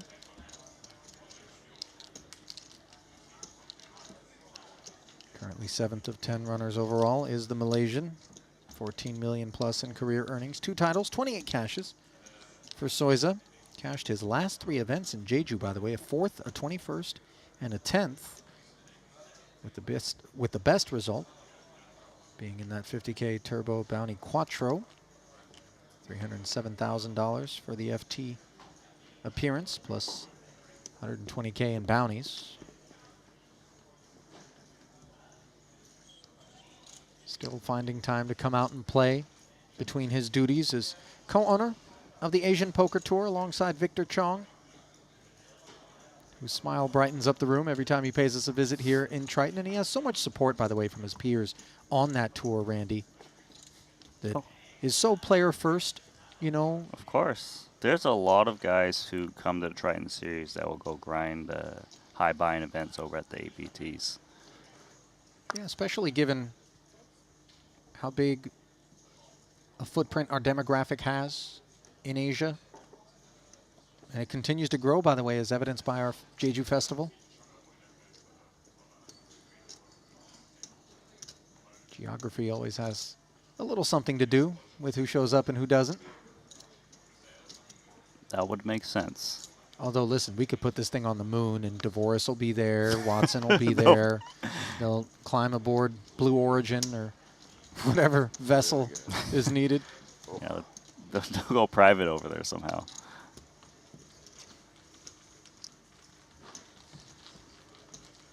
How much is a private flight to the moon? I mean, I the guess... The PS, the private spaceship. I don't think there's commercial service, Randy. I think it's all private. Oh, I see. To the moon. Yeah, it's going to be hard to get that. They need some big buy-ins to make their money back if they were to get down there. You know the name Guy Laliberté, right? Yeah, yeah. Owner of Cirque du Soleil once upon a time. Founder, creator, street performer who became a billionaire. Poker enthusiast for a time.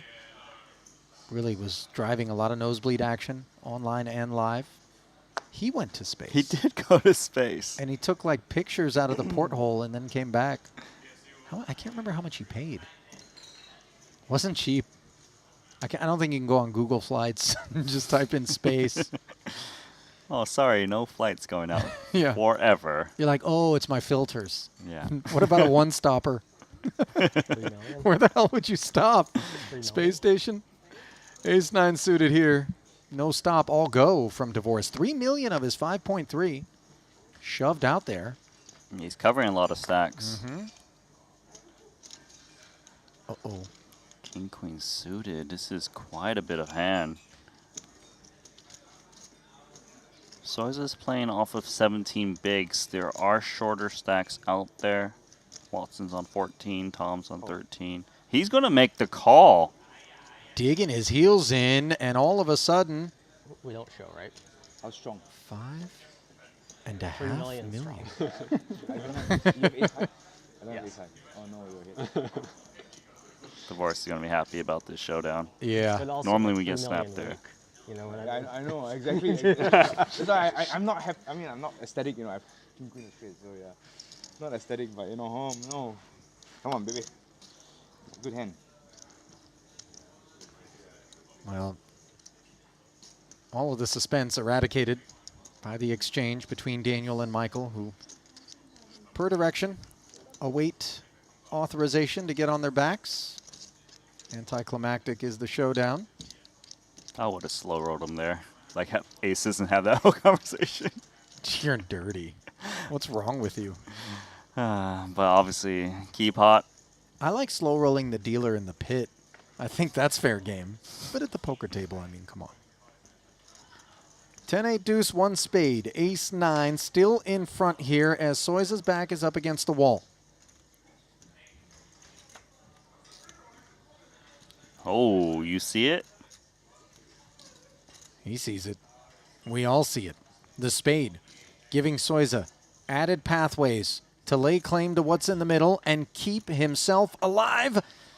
Four dimes, eradicating his hopes of a final table here as he will bow out in 10th. 74K will go his way, but Divorce He's smiling. bringing us to the final table in short order. Well, that didn't last long. No, it did not. That could have been grindy. Yeah, no, you're right, especially with, you know, multiple north of 10 big blind stacks out there that are going to be chiseling. Didn't have to play out that briskly. And yet, there he is. Getting the tee as a takeaway. But leaving behind those 9 to merge into a single final table here in the 25K WPT Global Slam. Blinds will be static at 75 and 150,000 as formalities will take some time. Word coming down that the players are actually going to take their dinner break right now while administrative duties are embarked upon. Back at the desk here, Ali Najat alongside Randy Liu. That was a brief little stint that we had. And so it's dinner time, I suppose. Nothing really to unpack as we look at the leaderboard here. David Peters continuing to be the dominant force. Soiza embraced it with that king-queen suited, though. Nowhere to go, right? Yeah, he just felt that Divorce is going to be jamming a lot of hands that are worse broadways that he dominates. He's not doing that bad against like ace-9 in pocket pairs, especially because he's suited. Soiza has always been that player to just go for the win, and he just unfortunately lost. All right, his departure is going to leave behind a lockup of $86,500. That's going to be the min cash. You see it on your screen there in the Triton Poker Plus app. Still $860,000. And the first Triton title of the festival up for grabs here. Unclear whether or not we're going to crown that winner here tonight, so obviously stick around. In about 25 minutes, we're going to come back and resume coverage with Henry Kilbane in my seat and Randy Liu parked right there. It's been a pleasure, but for now, we say goodbye, and we'll be back in 25 minutes' time.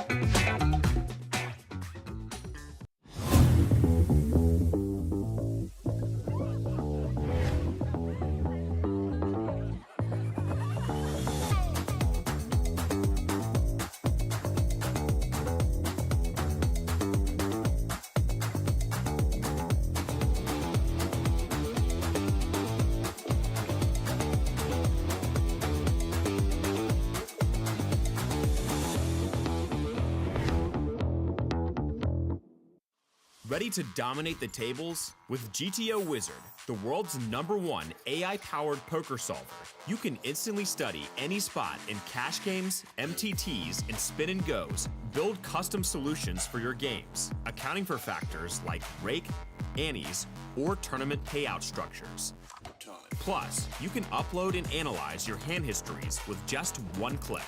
Beat the best, crush the rest at gtowizard.com.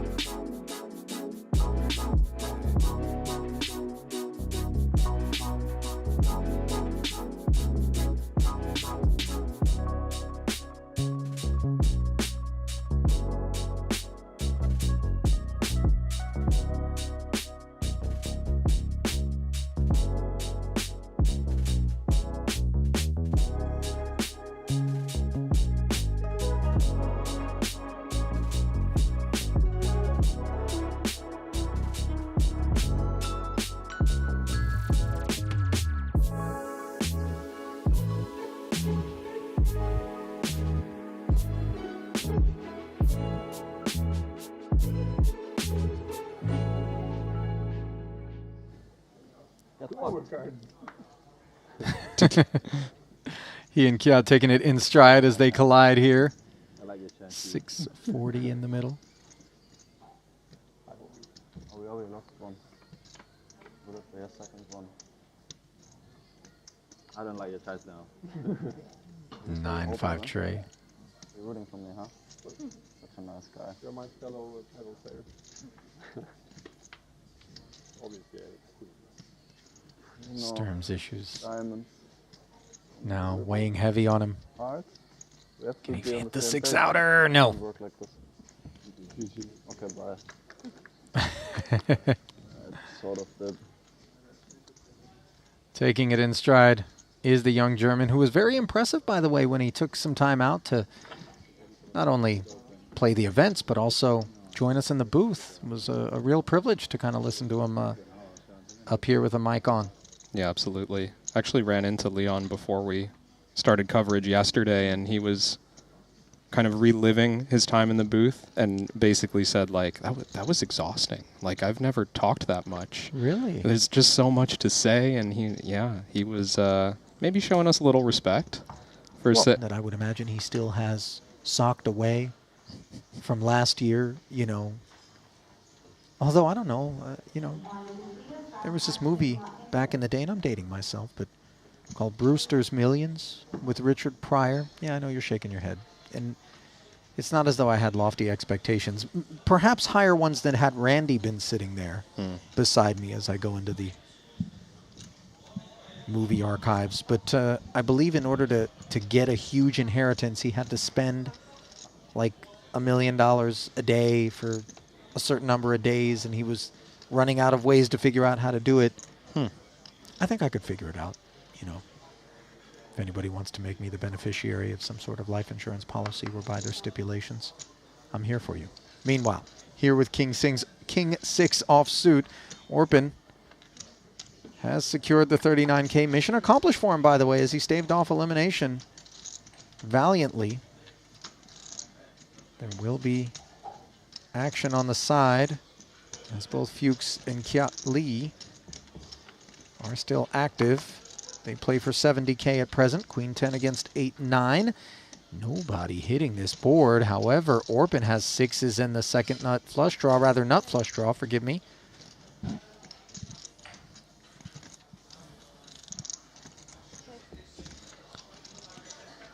Two quick checks, and then the queen smacks Tom and puts Orpin behind. He's going to need a heart, king, or 6. Reasonable spot now for Fuchs to be betting, announcing that he has a reasonable hand. Wants to play for that 95K all on his own, and he gets the side pot as well. And a flush. So with Kiatli out of the way, they're on their backs. And will Orpin keep his seat? No, he won't. But at least he's going to vacate it with money in tow, Kevin. And you got to tip your hat to him, because I would say he handled that bubble with the sort of precision that paid off. Yeah, absolutely. The entire time we've been watching here, he's been extremely short. Avoided a few spots that I think others would have happily taken. The Jack-10 suited for 3 bigs comes to mind. Thank you. Even able to hang on to that 15K. Thanks to a 3-way check down. I gotta say, I continue to be just based on that one data point. It is always funny, I find, that there's a certain type of player, and of course I haven't watched enough of McQuilkin to know if this is him, who shows this aversion to putting all the chips in, but then still has the willingness. Oh, and maybe we'll get an opportunity to witness right now in this mystery hand. You know, some players have this willingness to run a big bluff or to take a stand in some way, even though by default their goal in the tournament is survival, their goal is to avoid big pots. I think maybe there's something, you know, competitive, something innate about being competitive and suppressing that desire to go for it for so long. Mystery hand time here. McQuilkin's got his holding blocked out in the small blind. Played as a limp pre. And now on the Jack-8-4 board, where we can see Tom Fuchs out of the big blind, has caught backdoor hearts and bottom pair. He faces a 60K barrel.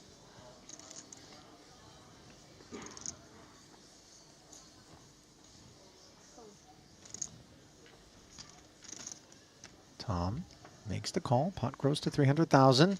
Now the heart draw acquired by the German.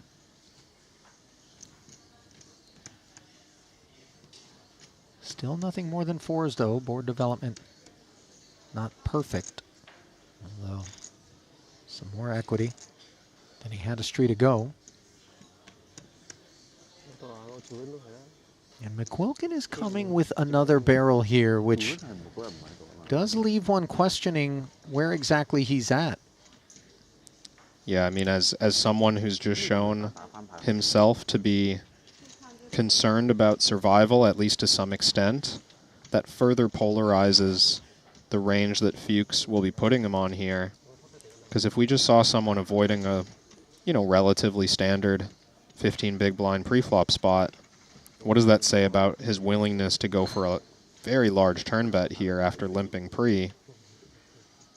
For one, it says that the preflop limp could have been stronger than you might think it should have been, so it could have included hands like Queen-Jack suited, or Ace-Queen, or Ace-Jack, right? These kinds of hands that would go for value here. 2 1/4 ahead, bringing us to the river, which sneakily produces 2 pair for Fuchs. Now it is wet.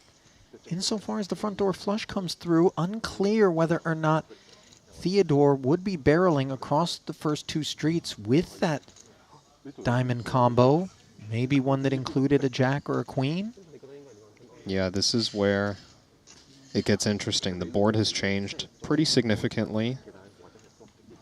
If we had something like aces or kings, would we not be worried about the diamonds completing? If we had something like ace-jack or queen-jack, would we not be worried about the diamonds completing? I think Fuchs understands that there's not many value bets here that he can beat with bottom 2. Maybe by the book. In theoretical play, there'd be some hands that can go for value that are weaker than 6-4. You know, a king-queen, pocket aces that trap preflop, what have you. But is this player going to do that in this moment? All signs are kind of pointing to no, so we've got a pure bluff catcher.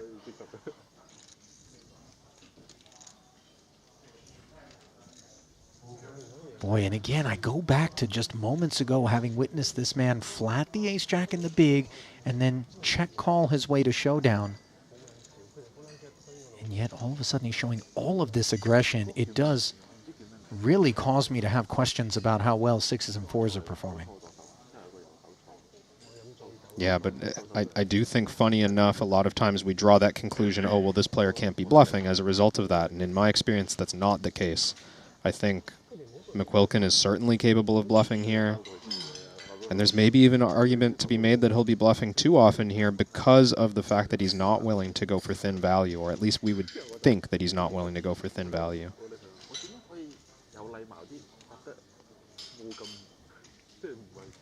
So often when we get in these spots, though, I understand Fuchs's fold. Oh, and he just had it. Huge hand for McQuilkin. Wow, he had already turned the queen high straight and then made the diamonds for good measure. Excellent escape there. That's a big fold. 860K up top. Ali Najad and Kevin Rabichow here in the booth. Happy to have you with us. If you're enjoying what you're seeing, by all means, let us know in the easiest of fashions. Simply mouse over and click like. And while you're at it, click subscribe in the YouTube app. It is a non-existent price to pay in exchange for the finest in streaming poker entertainment, which we deliver with pride, free of charge, along with so much more. Looks like Kiat Lee might have some deliveries of his own on his mind with Jack 9 of spades. He takes us to 125 at the 30-60 level.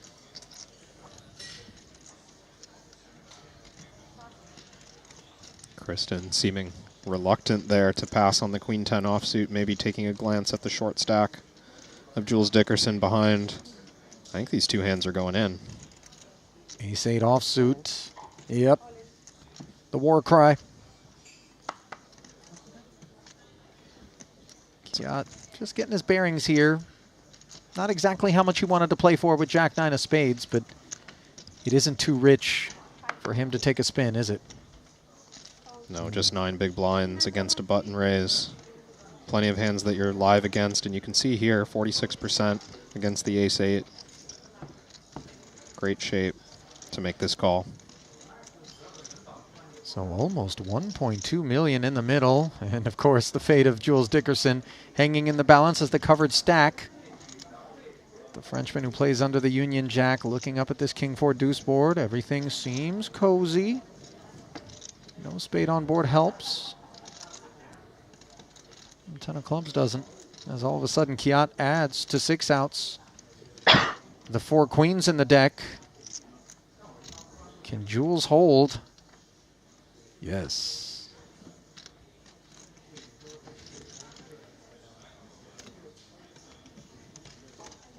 Boy, and that's harmful for the Malaysian Lee. 700K is what he'll fight on with moments. I think the one that disappoints me the most is when somebody identifies it and multiple other people sign off. Yeah. And then you get the incredulity of pushback. Yeah. You know, and you're like, wait, what? You know, and you can even verifiably go back and maybe reconstruct and just say, no, let's do what's right here. And then all of a sudden that isn't your outcome. Those are the ones that bother me the most. Yeah. There's a lack of righteousness. And some people have been the unfortunate recipients of it. Not here, but all in. You think elsewhere. we'll get to the point where we have instant replay? Just a little camera right over the table, following everything that's relevant, so that we can just rewind the tape and be like, well, let's just figure out what happened. I mean, listen, as the stakes get higher and higher, I don't see why we shouldn't. Foxen, thinking I should. On the button, understandably, ace deuce of spades. Making demands of Haxton. Queen Jack offsuit, 2 bigs invested. Feels like a hand that needs to go in. Ike gonna do some accounting here, and also noting how much Chrissy was risking against Jules in the small blind. That's relevant to what her open jamming range is. He's up to, looks like 15 blinds this hand, but Ike only on 8. So Kristen wasn't just risking 8 here, she was risking 15 against the small blind. It's important to note when figuring out the range that's going to be here, and that could push things towards a fold. I mean, it's on Ike's mind without question, because the performance of Queen Jack offsuit changes drastically. Yeah. Given that. Yeah, his price is the same, but Kristen's range is different. He's got to figure out the updated equity that Queen Jack has against that range. Well, he decides it's still performing well enough, and you see him with 41% equity here, near a 3-2 dog, trying to find a double. Trailing. 210, thanks.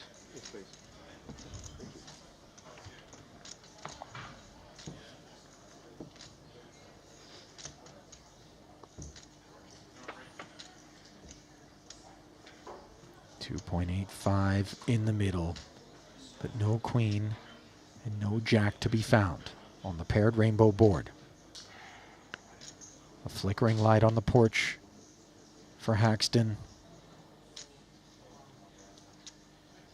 Deuce of clubs, not helping keep his spirits bright. Can he find the 6-outer? No. A third 7 on the end, and yet another visual of Ike Haxton departing without a trophy in hand.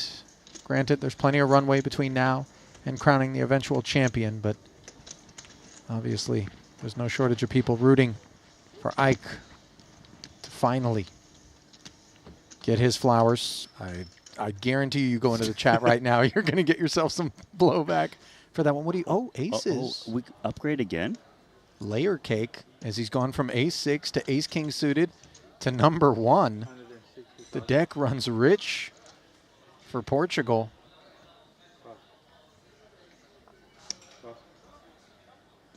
Is anyone going to step in it? You have like 2.7-ish. Only Soiza remains. King 7 off. Flop should be incoming with king 7 off. Yep. Call. Cover, right? Yes. Cover.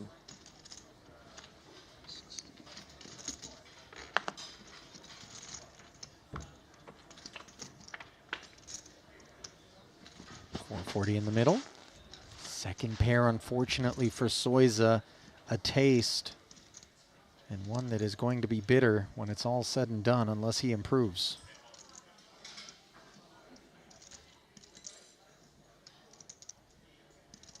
The more disconnected the board is, the smaller c-bet sizings we tend to see.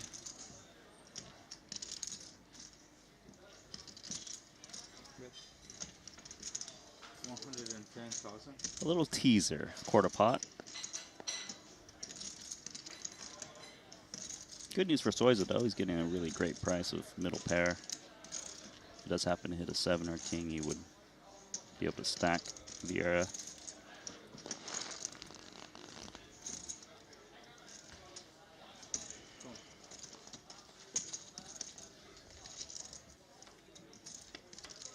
Oh, he did it.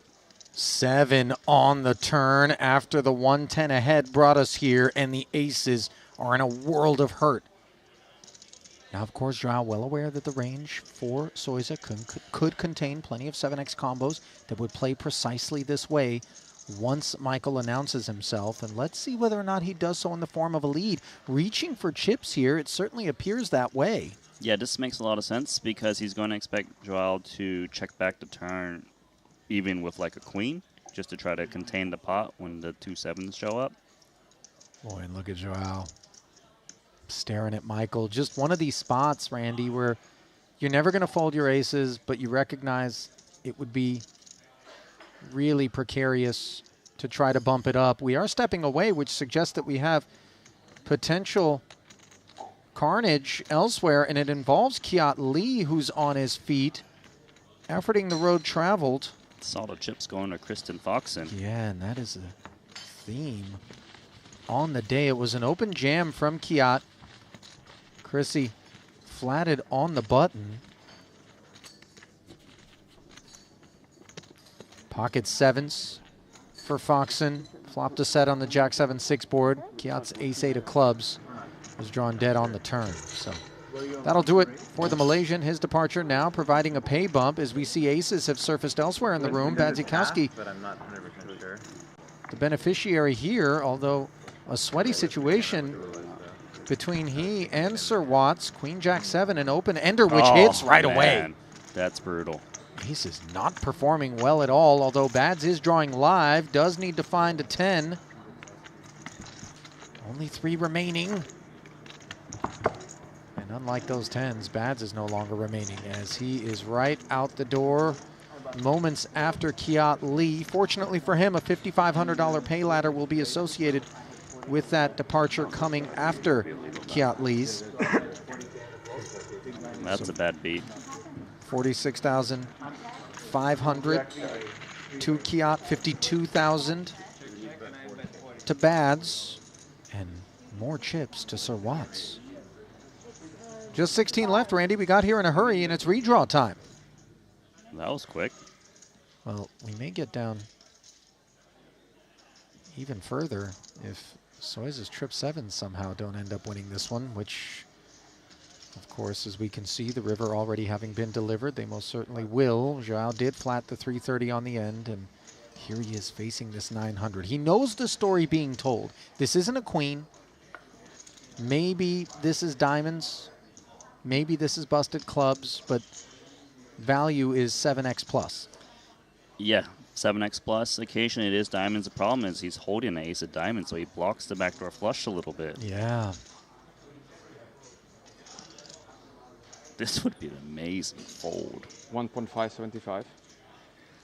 Oh, wait, did he raise? He's turning into a bluff? That'd be 1.8, right?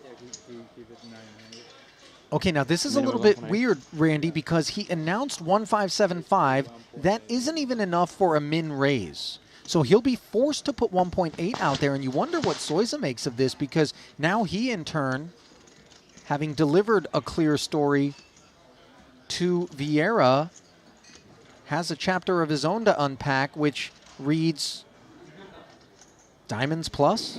It does read diamonds plus. I don't believe it would be the naked 7.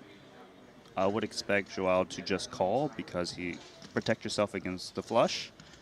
I mean, look, we interfere with 7x, whereas we don't interfere with diamonds if we're Soiza, and that's very much on his mind as he flips the time bank in there. And what an incredible feat this would be if Joao manages to get Soiza into the bin.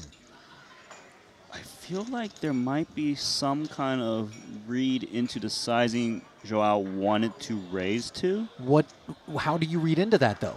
Right, because he wanted to make it 1.575 roughly, right? And I would think about that bet size relative to what Joao would have remaining after. And he does make the call. He sure does. And you see Joao flipping over the aces. I don't think he really expected them to be good. Gave it all he had, though, as you get yet another glimpse at the valiance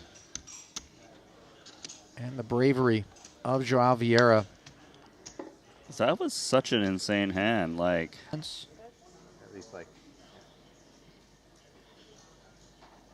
he's king now to kick this frame off. 40, 80, and 80. 200K in orbit, the price of poker. Foxen taking us up a story. Why can Young hijack pocket 4s? Keeping it clean. yeah, he knows that his hand becomes a big cap.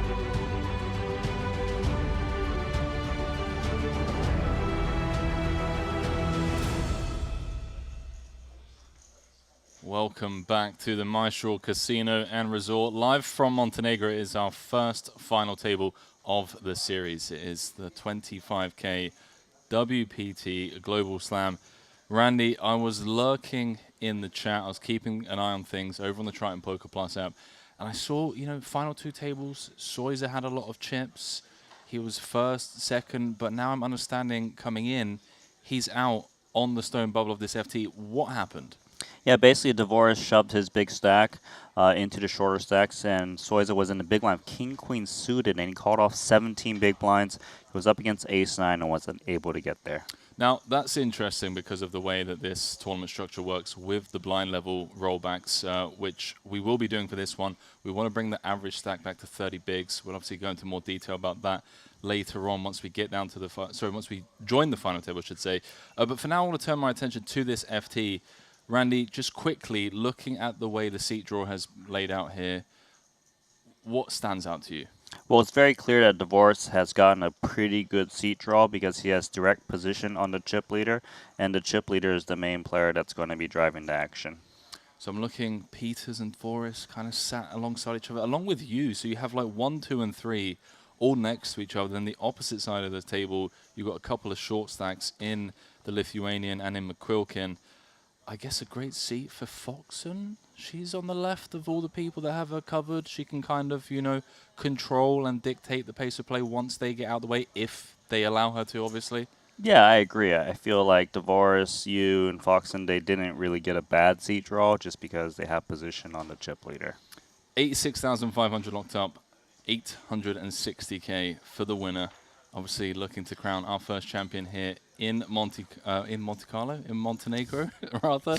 Monte Carlo was a while back, Randy, only 7 months removed, but very excited for this, obviously, with this lineup as Luca is just getting prepared to bring the players down to this final table where David Peters rules roost. Throw it down to Luca Vivaldi for the introduction.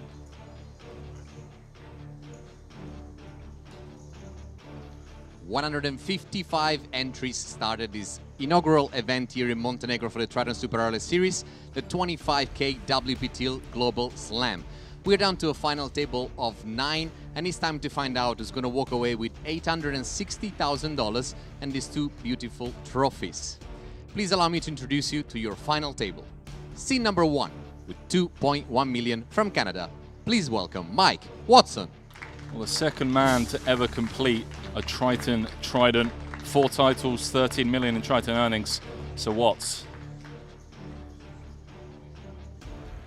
EC number 2 from Germany with 1.9 million. Please put your hand together for Tom Fuchs. One of that German killer crew, Tom Fuchs, with the final table here, looking to pick up his first Triton trophy. EC number 3 from the US, we have our chip leader with 8.9 million. Please welcome David Peters. One of the true American high roller OGs. Joined us for the first time in the Philippines in 2016. Has 1 title under his name and would love to make it 2 here in Montenegro. EC number 5 from Canada with 7.9 million. Please put your hand together for Dan Forres. Over 20 million in Triton earnings, 2 titles. Daniel Forres looking to make it 3. Our seed number 6 is from China with 6.9 million. Please put your hand together for Zhang Yu. Only joined us for 5 events in Jeju, picked up 1 cash, this relative Triton newcomer looking to make a name for himself. EC number 7 from Canada with 4.1 million. Please put your hand together for Kristen Foxen. One of the most decorated female players of all time. Great to see Chrissy Foxen make a final table here at Triton. EC number 8 from Grenada with 1.1 million. Please put your hand together for Theodore McQuilkin. Joined us for the first time in Cyprus 2022. Only played 2 events. Haven't seen him since.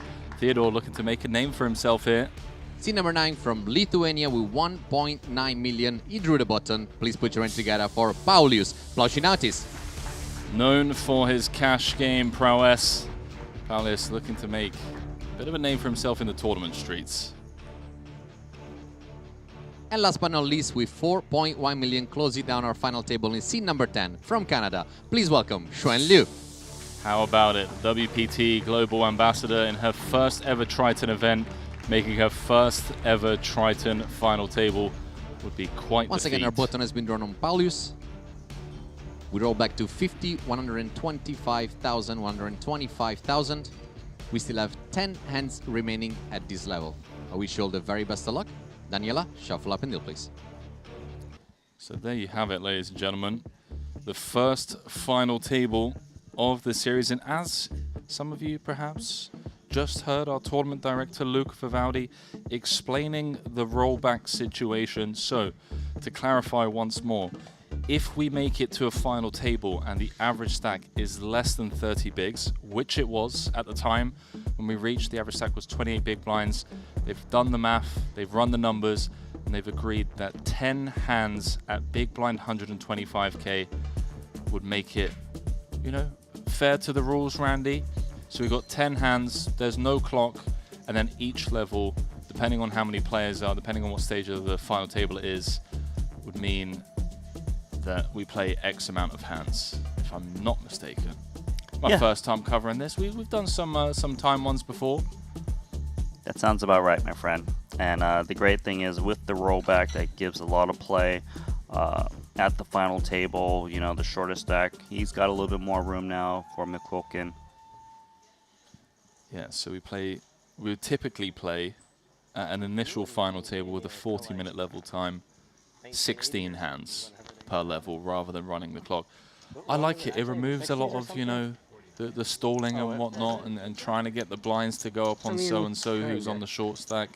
It's just, okay, we've got 16 hands at this level. No need to do anything tanking wise. Let's just play. Yeah, solves that problem. And play we will for Foxen, King 4 clubs in the hijack. Well, this is exactly what we were talking about, right? Once the bigger stacks get out of the way and open the door for Chrissy to play the role of table captain, she is going to pounce on that opportunity. She's going to run in to a fellow Canadian, Xuan Lu, in the small blind. Couple of 10s now. These two middle of the pack, both practically tied with 33 big blinds apiece. Do need to be mindful of the short stack of McQuilkin, of course, who's on 8 bigs, but I don't think Xuan's come here to shy away from taking the spots as and when they're presented to her. Yeah, there is some chance she might flat. They are 33 big blinds deep with the rollback. Certainly 3-betting is good too. She just says all in, I believe. She did indeed. Yeah, keep it simple. I like that. Against someone like Foxen who really can put you in the blender, say you click 3-bet, right? And then Foxen just says, run it with ace-5.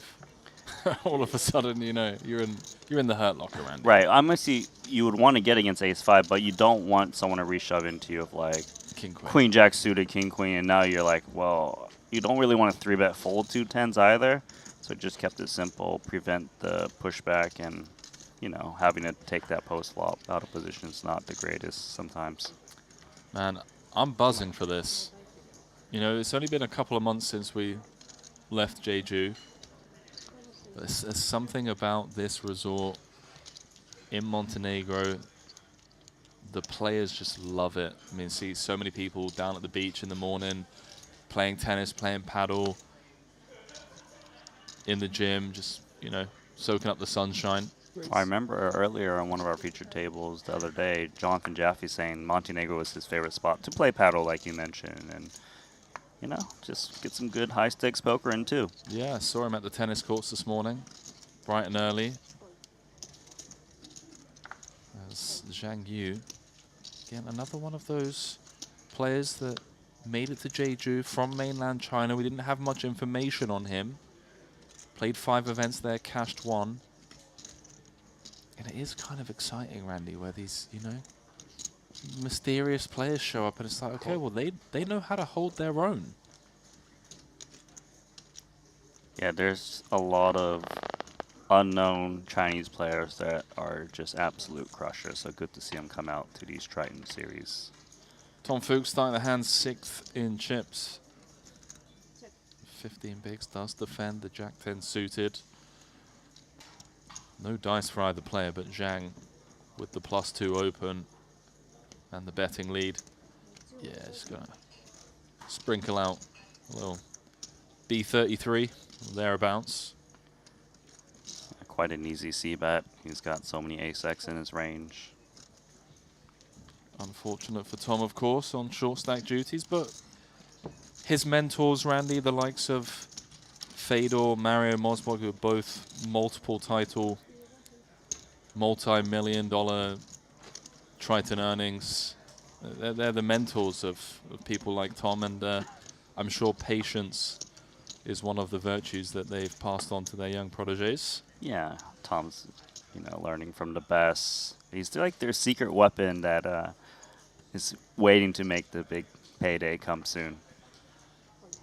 There is always that pressure, right, when you do have, you know, that kind of friend group that are getting results, and you know, this is now Tom's 4th full series. If we kind of remove, if we remove Paradise, he only played the main event there, which he did cash 13th for 296,000. But yeah, this being his 4th Triton series, you can't really call him a newcomer anymore. He's played 4 full series, or this will be his 4th, and I do think that psychological warfare. You know, that self-doubt of like, well, when's it going to be my time? You know, I'm sick of posing in winners' photos with my friends. I want them behind me, you know? I hear you. But to be fair, his friends, they win a lot of tournaments. They do. They do. Wow. Paulie, who wins a lot of money playing cash out in Macau, will not be winning money in this hand because he's going to hear from our chip leader. You know, Paulius is thinking, please just fold. One more player to go. All in incoming shortly. Why is it always the last player, Randy? Like, whenever I want it to get through, and it slowly starts getting through. He didn't even go all in. He actually 3-bet to induce. But didn't get the induction. Regardless, still wins the pot. Deep extends. This is a fun table. There's a lot of potential storylines emerging here. I mean, I think, you know, the sickest one would have to be WPT Global Ambassador Xuan Lu flying out for her first ever Triton series to kind of represent the brand. Makes the final table, then goes on to win it. Really? Really, Randy? Is that possible? Of course it's possible. That's insane. We have 2 females remaining. I believe Ollie was saying that the deepest run from a female at a Triton series was Ebony Kenny in 5th place, so that could be eclipsed here today.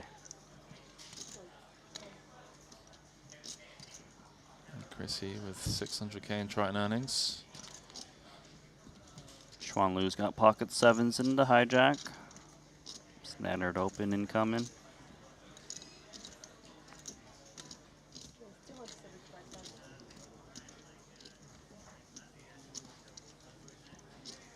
So what's with the suited ace? 1C over. I mean, definitely a candidate. No. So Watts is very ICM savvy. He'll wait. He'll stay patient. Very excited to see the likes of Michael Watson, Daniel Dvoris at this final table. Dvoris with a couple of 8s has Xuan out-pipped. It is a 9-handed table. She's open from the hijack. Should be a call. They're very deep. Xuan started the hand with 37 bigs. Let's see 3 dealer. Jack 6, 5, and well, potential for Xuan to lose further chips here, Randy. Only 1 overcard to the 7s. Has that 7 of diamonds kind of interacting with the 5, 6 of diamonds as well? And we know Dvoris won't be going anywhere to a C-bet. Yeah, she'll probably lose a little bit of chips here on the flop. Depending on turns and rivers, there could be a small value to be sought from Dvoris. But for now, it should be that small check call. Reevaluate turn kind of situation, right? Probably like, I'm going to guess the turn checks through almost always, unless Xuan improves to a set. Be very surprised if she was to bet again, even on like a deuce. Does Daniel ever check raise this combo, by the way? Just out of curiosity. Just to get a little bit more clarity on where he's at in the hand? I don't think you get a little bit of clarity, but when you get called, it's very murky, so you don't want that. Oh my word. Jesus. That's the card where you keep betting on the turn. 7 of spades on the turn, 1.27 out there. Daniel with the open ender, 23% equity. Xuan with the set. He might even lead, actually. He's expecting a lot of turn check through on this card because this 7 improves the big blind's range. And he wants to, you know, charge the overcards. It's a board freezing card because straights get there that the big blind has more of. Therefore, like an overpair or a jack, they're less likely to raise you. So you can kind of set the price. Lots of good things from the lead. So Dvoris kind of leveraging the fact that he can still have hands like 8-9, 8-4, and 4-3, you know, suited combos from the big, whereas Xuan just really can't have those hands. Exactly, and he's got 2 pairs that Xuan wouldn't have. But, you know, Xuan's got one of the hands where she can seriously consider raising, of course, with this set of 7s. It's also very dicey because they're super deep. You would hate to somehow get all of the chips in on the turn.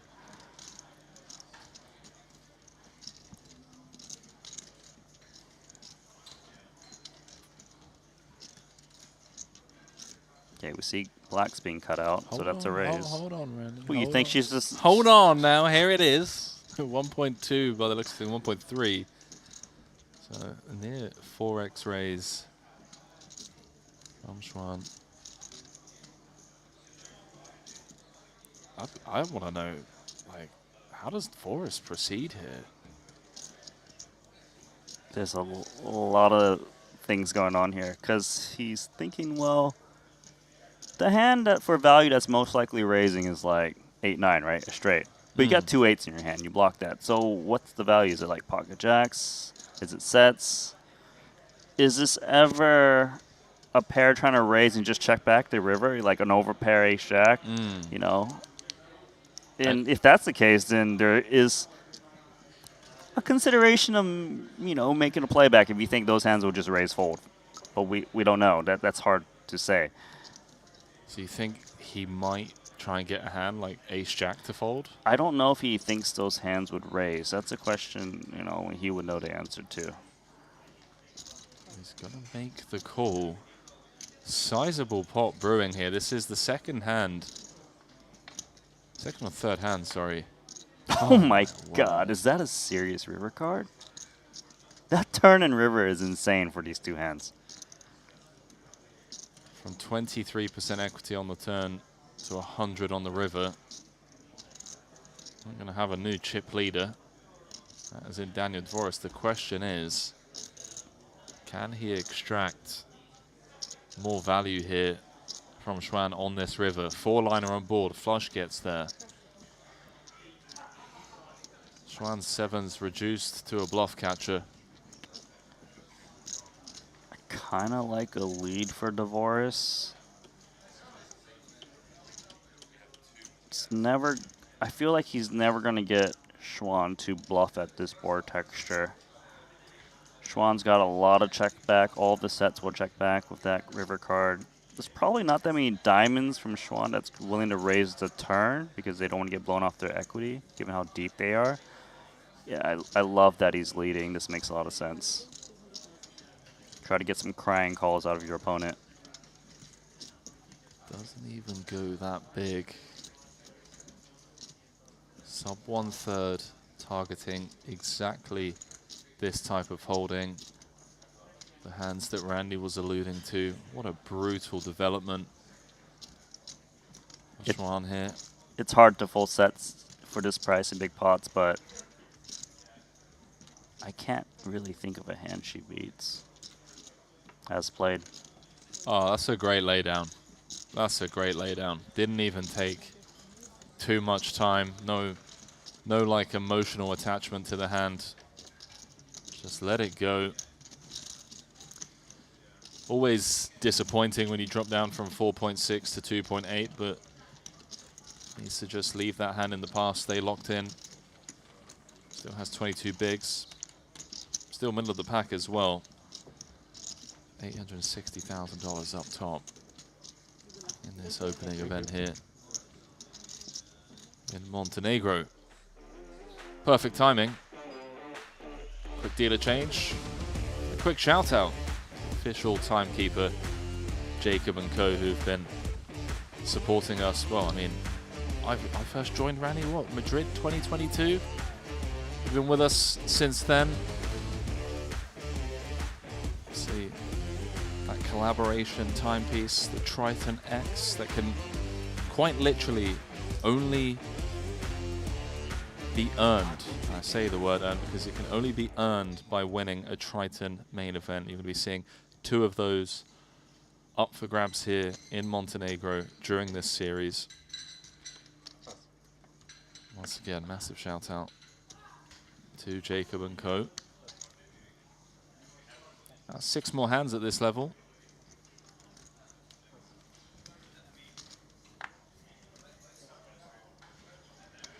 Oh, here we go. Good timing. Tom Fuchs, 8 of 9. You can certainly min raise off of this stack in the cutoff. 250. He'll have some raise folds still, even in the cutoff off of 12.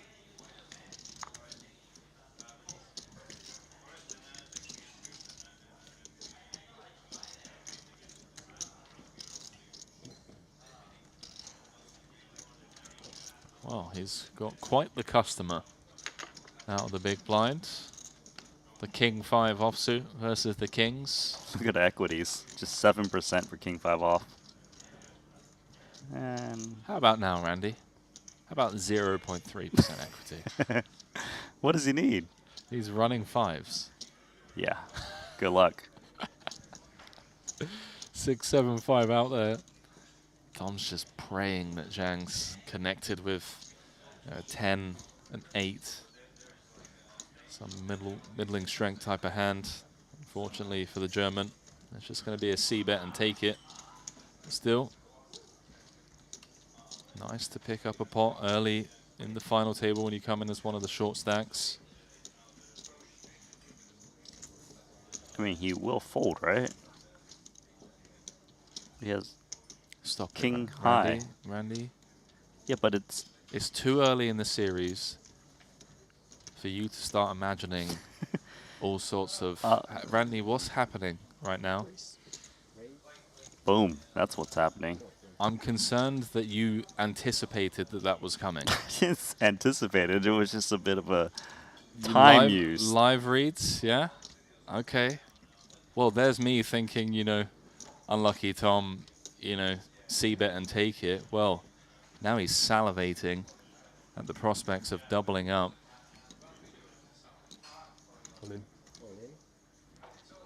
Just announces himself. Unfortunately, Zhang was up to no good, but managed to squeeze out a little 4-2-5. Zhang showing perhaps something we can look forward to, a bit of spiciness. I think the logic there was if Tom Pooks is unpaired with like some ace king, ace queen, then he's just going to bet fold that flop. Now the thing is though, I'm not 100% convinced that Tom would just min raise off of 12 big blinds with those stacks in the cutoff with ace king, ace queen, but he might just open rip it. So, you know, it's a tricky spot there. But like if he has some raise folds pre, they're probably like what, ace X, ace 9, ace 8 off or something like this. But cool to see that Yu is willing to kind of battle despite being wrong in that spot.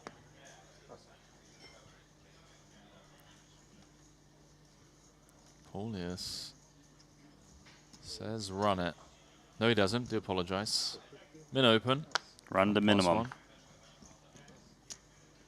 It's just, it was the way he kind of like slid these. It looked like that. It was like, did he say all in? I just didn't hear him say it. Wow, look at the 9s folded from the hijack, respecting the +1 open.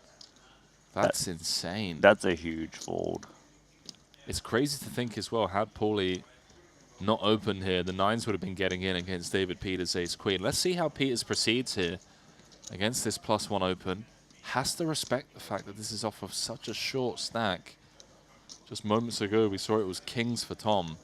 Yeah, this is always going to be a 3-bet. Ace queen is a premium. He knows these players have raised folds off of these stacks, even in early positions. Is this the second time that David Peters has 3-bet Paulius? It is, right? What was the other one? There was an early position open. Again, where Peters had ace queen and spades in the big blind. Remember when it was like folding around? You're like, oh, only one more to go, and then. Oh, right. It's the second time, right? So now Paulius is just like, hang on, is this guy just, you know, am I the spot? Look at him staring him down. He didn't even, he just looked at him as he folded, like this guy. David Peters don't care. He's gonna do his thing. That's right. D. Pete's does not care. He will take the spots as and when they're presented to him. Oh man, that 9s fold was so fast too. Like maybe you still come to the same conclusion, but it's like if he opens, I'm not getting involved. Kind of the vibe I respect it. I think it also comes down to how you think everyone else is approaching the ICM, right? Like if you just think there are people that are going to happily get in 30 bigs, 25 bigs, then you know maybe the range of hands that you can continue with is a lot tighter, right? If people are just going to be blasting off. Yeah, I think all eyes right now are on the short stack McQuilkin. He's only got 1.1 million, good for 8 bigs. Schwando, she's going to get involved. King Jack suited.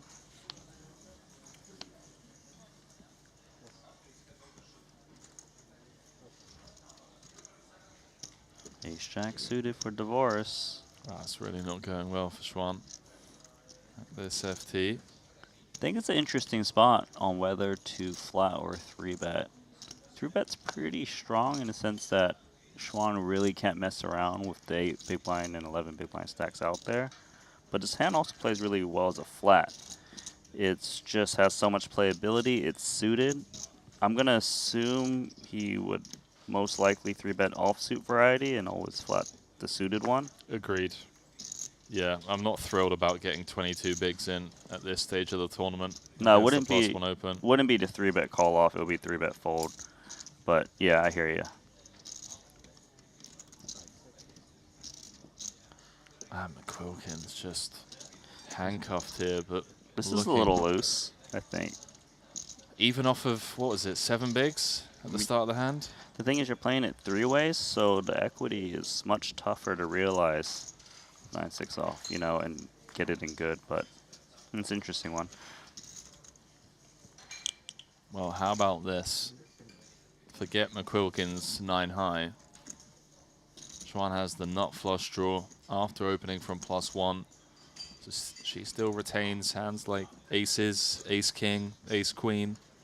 Daniel Dvoris pretty high up in his range here, Randy. I mean, the only other hand I could think of that would be stronger than ace-jack would potentially be pocket 8s or a hand like ace-queen O at some frequency. Yeah, ace-queen, I could see 8s. She's going to check it over. Doesn't necessarily mean she doesn't have an ace.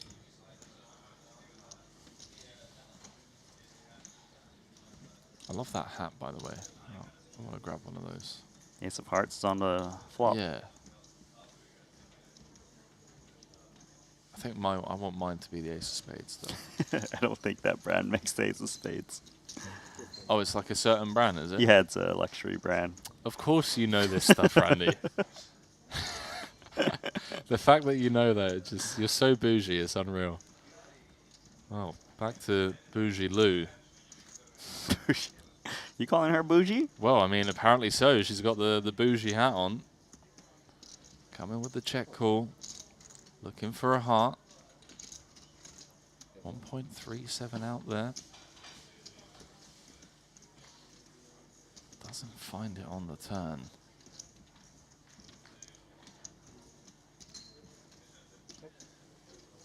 Been a really tough start to this final table. Schwan.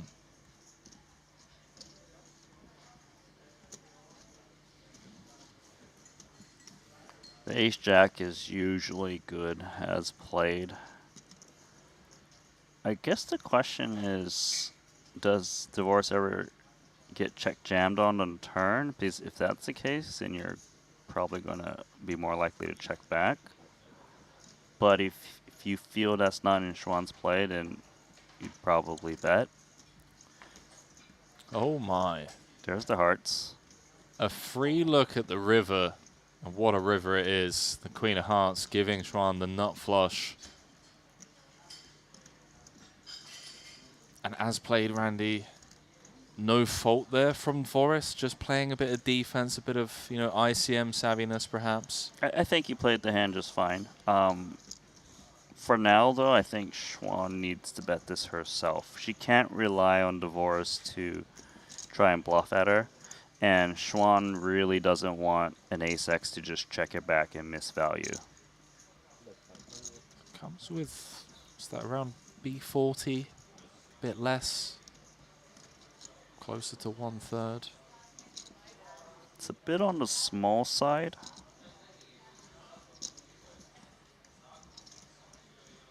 I wonder if she's trying to bet small like this to induce like a hand like ace-jack that's maybe trying to move their opponent off of a chop. Yeah. Otherwise, I probably would have gone a little bit bigger. Well, she's going to get paid. She's back up to 4.2 million. Back to trending in the right direction. She got the vengeance.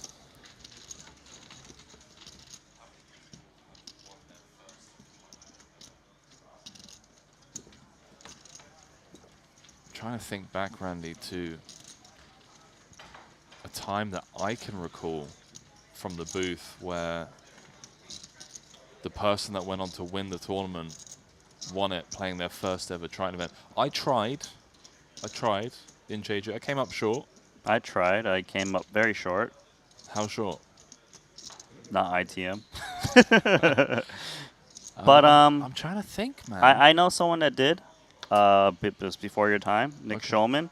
Okay. But Shulman did it in short deck, which was hilarious. It's like the first time he's played short deck and he won the tournament. That's kind of like KCG, his first ever short deck tournament. He just won, right? Ah, yes. He'd been playing cash games. They had taught him how to play cash games like 2 nights before, and then regs the short deck, ships that. But I feel like there's a good amount of people who did. Well, producer James just coming in. Where were we most recently? Near Christmas? Paradise? The Bahamas? The Triton Million. Alejandro Lococo, first ever Triton event, shipped it for 12 million and change. Oh, he shouldn't play any more events. That'll reduce his average cash. Yeah. Yeah. That's amazing, though. Maybe we should ban him. Hold on, because there'll be no banning here. McQuilkin with the queens. Perfect timing to pick up a legit hand. Zhang obviously going to snap call, cut off open against the small blind jam for 5 bigs. Good luck, gentlemen. McQuilkin looking to get back into this. I mean, McQuilkin's been a short stack like the whole day. Finally, he gets the spot. Heavy favorite against ace-10 off. That is still the case on the Jack 6-4 2 hearts board.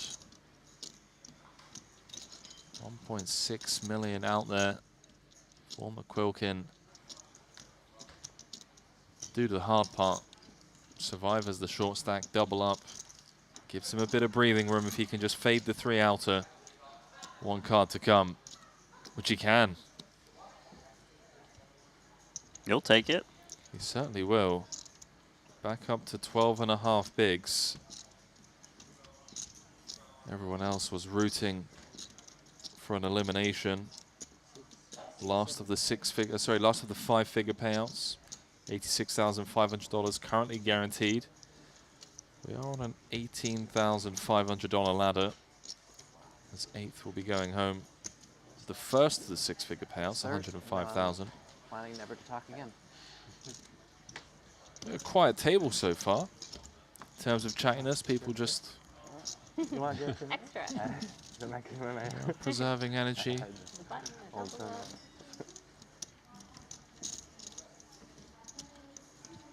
Zhao in the chat pointing out that Lococo won his first Triton tournament. Gambledore didn't win his first Triton tournament, but he did ride off into the sunset with $8 million and a Triton trophy. He came second to Patrick Antonis in the Invitational, followed that up with a full-on dub in the 125K. And he finally made it back here to Montenegro. Ah, man. When that was announced, there was just so much excitement on socials, man. And honestly, Randy, I still don't know how I feel about it. From a very selfish point of view, I'm glad he's back because it's just so entertaining to have him on stage. But also just from like a storyline point of view, it would have been nice to just see him just ride off, you know, with his reindeers back up to the North Pole with his 8 million and never see him again and just leave the people thinking like, whatever happened to that guy? Yeah, he's gonna walk away with 12 million now. If he comes back and wins another title, I'm retiring. I'm moving to the North Pole. I don't know what kind of coaching they're doing up here, or up there rather. King 4 suited, can get involved against Foxen.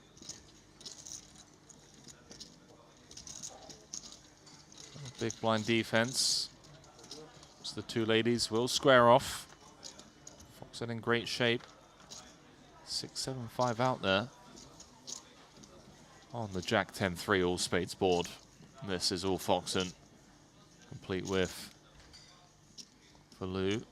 Not bad at all. 2 overs, gut shot, king of spades.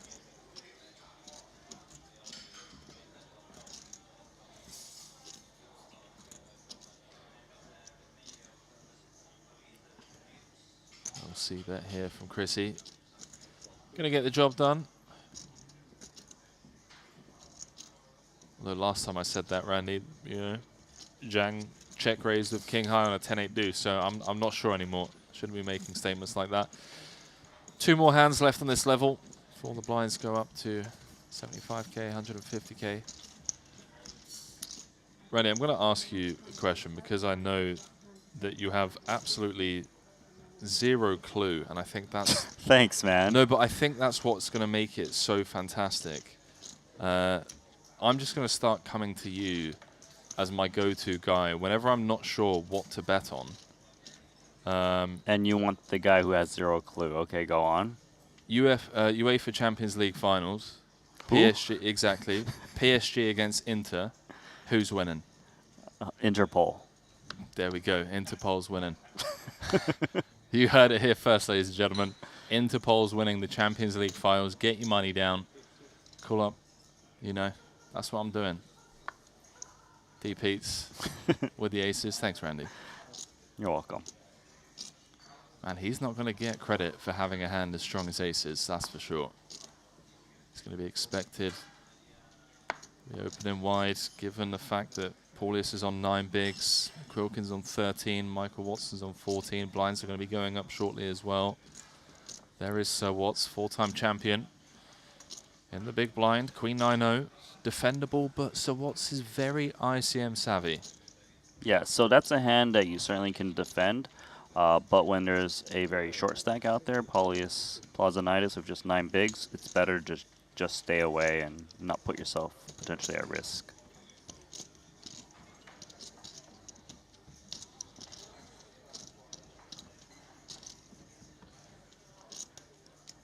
I want to know what kind of circles you're operating in, Randy, if the first thing that comes to your mind when you hear the word Inter is Interpol. Are you on any lists that we should be aware of? No comment? You pleading the fifth? Well, look, I'm just keep an eye on you, all right, Henry? No comment it is.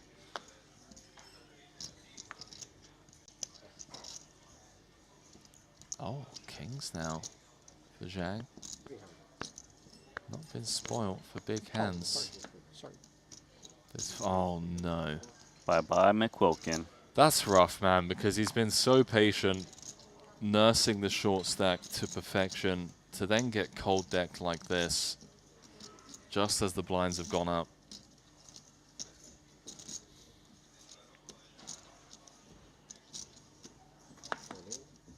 There is the jam.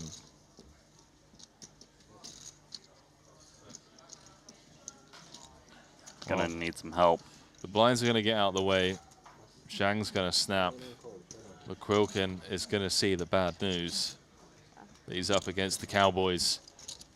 We could potentially have our first casualty here of this final table. From Granada. Really has nursed the short stack to perfection. The cold deck perhaps has other plans for his fate. 3.5 million chip pot. Ace 5 deuce, no help to either player.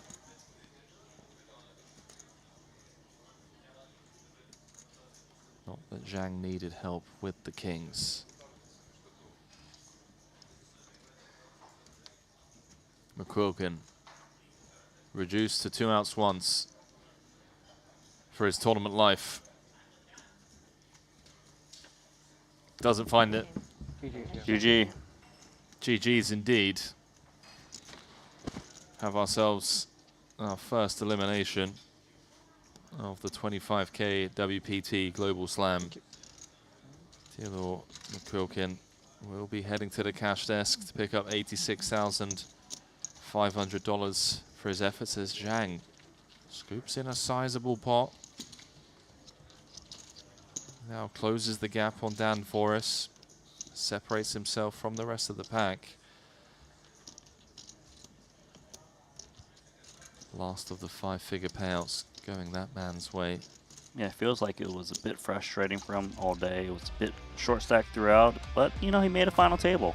Made a final table on the back of not joining us since Cyprus of 2022, from a morale point of view, Randy, and from a confidence point of view, having been absent from the Triton Super High Roller Series, has to feel good going into the rest of the trip. Obviously, bittersweet ending. Would have had aspirations to have laddered, you know, a few more spots.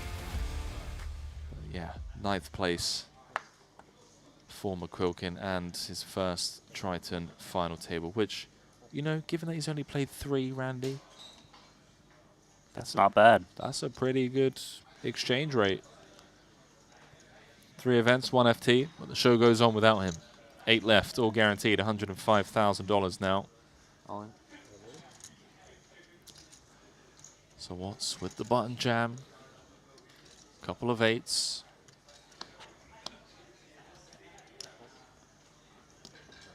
Gonna pick up the blinds.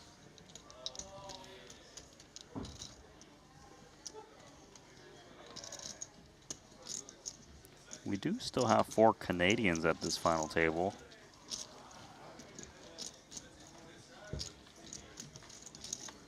DeVoris, Foxon, Schwan, Watson.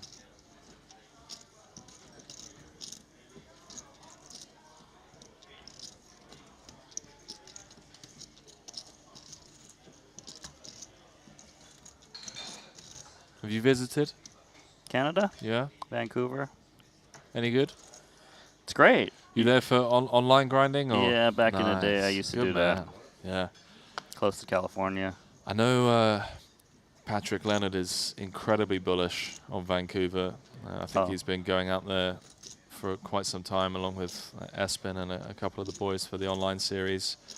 It's just super GTO living, man. You just wake up at 6 a.m., you know, go get a morning coffee, breakfast, bit of sunlight, stretch the legs, and then boom, just fire up 30 tables. Let's go. It's a good place, man. It is good life. And then you finish filming. Finish filming? Finish playing, rather. Finish filming. Yeah, just finish the Instagram stories. Got it. Finish playing by 7, 8 p.m. Got a hand here. We do. Paulus has effectively jammed from up front. So what's going to 3-bet non-all-in? Bad news for Paulus, as Tom has one of his kings. Oh, as does Daniel Dvoris. He is going to be in rough shape. Yeah, let's get it in. Good luck, gentlemen. Spin the wheel. Fake flip. Given that we know some of Paulus's outs are not live.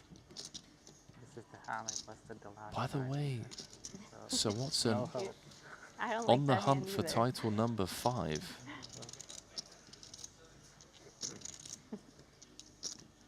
Would be incredible to see him join that very exclusive 5-time champion club, which is looking ever more likely.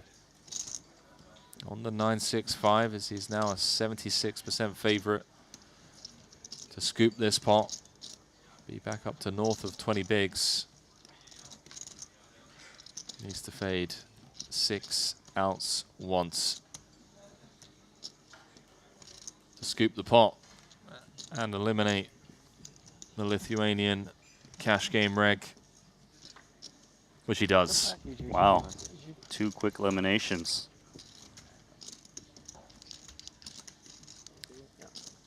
GG's. Paulius plus Anitis, 8th place for $105,000. His 5th cash on the Triton Tour.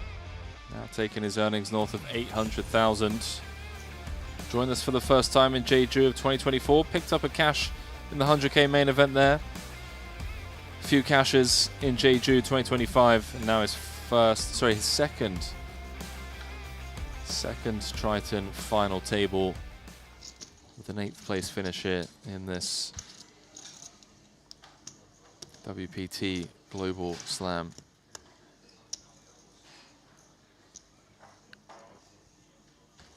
Yeah, so with that elimination, we only have 1 stack sub 20 big blinds. That's Tom Fuchs. He's sitting on 13 bigs. So the dynamic might shift a little bit. although all eyes are on Fuchs.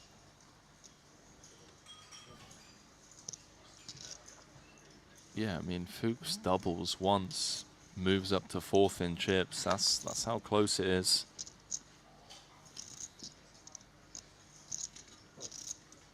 Now that we've had a couple of eliminations, a couple of ladders have been secured, Randy, I do wonder if there's a bit of a tension release, so to speak.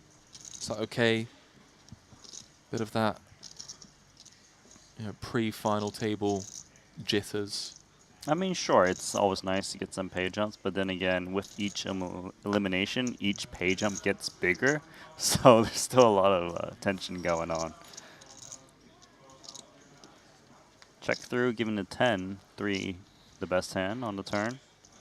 I'm really curious to see how both Zhang and Voris kind of navigate these small blind v big blind or button v small blind confrontations once Peters gets out of the way, because it feels like they should be avoiding playing big pots against each other, right? Yeah, they definitely should be, but we see Divorce kind of not shy of value betting the 10 with no kicker here on this 4 texture. But if you're not getting played back at, why not?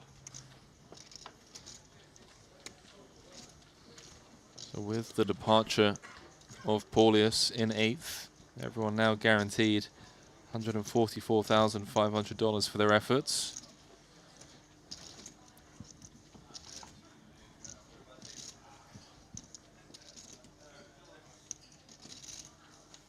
What have you been getting up to, Randy? What have I been getting up to? I don't think that much as of late. I hear you kind of got kidnapped the other night by... Kidnapped? I'm unaware. Should I know if I got kidnapped? By none other than Mr. Najad. He's pulled up in his car, opened the door and said, "Get in." Oh, yes. Have you seen his duster? So bad. Yeah, you should see it. Yeah? Is it bad? It's called a Duster. That's the brand or the make. Hang on, what? We're talking about a Dacia Duster? Oh, yeah, yes, that's correct. Okay, so you're not calling the car a Duster. Oh, it is a dusty Duster. Mate, you can't beat a Dacia Duster, man. That thing will go 500,000 kilometers, no worries. It's the most reliable car on the planet. It was awful. I mean... Maybe it was the driver. Probably.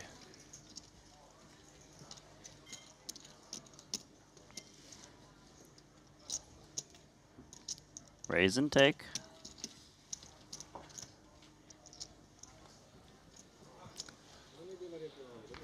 Thank you.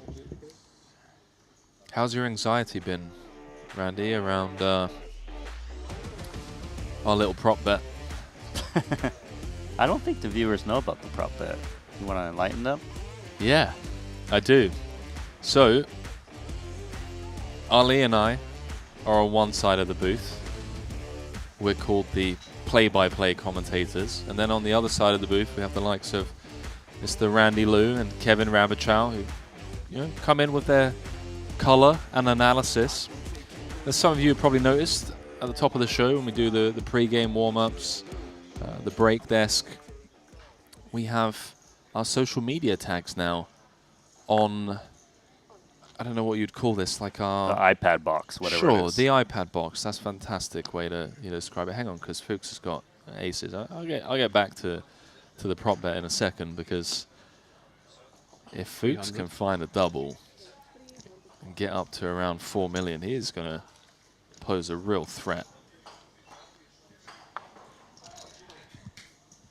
From +1, see if anyone behind wakes up with enough of a hand to entertain Fuchs with. Nope. Not going to happen. So go on, Henry. So,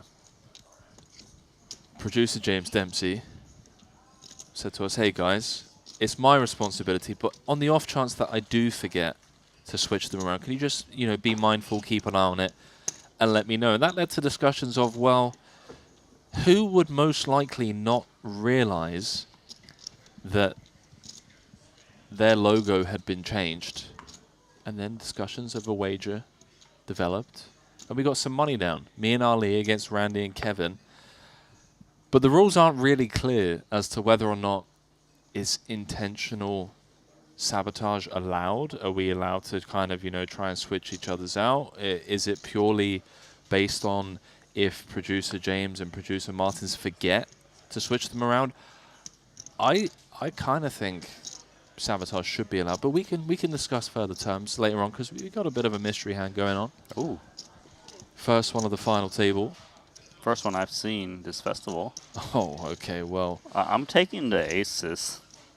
It's funny you say that, Randy, because so am I. Zhang with number one. Just as we were saying moments ago how these two, in theory, should be avoiding each other. Cutoff versus hijack. 7 left. This is second against third in chips. Voris has Zhang covered by about 7 big blinds at the start of the hand.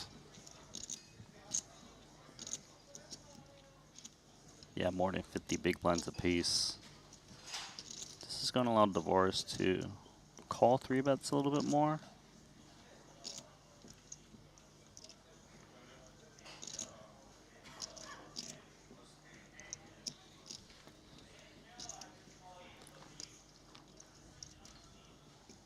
In before 4-bet. I'm sure it's crossing his mind because Zhang Yu should have a narrow get-in range off of this stack.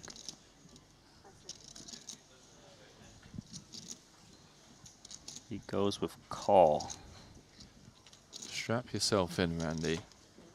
Got a 3-bet pot between second and third in chips. And it is a spicy flop texture. Jack 10-3, couple of clubs, 2.2 million out there. Everyone else watching on as these two monster stacks navigate these waters. And the main concern, of course, is jacks and 10s. But not going to stop a C-bet to come in. 1/3 pot. Continuing small and wide, as expected. Action back on Daniel. So once again, ladies and gentlemen, for those of you that are perhaps new to this, this is a mystery hand.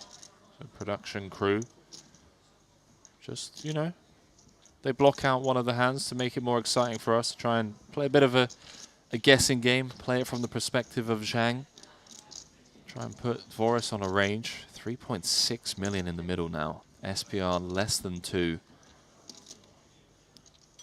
Is this a 3-street hand, Randy? Is Zhang just looking to play for all of it by the river?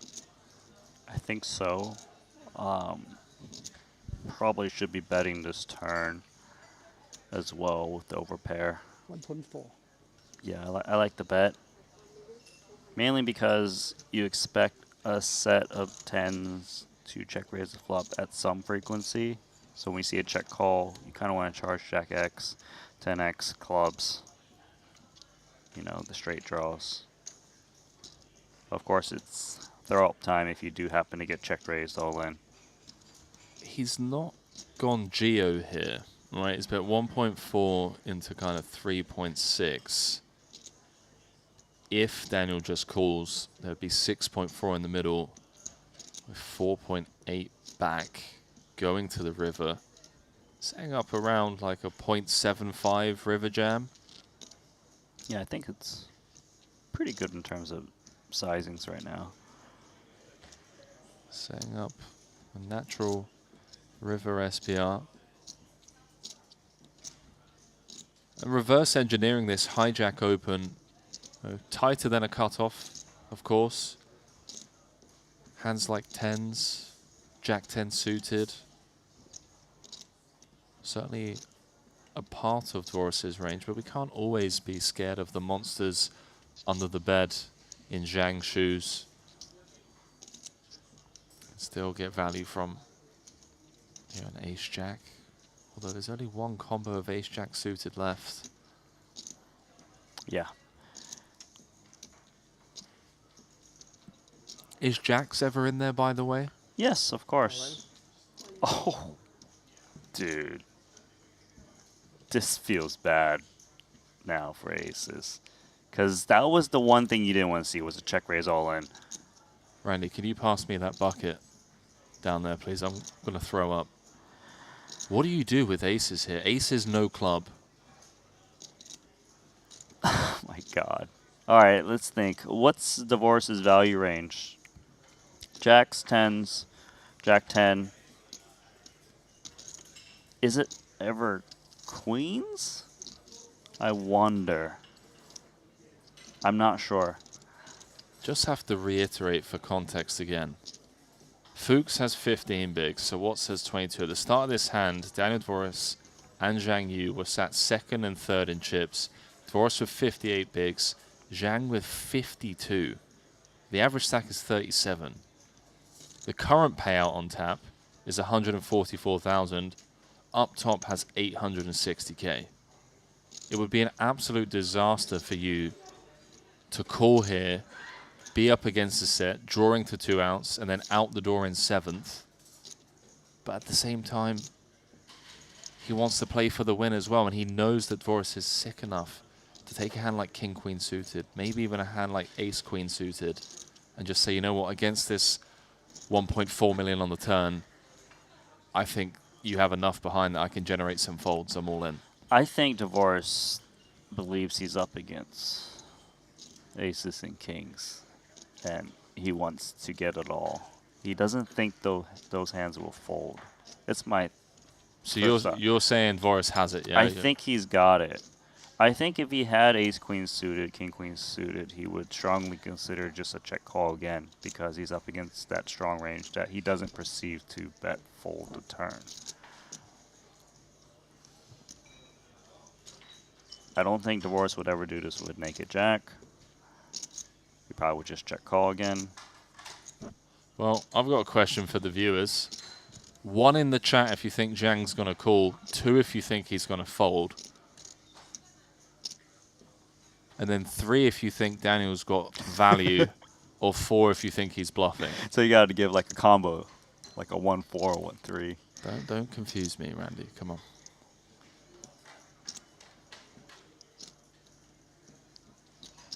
I'm getting impatient. I want to see what he's got. Does he have it? That's he a folds. big What do you got, fold. Divorce? Yeah. That is a big old fold. That's a great fold. So I wonder if Dvoris is jamming Jack 10 suited because of counterfeit combos and river cards that just, you know, cost him a lot of value and probably just comes with check call with like jacks and 10s.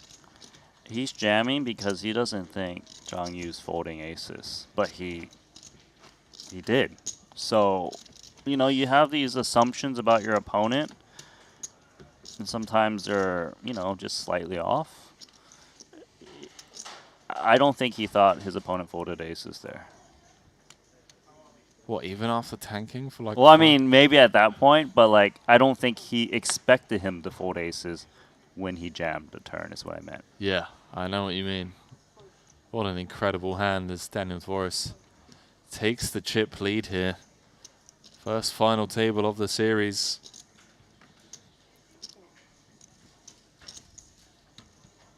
That really changes things as well, as obviously Dvoris has position on David Peters, who is on his direct right.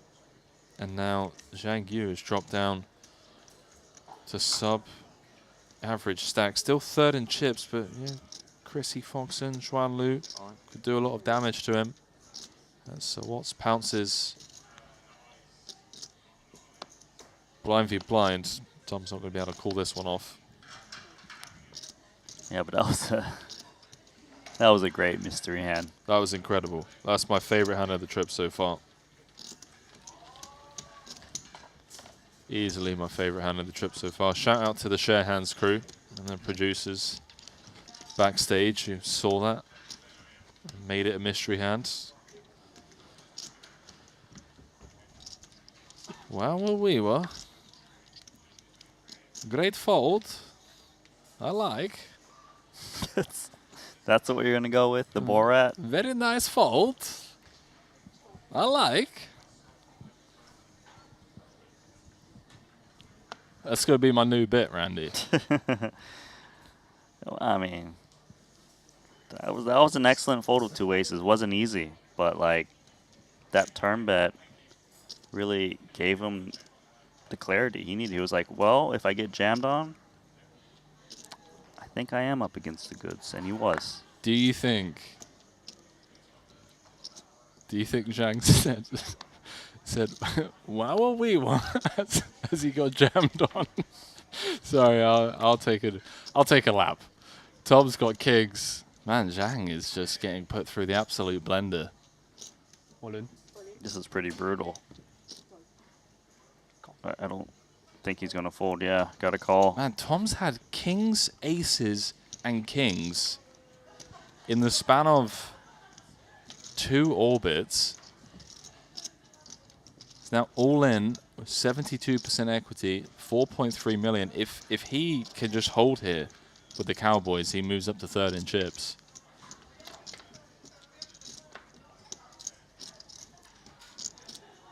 The ace magnets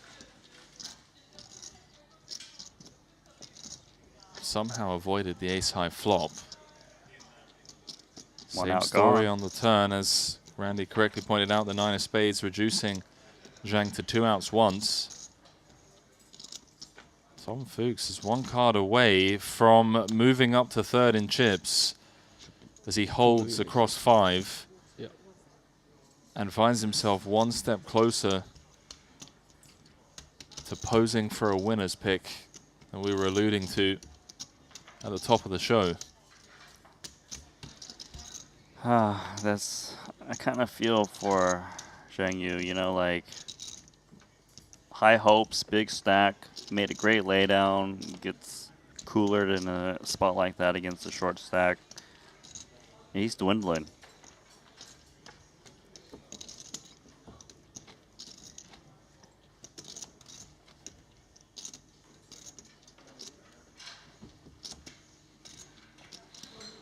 Brutal start to this final table. Now 7 of 7. Needs to just forget about the past and the previous hands. Looks like he'll sit this one out over to Xuan Lu. King, queen off. Crazy daisy.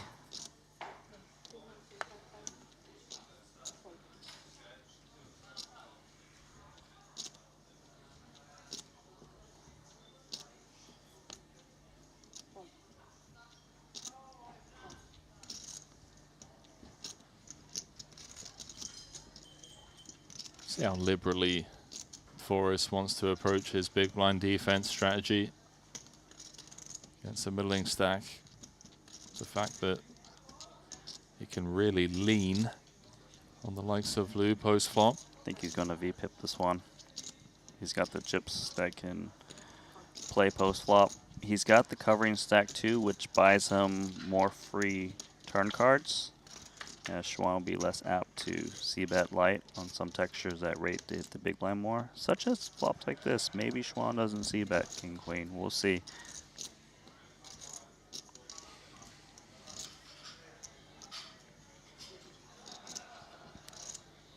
You can see Divorce, he's even contemplating leading outright. This feels like a potential Yeah. check raise spot as well. King of clubs. Spicy. I like the lead though, for the reasons that you mentioned, Randy, where there are board textures such as this, the 10-7-4, that really do interact with the big blind range and just makes it really uncomfortable for Xuan straight off the bat. Yeah, I think given that Xuan had like 23 big blinds to start the hand, she's just less likely to see bet. That's why he opted for lead. But she is floating correctly. King, queen, high. Okay, well, if King Queen High was good on the flop, it's good on that turn. Yeah, Xuan must be thinking, if Divorce actually had the goods, is he really leading into me and missing a c-bet? Hence why she floated. With opportunities, with outs, just in case she is behind. This is one of those turn cards where you gotta expect Divorce to just kind of give up, but he says no. he knows that Schwan is willing to just float with high cards. That's pretty sick to double barrel this card with his hand. So good. It's one of those, Randy, where you want to give credit to Lou for digging her heels in on the flop, but then at the same time, you have to give credit to Daniel for just being aware of the fact that she was digging her heels in and being willing to barrel again on the turn.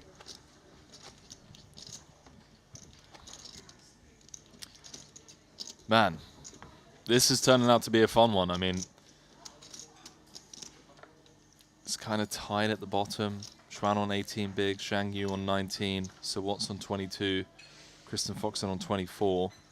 Then a bit of a safety buffer for Tom Fuchs. He's sat on 29 bigs.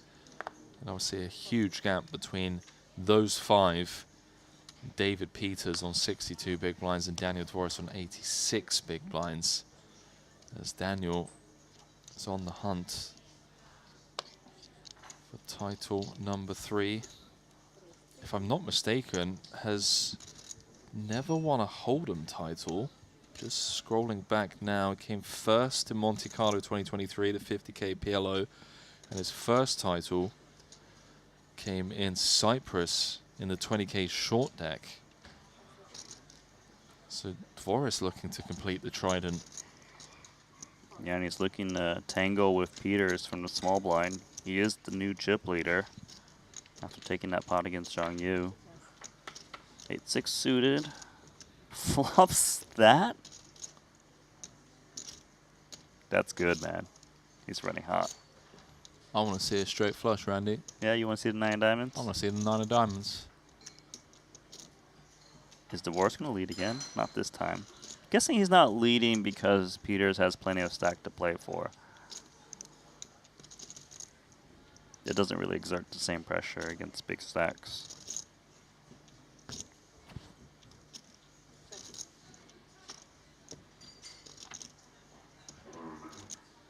That's a very fun turn card, because David Peters can now comfortably absorb aggression from Dvoris, who is likely to probe here, Randy, given that he has just 8 high.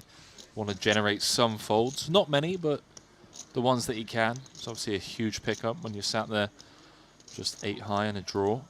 What if Dvoris just overbets? Then the king-queen's going to have trouble absorbing aggression. Okay, he checks it over to Peters.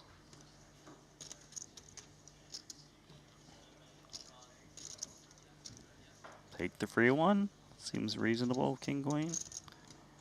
Guess you could get some ace-x to fold if you bet big enough.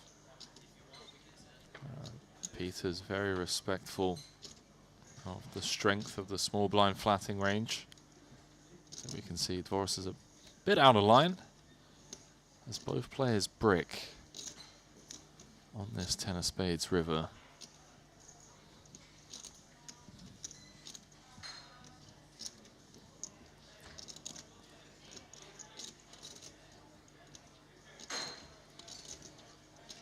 Kind of feel like a healthy bet's coming in from Dvoris.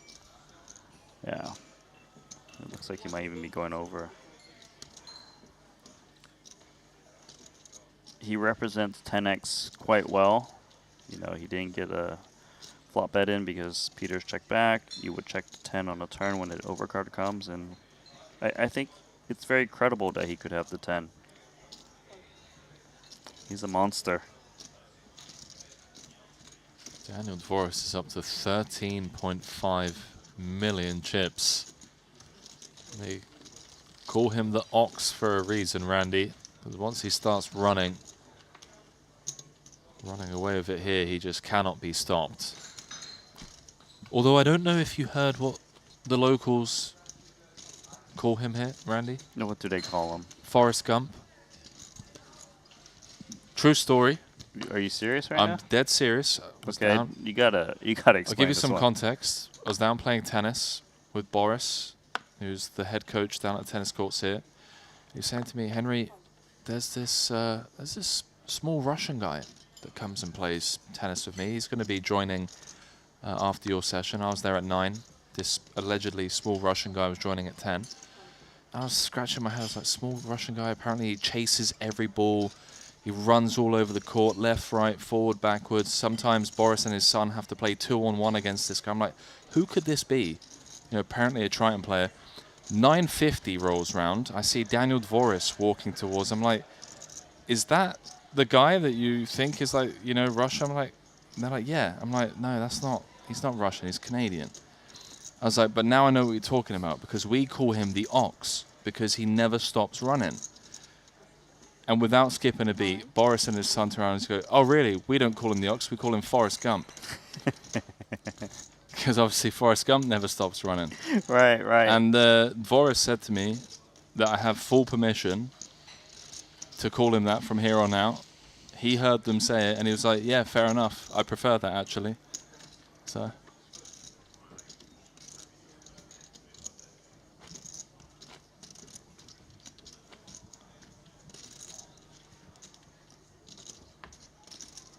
Run, Forrest. Run, Dvoris. Run, Dvoris.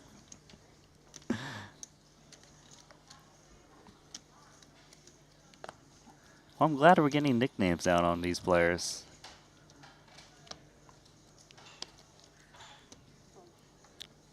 I think you still have one of just the most goated.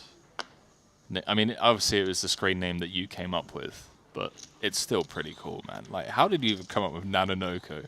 Like, that's just... I only had the N's and A's and O's working on my keyboard. That's what I came up with. I don't know if you're trolling or not. Of course I am.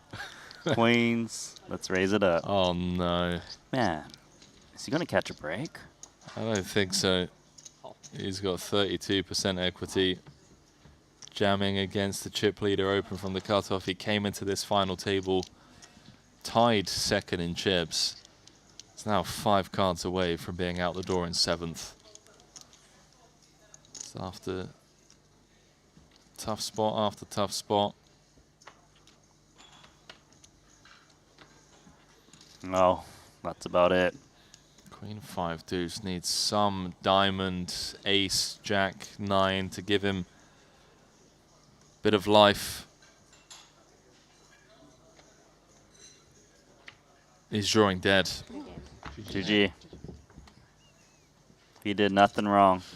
Yeah, that one stings, Randy. I think we've all been there, where we've come into a final table with hopes and aspirations of making a top 5, top 3 kind of run. But yeah, that ace's hand, of course, the beginning of the end for Zhang. Then the ace queen against Tom Fuchs, pocket kings, and now finally the last nail in the coffin, taking the profitable rejam spot against the very wide chip lead open from the cutoff, running into the queens. Zhang Yu, it did impress from the start, but the cold deck had him destined for a 7th place finish. Well, add to his 178,500.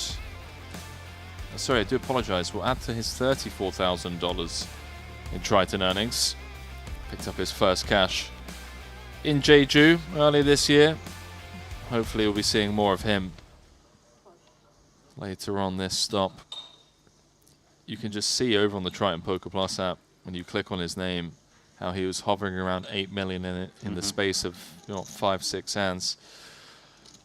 That's all she wrote for Zhang, out for 144,500, and now everyone guaranteed $199,000.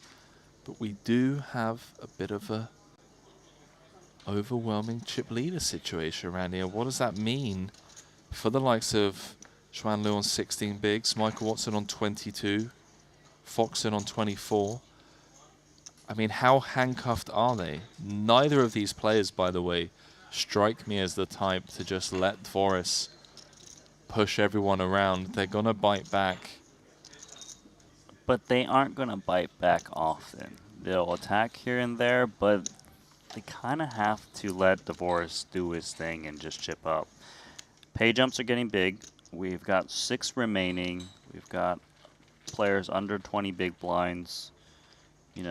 DP's top books, like, they're very handcuffed at the moment. They're going to hopefully get some opportunities to steal when Dvoris stays away, but Dvoris, he's going to raise even more hands than he already was.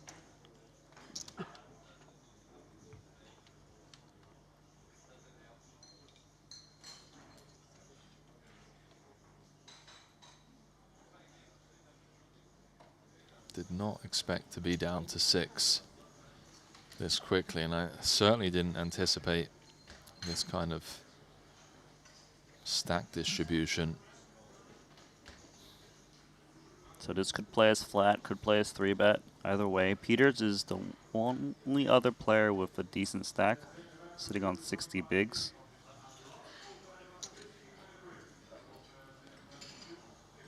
Oh my. Dreamy. Foxen's been incredibly patient. It's 24 big blinds. Raising a call in front of her. This is going to look so strong though, right, Randy? These positions, the under the gun open, the hijack flat. Oh, she went with the squeeze. She's playing a 24 big blind stack rather than just outright reshove. Trying to induce action.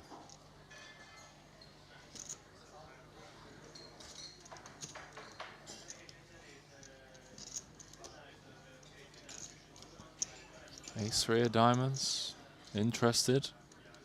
Perhaps spinning the wheel. It would seem a bit ambitious to me, especially out of position.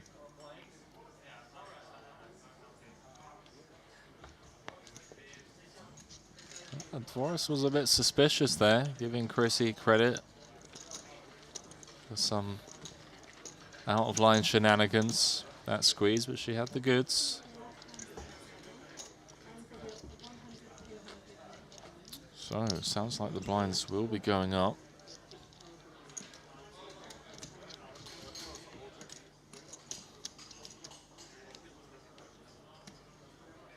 So once again, to reiterate the new format at the Triton series. Once we get down to 6 players, which we are now, in a tournament that has a 40-minute level time, we play 14 hands, and then the blind levels increase.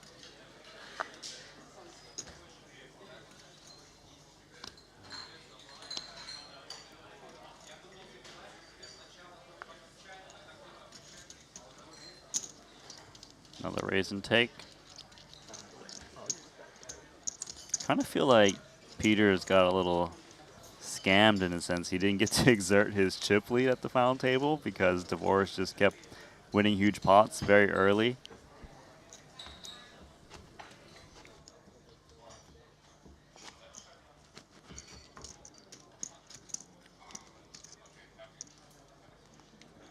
Blinds up. Blinds up. You know who's going to feel the pinch? The likes of Xuan Liu and Sir Watts. Liu dropping down to 12 bigs. Sir Watts dropping down to 15. Yeah, the blind level increase actually handcuffs the middling stacks even more because there's now clear short stacks that we'll be getting shortly. Peters has to play his whole range as a limp blind versus blind. Isn't that brutal? Came in as chip leader and then just has second and third in chips on his left, and now the man that came in second in chips has, you know, 2 to 1 in chips on you with 6 left. It's brutal because it happens so quickly, so he didn't get to chip up normally as he would with the big stack.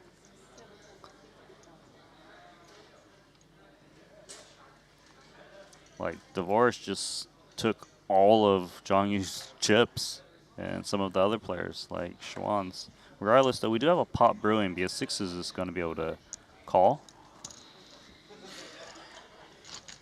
1.7 out there.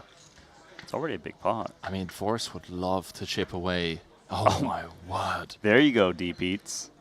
Oh, baby. I'm going to have a heart attack. 1.7 out there. Dvoris just thinks he has the best hand here, understandably so. Things just really weren't going David Peters' way at this final table. Is this the turning point? If he can extract like another couple of million here to help close the gap. Dvoris has done a fantastic job, by the way, at keeping the pot smaller by checking behind.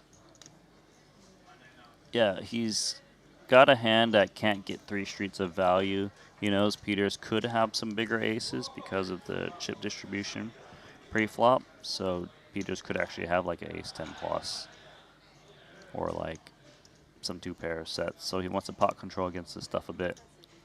For now, though, Peters checks it over to Dvoris again.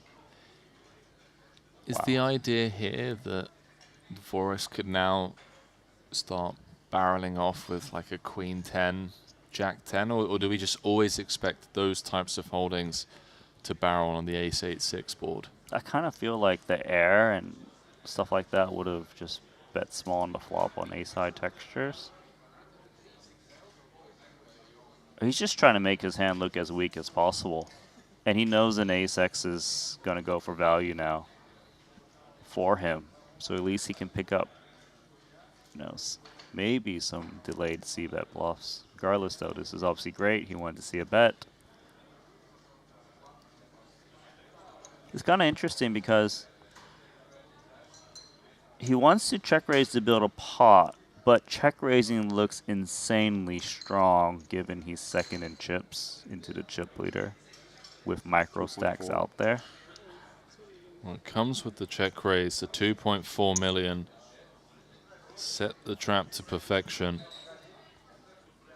This would be an impeccable fold from Dvoris to just fold right here, right now. Especially on this turn card that does produce some draws. A hand like Queen Jack of Spades. Here's the thing. I feel like Queen Jack of Spades doesn't take this type of line too agree. often. I agree. Even like an ace-x of spades, I don't feel like it takes this line. It's supposed to take passive lines because it's out-chip pre-flop. I actually think Dvoris can find the fold here. Peters also shouldn't be taking this line with big combo draws because it puts himself potentially at risk for all of his chips. He doesn't want to get blown off his equity. Those hands should just bet out rather than go for check raise or just check call. Dvoris is going to use another time extension, really thinking this one through, understandably so. Very intricate part of the game tree, blind v blind, limp, 4x call, check, check, flop, check, b50 turn to then check raise 3x. We're deep in the weeds here, ladies and gents, especially with 6 left. That was a great fold. Yeah, that's good. You know, oftentimes we give players credit for great hero calls and savage bluffs, but there's something to be said about a good fold, Randy. That's just really special. And even something like that, on the surface maybe perhaps doesn't seem like that insane, but given the dynamic and everything, I think that's really world class. Because he's not supposed to have that many bluffs and play his hand that way, I wonder if D-Peats regrets his turn check, because when he goes for check raise, he just gets his opponent to hero fold so much, you know? I see what you mean. So instead of just like probing just himself, bet yourself, get the value on turn plus river. Now he actually just lost a whole street of value there. Yeah, no, that makes sense. That does make sense. So how things stand here. $199,000 locked up. Of course, all eyes on that top prize of $860K as we get things up and running here. The Triton Poker Super High Roller Series in Montenegro. Right from the Maestral Resort and Casino.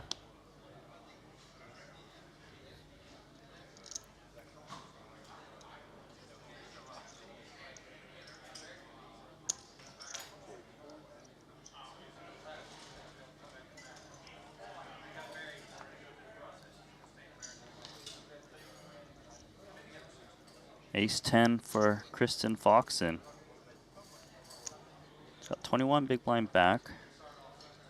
Could easily reshove this one. There are 12 and 15 big blind stacks lingering around.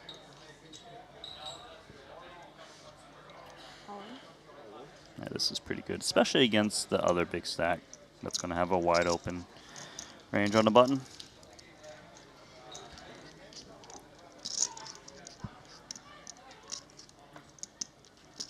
I'll give a quick shout out to everyone watching YouTube, Twitch, Triton Poker Plus app.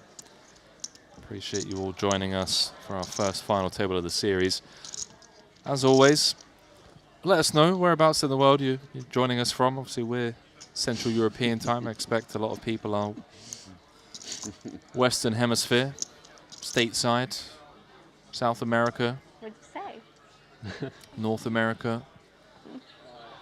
So Perhaps that's what some he gets for people being a greedy piece of shit. in Australia, Yep. New Zealand, that part of the world just waking up, starting their days.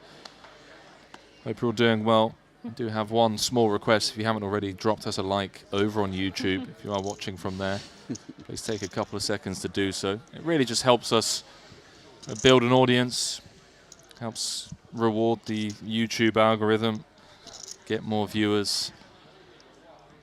Checking out this free content, Triton Poker Super High Roller Series.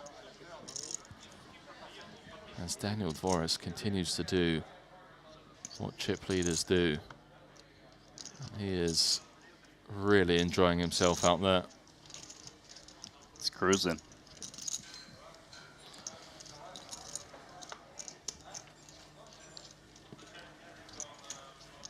Got Will Huang said it's 4:20 a.m. in Taiwan. Thailand, Minneapolis, West Coast, Essex. People asking if this is live. It is indeed. Got Skegness in the house, as always. Shout out Skegness.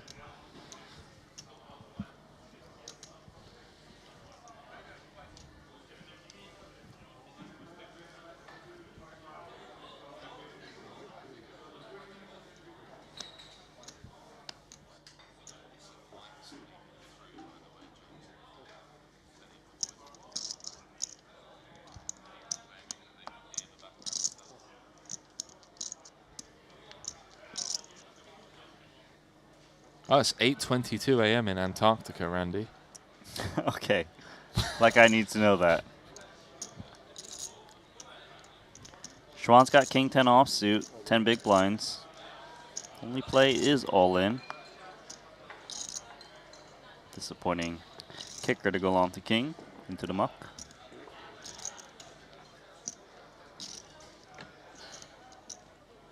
She's still here fighting. Looking to make history. One of the few players in Triton history to win their first ever Triton event. Would be quite the feat, given that she is a WPT Global Ambassador, and this is the WPT Global Slam.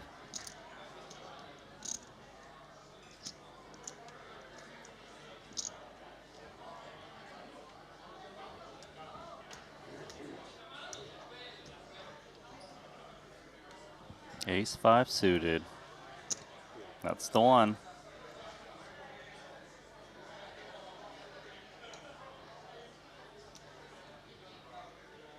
Wonder if you'll consider 3-betting this. It's not a hand you often would use, but it's got a huge chip lead. Could put pressure on Peters. Yeah, I want to see. Okay. I was about to say. It crossed his mind. I want to see just how out of line Forrest really wants to play this chip lead. Let me get up, go after Peters.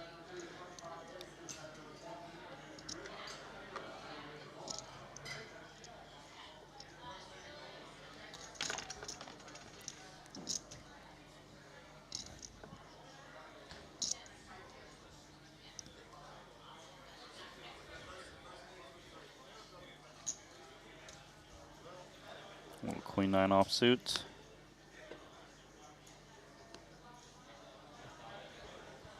It's got playability. I know he's also thinking about those short stacks out there, and yeah, just fold. And it just demonstrates why having a big stack is so important at this stage of the tournament. Hands that could play post flop now go into the muck because they have to respect the ICM when they see two players with 12 big blinds. Like, there's just so much value in just folding and letting those players bust.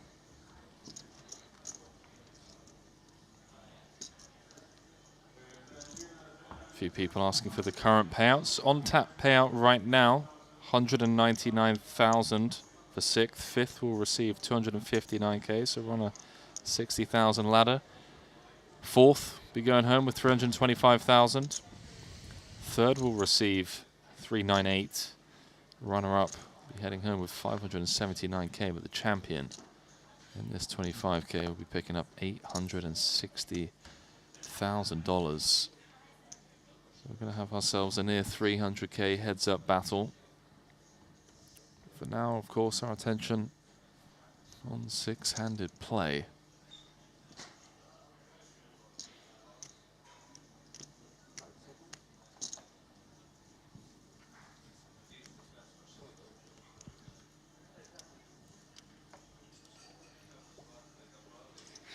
Nine-8 offsuit has decent playability. Shouldn't need to raise in this spot. You want to use like disconnected hands when you isolate polar.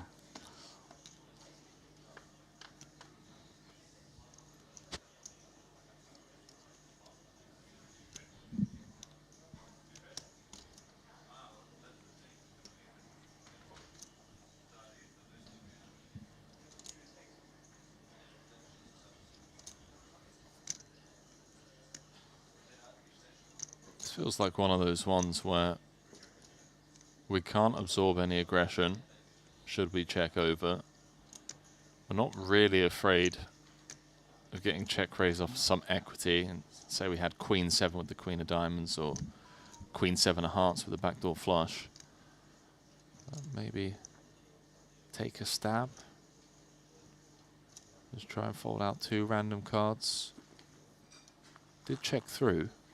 Yeah, I think Tom also recognizes that he has a lot of decent hands that could hit the king or jack. He's got traps, so it's not like Peters can just blindly bet the flop when he checked.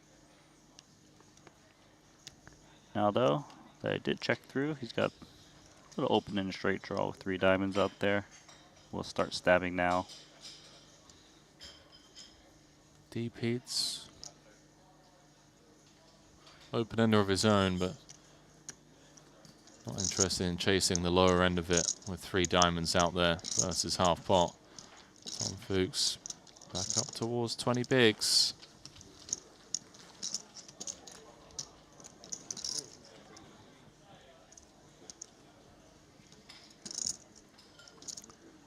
Who have you got, ladies and gents?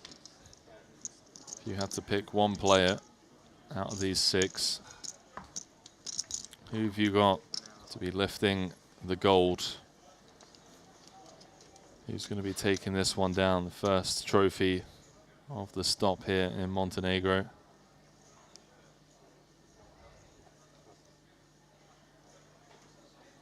Well, Jax is looking great for Schwan. She's been so card dead as of late. Now an opportunity. Wouldn't mind a min raise off of this stack. Certainly jamming is alright. But if you do have some raise folds, then you're going to definitely want to throw jacks into inducing part of the range. 475. Yeah, like this. Don't open jam. You want people to play back at you.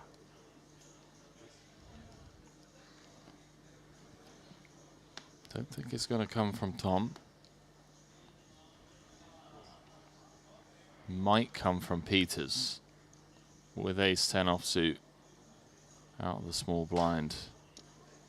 We've had a lot of this today, Randy. These like jacks, queens, kings against Ace 10, ace queen.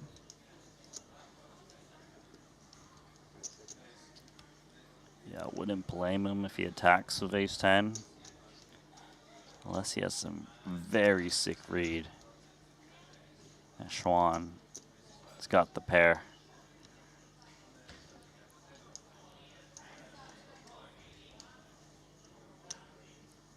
Isolate to then get it in. Yeah, you would have to at this point if you do 3-bet it.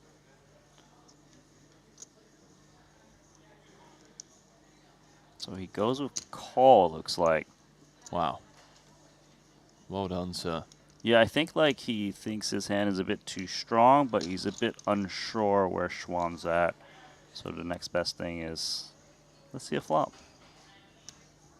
Well, Dvorak's obviously getting laid a great price. With this ace 7-0, some reverse implied odds. Yeah, quite a bit. I like the fold a lot. Could be dominated. You don't want to play that one 3-ways.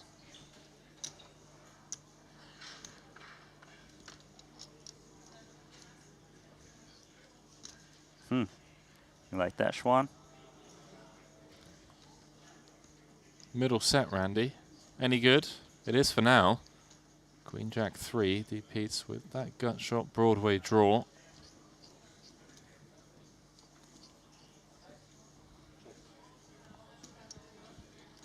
It's quite a solid board too, because I feel like the flats in a small blind actually connect a bit with Queen Jack 3. It's that hand that can't get it in pre, but it might have gut shots like ace 10. But it could also be like king queen. 275. You know, maybe some king 10 suited. Yeah, I like that she's betting just because this board texture should see continues from the small blind flat.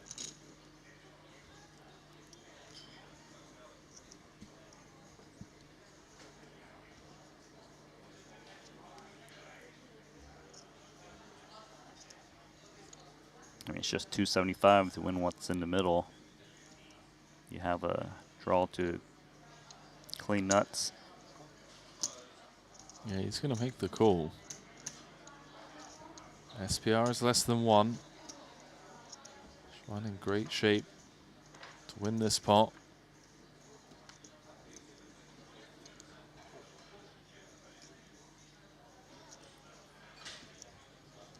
See if she can extract some more value here, although it feels like an impossible ask. Pete's with just ace high, no real backup. Yeah, it's obviously not going to be able to get value out of ace 10, but she probably still needs to bet this spot. Might even just jam. 400. Wow, the 275 to 400. Very milky. She's just looking to milk this over 3 streets.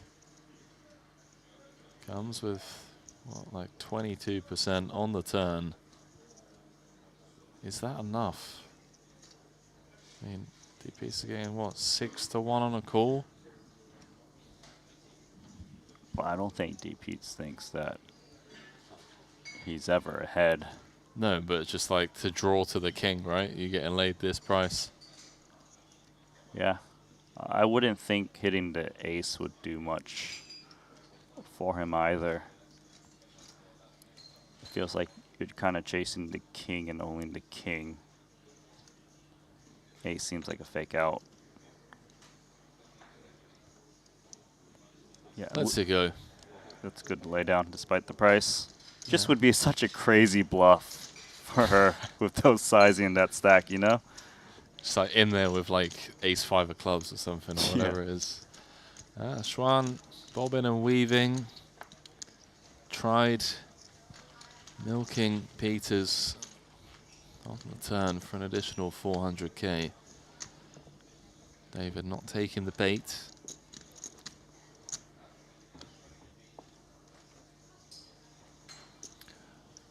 I should mention, by the way, we do have another 25k running in the room.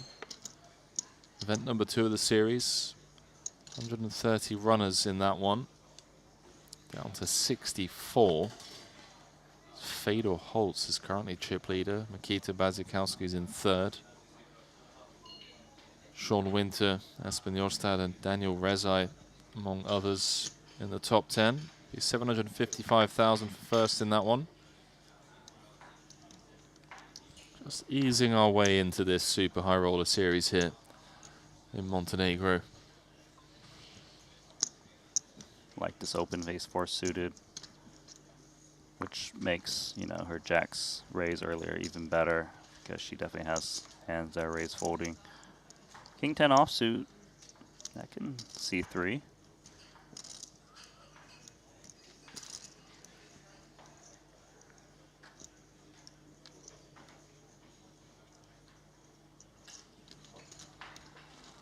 Here we go, heads up to a flop. 1.1 million out there.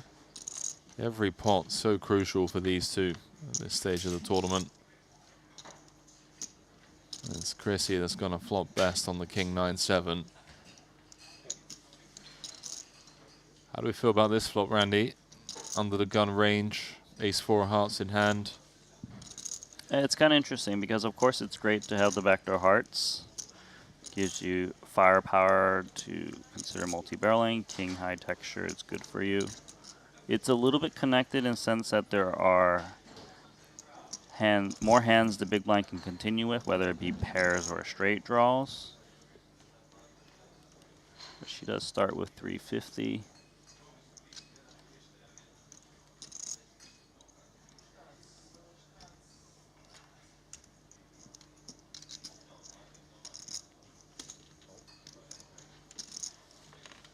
Chrissy just comes with check call with the top pair, 1.8 in the middle, 2.7 the effective stack.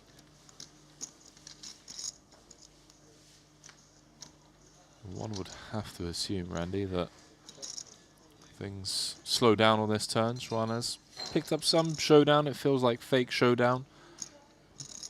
Being some hands that continued on the flop. Yeah, it's more so in a sense that she's picked up some equity against, you know, more outs in case she is up against a pair.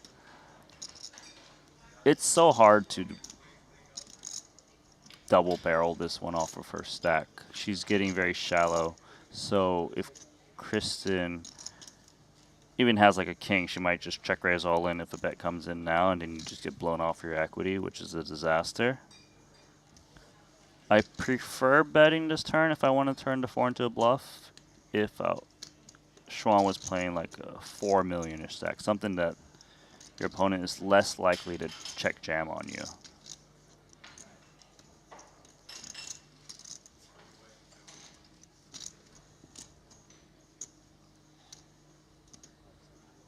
Looks like she's going with bet. So if she's betting here, she expects 7 and 9x to fold a lot. And of course, the straight draws that just haven't improved with clubs. 7 into 1.8.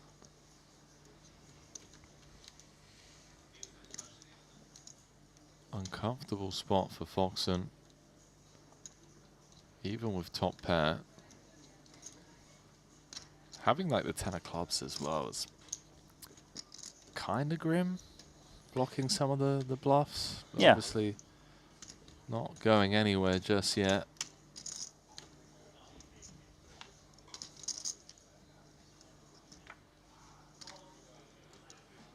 I don't know why, Randy, but for a second there I thought Schwan was going to get there. just pictured the ace or the 4 rolling off. She got to the river. She got to the river. She did get to the river. Will she jam this? I'm trying to think. If she expected the 7 and 9x to fold the turn, then she probably is not going to jam. Gonna check through. She's just more likely to be up against King X. It's a terrible river as well. Yeah. 10-8 gets there. Queen 10 of clubs gets there. Nice little pickup there for Chrissy. Comfortably third in chips now. closing the gap on David Peters. Xuan Lu is the immediate short stack with 10 bigs. Michael Watson on 12. Gap between those two. Tom Fuchs in 4th. There's your man, Sir Watts. 4-time Triton champion. Proud owner of the Triton Trident, which can only be achieved by winning a Triton event in all 3 disciplines: No Limit Hold'em, Short Deck, and PLO. They should start making some tridents to hand out when you actually achieve that feat. I'll introduce you to Kathy, Randy. She's in charge of some of the budgeting. I'm sure we can come up with something. I agree, by the way. That'd be cool, right? Like, as if winning a Triton event in itself wasn't tough enough. But to win one in all 3 disciplines is just... That's quite the dunk. I don't know what the equivalent would be in, like, NBA terms or American football or, I don't know. Triple-double. Whatever that means. I guess you saw Rory McIlroy win the Masters. Could compare it to that in the sport. I don't know. In golf, Randy. Okay. I guess you could compare it to winning all 4 Grand Slams in tennis. This is nice for Xuan. Picked up the king, although it is a very busy board.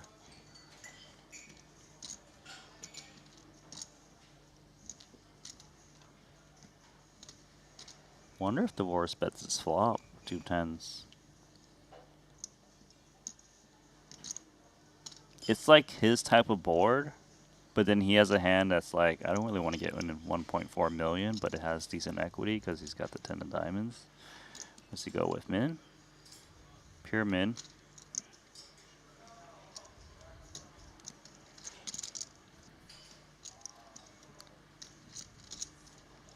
You know, so the thing is, Xuan's range is actually very capped to King X. She's supposed to jam a lot of ace-X pre-flop, given it's big blind versus button against the chip leader. So she might feel very compelled to call down King 9 off if necessary. She can have some flushes as well, right, out the big.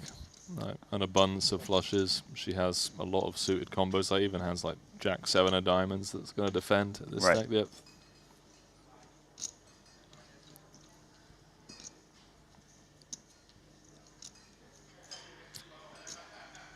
See if Forrest respects that. Shuts down on this turn. The thing is, the 10s still beat, you know, like 8-9, 8x. So it might not need to turn itself into a bluff. But if he was holding just a naked diamond, single diamond, then he might attack. Great spot for Xuan. Picks up trip kings. Yeah, that makes things a lot more comfortable for her, obviously. She needs to do the betting herself. Shouldn't expect Daniel Divorce to take a bet check bet line.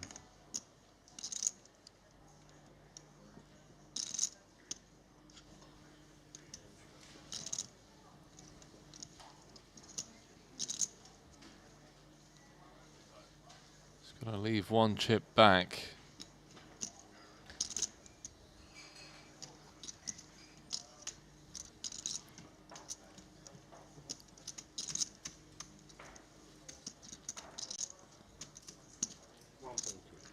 Forrest staring her down with the 10s. 10s with a diamond. I think he can get away. Like I said, there shouldn't be that many ace-X in Xuan's range. She's got a lot of king X's. She has got the flushes that you mentioned. 8x doesn't need to turn itself into a bluff. Even if Xuan had a hand like Queen Jack with the single diamond, that hand has some showdown value where it doesn't need to jam bluff as the nut no pair. He blocks some floats that would check call flop and want to bluff the river, like 10-9 offsuit, Jack 10 with the 10 of diamonds. He's really thinking this one through, perhaps for the reasons you mentioned earlier. He's like, well, look, Ace-X I would have heard from pre-flop. King-X certainly a possibility, but with the appearance of the second king on the river, it makes it less likely. Blocking some of the stronger flushes, of course.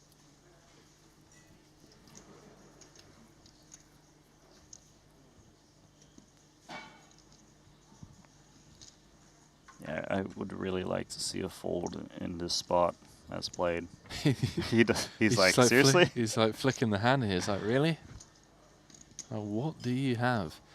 I wonder if he just like flicks in the call here just out of sheer curiosity so that he can sleep well at night. He can also wait for the delay. Yeah, there it is. It felt like it was coming. It felt like he wanted to see it. There you go, Schwan. She's back. That is a huge double up. Schwan back up to 20 bigs. Getting paid on the river.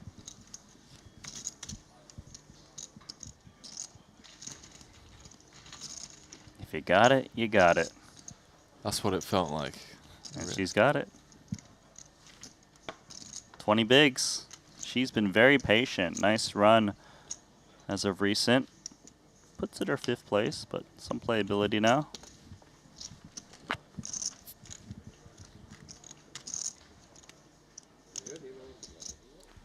So a quick dealer change. As things remain the same. 6 left. Obviously, we had the bust outs. They weren't necessarily in quick fashion. Took us a while. Then we had the 2 back-to-back bust outs, and then we obviously saw something we never expected to see coming into this final table. It was Zhang Yu out in 7th. He came in 3rd in chips, practically tied for 2nd with Daniel Dvoris. And yeah, I mean, ace is no good. Played that huge pot, which to his credit, he managed to get away from on the turn. And then, yeah, running the ace-queen into kings. Tough day in the office for Zhang. Yeah, what's worse for Zhang was that it happened within like 10 hands or Something less. like that, yeah. Sometimes the poker deck just chooses one player. And he's just like, yeah, you're out of here. Just eliminated. You're out of the tournament. They're like, you didn't bust with the aces? Okay, let's just finish you off with more damage later. Exactly.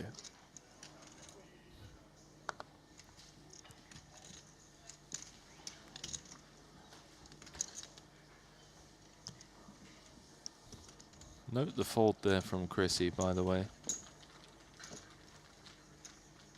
Worth mentioning. The ace-9 on the button. D. Pete's has done a great job at picking his spots. And for the most part, Dvoris has kind of let him.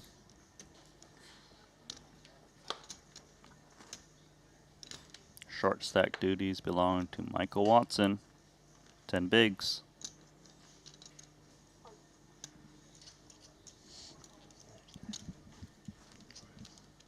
Can imagine this ace-3 is strongly going to consider a raise, even in the hijack off of this stack.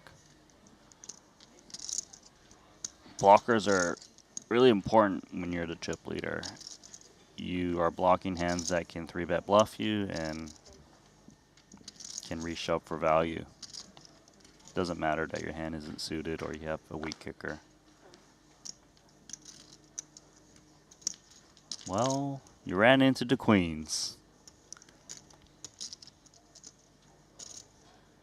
Man, cue the highlight reel of Tom Fuchs looking down at premiums on this FT. Kings twice, aces, now queens. 1 million. Easy game. I feel like he also had like an ace-queen or something at some point. He folded the pocket 9s, by the way. Sometimes you just get dealt premium hands and it's not too difficult. We do see him trying to induce against divorce with the smaller 3-bet. I don't remember the last time I was dealt aces, Randy.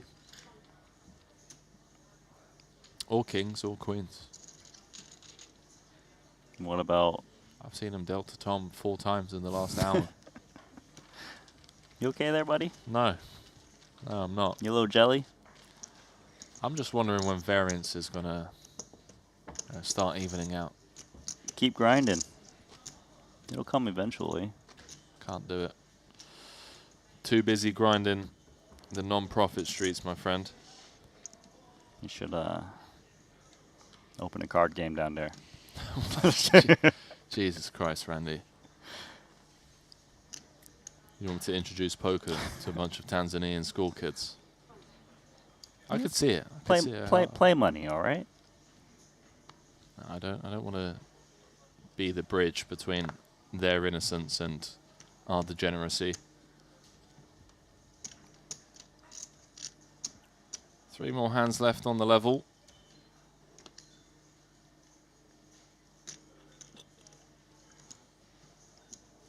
And we will be taking a short break.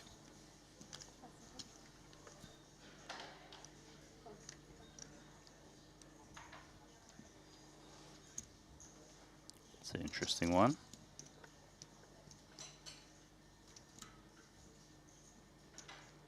I wonder if he just says all in sometimes, but he's just going to check. He is up against, what, 22 big blinds to start this hand?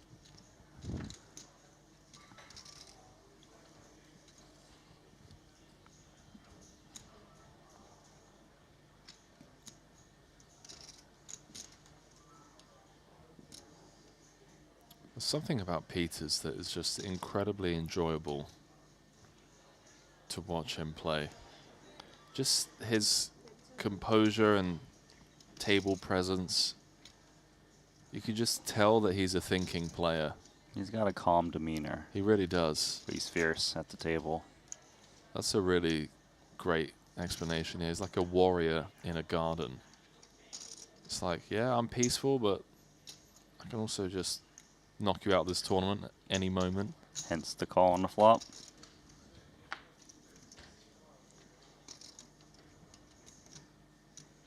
It's not a good card for Tom. Because Peters is always calling King X's, and those hands would never fold now that it's improved. 6X wouldn't fold. Gonna guess Tom just gives up. Yeah, there is the check.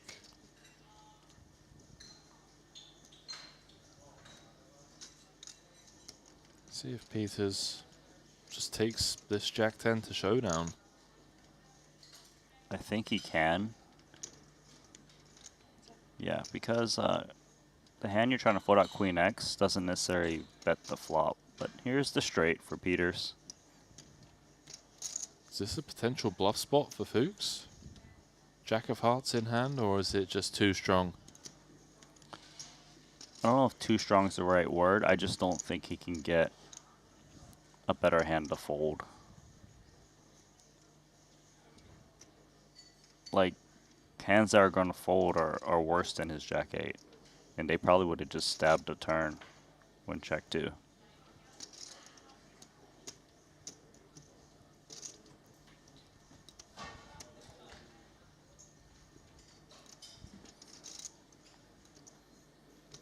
Kind of seems unlikely that Tom would show up with an ace as played. So we should be building the sizing around the other pairs. Including a 6? And including a 6, I could see it. You see how he doesn't go like overbet to target the ace? 70% pot. That's the size that Peters believes you can achieve value extraction from Fuchs, from a queen, from a king, maybe a curious 6.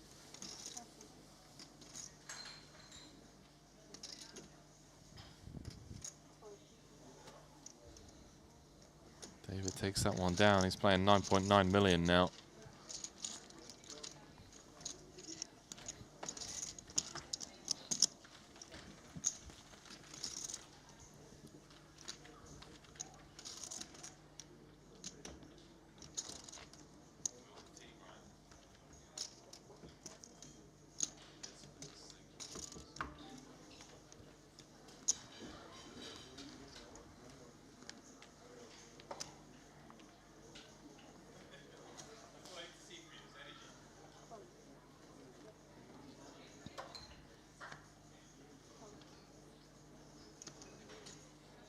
Here we go.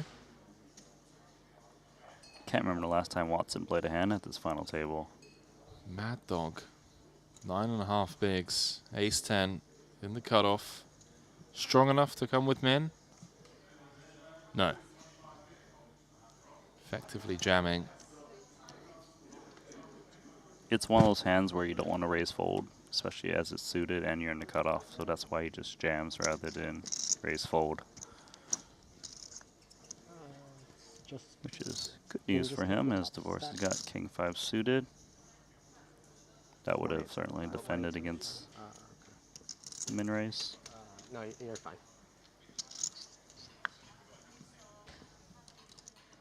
Divorce, let's go with it. So what's pretending to wipe away a fake bead of sweat? Well, he was not sweating that one, of course.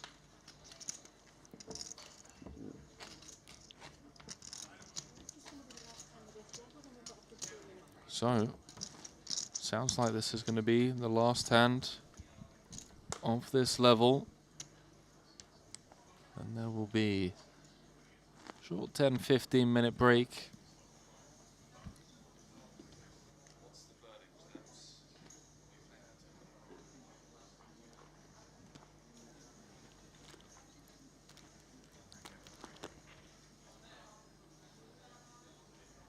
This one, I think we can min raise.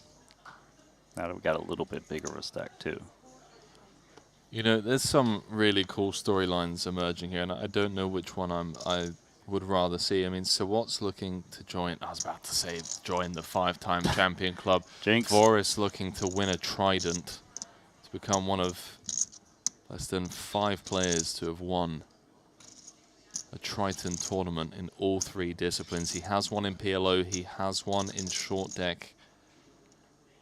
Needs to find one in this tournament in the No Limit Hold'em streets, and it is looking very likely that he'll be showering his fellow countrymen. Here we go, Jacks versus Kings.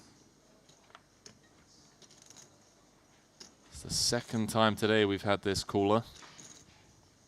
Second time today, it's been the short stack with like 11, 12 bigs that's got it in with jacks against kings. That's right. So what's looking for a jack, a spade, or some straight potential. And that is dire straits on the 9-5 tray all club board. He is reduced to 1 lone out. The Jack of Hearts.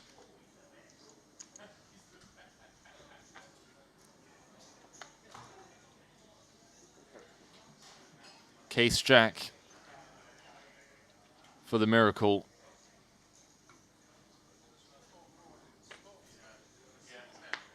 Can't find it. GG, Watson. One of the true greats of the game, 4-time champion. Michael Watson. Out in 6th.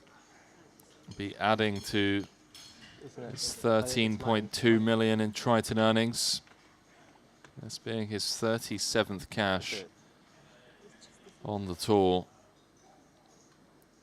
Title number 5. We'll have to wait as he'll head to collect $199,000 for his efforts. The man they call Sir Watts, Mad Dog, or just straight up Michael Watson. Another Triton final table to his stacked resume. 12 bigs, jacks into kings. Nothing you can do, Randy, as you know.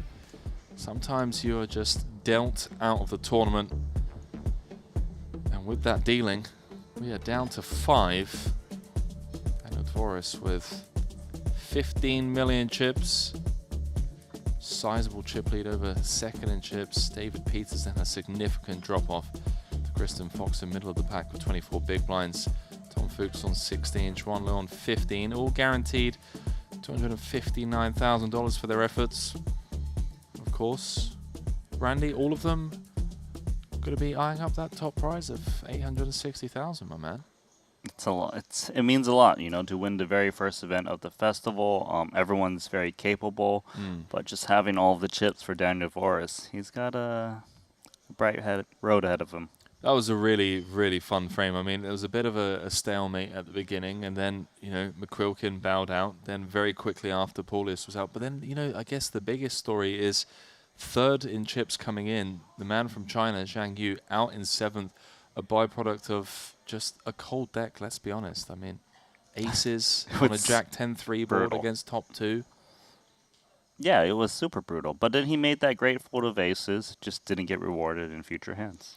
Well, 5 remain. You're going to be stepping out. Kevin Ramachal's going to be joining me as we work our way down to the eventual champion. It's Dan Forrest out in pole position here. Don't go too far. Continuing coverage when we return very shortly.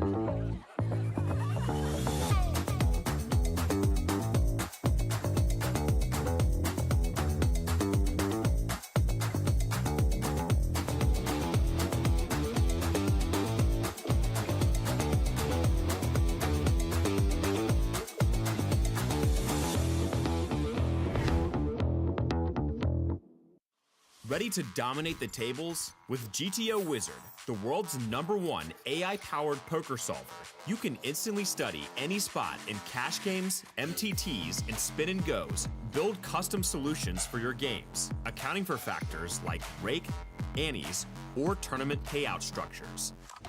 Plus, you can upload and analyze your hand histories with just one click. Beat the best, crush the rest at gtowizard.com.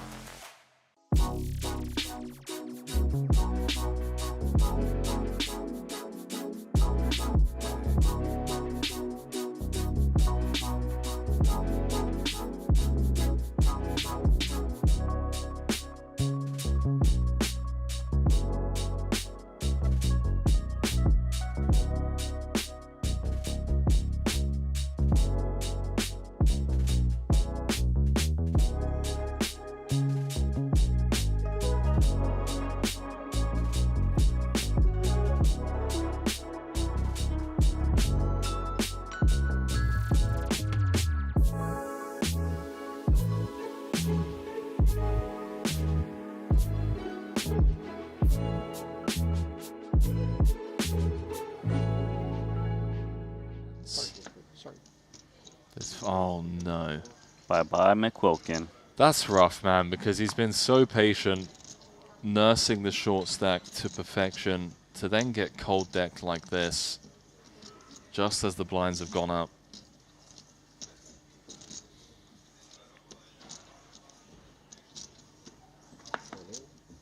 There is the jam.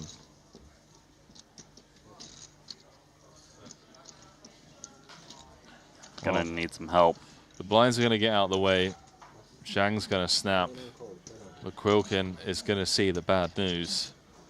He's up against the Cowboys. We could potentially have our first casualty here of this final table. From Granada. Really has nursed the short stack to perfection.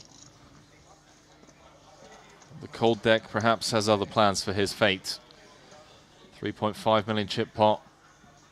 Ace 5 deuce, no help to either player.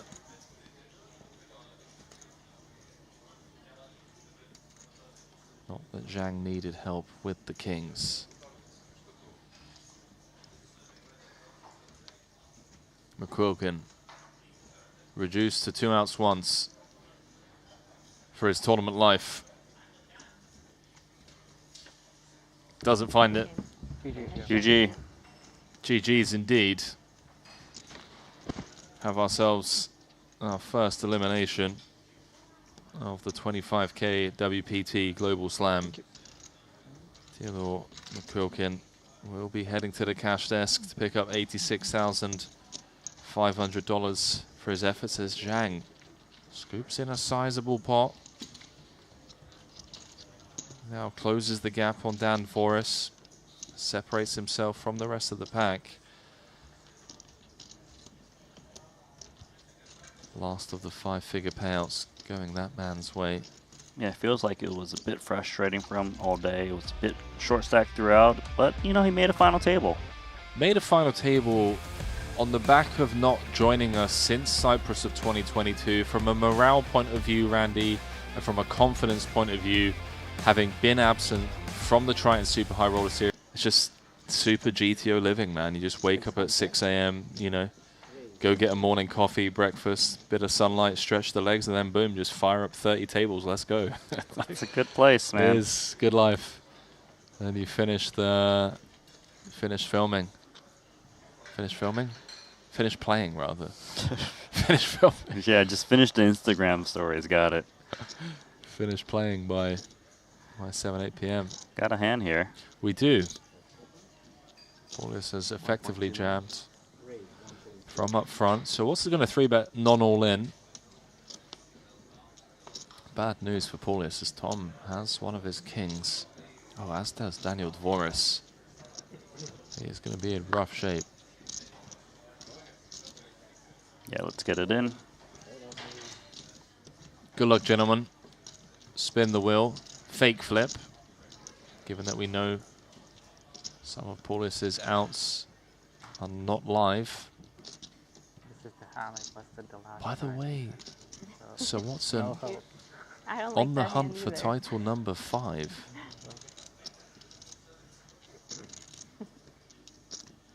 Would be incredible to see him join that very exclusive 5-time champion club, which is looking ever more likely.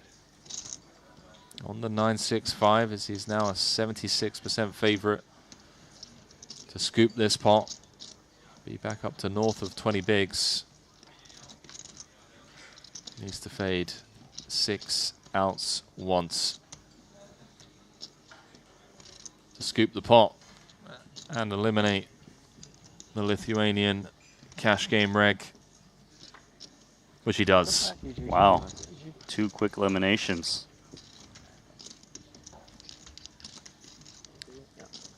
GG's. Paulius plus Anitis, 8th place for $105,000. It's his 5th cash on the Triton Tour. Now taking his earnings north of 800,000. Joined us for the first time in Jeju of 2024. Picked up a cash in the 100K main event there. A few cashes in Jeju. All of it by the river. I think so. Probably should be betting this turn as well with the overpair. 1.4. Yeah, I like the bet. Mainly because you expect a set of 10s to check raise the flop at some frequency. So when you see a check call, you kind of want to charge Jack X, 10X, clubs, you know, the straight draws. Of course, it's throw up time if you do happen to get check raised all in. He's not gone geo here, right? He's bet 1.4 into kind of 3.6. If Daniel just calls, there'd be 6.4 in the middle with 4.8 back going to the river. Setting up around like a 0.75 river jam. Yeah, I think it's pretty good in terms of sizings right now. Setting up a natural river SPR. And reverse engineering this hijack open, tighter than a cutoff, of course. Hands like 10s, Jack 10 suited. Certainly a part of Dvoris's range, but we can't always be scared of the monsters under the bed in Zhang's shoes. Still get value from an ace-jack. Although there's only one combo of ace-jack suited left. Yeah. Is jacks ever in there, by the way? Yes, of course. Oh, dude. This feels bad now for aces. Because that was the one thing you didn't want to see, was a check raise all in. Randy, can you pass me that bucket down there, please? I'm going to throw up. What do you do with aces here? Aces, no club. Oh my god. Alright, let's think. What's Dvoris's value range? Jacks, 10s, Jack 10. Is it ever queens? I wonder. I'm not sure. Just have to reiterate for context again. Fuchs has 15 bigs, so Watts has 22. At the start of this hand, Daniel Dvoris and Zhang Yu were sat second and third in chips. Dvoris with 58 bigs, Zhang with 52. The average stack is 37. The current payout on tap is 144,000. Up top has 860k. It would be an absolute disaster for you to call here, be up against the set, drawing to 2 outs, and then out the door in 7th. But at the same time, he wants to play for the win as well, and he knows that Dvoris is sick enough to take a hand like King-Queen suited, maybe even a hand like Ace-Queen suited, and just say, you know what, against this 1.4 million on the turn, I think you have enough behind that I can generate some folds. I'm all in. I think Dvoris believes he's up against aces and kings, and he wants to get it all. He doesn't think those hands will fold. It's my... So you're saying Dvoris has it, yeah? I think he's got it. I think if he had ace-queen suited, king-queen suited, he would strongly consider just a check call again, because he's up against that strong range that he doesn't perceive to bet fold the turn. I don't think Dvoris would ever do this with naked jack. He probably would just check call again. Well, I've got a question for the viewers. 1 in the chat if you think Zhang's going to call. 2 if you think he's going to fold. And then 3 if you think Daniel's got value. Or 4 if you think he's bluffing. So you got to give like a combo. Like a 1-4 or 1-3. Don't confuse me, Randy. Come on.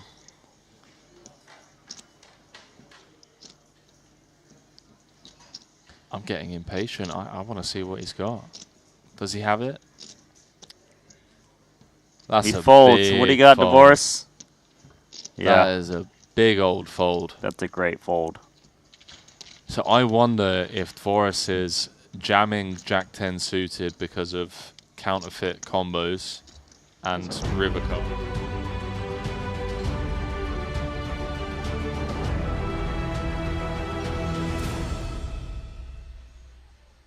Well, very warm welcome back to the break desk, and I was just catching up with Kevin there, that insane fold from the aces by Zhang Yu, who ultimately bowed out in 7th. And you kind of have to ask yourself, you know, where is the justice from the poker gods? He's just made an incredible fold. He came into this final table 3rd in chips, and then he's out the door in 7th.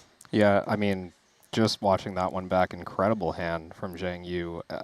I feel like sometimes, you know, we give all the credit to guys like Dvoris. They've been here so much. They've been on the stage in all the different parts of the world, but maybe there gets caught underestimating his opponent. He thinks, oh yeah, this guy's just got a big hand. I'm all in. We're going to get called, right? This is going to be easy. I'm going to run away. But as you said, I mean, as the fates will have it, Dan Dvoris is still running away with this one. He is running away with it. Zhang Yu ultimately falling short, obviously, in 7th. So what's recently departed Jacks into Kings off of 12 bigs. The 4-time champ was looking to join a very exclusive 5-time champion club, but that will have to wait. And I guess now the storyline's developing here. Daniel Dvoris looking to become one of 3 players with a Triton Trident, which would mean winning a Triton trophy in the short deck in PLO Streets, which he's already done. And now, if he can close this out here in a 3rd discipline, and Kevin, I mean, we were talking about just how hard it is to win a Triton trophy, but to do it in all 3 disciplines that we offer here, it really puts you in a separate league.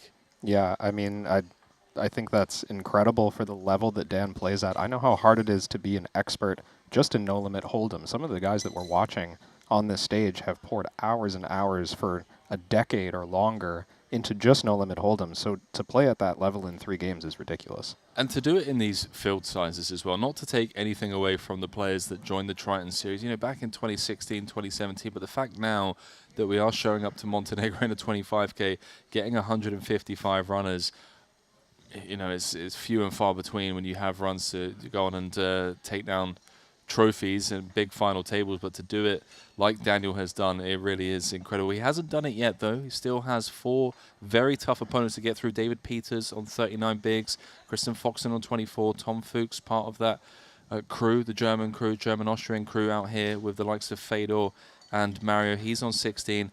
And then Xuan Lu, the WPT Global Ambassador, playing her very first Triton event, looking to become, you know, part of that exclusive club of players that has won a Triton trophy from their very first try. That would be an incredible story if she can spin this back up.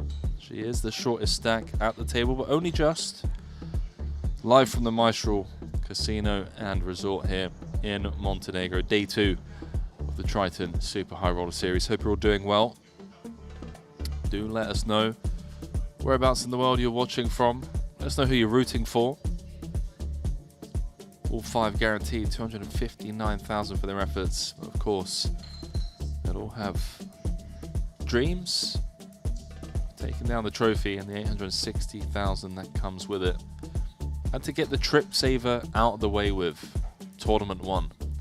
You win 860k, like, okay, worst case scenario, I'm break even, slightly losing for the trip.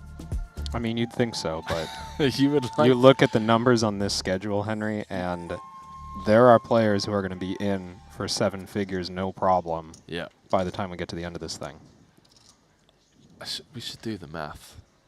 We should do the math. I remember flying over from Latvia to Monte Carlo with Ponakovs, and you know, Ali and I, just from like a fan of poker point of view, we were asking him, you know, what do your guys expect to fire? And he believes that they're doing around 1.8 buy-ins on average. Yeah. Which, you know, those numbers stack up, buddy. Yeah, rounded off to 2 bullets in every event, and you're talking a 400k, and a 300k, a 200k main, right? And we're talking on average, right? Like, say the variance is just really unevenly distributed, where for the smaller buy-in stuff, they're just averaging 1 bullet, but then they get to the 125k, they're in for 4 bullets. Like, all of a sudden, you're playing a 500k. Yeah. It's going to happen to someone. Not me. I'm safe in here.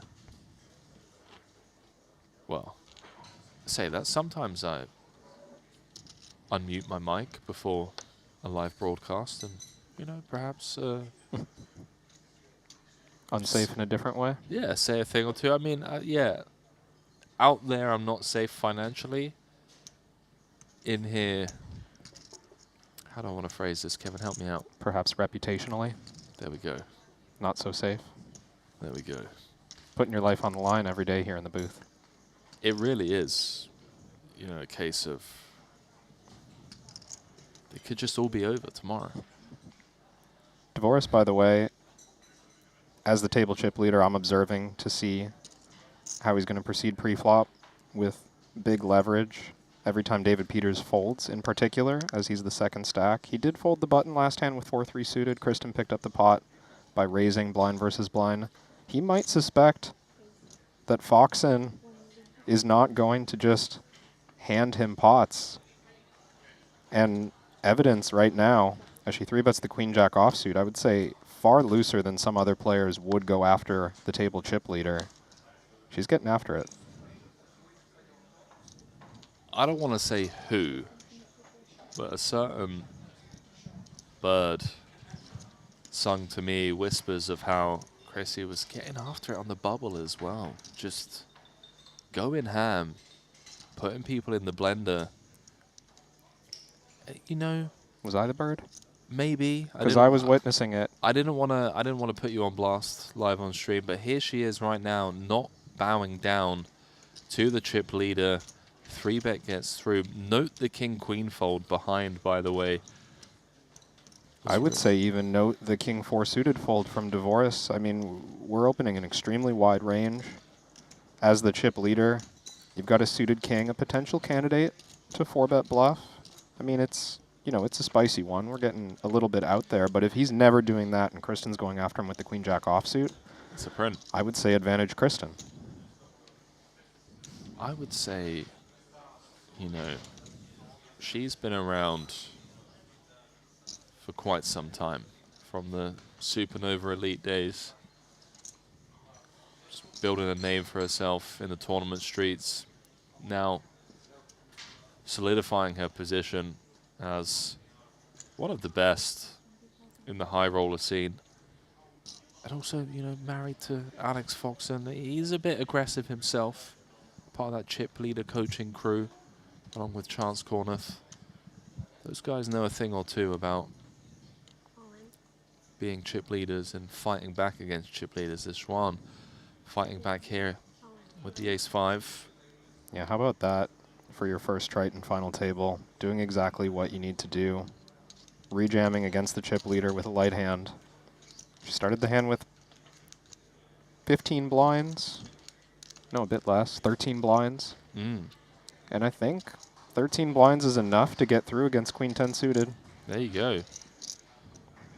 So returning from break, a couple of hands not going Dvoris's way. It's like, hang on a minute, am I chip leader, or like what happened? Did you all get together on break and have a little chat? You're gonna take it in turns to 3-bet me? What's going on? History will be made here today, regardless. 5 left with 2 female players. I believe Ali was saying at the top of the show, well, perhaps not the top of the show, but final 2 tables, that the record at Triton belongs to Ebony Kenny, who came 5th in the Invitational in Cyprus. That's right. 2023, I believe. So, record for size of cash or highest finish? Highest finish from a female player. Highest finish. So apologies for not qualifying my thought. I was, you know, away with the fairies a little bit there. ADHD really is it's one hell of a drug. So that would mean, as it stands, one of these two. One of these two. Yeah. Break that record. They will break that record. Peters, limping blind versus blind. He's deep enough. 40 big blinds effective to limp quite wide, and you know, 8-2 suited might look pretty weak out of position against the chip leader, but I think he'll be limping basically everything he plays in this spot, so Dvoris can't just go after him recklessly. How about this for a flop? How's the dealer found the Queen 10 deuce, 2 diamonds, bottom pair and a flush draw for D Pete's. A very disguised, strong top pair for Daniel Dvoris. Strap yourselves in, ladies and gents. This is first against second in chips. If Dvoris bets the flop, which I don't think is guaranteed, Peter's certainly continuing and could do a number of things. You do see the 2 big stacks exercise caution in a lot of ways. One of those ways is reducing bet sizing against each other, limiting the chance of an all-in collision. But the other way would be check raising less frequently or raising less frequently. So not surprising here to see min bet call. Modest action so far. Ace of spades presents itself on the turn.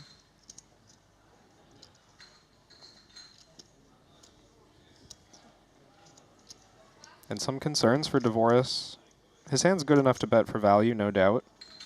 But knowing that Peters will limp in with plenty of strong hands, including King-Jack, including Ace-10, Ace-Queen.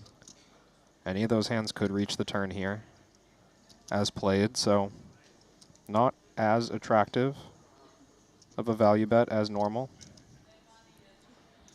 Dvoris agrees with you. Now, Peters' hand, 5th pair on a 4-liner, looking like a bluff candidate to me. Of course, there are some missed flush draws, but if you just kind of add up all the different hands that Peters could have that are strong, I think you want to bluff a little bit more often than just your 6-high missed diamonds or your 7-high missed diamonds. I think you might want to get into some of the deuce-X hands as well.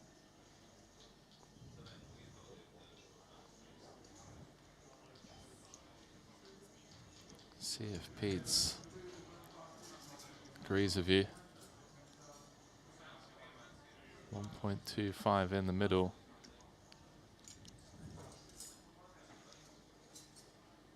And if he does, I do wonder, does it have to be big? Well, even if Peters had a king here, he wouldn't necessarily bomb it. Always the small threat of Dvoris having a flush. He also won't make too many light calls. So this is big, but you know, not an overbet. We're looking at about 3/4 pot, or almost exactly 3/4 pot on the river. I think this is a claim of I've got a straight or better. So Queen-Jack, pure bluff catching. Maybe we could sneak in like Ace-10, but still, Queen-Jack is bluff catching. It's a good bluff catcher, though. He does call. Gets shown the 8 deuce as Dvoris extends his lead after picking that one off. Creating a very healthy gap now, more than 2x David Peters has in second. Yeah, that's an important player for Dvoris to be picking up chips from. If he can limit the threat of those 2nd or 3rd place players, it's going to open his game up a lot to be able to start open jamming, just generally playing a lot looser pre-flop.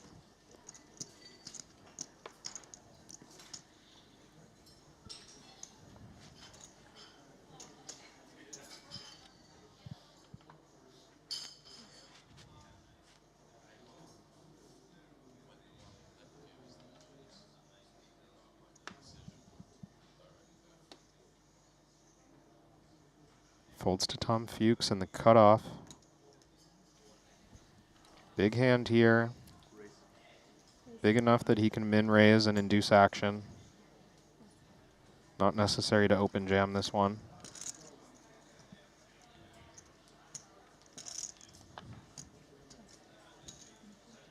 Oh. My word.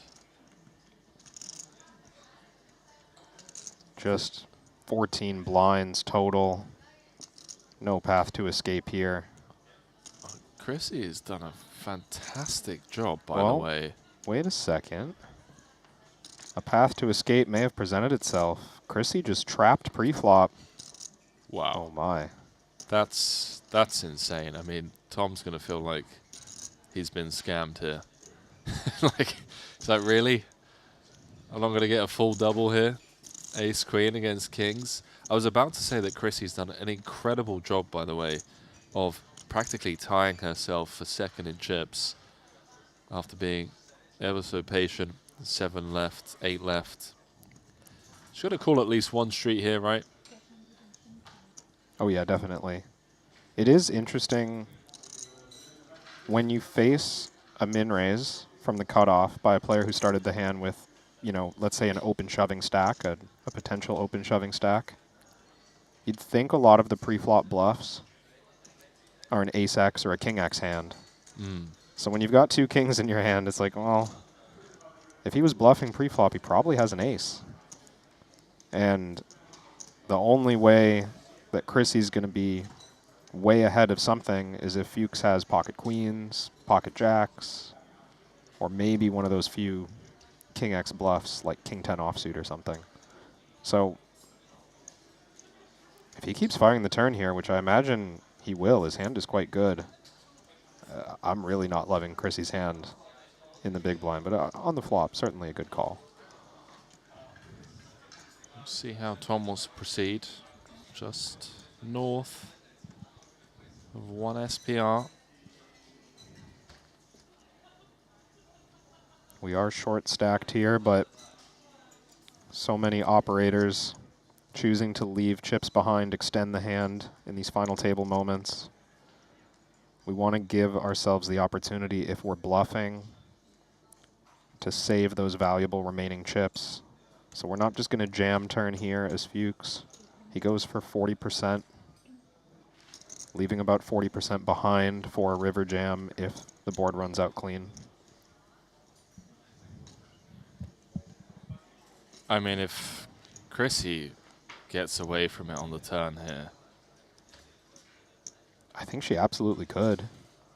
I believe she can. I mean, she's been so dialed in, this FT, and for the reasons that you mentioned before, she's going to keep him honest for at least one more street.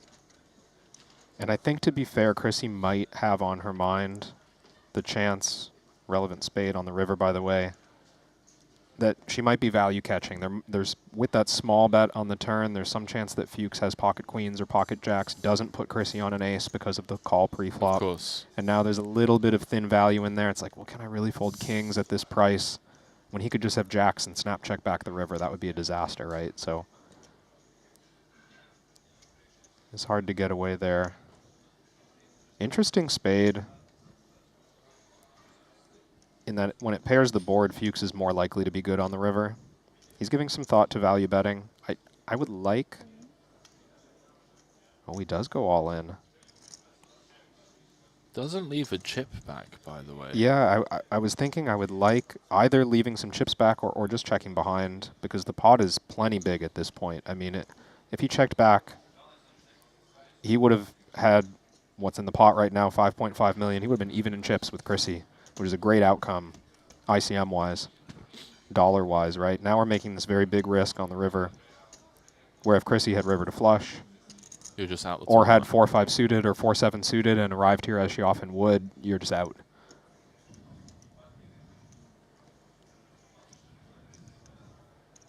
Unless Tom is just operating on a different level, man.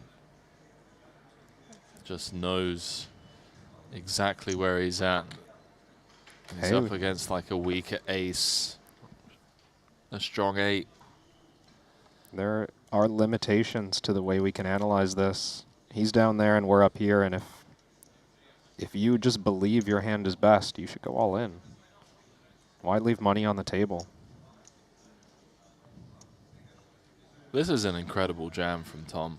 I do agree with you about a lot of the things that you said. You know, flush gets there, we're just out the tournament. 4-5, 4-7 gets there. That's Chrissy pitches the kings. She's going to watch that one back. And, wow. Mixed feelings, right? I mean, I made the perhaps incorrect trap pre-flop because I could have gotten it in with 70% equity. Yeah. But also the good feeling of that Fuchs would have called the jam for certain, and he would have gotten the full double. So we just saved 1.6 million chips. I do love being results oriented as well. Yeah. Yeah, that's all me, baby.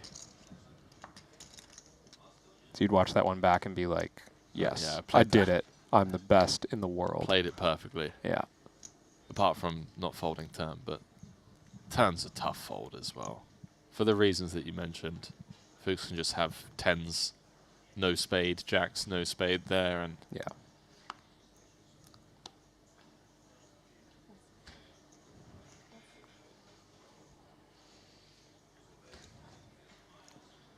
Ace on the button for Dvoris. Couple of mid stacks behind. Have we gotten to a scenario where open jamming is on his mind? Or is he going to stick with that plan of min raising when he enters the pot?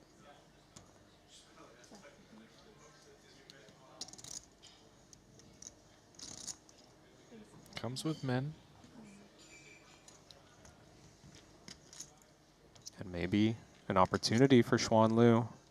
Offsuit ace, 15 blinds against the button open. Yeah, and she's the shortest stack as well. At risk premium, the lowest. Yeah, nice find.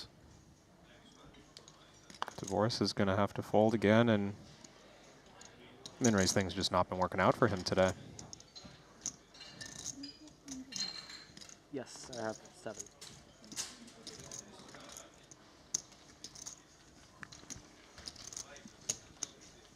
This has been a really fun final table. Quite the treat to kick things off here in Montenegro. You know, every now and then you get a final table where just from start to finish, it's just like a one-man show kind of thing, and everyone's in ICM prison. There's not much going on, but this has had it all. David Peters came in as chip leader. Unfortunately for him, had second and third in chips.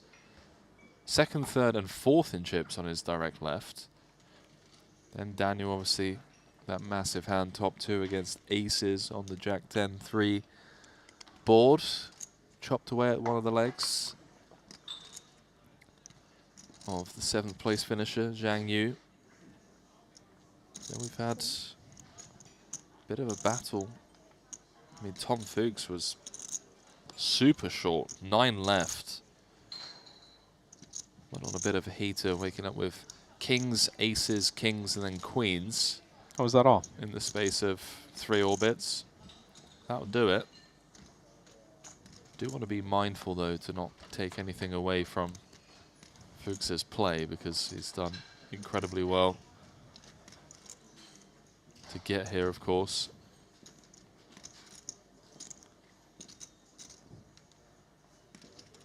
Limp check here. Blind versus blind. Both players around 20 big blinds effective. Xuan Lu rates to have the overall advantage. Although a suited board, monotone board, definitely a frightening one to put action in against the big blind here, who's going to have almost every suited hand checking behind. Fuchs is going to start bluffing with just nothing. 7-5, no spade. 3 to a straight. Hell yeah.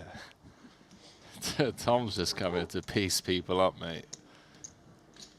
I like this. I mean, when you're in position and you've been checked to, you kind of want to use low equity, right? That threat of getting check raised. Always a concern when you bluff with like a marginal flush draw. Oh, and he just gets queen 10 to fold on the flop. I understand it on the all spade board. I do think that's a bit cautious, but I mean, shows just the value of what Fuchs is doing there. People usually waiting for interaction of some kind for equity to bluff with, and it's clearly just not necessary. Nice little pickup there from Tom, who's moved up to third, practically tied there with Foxen. Xuan Lu, bottom of the chip counts, but you know, any 3 of those players find a double, they're comfortably in second. Daniel Dvoris, still runaway chip leader here. All guaranteed, 259,000 for their efforts. I believe, if I'm not mistaken, Kevin, the floor just came over, and for the benefit of the players, from like a burnout perspective, if you will, they're gonna call it a day at the end of this level, and then come back tomorrow well rested, fresh, and battle it out for 860,000. So that's going to be 2 p.m. local time. We're going to be going live with, well, final 5, final 4, final 3. I don't know, because we have time until the end of the level. But I guess the team just saying, look, we don't want you guys in here until 4 a.m. you know, battling it out for a Triton trophy and 860K. Go home, get 8 hours sleep, come back tomorrow fresh. I was ready to go all night. Sorry to let you down, Henry. I was about to grab a Red Bull. No, I wasn't. But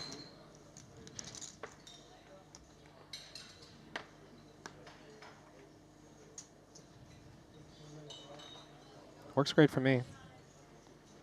I moved on to the decaf tea, you know.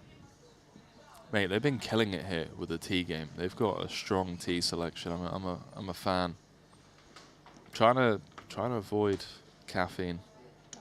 Apart from the 3 double espressos I have every morning. Oh yeah, I mean those don't count. Those don't count. I mean before 9 a.m. That's just breakfast. Doesn't really count. 3s in the small. David Peters going to continue with his small blind limping strategy. Yeah, still 30 big blinds effective. Still second in chips is Peters. He's going to want to start with a limp most often. Let Divorce dictate the action. And Queen 8 offsuit may be a candidate to raise, spin some aggression if we're the randomizing type, which I believe Divorce is.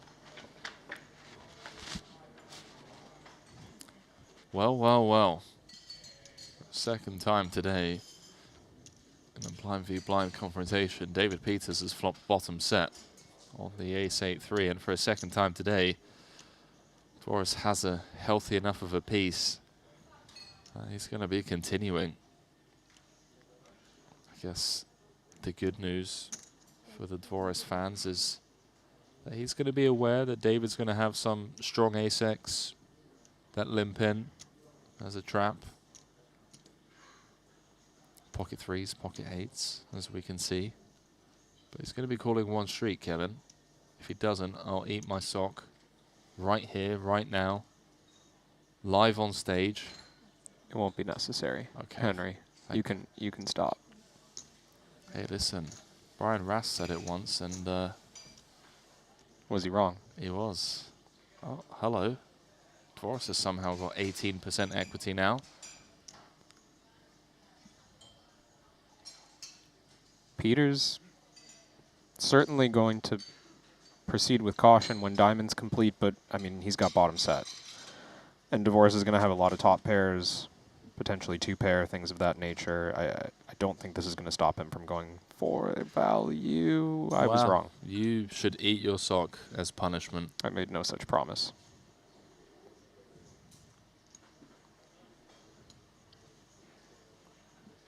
Divorce now with kind of a middle strength hand. I don't see a lot of reason for him to open the action. We have backup, of course, if we wanted to set our price. And that is sometimes how chip leaders approach. Small stabs. Oh. Wow. What a dirty river card. I mean, let's see how Peters wants to approach this. If he thinks his hand in the face of a turn check is good enough for check raise, it's a reasonable candidate with bottom set. You know, Divorce can have an ace still. It looks unlikely. But on the 3 flush, Divorce will play cautiously with some ace X hands. So it's not a bad spot to think about check raise. 1.85. But interchangeable perhaps with check raise is let's just bet really big. 1.85. I mean, Divorce has just rivered 2-pair and he's... was that a gulp? He's not feeling good about it. Feels like this is one of those hands, Kevin, where you just lose 1.85. Yep. Yeah.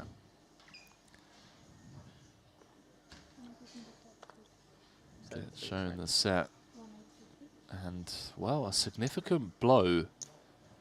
Perhaps not in the sense to Divorce's entire stack, but the fact that it's going to David Peters, who's now closed the gap, reduced the deficit to sub 10 bigs between the two. Could I get the beef carpaccio? Wow, that sounds like a GTO order there from Daniel Divorce, the beef carpaccio. Absolute wizard. You can become your very own GTO wizard. Checking out the #1 learning app for poker players. You can join elite players such as, well, my Booth brethren, Kevin Rabichow, Espen Jorstad, all studying with GTO Wizard. You can follow GTO Wizard on socials, join their giveaways on Instagram, X, being with a chance to win, you know, annual subscriptions and whatnot. Have you got anything you can leak, Kevin? Anything fun that you appreciate about GTO Wizard? Oh man, everything I What's your favorite feature? appreciate is going to be so esoteric, to use a pretentious word to describe. That is an incredibly pretentious I word. know, I can't felt believe- bad as I said it. Preposterous that you would even use such a word. But I mean, the neural net engine in the background, they're doing incredible stuff. It's actually very cool. Is that one of those chips that you can get like plugged into your brain, or? Oh, I certainly hope not, because I think, you know, poker would just be over. I don't know. I've heard Elon's trying to, you know. I think we're going to have to... Can you scan for brain chips on the way into a casino? Just Listen, you joke about that, but I reckon if there was a market on a line under over 5 years, I would probably, you know, I'd have a small piece on the unders. I don't think it's that insane. You would. I recently saw there was a paraplegic guy who they planted a chip and he could then play video games. He's playing Minecraft and other games. We're not too far removed, man. The future is here. You're going to be first in line, aren't you, for a brain chip? No, I'm going to be buying myself a little cabin in the woods, actually in the jungle, out in Thailand. A little boat. Teach myself how to fish, how to get coconuts down, you know. Okay. That's what I'm going to be doing. I believe it. I look forward to it. I hope there's room for me to crash. Feel free. When I'm passing through the jungle by the lake. But the thing is are you With the actually coconuts. there in reality, or are you there from the comfort of your own home in like a VR headset where you've connected from Canada and you've joined me in Thailand? I mean, I'd rather do that because it sounds easier, but I feel like that defeats the point of you living in the jungle if you're wired up. No, I'm not wired up. You're wired up, and you've kind of intruded upon my peace. Yeah, we're all pretty buggered, aren't we? Really. We won't need you. They definitely won't need me. We're just going to replace our voices with AI. Oh yeah, that's the other cool feature they're working on. Nice. Over at GTO Wizard. Fantastic. Well, you saw that stream overlay they did? That's the next step for sure. This is not actually a real thing as far as I know, but chat, it's been an absolute pleasure calling the action for you guys for the last, 6, 7 years, whatever it's been. We've had some fun. We've made some memories, called down some, historic moments.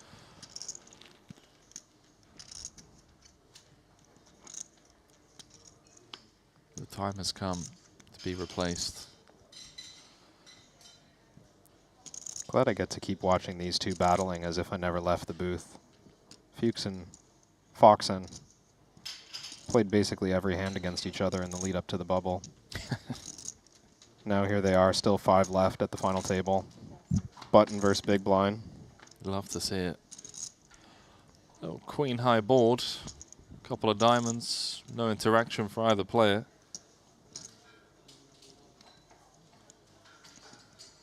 Not a mandatory bet for Foxen, but of course, in position aggressor, allowed to c-bet on a board like this. Just not a lot of interaction for a7, a little bit of showdown value, but she is going the aggressive route. King 9 with a diamond, maybe find something. This one feels like it's got to go.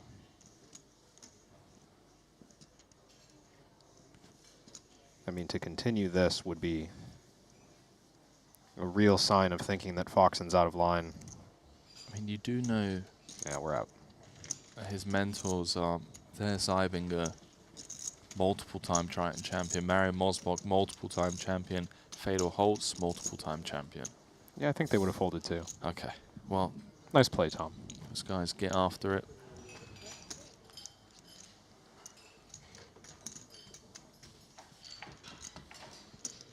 So, couple more hands before we end the day. What a day it's been. Day 2 of the Triton Super High Roller Series here in Montenegro.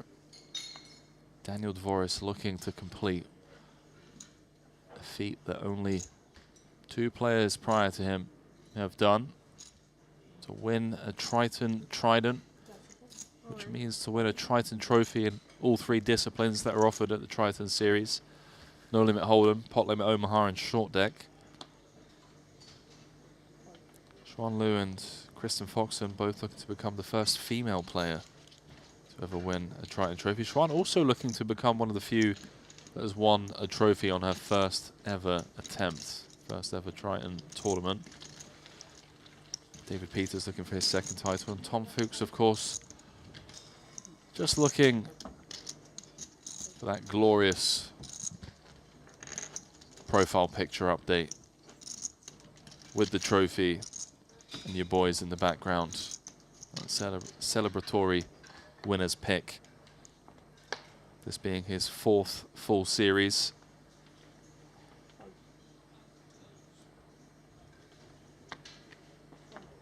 Would love to get that monkey off of his back right at the start.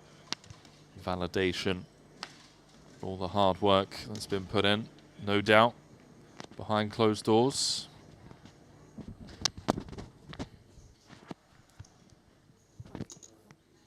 Deep Heat's continuing with the limping strategy, as has been the theme. Familiar spot here for both players, and will this be the trashy hand that Dvoris decides to raise it up with? It is suited. We don't have to. We're going to check again. For the most part, very honest poker being played between these two. Yeah. Blind v blind.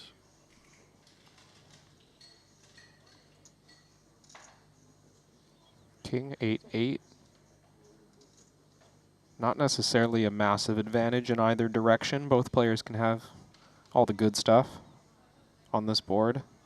Queen 10 definitely has some showdown value. Peter starts with a check.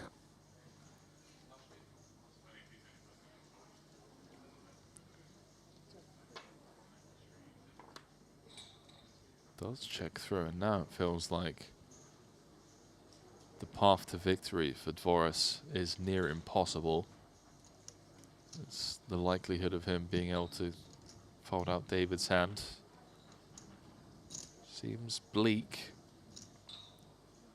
But he does just have 7 high, Kevin. Yeah, at some point in the hand, I mean, I don't want to say that Dvoris has to bluff, because yes, you've got 7 high. Yes, you basically will never win the pot by checking down unless he improves on this river,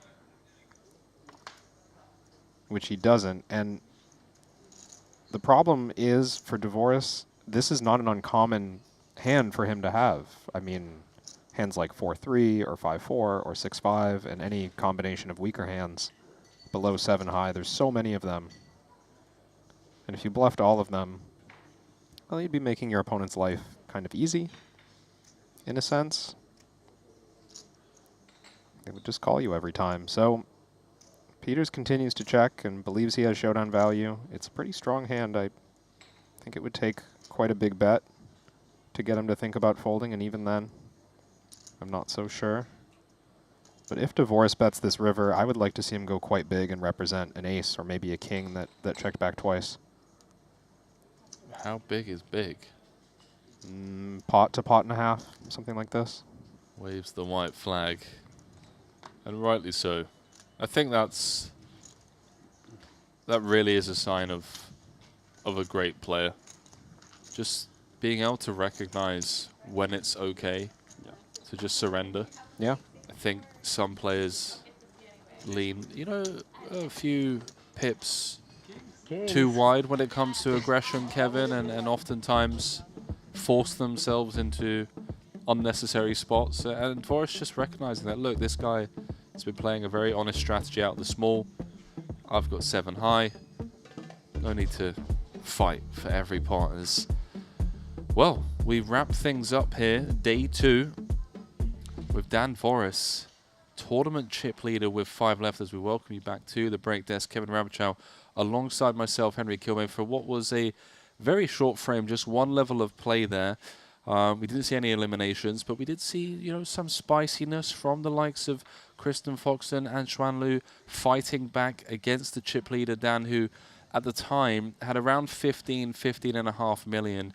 He was just looking to further, you know, separate himself, and they just wouldn't allow it. Yeah, I was enjoying the kind of stark contrast between the styles of, let's say, DeVoris and Peters, who seem to be exercising extreme caution around each other in particular, and the rest of the field, Xuan Lu, Kristen Fox, and Tom Fuchs, who were just going after DeVoris. I don't remember it. Again, it was a short frame, only a few pots, but I don't remember DeVoris really getting a hand through against any of those players. Coming back tomorrow, 2 p.m. local time, it's going to be Ali Najad in this seat. It's going to be Nana Noko over in that seat. Going to be in the booth from 2, playing down to a winner. Said winner's going to be going home with 860,000. A lot of big storylines. Obviously, Dan Voris looking for his Trident. David Peters looking for his 2nd title. Tom Fuchs looking for his 1st. Xuan Lu and Kristen Foxton looking to become the first female players to win a Triton trophy. So schedule a timer, whatever it is you need to do, put the alarm on, click notifications over on YouTube. We're back tomorrow, 2 p.m. Going to be crowning our first champion here in Montenegro. We'll see you for day 3 of the 25K WPT Global Slam. For tonight, good night.